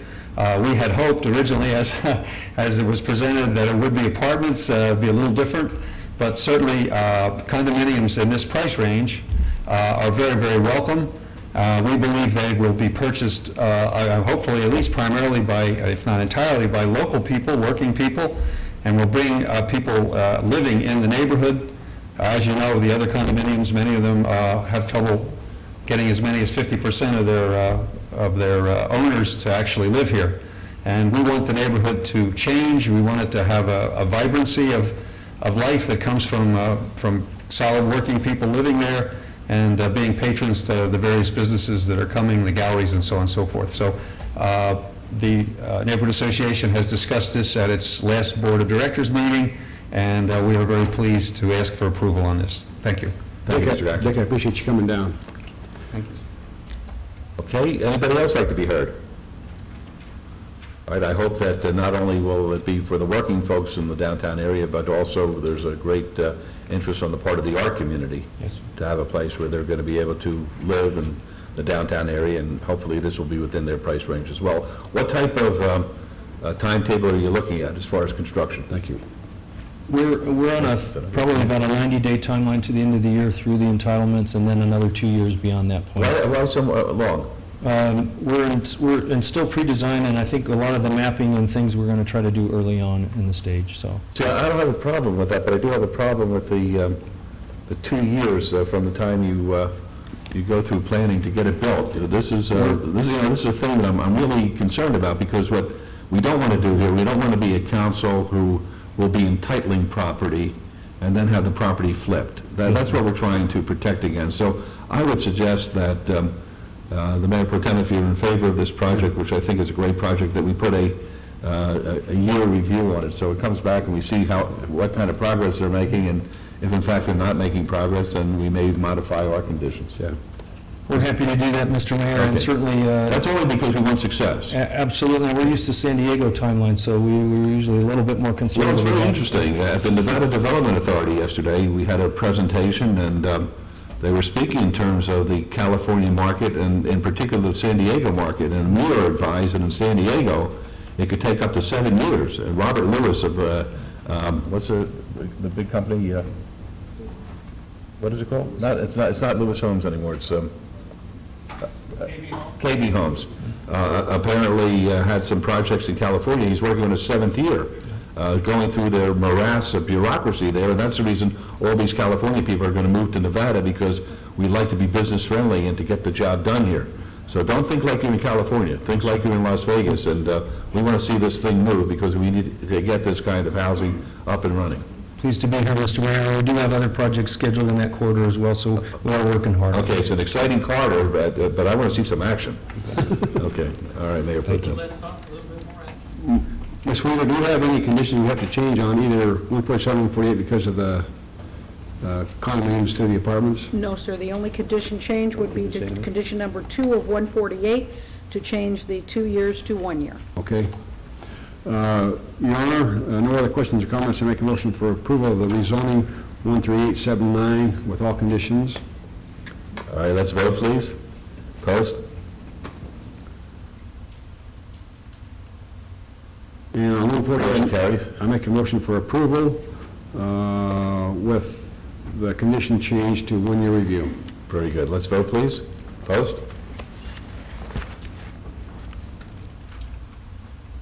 Motion carries. Thank you. If you have any questions or comments, please contact my office. And good luck. 149, 150, and 151. 149 is ZON 14315. The applicant is Brian Ellert. The owner is Wesley E. and Sharon Glover. Request for a rezoning from RE Residence Estates to RPD2. Residential plan development, 2 units per acre on 2.59 acres, adjacent to the north side of Via Olivero Avenue, approximately 320 feet east of Lisa Lane. This is in Ward 2. The Planning Commission and staff recommend approval subject to conditions. 150 is VAR 14317. Same applicant, same owner. Request for variance to allow a residential plan development on less than 5 acres on 2.59 acres adjacent to the north side of Via Olivero Avenue, approximately 300 feet east of Lisa Lane. The Planning Commission and staff recommend approval subject to conditions. And SDR 14314 is item number 151. Same applicant, same owner. Request for a site development plan review for a proposed 5-lot single-family residential subdivision on 2.59 acres adjacent to the north side of Via Olivero Avenue, approximately 320 feet east of Lisa Lane. The Planning Commission and staff recommend approval subject to conditions. These are all public hearings which are now declared open. Yes, sir. Yes, I'm here as the applicant, Brian Ellert, 1509 Padova Drive. We accept all of staff's conditions, and I'm here to answer any questions that you may have and respectfully ask for your approval. Thank you very much. Any questions of Mr. Eller? All right, folks, public hearing on these items. Be happy to hear what you have to say. All right, seeing no one, we'll close the public hearing then, and this is Councilman Wilson. Thank you, Mayor. Good afternoon. My motion is for approval consistent with staff and Planning Commission's recommendations. Thank you. On 149, let's vote, please. Opposed?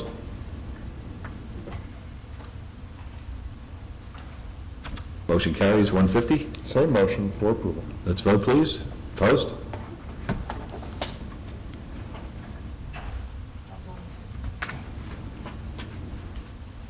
Motion carries. 151. Same motion. Thank you. Let's vote, please. Opposed?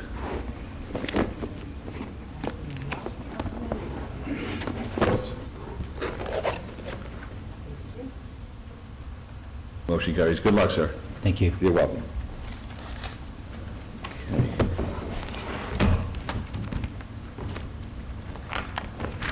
Okay, folks, we're seeing some daylight here. 152, it is, we're seeing the, here we go. 152, 153, 154, and 155. 152 is ZON 14796. The applicant owner is Marcela Cardona. Request for rezoning from RE Residence Estates to RPD 5 Residential Plan Development, 5 units per acre, or 1.62 acres at 814 North Tonopah Drive. This is in Ward 5, and the Planning Commission and staff recommend approval subject to conditions. 153 is VAR 14797. Same applicant owner. Request for a variance to allow an RPD development to be 1.62 acres, where 5 acres is the minimum required, on 1.62 acres at 814 North Tonopah Drive. Planning Commission staff recommend approval subject to conditions. 154 is WVR 15056, same applicant, same owner.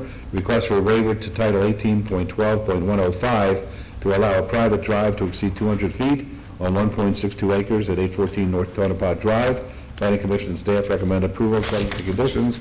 And finally, 155, which is SDR 14795, the same applicant owner. Request for site development plan review for a proposed 8-lot residential subdivision on 1.62 acres at 814 North Tonopah Drive. Planning Commission and staff recommend approval subject to conditions. These are all in Ward 5. They're all public hearings, which I now declare open. Gentlemen. Mr. Mayor, Council, my name is Jeff Robbins, 2261 Rosanna Street, Las Vegas. We concur with staff and would appreciate your approval, but we have here renderings of the 8 lots that we're asking for your approval. Yes, please identify yourself. Javier Cardona, 4525 North Fort Apache. Very good. Are there any questions of the gentleman?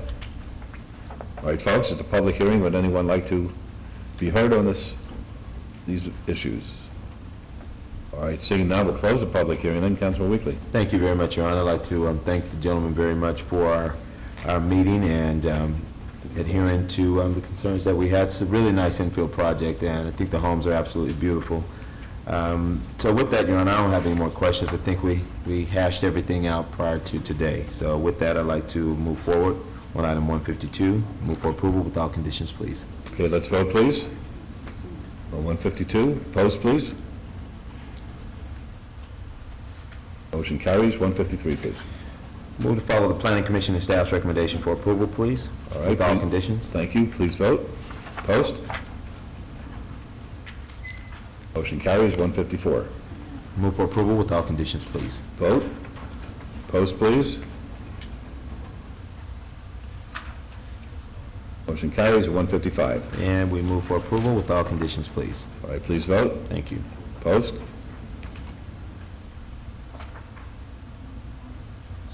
Motion carries. Good luck, gentlemen. Thank you. Thank you very much. Thank you, Mr. Weekly.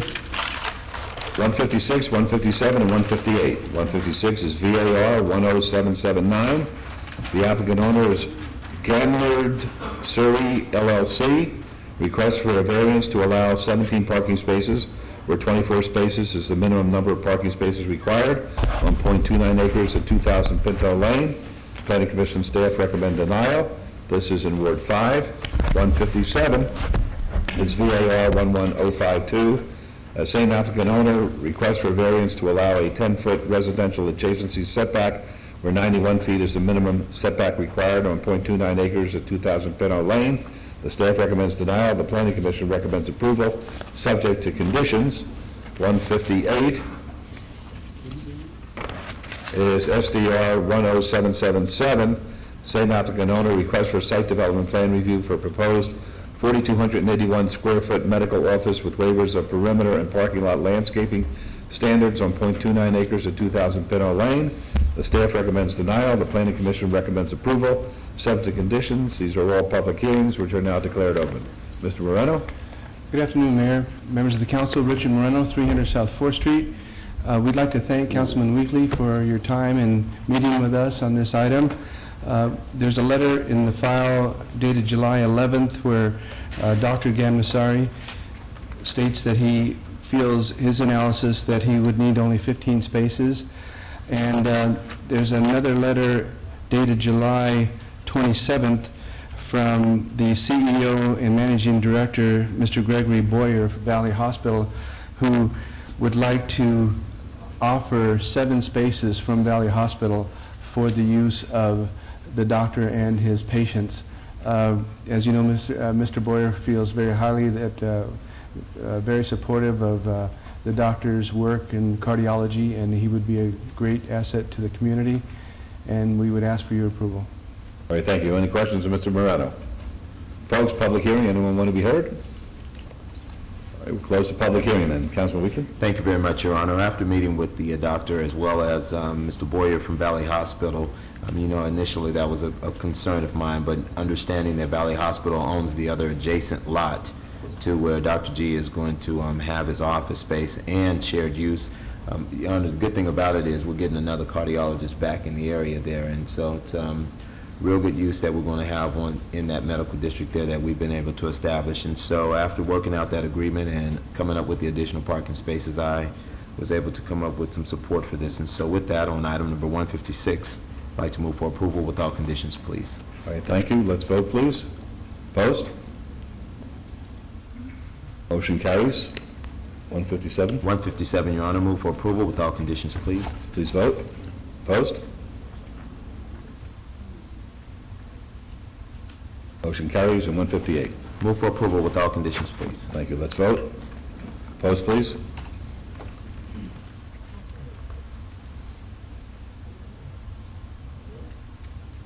Motion carries. Good luck to you. Thank you very much. You're welcome. 159 and 160. 159 is VAR 12952. The applicant owner is Bread of Life Ministries of His Glory, Inc. Request for variance to allow 48 parking spaces where 56 spaces is the minimum number of parking spaces required on .87 acres at 2721 Corian Lane. The staff recommends denial. The Planning Commission recommends approval, subject to conditions. This is in Ward 5. And 160 is SDR 12949, the same applicant owner.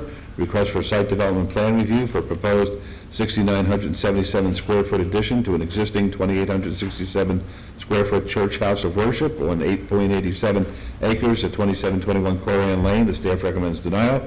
The Planning Commission recommends approval, subject to conditions. These are both in Ward 5. It's a public hearing, which is now declared open. Gentlemen. Good afternoon, Mr. Mayor, Council. I'm Winston Henderson, architect, on behalf of the applicant, who is also represented here by Pastor Richards. And this is Bread of Life Ministry. The only concern that we have was on the parking. And as the Planning Commission concurred with us, and you referred to the overhead, the church is located on basically a dead-end street, which has a cul-de-sac with limited access. All of the apartment complexes to the immediate north are basically walled off with no access to the street at all. And so with that, the Planning Commission agreed that the reduced amount of parking was acceptable. Outside of that, we concur with staff recommendations and would ask for your approval. All right, okay. Reverend, would you like to be heard? No, sir. He's speaking just fine. Okay, fair enough. That's good. You're smart. Are there any questions of either of the gentlemen? All right, folks, public hearing. Would anyone like to be heard? All right, seeing no one, we'll close the public hearing then, and this is Councilman Weekly's call. Thank you very much, Your Honor. I'd like to again thank Mr.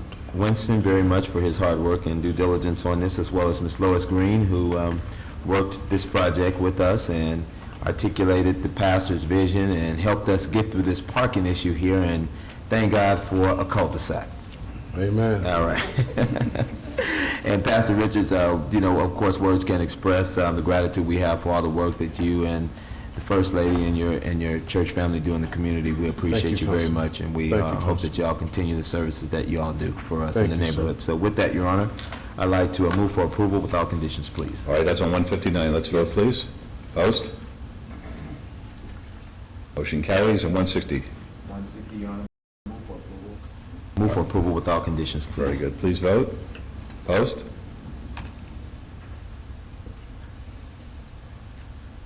Motion carries. Good luck to you. Thank you very much. Thank you. You're welcome. When are you going to start building? Hopefully, within the year. Okay. Very good. We understand your emphasis on speed. Thank you very much. Thank Appreciate you. it. Very good. Thank you. All right, 161, 162. 161 is VAR 13871. The applicant is Verizon Wireless. The owner is American Legion Post 8. Request for a variance to allow a 25-foot residential adjacent setback where 210 feet is the minimum required for proposed 70-foot wireless communication facility Stealth on 2.67 acres at 733 Veterans Memorial Drive. The staff recommends denial. The Planning Commission recommends approval, subject to conditions. 162 is SUP 13870. Same applicant, same owner, request for a special use permit for a wireless communication facility Stealth at 733 Veterans Memorial Drive. These are in Ward 5. The staff recommends denial. The Planning Commission recommends approval, subject to conditions of both public hearings, which are now declared open. Yes, sir. Morning, Council. Damian Huggard, representing the applicant Verizon Wireless. A little bit of history on this site briefly before I go into this.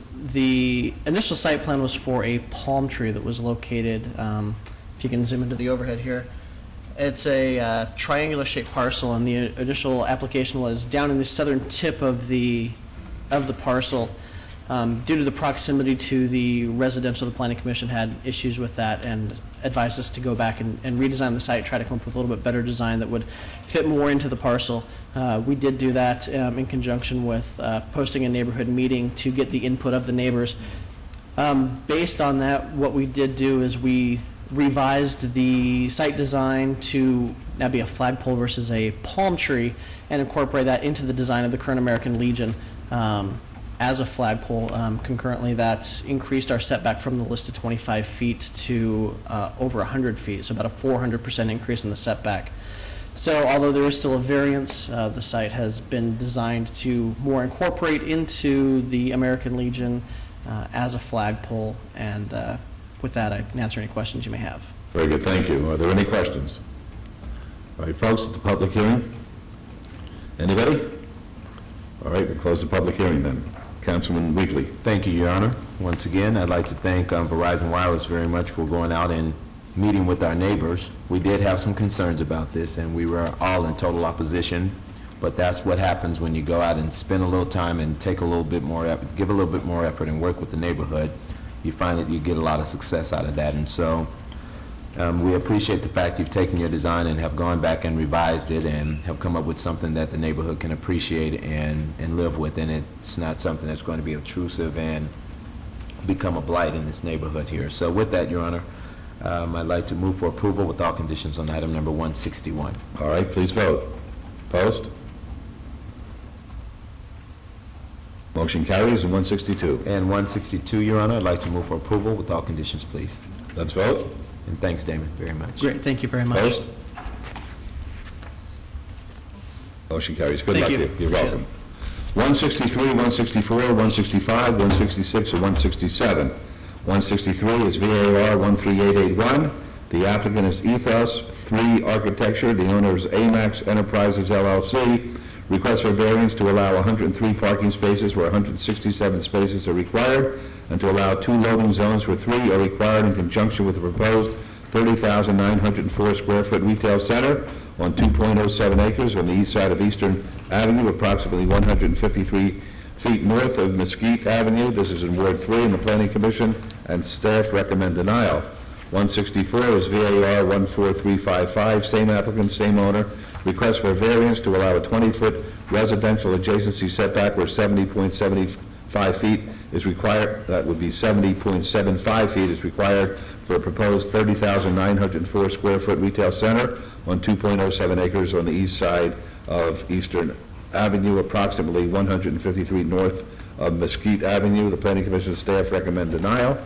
165 is SUP 13882. Same applicant, same owner, request for special use permit for a proposed supper club and a waiver of the 400-foot distance separation requirement from a church on 2.07 acres on the east side of Eastern Avenue, approximately 153 feet north of Mesquite Avenue. The Planning Commission staff recommend denial.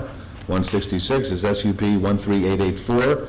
Same applicant, same owner, request for special use permit for a general business-related gaming establishment within a proposed restaurant on 2.07 acres on the east side of Eastern Avenue, approximately 153 feet north of Mesquite Avenue. The Planning Commission staff recommend denial. And finally, 167, which is SDR 13880, same applicant, same owner, request for site development plan review for a proposed 30,904 square foot retail center and a waiver of the perimeter landscape requirements on 2.07 acres on the east side of Eastern Avenue, approximately 153 feet north of Mesquite Avenue. The Planning Commission and staff recommend denial. These are all public hearings, which are now declared open. Folks? John Lopman, 11145 Southeastern, representing the applicant. I'll address the project in general, then we're going to have the development team speak a little bit, very briefly, and our engineer to discuss the traffic issues. A lot of the problems that we've had with staff and the Planning Commission are based on the traffic, but I'll cover the other issues briefly. The location of the church is 365 feet away from the supper club. We're required to be 400 feet away. 35 feet off, however, there is a 100-foot right-of-way between the two. We feel that that 100-foot right-of-way, Eastern Avenue, mitigates that 35 feet that we're off. The variance for the 20-foot residential adjacency, the rule is the roof has to be 15 feet high, and you can be 20 feet away. We are 20 feet away. However, our roof is 16 feet high, and our parapet above that is screening the mechanical units, which is allowed. So we feel that the variance is only 40 feet at the 16-foot roof height level. We can easily move the roof down to 15 feet, where the 20-foot setback, which is what we have now, would be within code. The landscape waiver really kind of roots to the parking issue. We have reduced landscape fingers and landscape buffers along the edges of the property. That's to allow the depth of the parking to increase parking. We did have a neighbor's concern at the Planning Commission meeting that the project would be enhanced if we closed off access on the south property line to the alley, which we have done. We've designed a 6-foot high wall with 24 inches of wrought iron on the south property line and a solid 6-foot wall on the east property line, eliminated access to the vehicular access to the alley, which we actually gained 2 spots with this. So our parking count now is 105. Mr. Levin. Okay, now, explain that fence one more time. You say it's got it. How high is it? On the south property line, we have 4 foot solid and 2 feet of wrought iron on top. Why are you putting the 2 feet of wrought iron on there? Just to keep the solid part down a little bit and to allow a little bit of view in from this side of the property into some visibility from Eastern into the property. I can see that maybe 30 or 40 feet closer to Eastern, but why would you want your property looking on to what you're going to be looking at? Yeah, on the it may other be side? better off if we pull this back a little bit, back where the sight line doesn't really come into play, if we made it solid all the way back from a certain point back here. That's doable. I'll try to clean up the other area then, but to me, it looks terrible. Yeah. I have a concern. I mean, again, it's your property. And if you want to build a fence like that, that's fine, but it just makes it easier for the people to climb over the fence and stuff. Yeah, yeah, we can certainly work on that. Okay, those are the minor issues. Of course, the big issue is the parking and the traffic issues. But first, I'd like our development team to speak about the potential tenants and the excitement the neighborhood has about this project. Okay. Be happy to hear from you. Hello, my name is Asa Gomez, 3547 Arcata Point. I'm a member of the development team. I grew up in the area and my family had a family business in this location for over 10 years. My parents had a dream to develop this project. They weren't able to move forward with the project, so I have a team of developers and we are moving forward.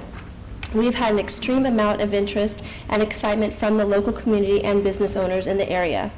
And none of the future tenants have experienced any concerns about any of the parking or traffic issues. Some of our tenants are seasonal businesses. There is a large shopping center at the corner, and I've spoken with their tenants, and their parking is never usually filled up, and their tenants haven't had a problem with parking or traffic. Thank you. I appreciate the opportunity to be able to speak in front of you, and I respectfully request for your approval. Thank you. Thank you. Sir? Clayton Nielsen, Nevada by Design, 3515 East Harmon. I'm the civil engineer on this project and responsible looking at the traffic issues and also parking. Our initial look at this project and working on it, we don't believe that traffic is going to be a significant issue, mainly because this is going to be specialized retail. It's not like a normal commercial project. You have a lot of specialized shops in here, so it's not like your regular shopping center where you get somebody down on the local grocery store that they might make a trip there once a week or once a month. As far as parking goes, initial look at it, we don't believe that parking is going to be an issue with this project either. Initial analysis,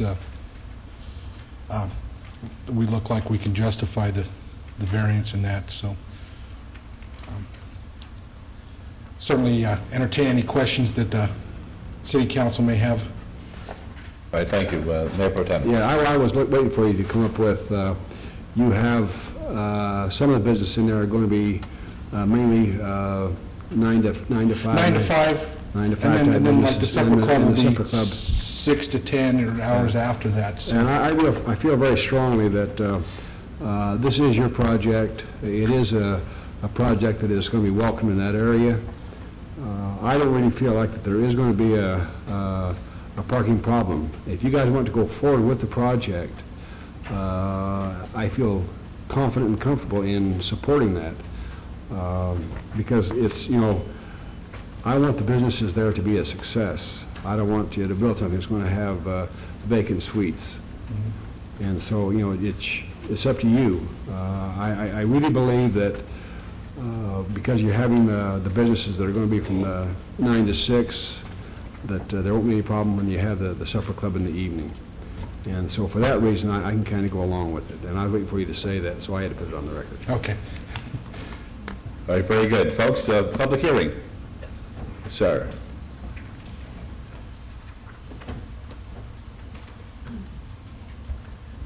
Good afternoon, Mr. Mayor, City Council.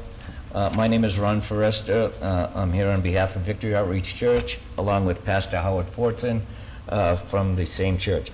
We have a few concerns, Your Honor, on behalf of what they're trying to do over there. First of all, there is a church 360 feet away. For those that don't know who Victory Outreach are, we have been commended not only by this past president, President Clinton, but President Bush, Senator Harry Reid on the work that Victory Outreach does in the community. We're an inner city ministry, and we do a lot of work with drug addicts, gang members, homeless people. We try to help them out, get them off the streets, clean them up. And our concerns right now are not so much with we'd welcome the supper club or an eatery, but we're concerned with the gaming. And that area right there isn't the greatest area. There's a lot of drug abuse up there. There's a lot of violence up there. On any given night, there's all sorts of police out there. My concern right now on behalf of Victory Outreach is we're right down the street from there. They're 400 feet away here, one church. We're right down the street from that. We have a men's recovery home, and we're also building a church. I believe in the next few weeks we're starting 800-seat church right there on the corner of Cedar and 28. And we've done a lot of work in the city for the past 15 years. Thousands upon thousands of drug addicts and alcoholics have recovered coming through our program, and I think that that would be a real hurt to what we're trying to do. And that's why we're coming forward. We don't have any opposition as far as an eatery or anything like that. Our concern more is the gaming. The people that do live up in that area, already, like I said, it's a drug-infested area. There's a lot of gangs up there, and I'm worried about people leaving the establishment maybe drunk. I mean, when there's gambling going on, people drink, and that's my concern. And being so close to our ministry and what we're trying to do right there, that's why we're opposing that part of it. All right, thank you, Mr. Foresta. Did Thank you you. want to? Well, not only the drinking, but also, You have to state your name, please. my name is Howard Fortson. I'm the associate pastor there at Victory Outreach. But also, we were looking at the concerns for the Eastern Avenue entrance, because that is a very congested area. And then you have a lot of people that are coming in and out of the adjacent, right there, of the adjacent parking facilities. And it just, to me, it just seems like a big headache, just really putting more pressure on the local police department there in the neighborhood. And the neighborhood, I don't believe, is ready for a supper club at this point. I mean, maybe if we did a little bit more upgrading in the neighborhood before we came with a supper club, I believe we need to do some more upgrading in that community, in that portion of area, before we come with something to this effect, because I don't know if you want people from Summerlin to come there or if you want the community to come there. Because if you build a supper club in that area, I don't believe the locals will go to that area, to a supper club. That's just my concern. All right, thank you. Just one more. Yes, Mayor Pro Tem. Excuse me, just one more thing, if I could. Right across the street, there's a senior center too. There's all senior apartments, and again, I think along with gaming and things like that, bring noise, and just to bring that into consideration. Okay, thank you. Thank you. If I could, I can certainly appreciate your concerns, okay? I worked with Pastor Bay for many years. The problem we have in the area is this location. And this location, I've seen many condominiums built down there out of cardboard. Amen. Now, I don't know how you can even come here and oppose this project. This is a project that's going to bring money and jobs to this area. And I'll tell you, it's going to be an improvement upon what you're doing down there on your property down there. I really take a little bit of offense that you feel like that this is going to create more of a problem. They're spending hard-earned money down there to build something, and it's going to be a right turn in and a right turn out only project. It is going to add a little bit of traffic on that corridor. Yes, there is a lot of traffic down there. But this area right in there where we're talking about here, that vacant piece of land there, that's where all the drug deals go down. That's why we had the police calls there. They're going to be monitoring that. They're not going to be down there no more. When we moved down 28th Street, we got the new school going in down there on 28th Street. This whole area is in transition. And I hope Pastor Benny builds his church. And I just feel really strongly that these people here are taking a huge chance on this location here. And I'll guarantee you, they will work with you if you have any concerns or problems that you might see that comes out of this location here. I'll work with you, because this is going to be nothing but an improvement to Eastern Avenue there. I've been across the street there for 43 years, so I've seen what goes on down there. And yes, there's nobody any more aware of the crime and the drug dealers that goes on in that area there. I work hand-in-hand with Metro every day. And I'll guarantee you, once we get this piece of property cleaned up, there's going to be a lot less drug dealing going on in that area. Understand. Pastor? All right, thank If I could leave this with the mayor? Sure. It's a little bit about Victory Outreach. Thank you. I appreciate that. Thank you very much. Are you related to Richie? Oh, yeah, you know. I know that. Yeah. I think what you need, you got to talk to these people. Okay. And put a Richie's room down there. Really? That's what you need. Richie can do the catering, and then he'll be happy because his brother's making a living. You'll be happy because you'll have great Italian food, and I'll be happy because I'll get comped. That's right. Mr. Councilman, one of the reasons we came here is because we had heard something that probably isn't true, that there may be a strip club there. And I'll guarantee you there will be no strip club down there. well, that was one of the concerns that we had, and not noticing that today, it was a big relief. So I think we could probably all live with. I've talked to them about the supper club. They understand how I feel.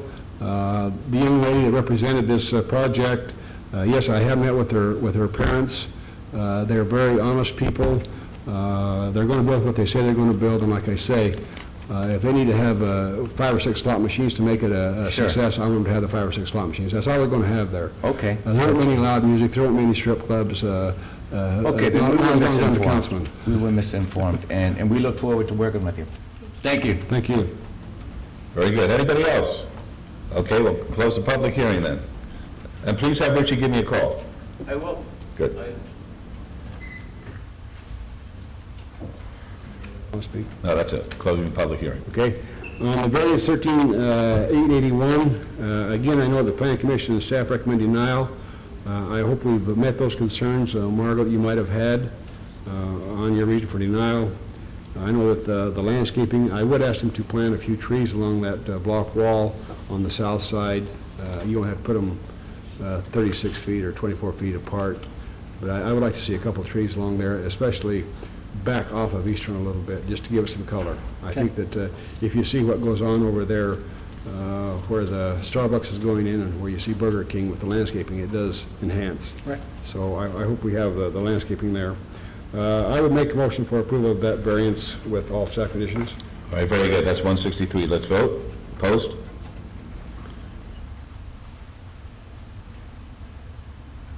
Motion carries. And on the variance for the residential adjacency setback, I make a motion for approval for that variance. Okay, please vote. Opposed?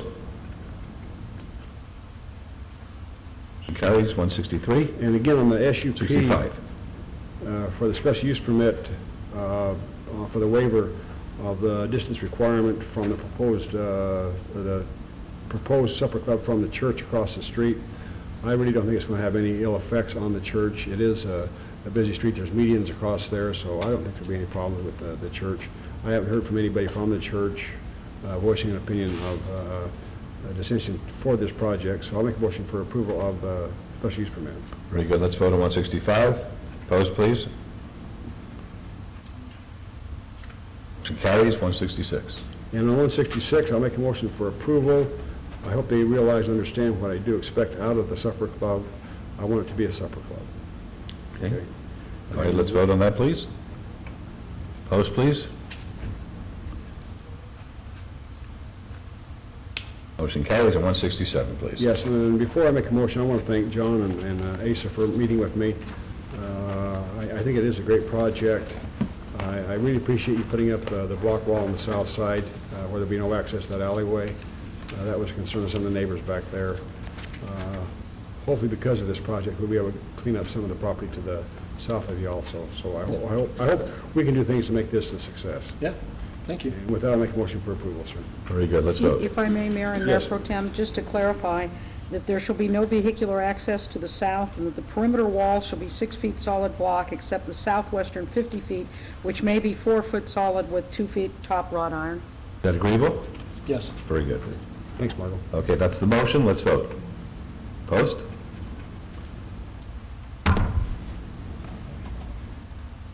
Motion carries. Thank you. Good luck to you, folks. Good luck to you. Okay, 173 is RQR 15420. The applicant is Ramzi Suleiman. The owner is 3140 Valley View LLC. Required 6-month review of an approved special use permit that allowed a liquor establishment, beer, wine cooler off sale for an existing market at 3140 South Valley View Boulevard in Suites 3, 4, and 5. This is in Ward 1. The staff recommends approval, subject to conditions. It's a public hearing which is now open. Yes, sir. How you doing, Mr. Mayor? My name is Ramzi Suleiman. I'm the owner of that business. I'm just here, if you have any question to me, I'm ready to answer. Very good. Any questions of Mr. Suleiman? All right, folks, it's a public hearing. Would anyone like to be heard? All right, seeing none, we'll close the public hearing then. Councilwoman Tarkanian. I'm very concerned about the citations which were issued at this location that have been issued during this temporary time. And I'd like to request Mr. DeFiore to come forward and give a report, please. DeFiore?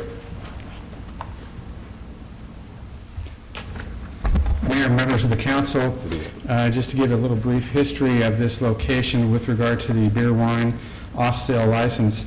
In December of 2005, the council approved a temporary license to Mr. Suleiman for beer wine off-sale purposes. During that 6-month temporary period, the business was still under construction, was not open for business. He came back before the city council in June of this year, June 7th, and he was approved for an extension of the temporary license, and he subsequently opened up the business, I think, toward the end of the month. During the last week, our office and one of my license officers did a routine inspection, as we do on all convenience stores with beer wine off-sale purposes, and what she observed was the business was offering what we consider to be drug paraphernalia for sale. She found several different pieces of drug paraphernalia, some including water pipes, bongs, and scales that would be used for weighing, I believe, certain types of drugs, pipes that are utilized as keychains but can be used to ingest certain types of drugs, other types of various objects which are drug related, and at the same time she found that the only employee on site, a Mr. Yukana, as the cashier, did not have the proper work card, health card, and did not have these in his possession. She did speak to Mr. Suleiman, and he did come down to the business. They were issued citations or warning tickets for these violations, and these are made part of the report and will be referred to Metro to complete their report, which will finish up the 6-month extension here toward the end of December. I think these are things that the council and certainly my office has had heartburn with for the last several years as being offered for sale in convenience stores where children, young kids, young adults go into the store and have accessibility to these items for purchase. So I bring this to your attention because of today's special use permit review, and offer any questions that the council might have. What is your suggestion? Or recommendation, I should say. Well, on the special use permit, I don't know if I'm at the liberty to give a recommendation. I certainly think it's a grave concern that if today's review of the special use permit for an extension, I think council needs to know that we have these concerns for this special use permit going forward, and certainly for the temporary license going forward from this day on. All right, Mr. Suleiman, what do you have to say about those allegations? I was there at the location where the city council, city officer, like licensing officer, Paula, she was always connected with me. We had the suite number 1 on the same center as a smoke shop. So what happened when we opened that mini mart, I closed the smoke shop because I couldn't afford paying, the expenses on that location too, while I'm selling same time on that mini mart cigarette and tobacco. So whatever inventory I had on suite number 1, I had to move it to the mini mart. I thought maybe I would just use it and sell it as much as I can until, stop selling it. Then when the city licensing officer showed up and told me this is wrong, you can't do it. I said, I thought it's like because I have a tobacco license or a smoke shop license, I can use it here. But since it's conflict in the beer and wine license and liquor license, I'm going to remove everything. And I had to remove everything within maybe half an hour. I wasn't feeling good when I had all these things in there, and I don't like to deal with people that like to buy these things. And I kept, like, I didn't feel good when I used to see these kind of people coming in and looking for this kind of product, which was mostly tobacco and stuff. I call it like hookahs, it's tobacco, like they use it for tobacco and stuff. But what I know, it was belonged to the smoke shop, it's not belonged to the mini mart. So once she gave me that what they call it, a notification, like the Citation. the citation notice, I just start moving everything, and I remove all the stuff that we had in the store. Okay. And I'm, ready to inspect it for me and check the store if there is anything, not legal there or not right. I can remove it. And All right, any other questions to Mr. Suleiman? Folks, public hearing? Close the public hearing? Mayor? Yes. If I may, I'd like to add something to his commentary on the spoke shop that he moved these items from. In November of 2005, he applied for the license for that smoke shop, and he signed an acknowledgement of Las Vegas Municipal Code 10.92, where he was put on notice and voluntarily signed this.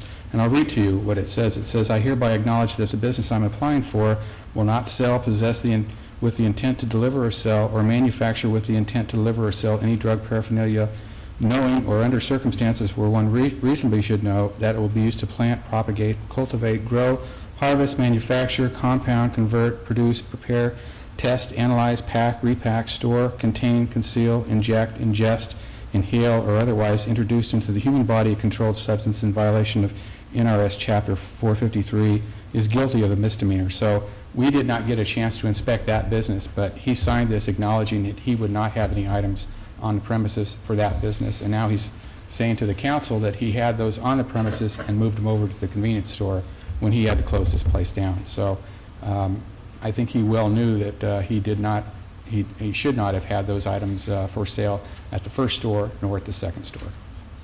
can I comment? Yes, certainly. The smoke shop that I had, I moved it from suite number 13 after I bought it from the guy the previous owner of that smoke shop. Used to be Valley View Smoke or some certain name. Then I changed it to my name, Super Phone Card, Super Smoke and Phone Card I had in it. So whatever product inventory I got from him, I used it in this location. Then when I applied for license for the smoke shop license, like to be transferred under my name, they asked me all these questions. They even gave me that little picture, with all the product that we can sell, and I just stick it on the window. I told people, you don't need to ask me for this product because I can't sell them. And I didn't have all this stuff. All I had just hookahs, the thing that goes with the smoke shop. I didn't have, I don't know what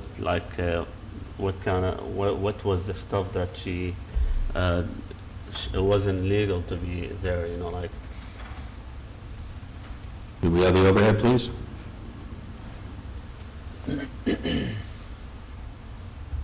Like these corn pop. We can't see it. Corn pipes or whatever they call them, yeah. We don't see it. Maybe you'll hold it up to us, Mr. DeFiore? Okay, that's better. These items here are keychains, and they are actually a keychain with I guess I could refer to it as a crack pipe for use and to ingest crack cocaine. I'm not totally familiar with drugs, but these are items that can be used for ingesting drug paraphernalia. These are just a sample of what he has. Well, in all fairness to the gentleman, is that a corncob pipe there? Yeah, and I'm not referring to these. I'm referring to these items here, these keychains that have pipes attached to them. I see. Okay. I guess it's a Councilwoman's call here. Mayor, Councilman, if I could, before you speak. Yes. Councilman, I may have misadvised you in terms of what we could do or what you as a council could do with regard to this particular applicant on a special use permit application.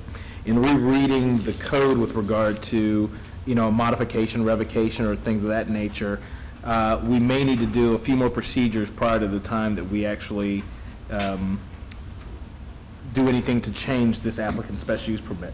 If it's anything other than to extend it, if you wanted to revoke it or modify it, the code provides that 10 days prior, or the council may hold a hearing, and then at least 10 days prior to the hearing, we have to serve the applicant with written notice of the hearing and what our intent is and things of that nature. So if your recommendation would be anything that would modify or revoke this special use permit, we may need to do a couple more procedural things before you went in that direction. So I'm sorry for misadvising you on that. Are you saying that anytime we have a special use permit that we've granted it on a temporary, that when we have the review, you have, and if you're not going to extend the temporary, you have to give the 10 days notice and everything? And the code Because I don't know if we've been doing that. Yeah, the code doesn't really talk, the code just says that 1918.060 talks about revocation and talks about the city council may hold a hearing to revoke or modify a special use permit. At least 10 days prior to any hearing, written notice of the hearing shall be delivered to the owner, developer, or both. Notice may be delivered in person or by certified mail. And then it says a special use permit may be revoked or modified for cause, including a finding of one or more of the following. And if you go to section D, it talks about that the use permitted by the special use permit is in violation of any statute, ordinance, law, or regulation. So I'm not sure procedurally how we would do anything to modify or revoke the special use permit if that's the council's intention, without having a hearing on this particular matter and giving the applicant at least the opportunity to prepare a defense if that's necessary. All right, then does that mean if I have an item such as this, not just his, but someplace else or whatever, that the only way you can go is to extend it? I'm trying to think of, was this on a temporary special use permit, or was this a? The SUP is permanent. The privileged license. Okay, the license is the itself is temporary. And that's the thing, I think that because it's and I'm sorry for misadvising you on this, but I think that because it's a land use issue that was given to him, it's a right we now would be taking away from him. I think there may be some procedural steps we need to go through before you could do anything that would modify or revoke the special use permit. Okay, then maybe what I should do is state my thoughts, and then you can tell me how to word all this. Okay, thank you. My thoughts are that originally I was very reluctant to move for approval of this special use permit because of the challenges in that neighborhood. And our attempts working very hard in that neighborhood with everyone to meet those challenges. And my understanding is we issue use permits that are harmonious and compatible with surrounding areas. And I think this use that's been shown is not compatible and harmonious. Therefore, I would not extend the permit, or I would move not to extend it. But I can't do that today, so you have to tell me what I can do. Right. I'm very concerned because, you know, we had this come up before with the gentleman, you remember the mayor, the gentleman you talked with, that had this similar type of... Mr. Barrett. Right, and Mr. Weekly's, Councilman Weekly's aware.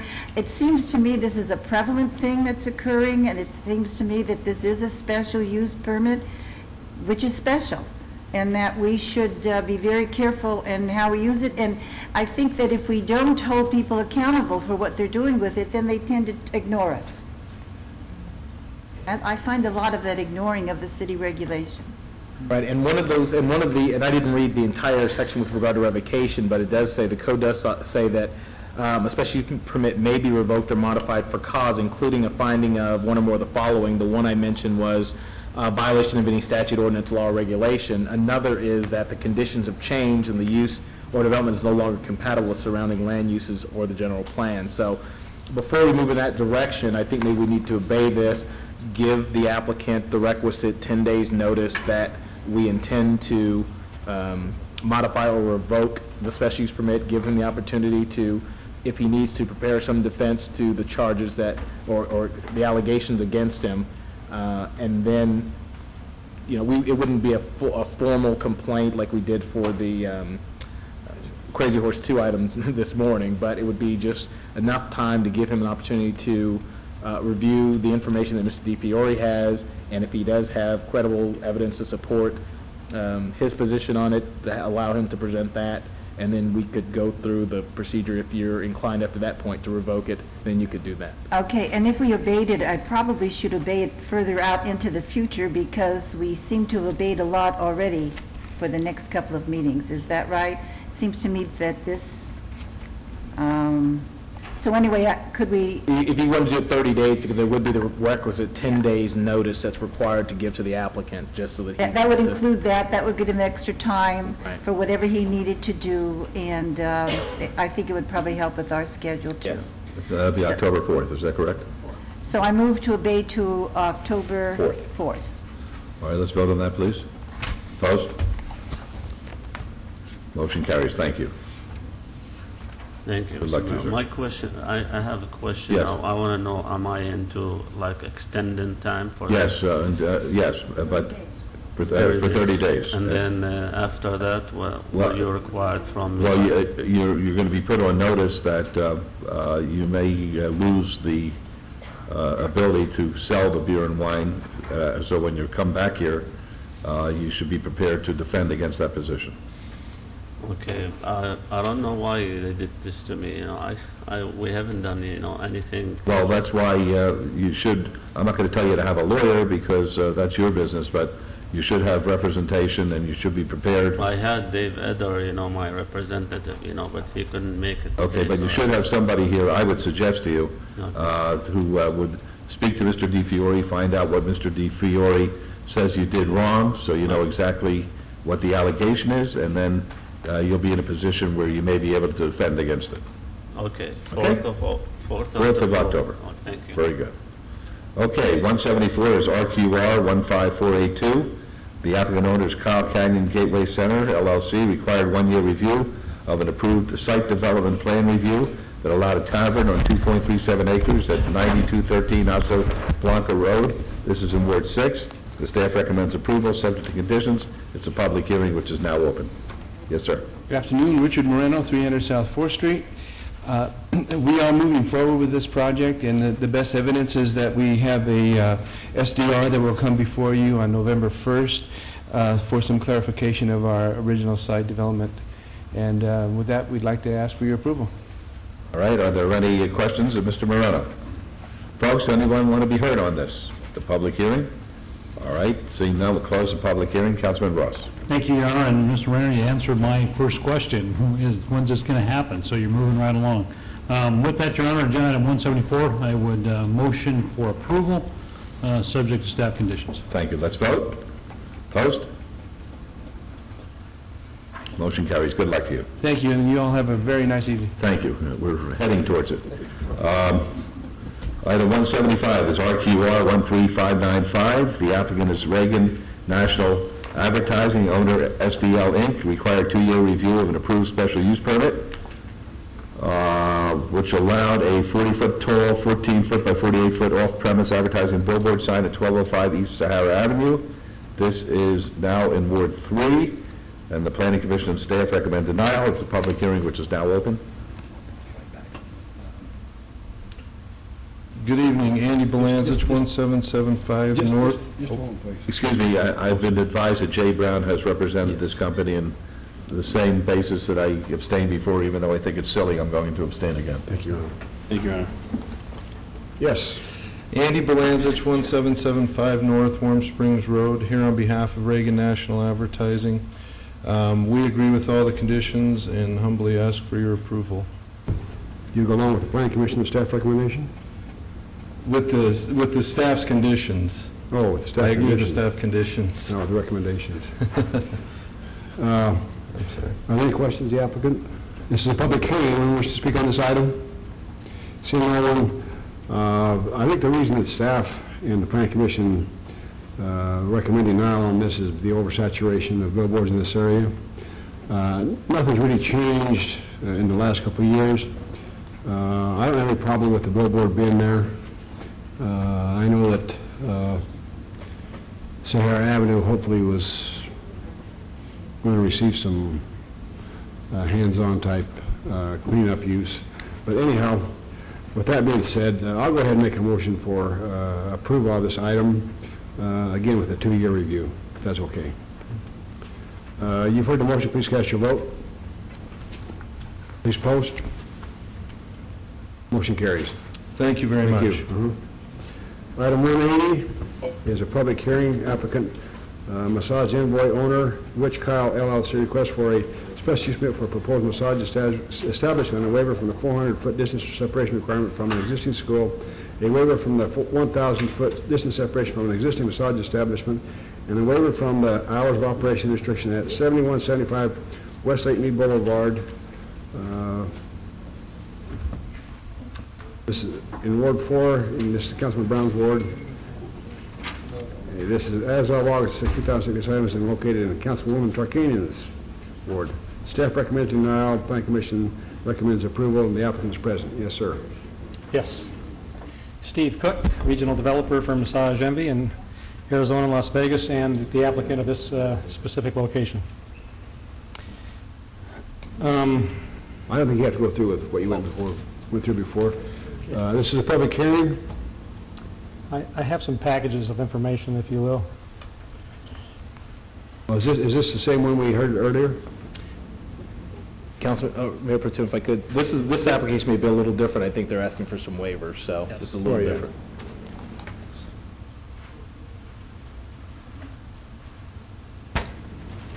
Councilman?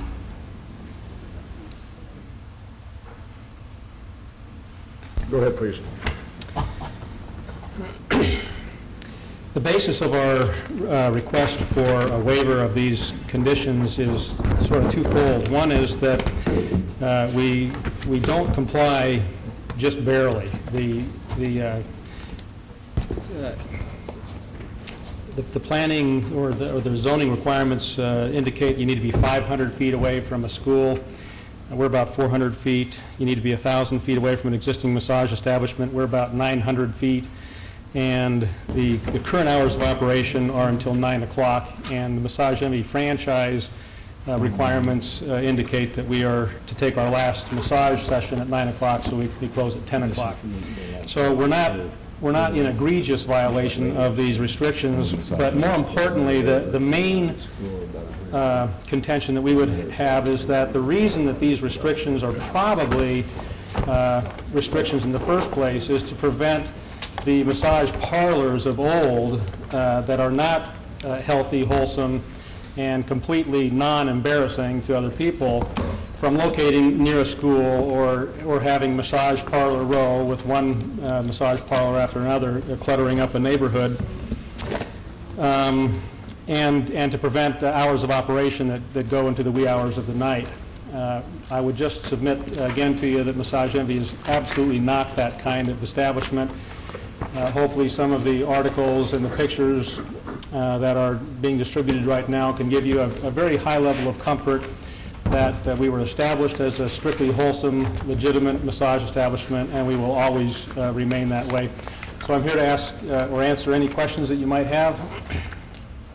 All right, thank you very much. The pictures are really very, very beautiful. There's no question about that. It looks like a first-class operation. It is, thank you. Okay, anybody have anything they want to say at the public hearing? We'll close the public hearing then. This is Councilwoman Tarkanian. Councilwoman? I have looked up the information about your company. I think you have an excellent reputation. I think you're a fine company, but I don't think this is the right place for your establishment. And the reasoning is, it isn't just the 3 waivers that you're requesting. That's a lot of waivers to ask. But this isn't just that, but just today we voted in residences within a 400 radius, which means we have a 4th waiver that we would have to do, which is what I just checked with Margot to make sure on that. If you remember earlier today, when we were talking about the infill project, that puts residences right adjacent to the land on which this would be. And I can't support that application at this current location. If you had another location without all that, I think it's a great massage parlor. Yeah. Councilwoman Tarkanian, thank you for your concern. I have been looking for 2.5 years for something to serve that general Summerlin area with utter, it's been just almost impossible. We finally found this site, and we thought maybe we could shoehorn it in. I again submit very respectfully that it's my belief, and through having gone through this about 115 times all across the country, virtually every municipality in which we locate has some kind of restrictions, like the time, hours of operation, or the distance separation from schools and residences. But that is to protect those areas from, we believe, and so far 100% of the municipalities which we have sought these waivers at have agreed with us, that it was to prevent the too close operation of less wholesome type of massage establishments. This is an upscale day spa type of environment. Any wife or husband or the most upstanding citizen around could take their children in there and not have the least bit of embarrassment. There would be no, it's the difference between an adult bookstore and a Borders bookstore or a Barnes & Noble bookstore. We are absolutely wholesome, completely family-friendly, men, women. We are membership-based, so we have lots and lots of repeat business. We don't go after any of that visitor business. We don't pay taxi cab fares to get there. We don't stay open all hours of the day. All of our therapists are licensed and certified. We're just as wholesome as the day is long. I understand that, and I know we've had some other wholesome places that have applied that we have not granted because of the numbers of waivers or the waivers that were needed. I represent a ward that the residents are absolutely sick of the number of waivers that are given. And they come to me quite often and just say, you know, why do you make these rules and regulations? Why do you do this when all you do is somebody goes up and you make the waiver? I wouldn't mind moving for one or two as far, but we're talking about 4 waivers. And I just have to tell you, I feel very strongly about this right now. I think that you're going to have to find, I mean, I would hope that my motion would be respected and that you could find another place. But right now... If I could, I would have. I've like I say, I've worked with the Trammell Crow Company for 2.5 years, and site after site after site after site has run into the same difficulties with the waivers. Las Vegas has made it darn near impossible because of these waivers, which I strongly believe were to protect them from a different type of entity than what we are. I agree. And if I could, I'd go somewhere else. But this is not the first time. This is about the 20th time that we found a location. I've gone several steps down the road towards trying to secure it, only to find that there's 2 egregious waivers that we're asking for. This one was sort of close enough, we thought, to ask for, and I would hope that my 2.5 years has not been in vain. I really would. Well, I understand and I respect what you're saying, but I would hope that perhaps you could go back to those other people and maybe get them to waive their waivers, because I know that in the ward I'm representing, I'm very confident that I'm understanding how they feel about the waivers. And you know, some of them don't care what kind of massage parlor it is. They just don't want a massage parlor that close to the residences. But And we're it not happens, a parlor. That's well, a massage entity then. And it isn't that I haven't granted or recommended for massage entities in the ward, because I have, where they fit in the right way and they didn't need 4 waivers or something like that. And it isn't even that I didn't increase the hours, because we just went back recently to someone toward the establishment. It also is it isn't a national group such as you are, you know, it's more of a local type establishment, but we went back there and we saw that they could have the extended hours, and we're moving in that direction. It's just that I feel that 4 waivers is too much. Would it help if we were to comply with the hours of operation and close at 9 instead of at 10? No, that wasn't a big thing with me. It was primarily the other 3. And I'm going to have Mr. Councilman Brown speak, I know. Okay. All right, Councilman Ross, I think, did you want to say something before Councilman Brown? No, please. Okay, Councilman Brown? That's all right. Well, please. This is a transitional spot. Councilwoman is now taking over this corridor, and I just had a couple questions, because I had not been briefed on this either, and certainly when you talk the waivers, the positive location is that little plaza there, which has been done aesthetically as nice as anything in the area. The orientation is all northerly.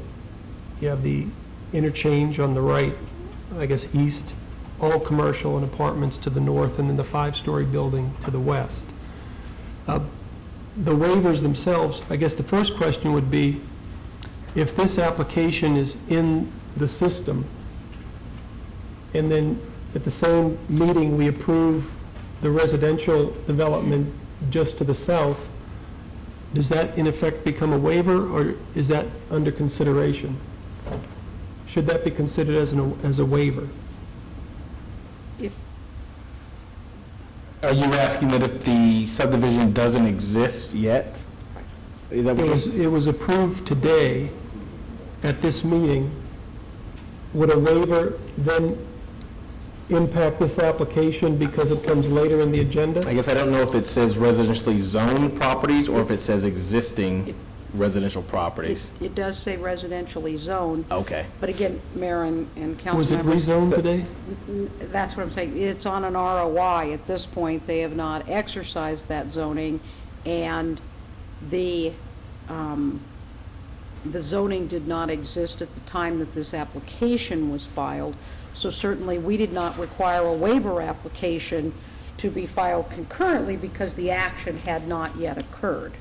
But I don't think that's a fair representation then, Mr. Scott, that this is a waiver that would actually occur after the fact. Right. And I agree totally with Councilwoman that if the 10 o'clock or the timing on that waiver can be discussed with her office, I would encourage that. I didn't even know there was a massage parlor over on the highway side. I was not aware of that. If I might just make a quick point on that, too, that's the Garden Day Spa and Salon. 99% of their business is facials, hairs, nails. They just do an occasional massage, so it's not even a massage establishment. It's really a hair, nails, and facials type of place, and with the occasional massage. I don't want to argue. I respect totally your... And I would just ask the councilwoman, I would want to know more about your business and the specific request here, if it was still within Ward 4. And the representation and the discussion we had earlier on your corporation, I think it's a welcome addition to the city.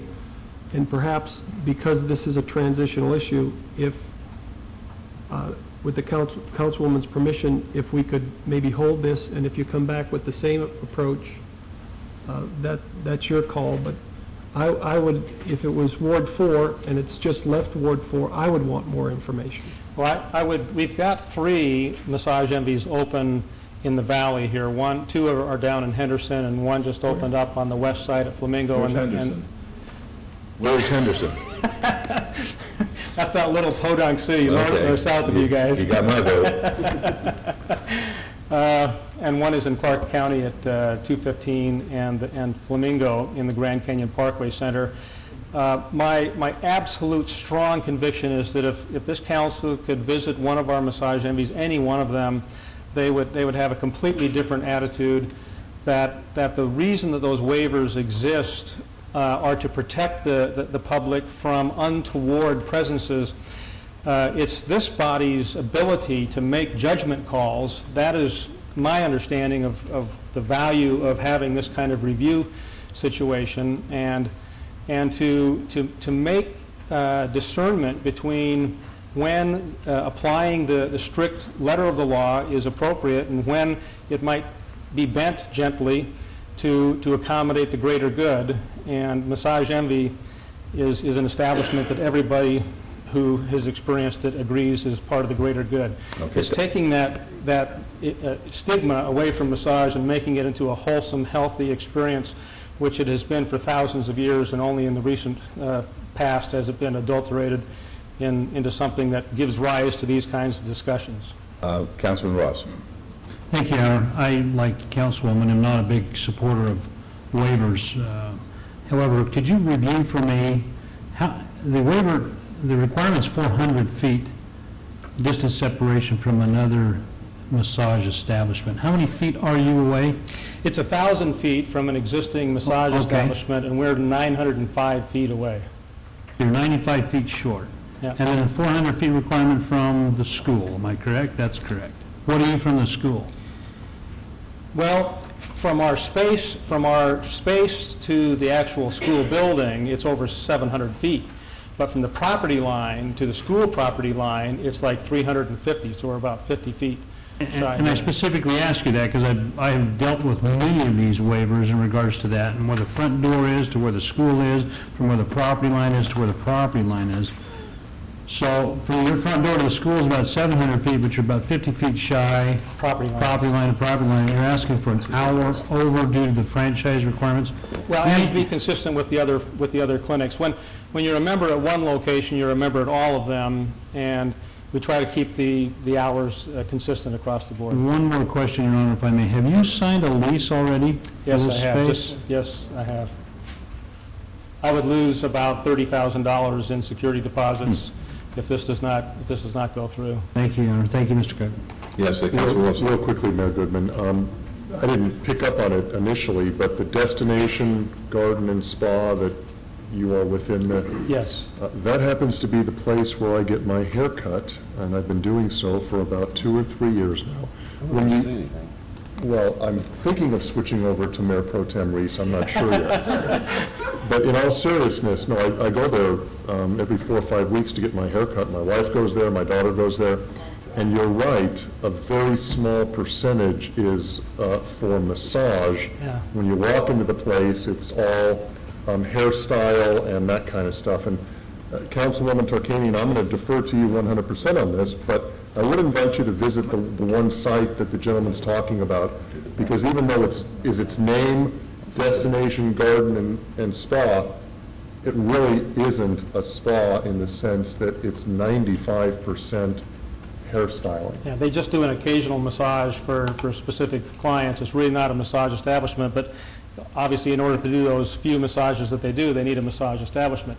Again, it's my belief that the reason that law was enacted is to prevent what you see in so many places in the city where you have just row after row after row after row of massage establishments. That's clearly not what's going to happen here. This is a truly honest and honorable and wholesome, delightful experience that... Well, we have to be careful what we're saying here, because we license these massage parlors, and we certainly don't license them because they're unwholesome. That's true. So we understand that you have a different kind of... stay as far you away have a from different that kind of as product. Yes. And I could tell you have a different kind of product from your submission here. This looks more like a doctor's office Yes, than it the does... clinics. or a clinic than it does one of these places on Paradise that is called like Sunshine Massage with hours open till midnight. I understand. Okay. Councilwoman? I have to tell you something. It's not easy to represent Ward 1.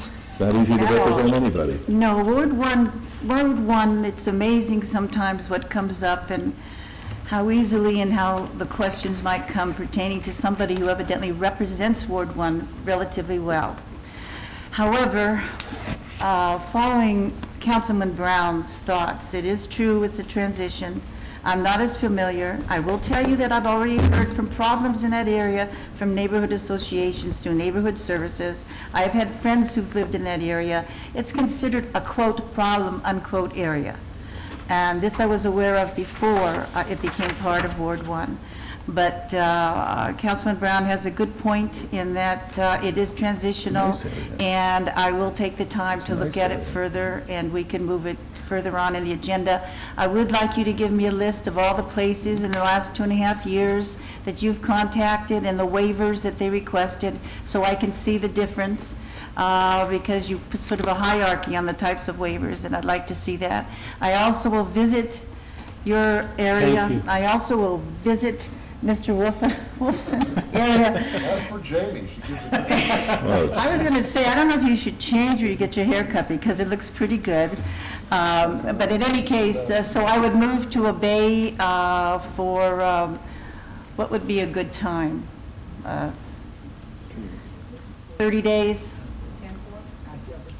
October 4th? How does that affect your lease? I'm paying rent for Okay. something I can't... The only thing is, I must tell you, this has happened before. I'm so thankful for your change of heart, I can't tell you. I'll be happy to live with whatever you decide. Oh, that's what I would go for, October I 4th. feel like voting for him. Okay, all right, 2 weeks? What do you say, Mr. Mayor? I'm concerned. Come on, Mr. Mayor. How What about did 2 you s- weeks? No, Mr. Mayor. No, I don't have enough time to Very visit good. all these Okay. places with Okay. everything else, with All right. 30,000 new voters in Ward 1. I appreciate sincerely your willingness to go take a close look at us. I believe it will set all your concerns at ease. 30 days? 30 days. Very good. That's a motion, let's vote. Opposed? Motion carries. Thank you. Okay, good luck to you, sir. 181 is SDR 11034. The applicant is Eric Miller. The owner is Caballos de Oro Estates LLC. Request for site development plan review for a proposed 30-unit attached single-family development on 5 acres west of the intersection of Cheyenne Avenue and the I-215 Beltway. It's in Ward 4. Planning Commission staff recommend approval subject to conditions. It's a public hearing which is now open. Yes, ma'am. My name is Marion Perry, 300 South 4th Street, representing the applicant.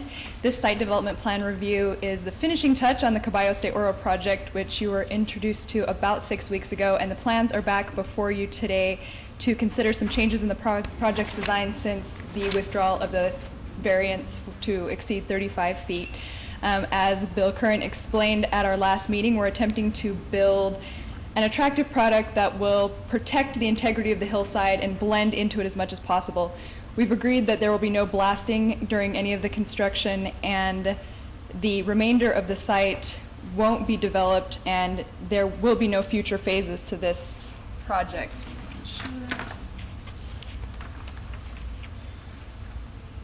Looks like it's even off this plan, but we're only constructing on about half of the site, and the rest will remain passive open space. There you go. After the last city council meeting, we met with a concerned neighbor to discuss the concerns that were voiced at that meeting.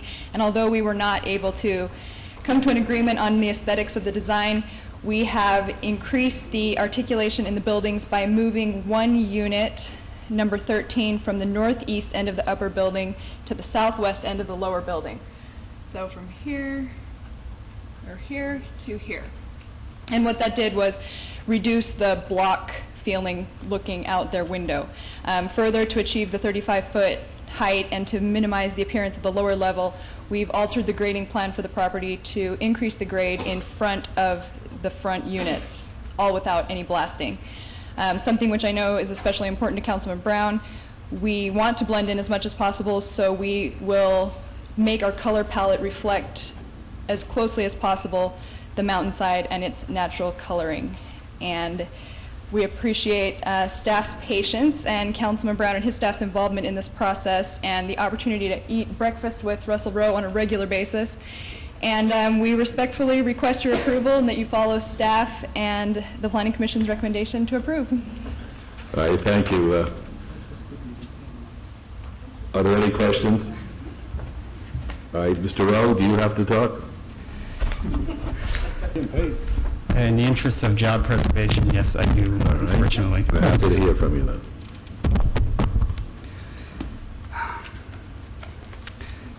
Thank you, Mayor and Council. Russell Rowe, 3800 Howard Hughes Parkway. Here on behalf of John Ritter and Focus Property Group.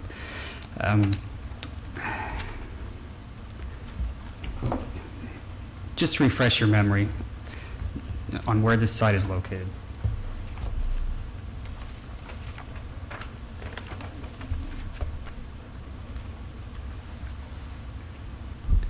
Is that up on the aerial for you? I don't show it on mine. My screen is black, too. Okay.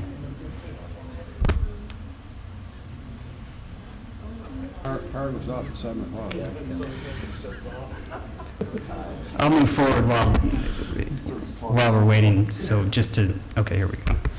The site is located just behind the Focus Property Group offices, just off of Cliff Shadows Parkway. Here's the offices, and this is the site right behind us.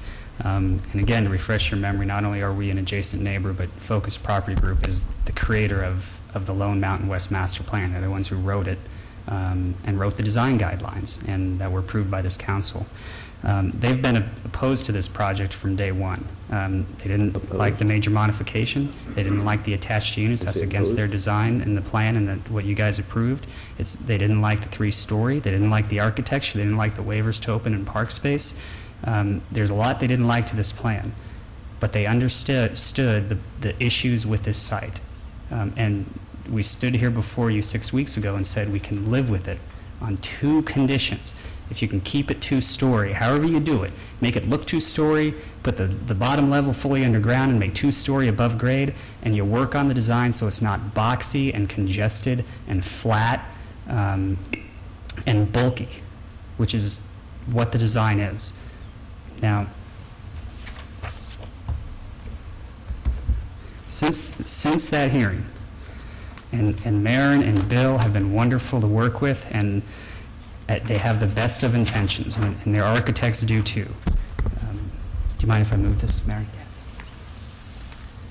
Is there a but? Yes, sir. This is the design, and if the engineer could maybe pan out, because I have others to show you. This is the design that I received on July 12th. Okay. This is the design on July 17. Okay. This is the design on August 2nd. And this is the design on August 16. About the only difference that I can tell is we've lost the roofs, which I think is because of the 35-foot height limitation. That's actually something we liked because it helped alleviate this design, the boxy flatness of this design.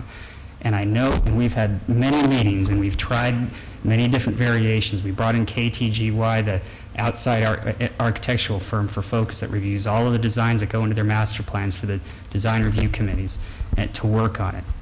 But every time it came back, it looks pretty much the same. I could lay these on top of each other, and they look the same. We would... And I was going to show you some of the design standards in the Lone Mountain Plan, but it's late, and I don't need to belabor that with you. But our main point is, and I was going to show you what you approved in Village 26, just on the other side of the ridge. Totally different products, singles, 1 and 2 story, single family detached. Again, we're willing to not have that, but well articulated. We don't understand why that's acceptable there. And you go over the ridge in Lone Mountain West, and we can't even work on something more palatable when we've given in on everything. Everything. Your Honor, and Russell, I appreciate it, and I want you to continue, but Village 26 has 5 different products. The 3 subdivisions of single-family detached, then there's 2 attached product, one of which goes at least 3 stories above the 35 feet. So it's not a good comparison. Village 26 parts of Village 26 are far more intense than anything in the entire Cliff Shadows Master Plan community. So just to clarify that for the record, but continue because you're on point. You're saying that there's a 3-story though, Councilman Brown? And I appreciate that, Councilman, so I guess I should show you to clarify in fairness. This is the product in Village 26.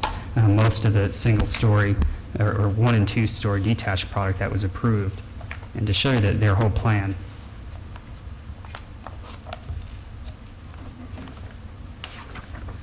That's the Village 26 plan. This is the higher density attached 3-story product that I understand is under 35 feet. I spoke with Chris Kempfer, who represented it, and he confirmed for me today that it is within 35 feet, full 3-story, but it's against the freeway. It's not back into the foothills. And again, we're talking about the foothills. And I was going to have Calvin Champlin here, the planner for Focus Property Group, who wrote the design guidelines, to tell you that one of the main reasons they put that in about the detached 2-story product and the low designation was because of the foothills. They were trying to protect the foothills. But he's been out in Pahrump on a development agreement issues and couldn't make it, unfortunately. So, Councilman, I do appreciate you pointing that out. I want to be fair on that. So, I guess our point is, that on all these, we have, everybody's worked. I don't think there's any bad faith here. Everyone's tried. But the plans that come back since the last hearing really haven't changed. And you held the site development plan review because it wasn't good enough, I thought, to be approved at that time. And it's coming back really actually a little worse because we lost the pitched roofs.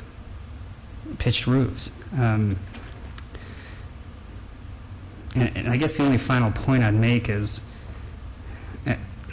all Focus asks is to demand the same standards that you demand of Focus of this applicant, and you give Focus the same consideration that you do neighbors when we're on the other side. It's Focus and their staff that will live with this every day, not me, not Maren or Bill, not even the applicant, because they'll build it and leave, but John Ritter and everyone else who come to that office every day will be the ones looking at this. So I'd ask that you give us that consideration. Thank you very much. Folks, public hearing, would anyone like to be heard?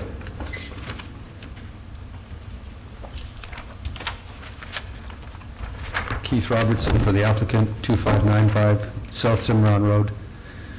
Couple things that we want to clarify, or I'd like to clarify. Russell's right, Focus did bring KDGY in from California. They provided plans, and Calvin from Focus looked at them and said, these plans are certainly not acceptable. At that time, he said the plans that we have here today were approximately 98-99% where they wanted to be. He did not like the plans. When we were in front of you 6 weeks ago, primarily what we were looking at was reducing our height down from 37'4" to 35 foot, and we've done that. And I think the product that we're providing is an excellent product. Yes, Focus is going to look out. There are other neighbors going to look out, but we've met with Focus countless times, and yes, we've got a lot of changes. Those changes were being made on our behalf with input from them, and working with planning, and certainly Councilman Brown's office. So we've spent a lot of time and effort, and we certainly would hope that you would look at it, and we would get approved here today. Thank you. Thank you. Anybody else like to be heard? All right, we'll close the public hearing then. Councilman Brown? Thank you, Renner.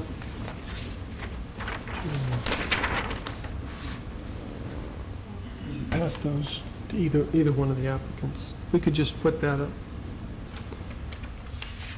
Those have been on the council for a few years. There was a 12-story high-rise proposed for this, and one of the interesting things is, as was mentioned, this is a 5-acre piece, and that picture right there, if we could freeze that one, don't move. They're developing on 2.5 acres, opposed to allowing them to go into that mountainside, probably at a lot of cost, but either blasting or degrading that to get more density up the hill. Staff, and I agree with staff's blending of that density, instead of putting 5 units per acre on 5 acres up the hillside, they came up with an attached product on the smaller footprint. And I agree, it's unlike anything that we've seen in Cliff Shadows. But one of the biggest frustrations has been it's aesthetics. If we have 5 people in the room, we have 5 different opinions. I've heard people comment that it's too boxy, too dense. I've had others say it looks like the brownstones on some of the urban look. Whether it's appropriate or not, we'll find out. One of the biggest statements I made to the applicant was, you'll be looking at it each and every day, and I appreciate that more than you know. But this, when it's built, will be something that I will either be pleased that it was the right decision or regret for a very long time. And they understand that, because this is going to come down to how it looks, not only to you as the neighbor, but to the community as a whole. It's a gated community. It's high-end. What are the projected price points? Thank you so much. We're figuring we're going to start about the $300 a square foot, so somewhere around the $750,000. Yeah, if we About could. $750, $300 a square foot. Okay, so conservatively with the market, let's say 700,000 starting price. If the facility, if this application came in and was built prior to Focus coming in and building their office complex, it would be a non-issue. The fact that they came first and you're coming after has caused a lot of the consternation as far as what this neighbor's going to be like. I was very concerned about the 35 feet because we have 4 more parcels in immediate proximity that have far greater danger of setting a bad precedent up there. But it's my opinion that if you're going to try to tuck something on 2.5 acres and you have a gated detached brownstone looking product and the 3-story look, I'll make a comment on that in a minute, but the 3-story look would try to mitigate by lowering that front portion patio down as low as Public Works deems possible. It's a good infill piece, and with the color palettes, hopefully it will be a beautiful addition to the Cliff Shadows master plan community. We've done major modifications throughout Cliff Shadows. We've done waivers throughout Cliff Shadows. The market has driven a lot of this, and this is a unique piece, one of 4 or 5. The issue of 3-story, this is the 3rd time today that we've heard it, and we're going to hear it because the market's starting to drive this. Margot, I don't understand, and I need to be educated on a 35-foot height limitation that we have in place in our code. We then determine inside that 35-foot shell, it's okay to put 2 stories, but you can't put 3 stories. Now, by 3 stories, there are homes, I live in a home that's 3 levels, but not certainly segregated as far as floors. I think that's misleading. When we list something as 3 stories but 35 feet and differentiate that between 2 stories and 35 feet, because what people are looking at is the outside. So I'd like that addressed, because this is the 3rd time today that's come up with some confusion. And I don't know if I'm just not understanding the differentiation, but I'd appreciate that, because in this case, my biggest concern was the 35 feet, and that's why we eliminated that waiver. I didn't want to set a bad precedent. But aesthetically, I mean, this is one of those things. There's a risk involved. I'm taking that risk. Mr. Ritter has been probably one of the greatest proponents of good development. I have tremendous respect for his opinion. This has come down to a difference of opinion in how this is going to look. I think it's going to end up complementing. If you could put now that map that I requested, the other one, Maren, the one underneath that, I was concerned as far as sight lines and separations. The back portion of the development is going to almost entirely be blocked by the front 13 buildings, 13 condominiums. Along this area here. Some of those will actually be blocked further by the southernmost Focus office building. And if somewhere we could focus in on the sight lines from the street, I think it's at the bottom of that map that I asked for. Oh, right here, okay.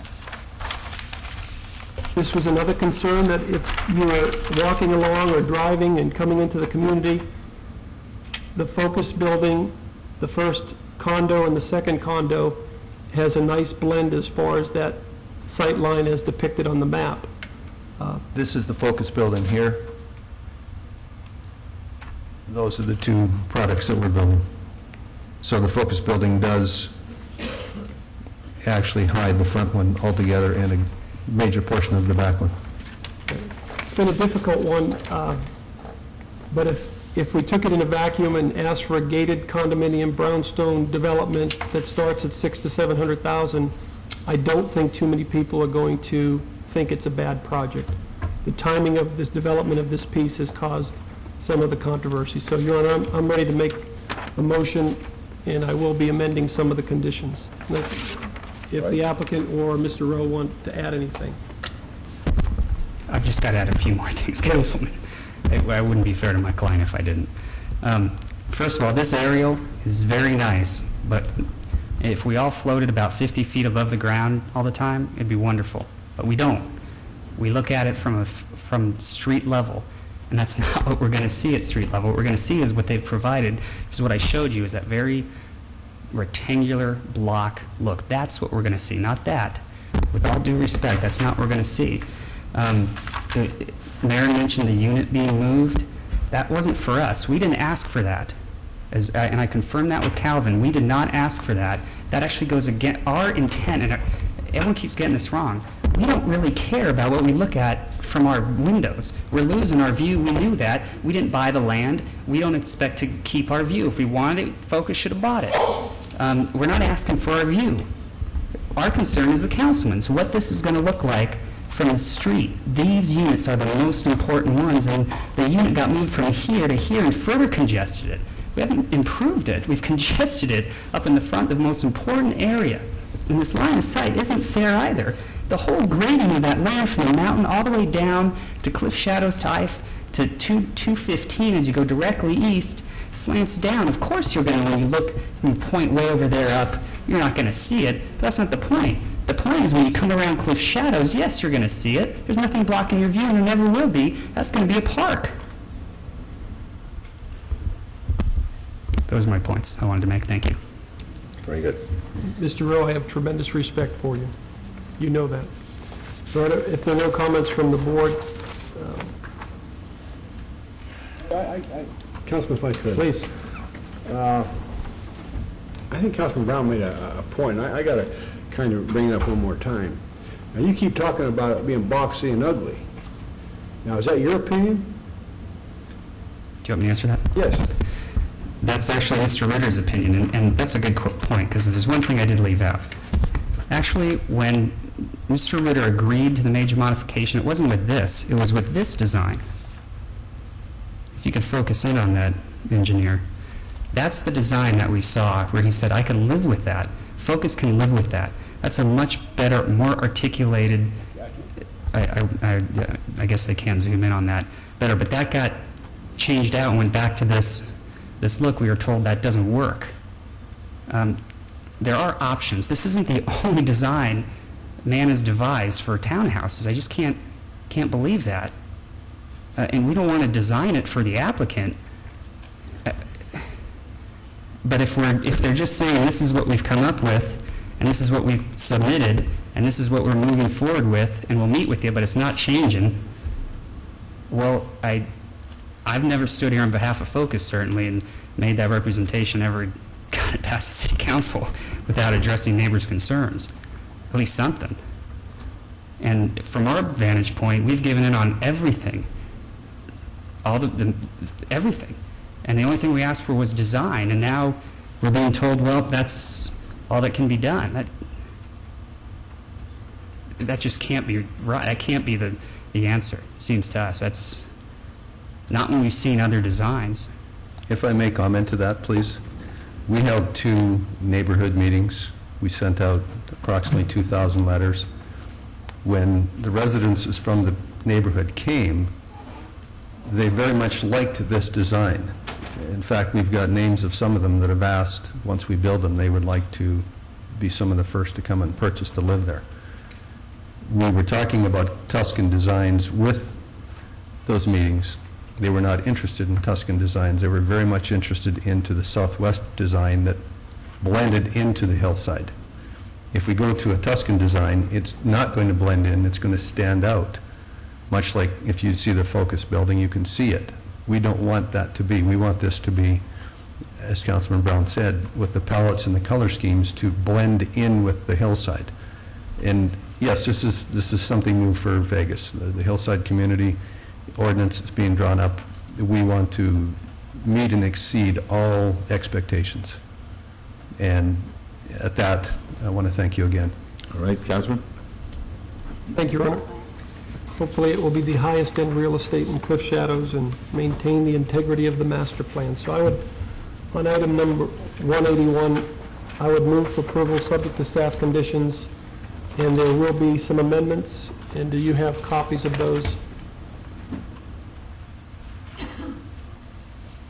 If I may, Mayor and Councilman Brown, the only ones I have at this time is the amended condition number 3 with regard to the elevations, date stamped August 14th, and an amendment to condition number... Speak in the mic. I'm sorry, and the amendment to condition number 7, that the maximum building height shall be 3 stories or 35 feet, whichever is less. Let me add then, on condition number 4, we are deleting, after passive open space, to be deeded to the city, we're deleting that. So it would read now, as passive open space with no future development phases allowed.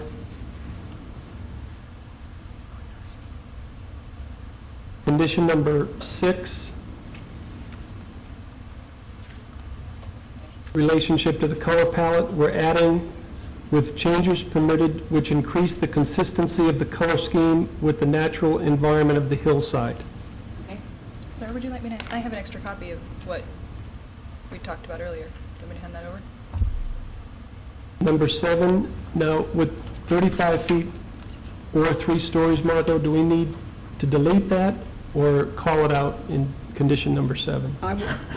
Mayor and Councilman, I was looking to, currently the language is 44 feet, and with the changes, we would go with the 35 feet. And then in condition number 8, Bart, this may be yours or Margot, I'm not sure, but one of the things I suggested to the applicant is, since some of the outer perimeter wall would be wrought iron, I suggested that from a security standpoint, since this is up into the hillside, that are they allowed by code to go between 6 and 8 feet, or do we have to call that out? If you, again, Mayor and Councilman Brown, if you want to allow up to 8 feet, is that your intention? Yes. Then we need not make any changes to condition 8, because that will be allowed through Title 19 and Lone Mountain West. So be it. And item number 23,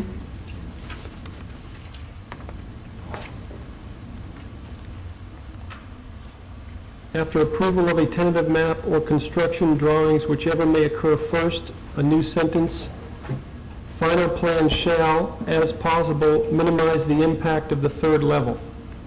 And it is clearly the intent, and it's been stated on the record, that the applicant will work with Public Works to bring that front row of condominiums down as low as possible to mitigate some of the concerns about the 3-level issue that was raised by Mr. Rowe.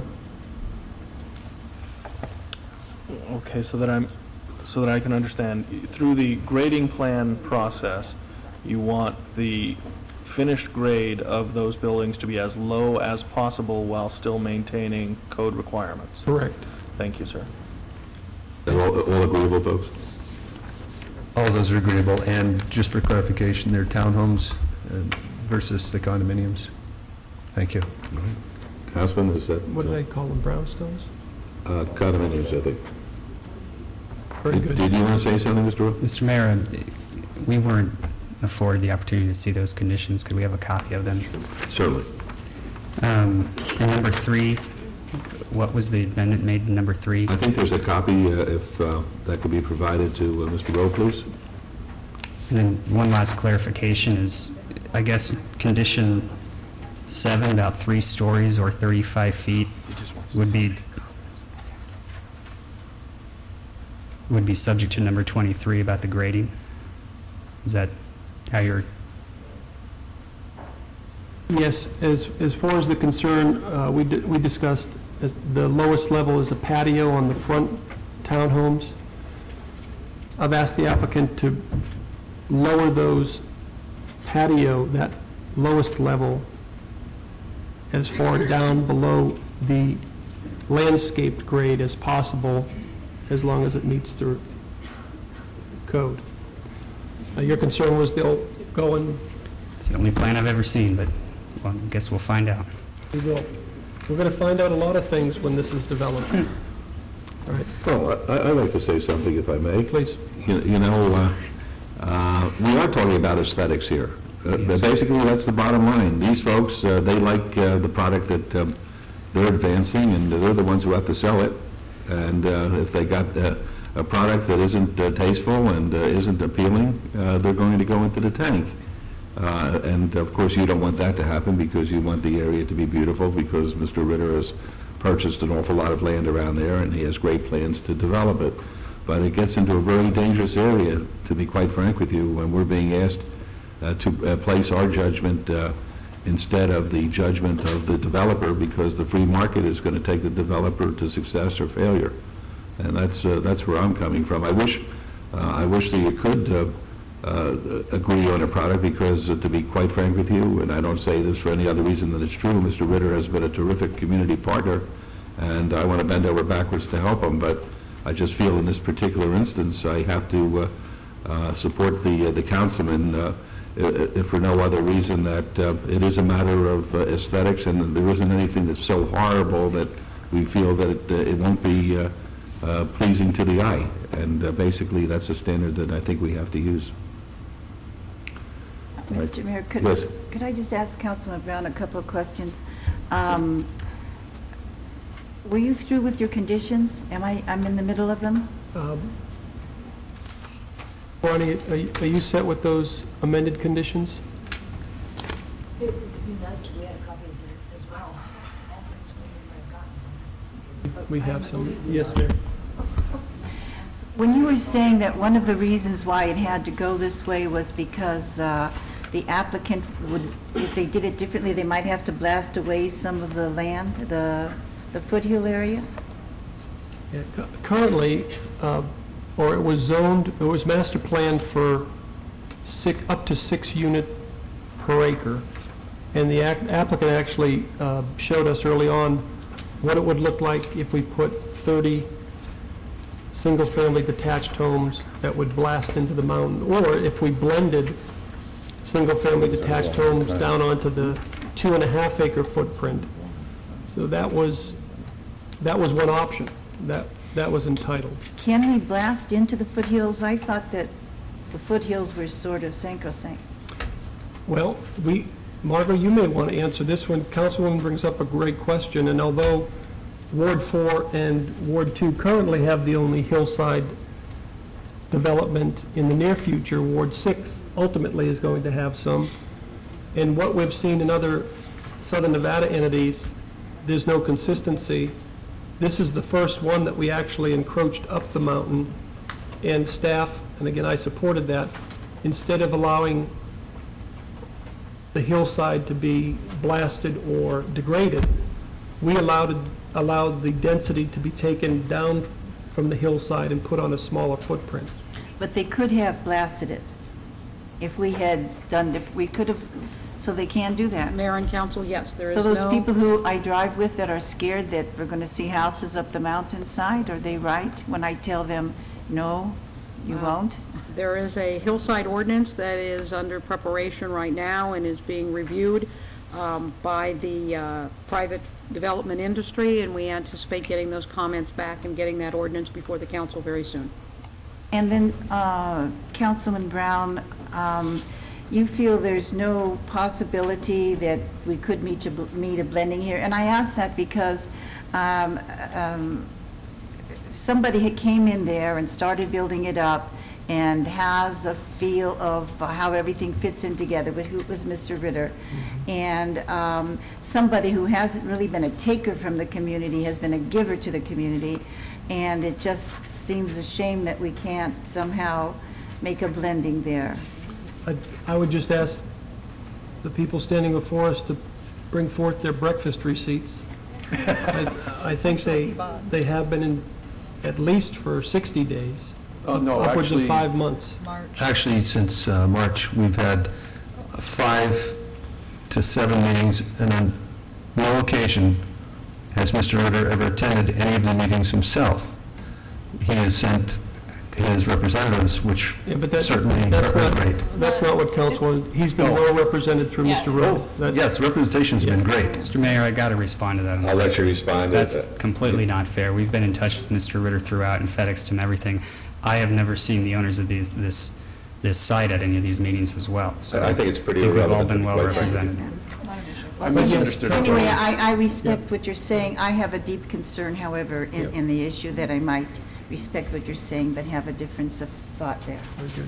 Sorry, I misunderstood your question. Sorry, I that's apologize. okay. All right, Councilman? Yep. I'll restate the motion then. I would move for approval subject to staff conditions as amended. All right, let's vote, please. Would Margot say something? Oh, I did you have think- anything to Can add? you go through them real quickly? It won't take I but thought a we second. did. In number 1, delete the reference to variance 11030. In number 3, refer to site plan and elevations dated 8/14/06. In number 4, delete the language deeded to the city. In number 6, add the language with changes to be allowed to further blend with the natural setting. Number 7, not to be deleted, but to be changed, the building height shall not exceed 3 stories or 35 feet. And number 8, no change. All right, as I understand, the applicant agrees with that. And number 23? And number 23, to add, final plans shall, as possible, minimize the impact of the third level, kind of in the middle of that condition. And we concur with those. Okay, thank you. Mayor Pro Tem? Yes, I just wanted to say that I'm going to support Councilman Brown. I know that I've worked with Councilman Brown for upwards of 12 years now, and I know that he's very, very thorough. I think that if there's any other way this could have been worked out, where the aesthetics could have been agreed upon by all parties, it would have been there. And so I know, like I say, Councilman Brown works hard, his staff works hard, and if Councilman Brown feels like this is the thing to do tonight, then I have to support him. Okay, thank you. All right, there's been a motion. Let's vote, please. Opposed? Motion carries. Thank you. Good luck to you folks. Thank you very much, and again, thanks for all the hard work from planning and Councilman Brown's office. All right, thank you. Item 182 is SDR 14760. The applicant is SH Architecture, the owner of State of Nevada. Request for site development plan review for proposed 5-story, 80,262 square foot office building and a 3-story, 105,920 square foot parking garage on 7.61 acres at 215 East Bonanza Road. This is in Ward 5. The correct size, by the way, is 1.61 acres, not 7.61 acres. The Planning Commission and staff recommend approval subject to conditions. It's a public hearing, which I now declare open. Good evening, Council, Mayor. Kevin Gouveia with SHR. Ooh. Is it live now? Whoa. Great. Kevin Gouveia with SH Architecture, representing the applicant, State of Nevada. Yeah. I'm a little concerned. I just saw the picture. Well, where's this going to be? This is located at the intersection of Casino Center Drive and Bonanza Road. I think that's right in the middle of the proposed freeway realignment. Mayor, if you allow me to explain, I'll be happy to. Oh, yeah, I'd be happy to, because one of the things that I'm concerned about is I think, as I've said before today, I don't want to be taken advantage of and to give certain entitlements and then have to pay for them when we take the land in order to expand our highways. Absolutely. This diagram here that I brought today is kind of an indication of an aerial view of where our site is. I can pull this over a little bit. This is the site right here. The existing Fire Station Number 1 headquarter buildings is located right here. And the Dula Pool facility is located right in this area. And this next diagram I'm going to show you is the proposed realignment of the highway system as part of that Project Neon. Where is that again? Project Neon? Yes, where's that? You pointed to... That's going to come right along here. So this new diagram here. Yes.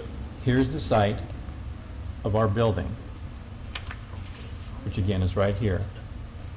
So what this is going to do, the Project Neon is going to expand into the area and essentially cause a demolition of the fire station building itself and the Dula Pool building. That's what's proposed. So part of our design and the conversations we've had with both NDOT and the City of Las Vegas Public Works has been to help develop this site with that Project Neon in mind. I see, okay, I appreciate that. So what we're presenting to you today, and that was previously approved by the Planning Commission, is the development for this site, which will essentially demolish the existing 2 buildings there that are used by parole and probation.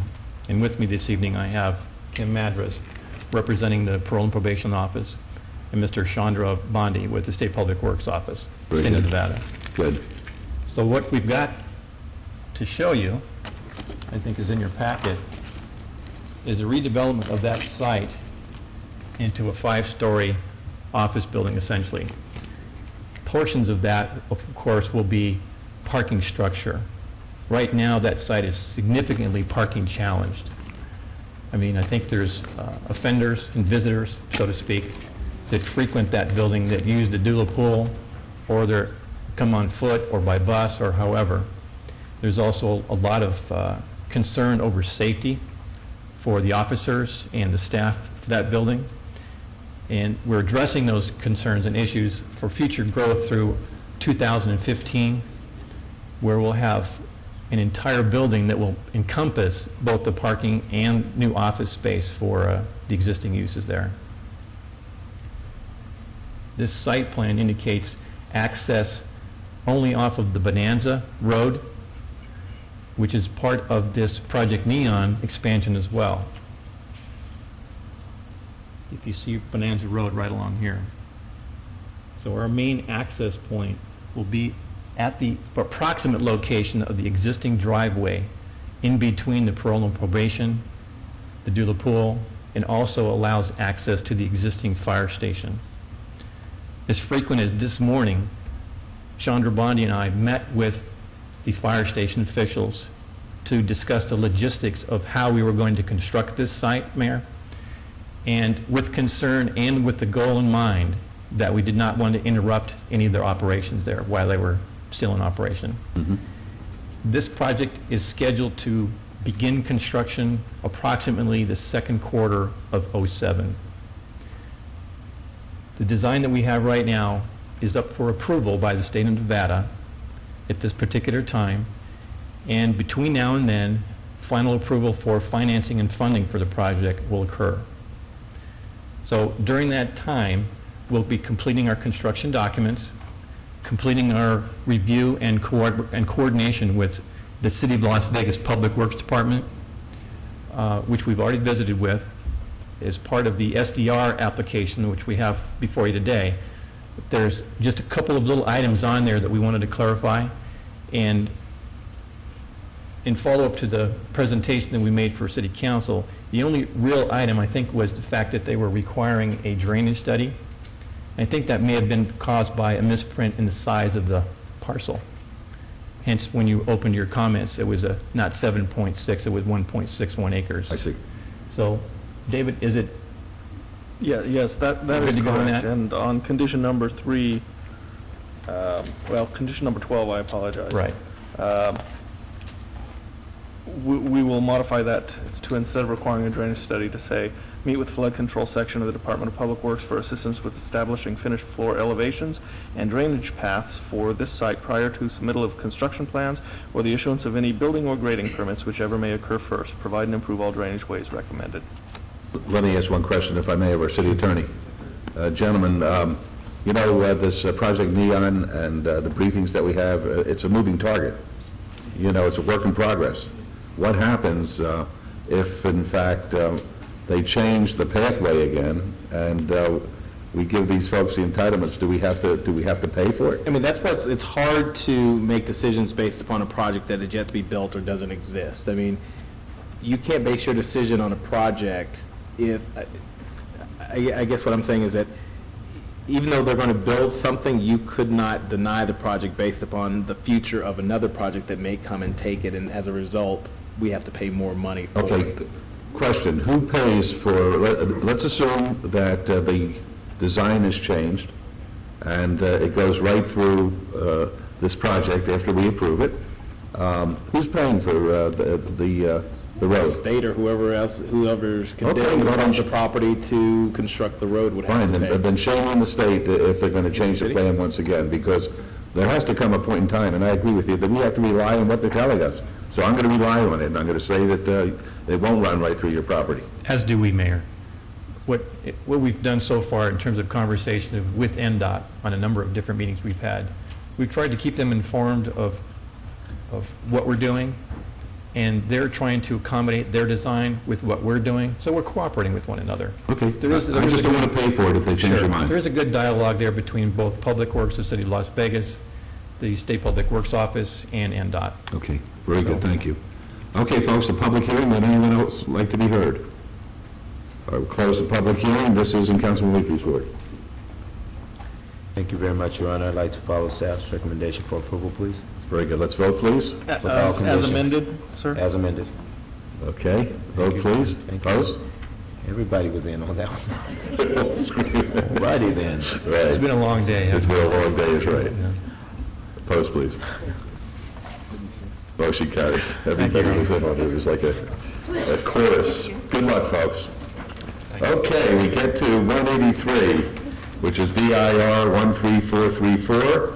The applicant owner is the City of Las Vegas. They request to designate a parcel of land as a historic landmark in the City of Las Vegas on .24 acres at 704 South 9th Street. This is in Ward 3. The Planning Commission and staff recommend approval. It's a public hearing, which I now declare to be open. I was advised that this property is owned by Tig Segelblum. I want the record to reflect that I consider him amongst my friends. He's a neighbor, but that in no way would affect my ability to vote on this. I'll say the same thing. Well, I appreciate that. This house is historic both as far as its design and also the person that owned it, or built it, which was Judge Henderson. I don't know if anyone here remembers Judge Henderson, but the city doesn't have any opposition to it. I'd like to do it. It's just going to make it a landmark. It doesn't prevent us from tearing it down later on, but it is a beautiful building. All right, thank you very much. Are there any questions of Mr. Segelblum? Folks, public hearing, anyone want to be heard? Seeing none, we'll close the public hearing. Councilman Reese. Yes, I'm going to support the Assemblyman. I move for approval of this. All right, let's vote, please. Opposed? Motion carries. Good luck to you. Thank you very much. Thank you for your patience. Okay, item 194, I'll instruct Ms. Ronimus to set the public hearing dates and appeals from the City Planning Commission meetings and Centennial Hills Architectural Review Committee and dangerous buildings or nuisance litter abatements. Thank you, and we finally come at this late hour to citizens' participation. Public comment during this portion of the agenda must be limited to matters within the jurisdiction of the City Council. No subject may be acted upon by the City Council unless that subject is on the agenda and is scheduled for action. If you wish to be heard, please step up and give us your name, and we'll limit this to 3 minutes on the clock, please. Dorothy Barnes, Las Vegas resident. Back again, once again, I have a problem with them holding me on the program, and I'm demanding this time, I'm not asking, I'm demanding that they remove my name off all programs on Nellis Air Force Base that encourage and support illegal drug dealing, prostitution, homosexuality, all the illegal and immoral things that's holding me back and causing me to be oppressed. And I've asked him in the past, now I'm demanding. On yesterday, I was on the 201 eastbound Tropicana bus, and I did ask the gentleman something because he moved from the back of the bus and sat in front of me, so I thought he was one of the people that know that they're claiming me on their program and lying on me. And the police department have asked them to assist the ones that they're putting in distress by lying on me and siphoning off me their drug industry.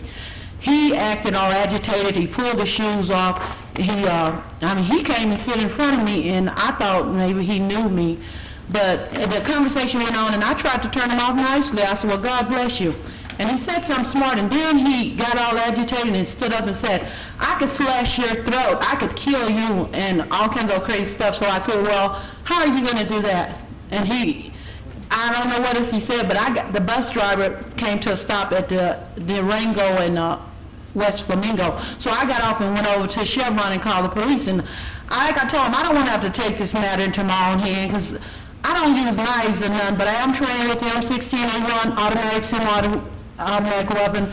I don't want to resort to violence, but if it's out of control with the police department, the people that wear guns every day, how am I going to protect myself even on the bus system with people that ride the bus every day? They rely on people that's sickly and disabled so they can plan for them. I've been down to talk to RTC on Grand Central Station in the past. I don't want to have to keep begging and pleading for my life and safety. In this city or any other city, I've asked them not to use me to support those programs. Now I'm demanding, because it's not right, it's not fair. I hadn't just started standing against them. I was activated into the civil rights area of civil rights. I traveled all the way to Washington, D.C. during the reign of former President Ronald Reagan, from the days of late President Ronald Reagan up through the Bush father, when the Bush the father was in office, and then the Clinton administration. I lived there 2 years during the Clinton administration. And now my name is in there, my children's life and grandchildren's life is jeopardized by this. A lot of people in my family lives have been jeopardized. Some have been murdered, and others have caused to be. It's some things that my family have done that would not have happened as had you removed my name when I first asked the NAACP. Back in 1980 when this first begun, I traveled during the late former reign of Dr. Benjamin Hooks when he was national president of the NAACP. I financed myself to travel to Baltimore, Maryland, in request to the national office to remove my name off that program. And my health is declining. I'm getting older. I'm 49. I'm not getting younger. And I know I don't want to waste you all time, but this is a matter of life and death. I don't take it lightly when somebody threatens me. They've been threatening me behind my back that they better not get busted. They don't care what I complain and talk about. They better not get busted. I didn't put them to selling drugs. I understand they need money to meet their needs. So do I. But I don't hurt other people. All right, thank you. Thank you. Are you still Commissioner, City Council Member Brown? Are you still on the bus company as Commissioner? As is the mayor. You are too? The mayor is... Well, I've already given him a shirt. Yeah, right, I've worn my shirt already. This one is for you. You over at RTC, thank you. All right, thank you very much. Okay, anybody else? Mr. Road? This is great, you got 3 minutes. Yeah, I'll only take one. I just wanted, on that Russell Road 3800 Howard Hughes Parkway, I think I may have let my emotions get the best of me in that last application, so if I got a little testy, I just want to apologize if I offended anybody. To the contrary, you made a very professional and compelling argument, and you believe in your client's position. There's nothing better than that for a lawyer. I understand that.